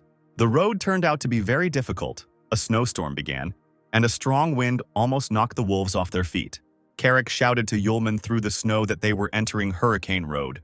Looking out the window at the incredible mountain storm, the student only muttered that the name of the road suited it perfectly. Previously, the guy could not even imagine that such places could exist in the magical world. After driving a little further, the cart finally approached the tunnel that the travelers had to enter. Carrick told Mr. Yulman that they needed to get through this cave and then they could rest. The wolves, shaking themselves vigorously, dragged the carriage behind them as they entered the wide opening of the cave. Carrick suddenly froze and sniffed cautiously, his red eyes narrowing. He peered blindly into the distance, sensing a strange presence. The wolves also noticed this and began to bark loudly. Illuminated by the light from the exit, 3 silhouettes appeared in the alien's path. One of them was sitting on a stone and talking to Carrick. In the large mouth there was a row of fangs, more powerful than those of other werewolves, and the fur was much thicker. The stranger knew the name of the werewolf. The golden crown and armor flashed in the semi-darkness. This king reported that Carrick had betrayed the magical empire, judging by the reports, and had gone over to the people, and was even ready to cause trouble to the ruler. The werewolf stepped back, shocked by the sudden appearance of the king of beasts himself with his warriors. Yulman was also surprised by the new meeting. Luna hid behind his back, looking warily at the lions. The king nodded. He was here to find out the truth of the rumors of treason. Apparently, Carrick came with a man whom he was happy to obey and betray the empire with the emperor. The huge werewolf, without waiting for an answer, turned directly to Yulman and challenged him, asking if the man would dare to accept him. The apostle thought for a moment, but then replied in a bored tone that he was not interested in duels. The king rose from the stone, saying that the animal world lives by the principle of survival of the strongest. Animals respect strength, because if a man forced Carrick to obey, then he definitely has strength.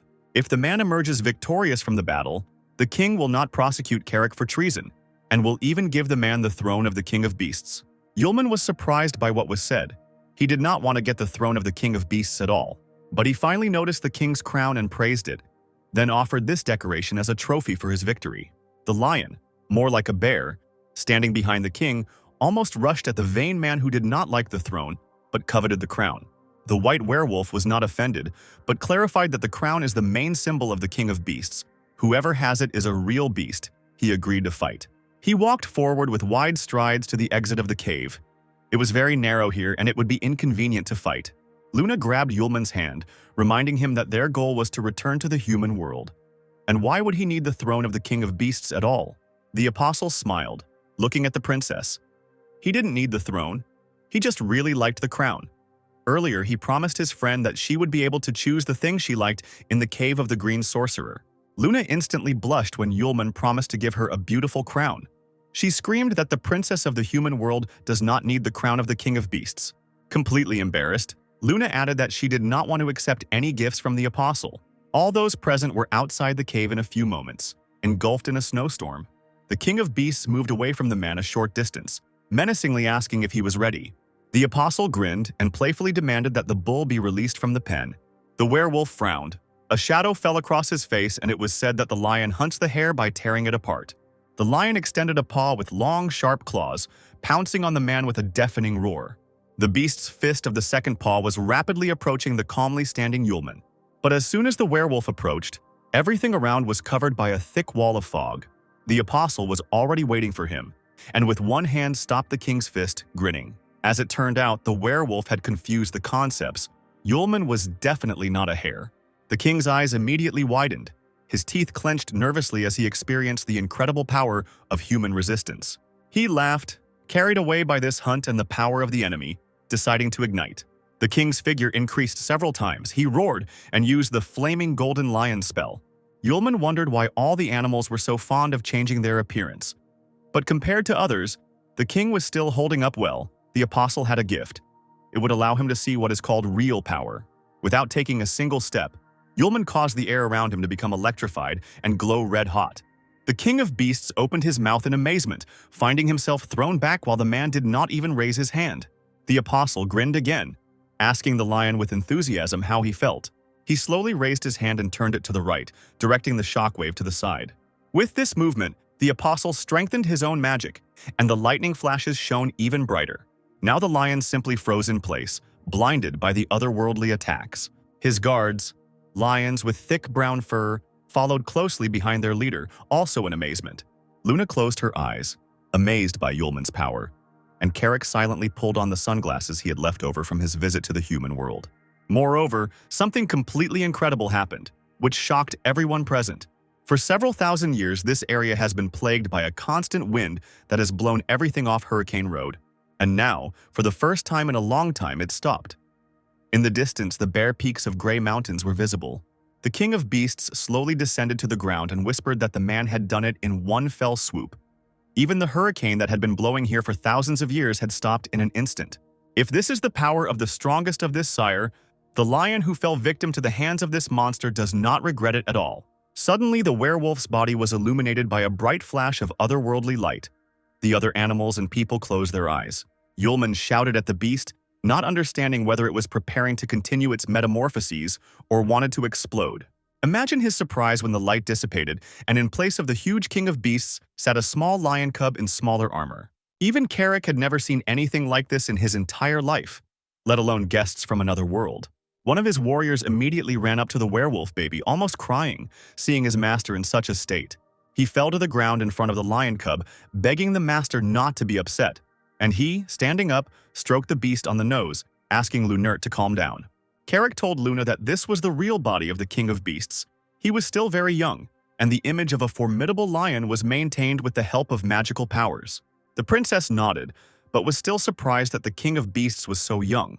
She turned to Yulman, asking whether it was a fair fight, or whether the guy simply beat up the baby. The apostle rushed to justify himself by saying that it was the lion who had called him to a duel, and he did not care who would fight. But the lion cub asked him not to worry. He would definitely not use excuses to avoid a sacred duel. Taking the crown off his head, he approached the man, saying that of all the creatures he had met, he was the first to possess such incredible strength, and the former king of beasts considered it an honor to fight and lose to him. The kid, rising on his tiptoes, handed Yulman his crown of the king of beasts, as agreed. Lunert covered his eyes with his paw and began to sob. Asking if a man would really become king, the lion cub immediately ordered the warrior to close his mouth. Yulman looked closely at the baby's concentrated face, making up his mind. However, he nodded, realizing how important this was for the little king, and decided to accept the gift. The apostle called Luna to him. The girl's eyes widened, asking what her friend had in mind. Without wasting any time, the apostle placed a crown on the girl's head, saying that he would give her a gift as they had agreed, adding that it suited her very well. Right before the eyes of those present, the crown shrank, adjusting to the size of the princess's head. Yulman noticed this and admired such technology. Lunert howled, shouting that the female human had become the king of beasts, and the lion cub again demanded that the warrior shut up. The apostle asked with a smile if there was a problem. The werewolf replied that the crown already belonged to them, and people could use it as they wished. Then Yulman decided that it was time for them to continue their journey, and together with Luna and Carrick, he got into his cart. The former king of beasts and Lunert immediately sat down opposite. The apostle, raising an eyebrow, asked if they would go with them. The lion cub nodded, because now that Luna had become the queen of the beasts, it was their sacred duty to follow the new king everywhere. At that moment, Lunert tried to object again, but he was quickly shut up. Luna felt very uncomfortable. To tell the truth, she no longer wanted to own this crown. Some time passed, and Carrick's ringing voice was heard from the street. He informed the gentleman that the carriage would soon arrive at its destination. Just ahead, the night mosquito zone was already visible. A long road led to the city illuminated by lights. The gates slowly opened in front of the carriage, and silent guards let the travelers through. The lion cub crossed his arms over his chest and looked out the window, saying that the nightmare zone was a place that would truly make anyone shudder. Luna adjusted the massive decoration on her head and asked the former king of beasts in surprise what it meant. He informed Her Majesty that this city was a grave for the weak, and the princess nervously asked him not to call her that. As it turns out, in this place the weakest go to another world. The girl only needs to look out the window. Indeed, on the distant streets, right on the ground, with their backs against the walls, lay a multitude of creatures, their bodies entwined with thin vines. Luna was horrified by their condition, asking if all these strangers were still alive. Some of the creatures moved, but slowly, as if they were delirious. They were already close to death. The night mosquito zone weaves magnificent dreams for them, in which people slowly weaken or die, because the zone sucks out all their life force in return, receiving energy for existence. Anyone who sets foot on this land will immediately become a victim of the incubi. These vile creatures are always looking for an opportunity to take possession of the weak, but if a person's faith is strong, he will never fall into a trap. Yulman shook his hair and smiled, saying that he would still like to meet them.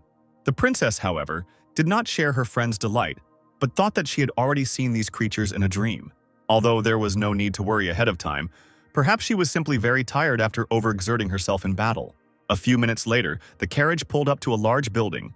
The lion began to maintain its previous appearance with the help of magic, notifying Her Majesty that they had arrived. The werewolf helped Luna get off the carriage stairs, saying that today everyone would rest here, and tomorrow they could move out into the dark night zone. At the threshold, the travelers were met by a hotel worker, a polite elf in a work suit. He bowed to His Majesty the King of Beasts and his retinue, welcoming them to the zone of nightmares. He suddenly straightened up and perked up, immediately recognizing people among the animals. The first one he saw was Luna. She stood frozen in the carriage doorway, looking questioningly at the elf. Seeing his gaze, the girl immediately asked if there would be any problems with the placement of people in the hotels of the nightmare zone. The employee shook his head with an apologetic smile. He turned to the lion again, saying that his companion's crown was very similar to the crown of the King of Beasts. The werewolf confirmed that this was the very same crown. Luna is the new King of Beasts. The elf was stunned by this news, but the werewolf abruptly cut him off, saying that this did not concern the worker. Let him quickly prepare the rooms for the guests. At this time, the gloomy building of the night mosquito zone was in full swing. An elegant male voice was heard. Its owner was very interested in the new guests of the city. A tall figure in a long cloak stood by a glowing, elongated flask. The man he did not want to see at all and the one he was looking forward to meeting the most suddenly came together. The elf standing behind him asked cautiously if the master meant the King of Beasts. The incubus girl next to him, a charming brunette with a pair of dark horns on her head, called the elf a fool who didn't realize that these pawns were of no interest. Isis adjusted the hems of her open dress and clapped her hands. The owner was talking about those two people, especially about the guy who, although he disguises his power, it is clear that he has an unusual lair. The owner's voice was heard again. Tired of the chatter, the man ordered Isis to be responsible for catching Yulman. When the girl asked if the guy could expose her, the figure said that there was nothing to worry about. The main thing was that her owner was not discovered, especially since that man quickly became infatuated with women. The elf, whose name was Lanti, was supposed to tell Ramir and the Lord that the King of Beasts had betrayed them. The owner, without turning around, continued to look at the sphere, whispering that Yulman had surprised him very much. If you looked closely, you could see inside the object a naked girl with long hair. For her, for Somali, the man had finally found the perfect container. And this time, looking at her long eyelashes, he definitely won't let her leave him. A dark shadow nimbly made its way through the streets and finally, with a barely perceptible noise, slipped under a tightly closed window. Isis arched her back and spread her membranous wings, leaning over Yulman's bed. She looked at the young face with interest, remembering the feelings of the owner, who felt that this guy could interfere. It was for this reason that the incubus was promised a responsible mission, to find out what kind of person Yulman was. Taking a deep breath, Isis invaded the man's sleep, diving in as if into the depths of water. The apostle blinked his eyes sleepily, trying to understand where he was and what was happening. Finally, he looked down in surprise and realized that he was standing chest-deep in the water of some kind of pool. He looked around again, wondering out loud if the succubus had come to him in his dreams again. The student froze and saw two female figures not far from him, painfully familiar to him. Sierra and Aisha, wrapped in nothing but towels, asked the guy to stay with them longer. They were bored and wanted Yulman to stay. The guy closed his eyes, then opened one eye, thinking that the succubus's special ability was fantasies created from memories pulled out of his subconscious.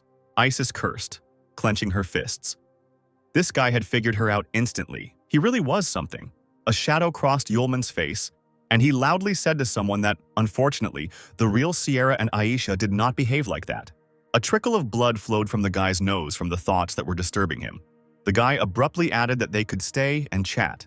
Smiling viscously, Yulman asked what else succubi could do and whether they could change their surroundings and clothes. At this time, Luna was fast asleep in her room at the end of the corridor with checkered tiles on the floor. Not a single muscle twitched on the girl's face, while the night brought less than peaceful sleep. The princess and Yulman fought against an entire army of soldiers wielding sharp swords. Luna skillfully and professionally killed her opponents, aiming at them with sharp weapons. One of the enemies was breathing heavily, exclaiming that Yulman had single-handedly defeated his squad. Luna approached the apostle. The boys smiled at each other, but no one knew how the princess knew this man. Suddenly the guy grinned and turned his head sharply, greeting General Howard. He placed the huge sword on his back and told the man that as long as he was around, his vile plans would not come to fruition, so he should capitulate quickly. The student turned to Luna and smiled at her again, seeing his friend's eyes glowing with happiness. Luna's double, the vile incubus, growled in anger as she saw Yulman and the princess disappear into the portal. The monster didn't understand how the guy appeared in the dream that she created and controls. It's just a chimera, an illusion. Why the incubus's powers are not enough to interfere. Someone's voice was heard from behind. He said that the reason for everything was the guy's origin. He was an apostle. The owner, whose face was hidden by a hood, said that even if it was created by fantasy, it still remains the fantasy of an apostle, and the lowest magic of an incubus is not able to stop it. But, as it turned out, there was also good news. Something had awakened in the container. The man fell silent. His figure began to rapidly disappear, turning into a purple whirlwind. This frightened the double. She, like a cornered animal, rushed around the room, screaming, asking what had come to see her. The purple whirlwind thinned and began to slowly but firmly entangle the girl. The man, whose magic had completely captured the incubus in a vice, asked if this was a sprout of the black goat's mother's magic. He raised his hand and a small flame appeared on the tip of his index finger. Then, without warning, the man pointed his finger towards the girl's forehead. Luna's memories flooded out. The man saw the princess from the human world, trying to save her empire. And before entering the demon world, she was possessed by the black goat's mother, and the demon seed remained in the princess. Having seen Yulman's power, Luna hopes for his help. But this is ridiculous because with the horizons of people it is impossible to understand the meaning of the apostle's power. The man promised that he could also help wishes come true. The incubus chuckled. She would be surprised if the figure succeeded. Covering her face with her hand, the girl hissed that she still would not give the receptacle of Somali to Yulman. The apostle and Luna felt something trembling, and someone's huge hands appeared above their heads. A few seconds later, a huge purple demon appeared in their place. The couple turned around sharply, hearing a disgusting slurping sound behind them. Luna opened her big eyes wide, horrified by the incredible size of the monster. The apostle immediately ordered the princess to step back, and he himself held out a blade in front of him. The guy, before going into battle, turned around once more and looked at his girlfriend, tenderly promising that he would protect her. Repeating his promise, he disappeared into a thick veil of smoke and magical pillars, leaving the girl alone. The atmosphere changed. The colors suddenly lost their brightness. The princess decided that Yulman had deceived her. She huddled in a gray corner and fell to the floor, pressing the sword to her knees, clutching it tightly in her hand. Luna stared ahead unseeingly, asking with her lips alone if there were powers more powerful than Yulman's. As soon as she fell silent, a familiar voice was heard asking if the princess hadn't understood yet. A tall, fair-haired woman stood with her back to her, telling her that it was her mistake to hope to shift everything onto the shoulders of other people, because all she needed was her own strength. Luna lifted her head weakly, asking what she would have to pay for her power. Did the double really want to take possession of her, and the path to salvation lay through entering the darkness? The woman smiled softly, assuring the princess that no one would dare to possess her. After all, power by its very nature is not divided into light and dark. Everyone decides for themselves how to use it. People who have not discovered their power do not even have the opportunity to choose between good and evil, whether to rely on the help of others, to give one's fate into the hands of others, or to control everything with one's own strength. It is up to the moon to decide. The woman disappeared, and Luna was left alone again, reaching out to the light that had appeared ahead. Something has changed once again. Perhaps the princess herself has changed. She clenched her fists hard, jumped up, and ran headlong straight towards the flash. The girl punched, and dark purple magic spread out in circles through the air. She said loudly that she didn't care whether the magician was good or evil.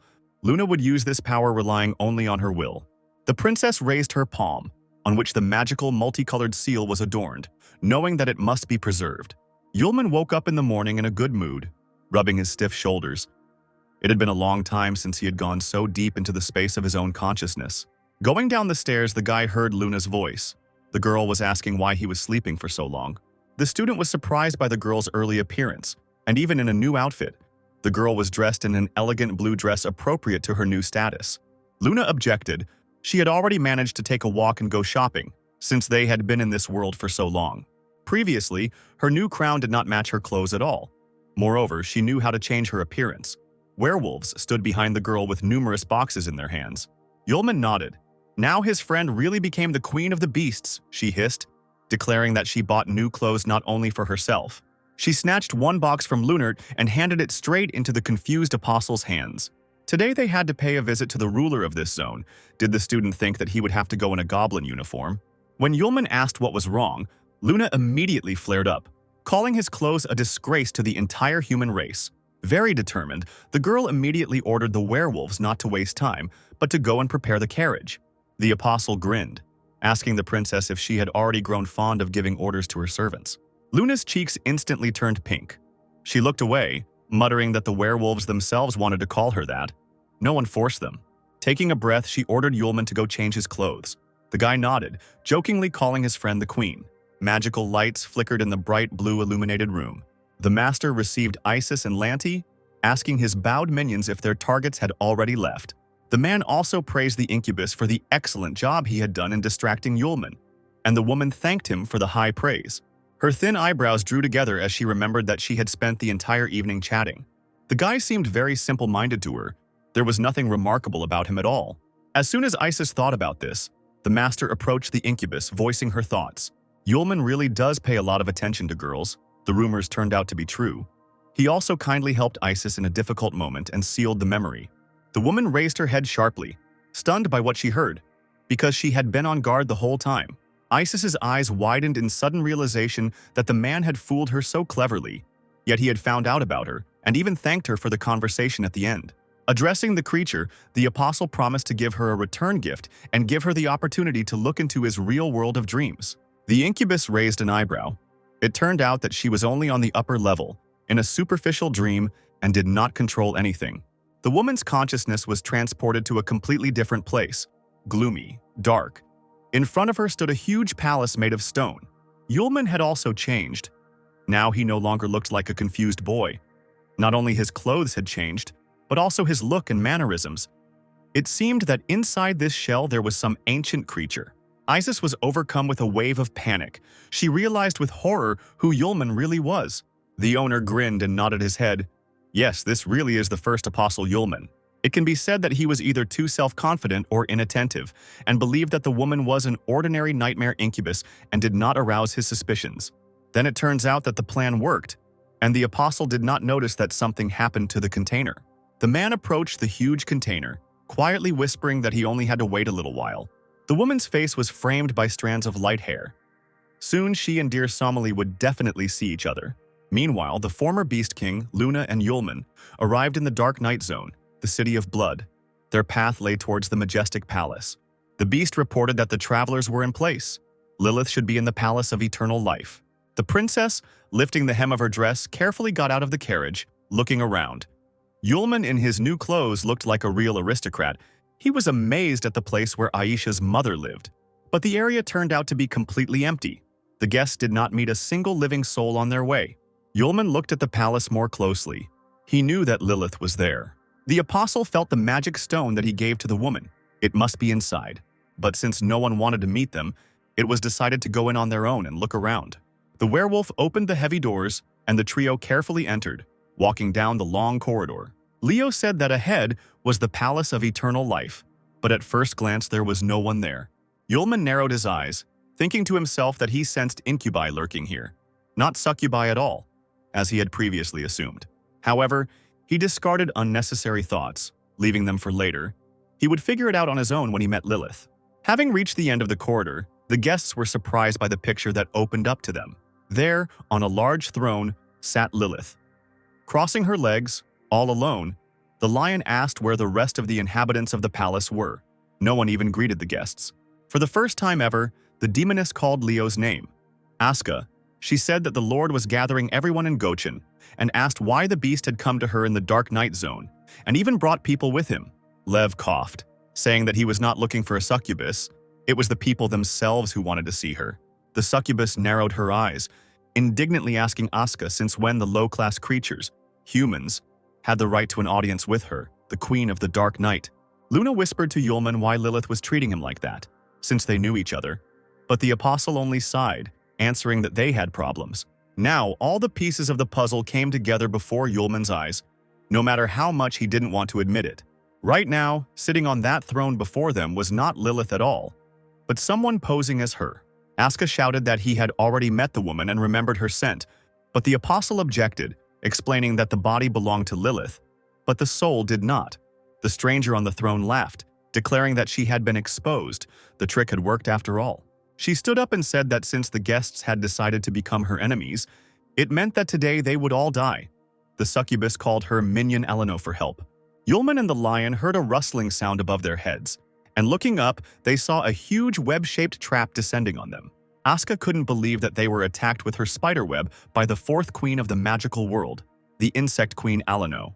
Yulman grabbed Luna and jumped to the side, but the trap managed to capture the lion, tightly enveloping him. A spider with a woman's torso in a revealing dress and long purple hair ran out onto the balcony, laughing vilely. She pressed her hand to her mouth and hissed that Asuka, being one of the four kings, knew full well that the magical trap would prevent him from using his powers. Lilith approached Asuka, creating a flame on her palm. She said that she was only destroying the traitor on the orders of the ruler. The beast's body rose up. It desperately tried to escape from the trap, but it was all in vain. Lilith threw fire at Asuka, turning him into a sleep puppet with her powers. Light poured out of the werewolf's eyes. After a few seconds, he fell silent, then began to laugh. Something entered the body of the king of beasts, and without ceasing to laugh, it began to tear the net with its sharp claws. Yulman smiled, asking what was going on here, but reassured Luna by saying that Asuka was being controlled through sleep. Alina was surprised that the guy knew Lilith.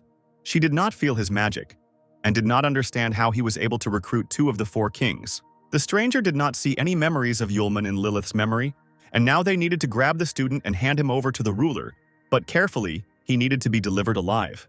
The princess didn't know what to do, because now they had to confront four kings of this world at the same time, and Yulman realized that the head of the nightmare zone was in Lilith's body.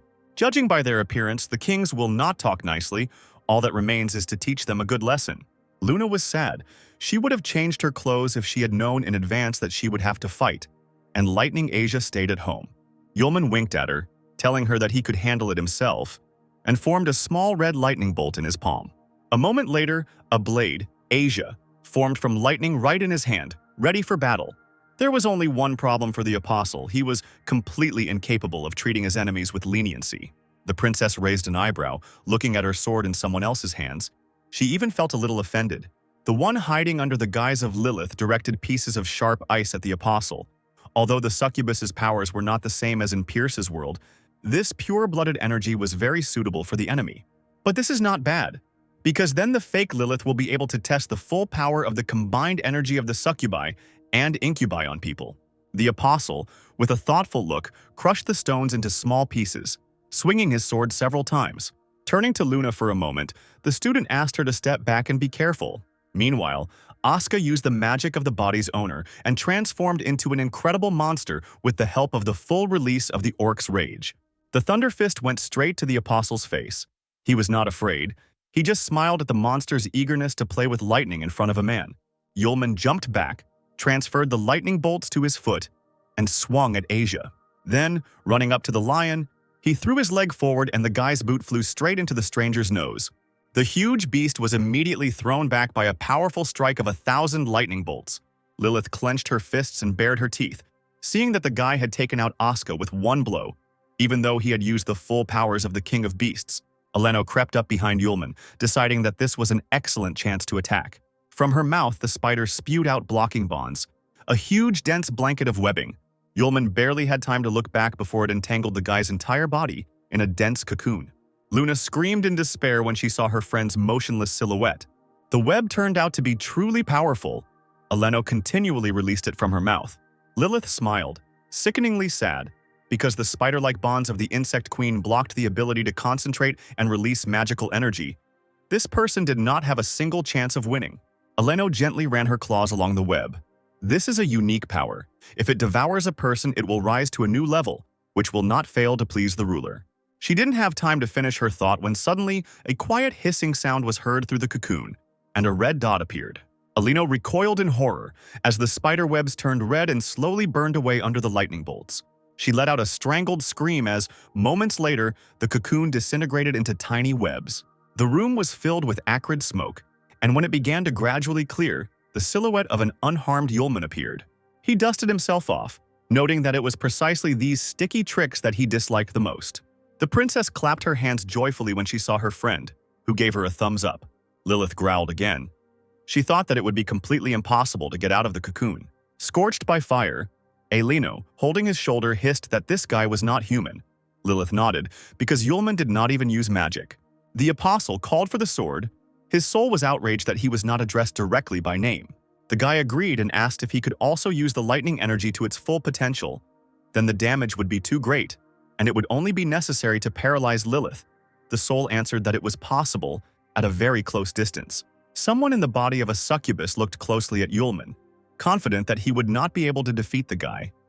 Did the ruler really want to get rid of the 4 kings with his hands? She spat, deciding that the main goal now was simply to survive. The demon turned his eyes to Luna standing to the side.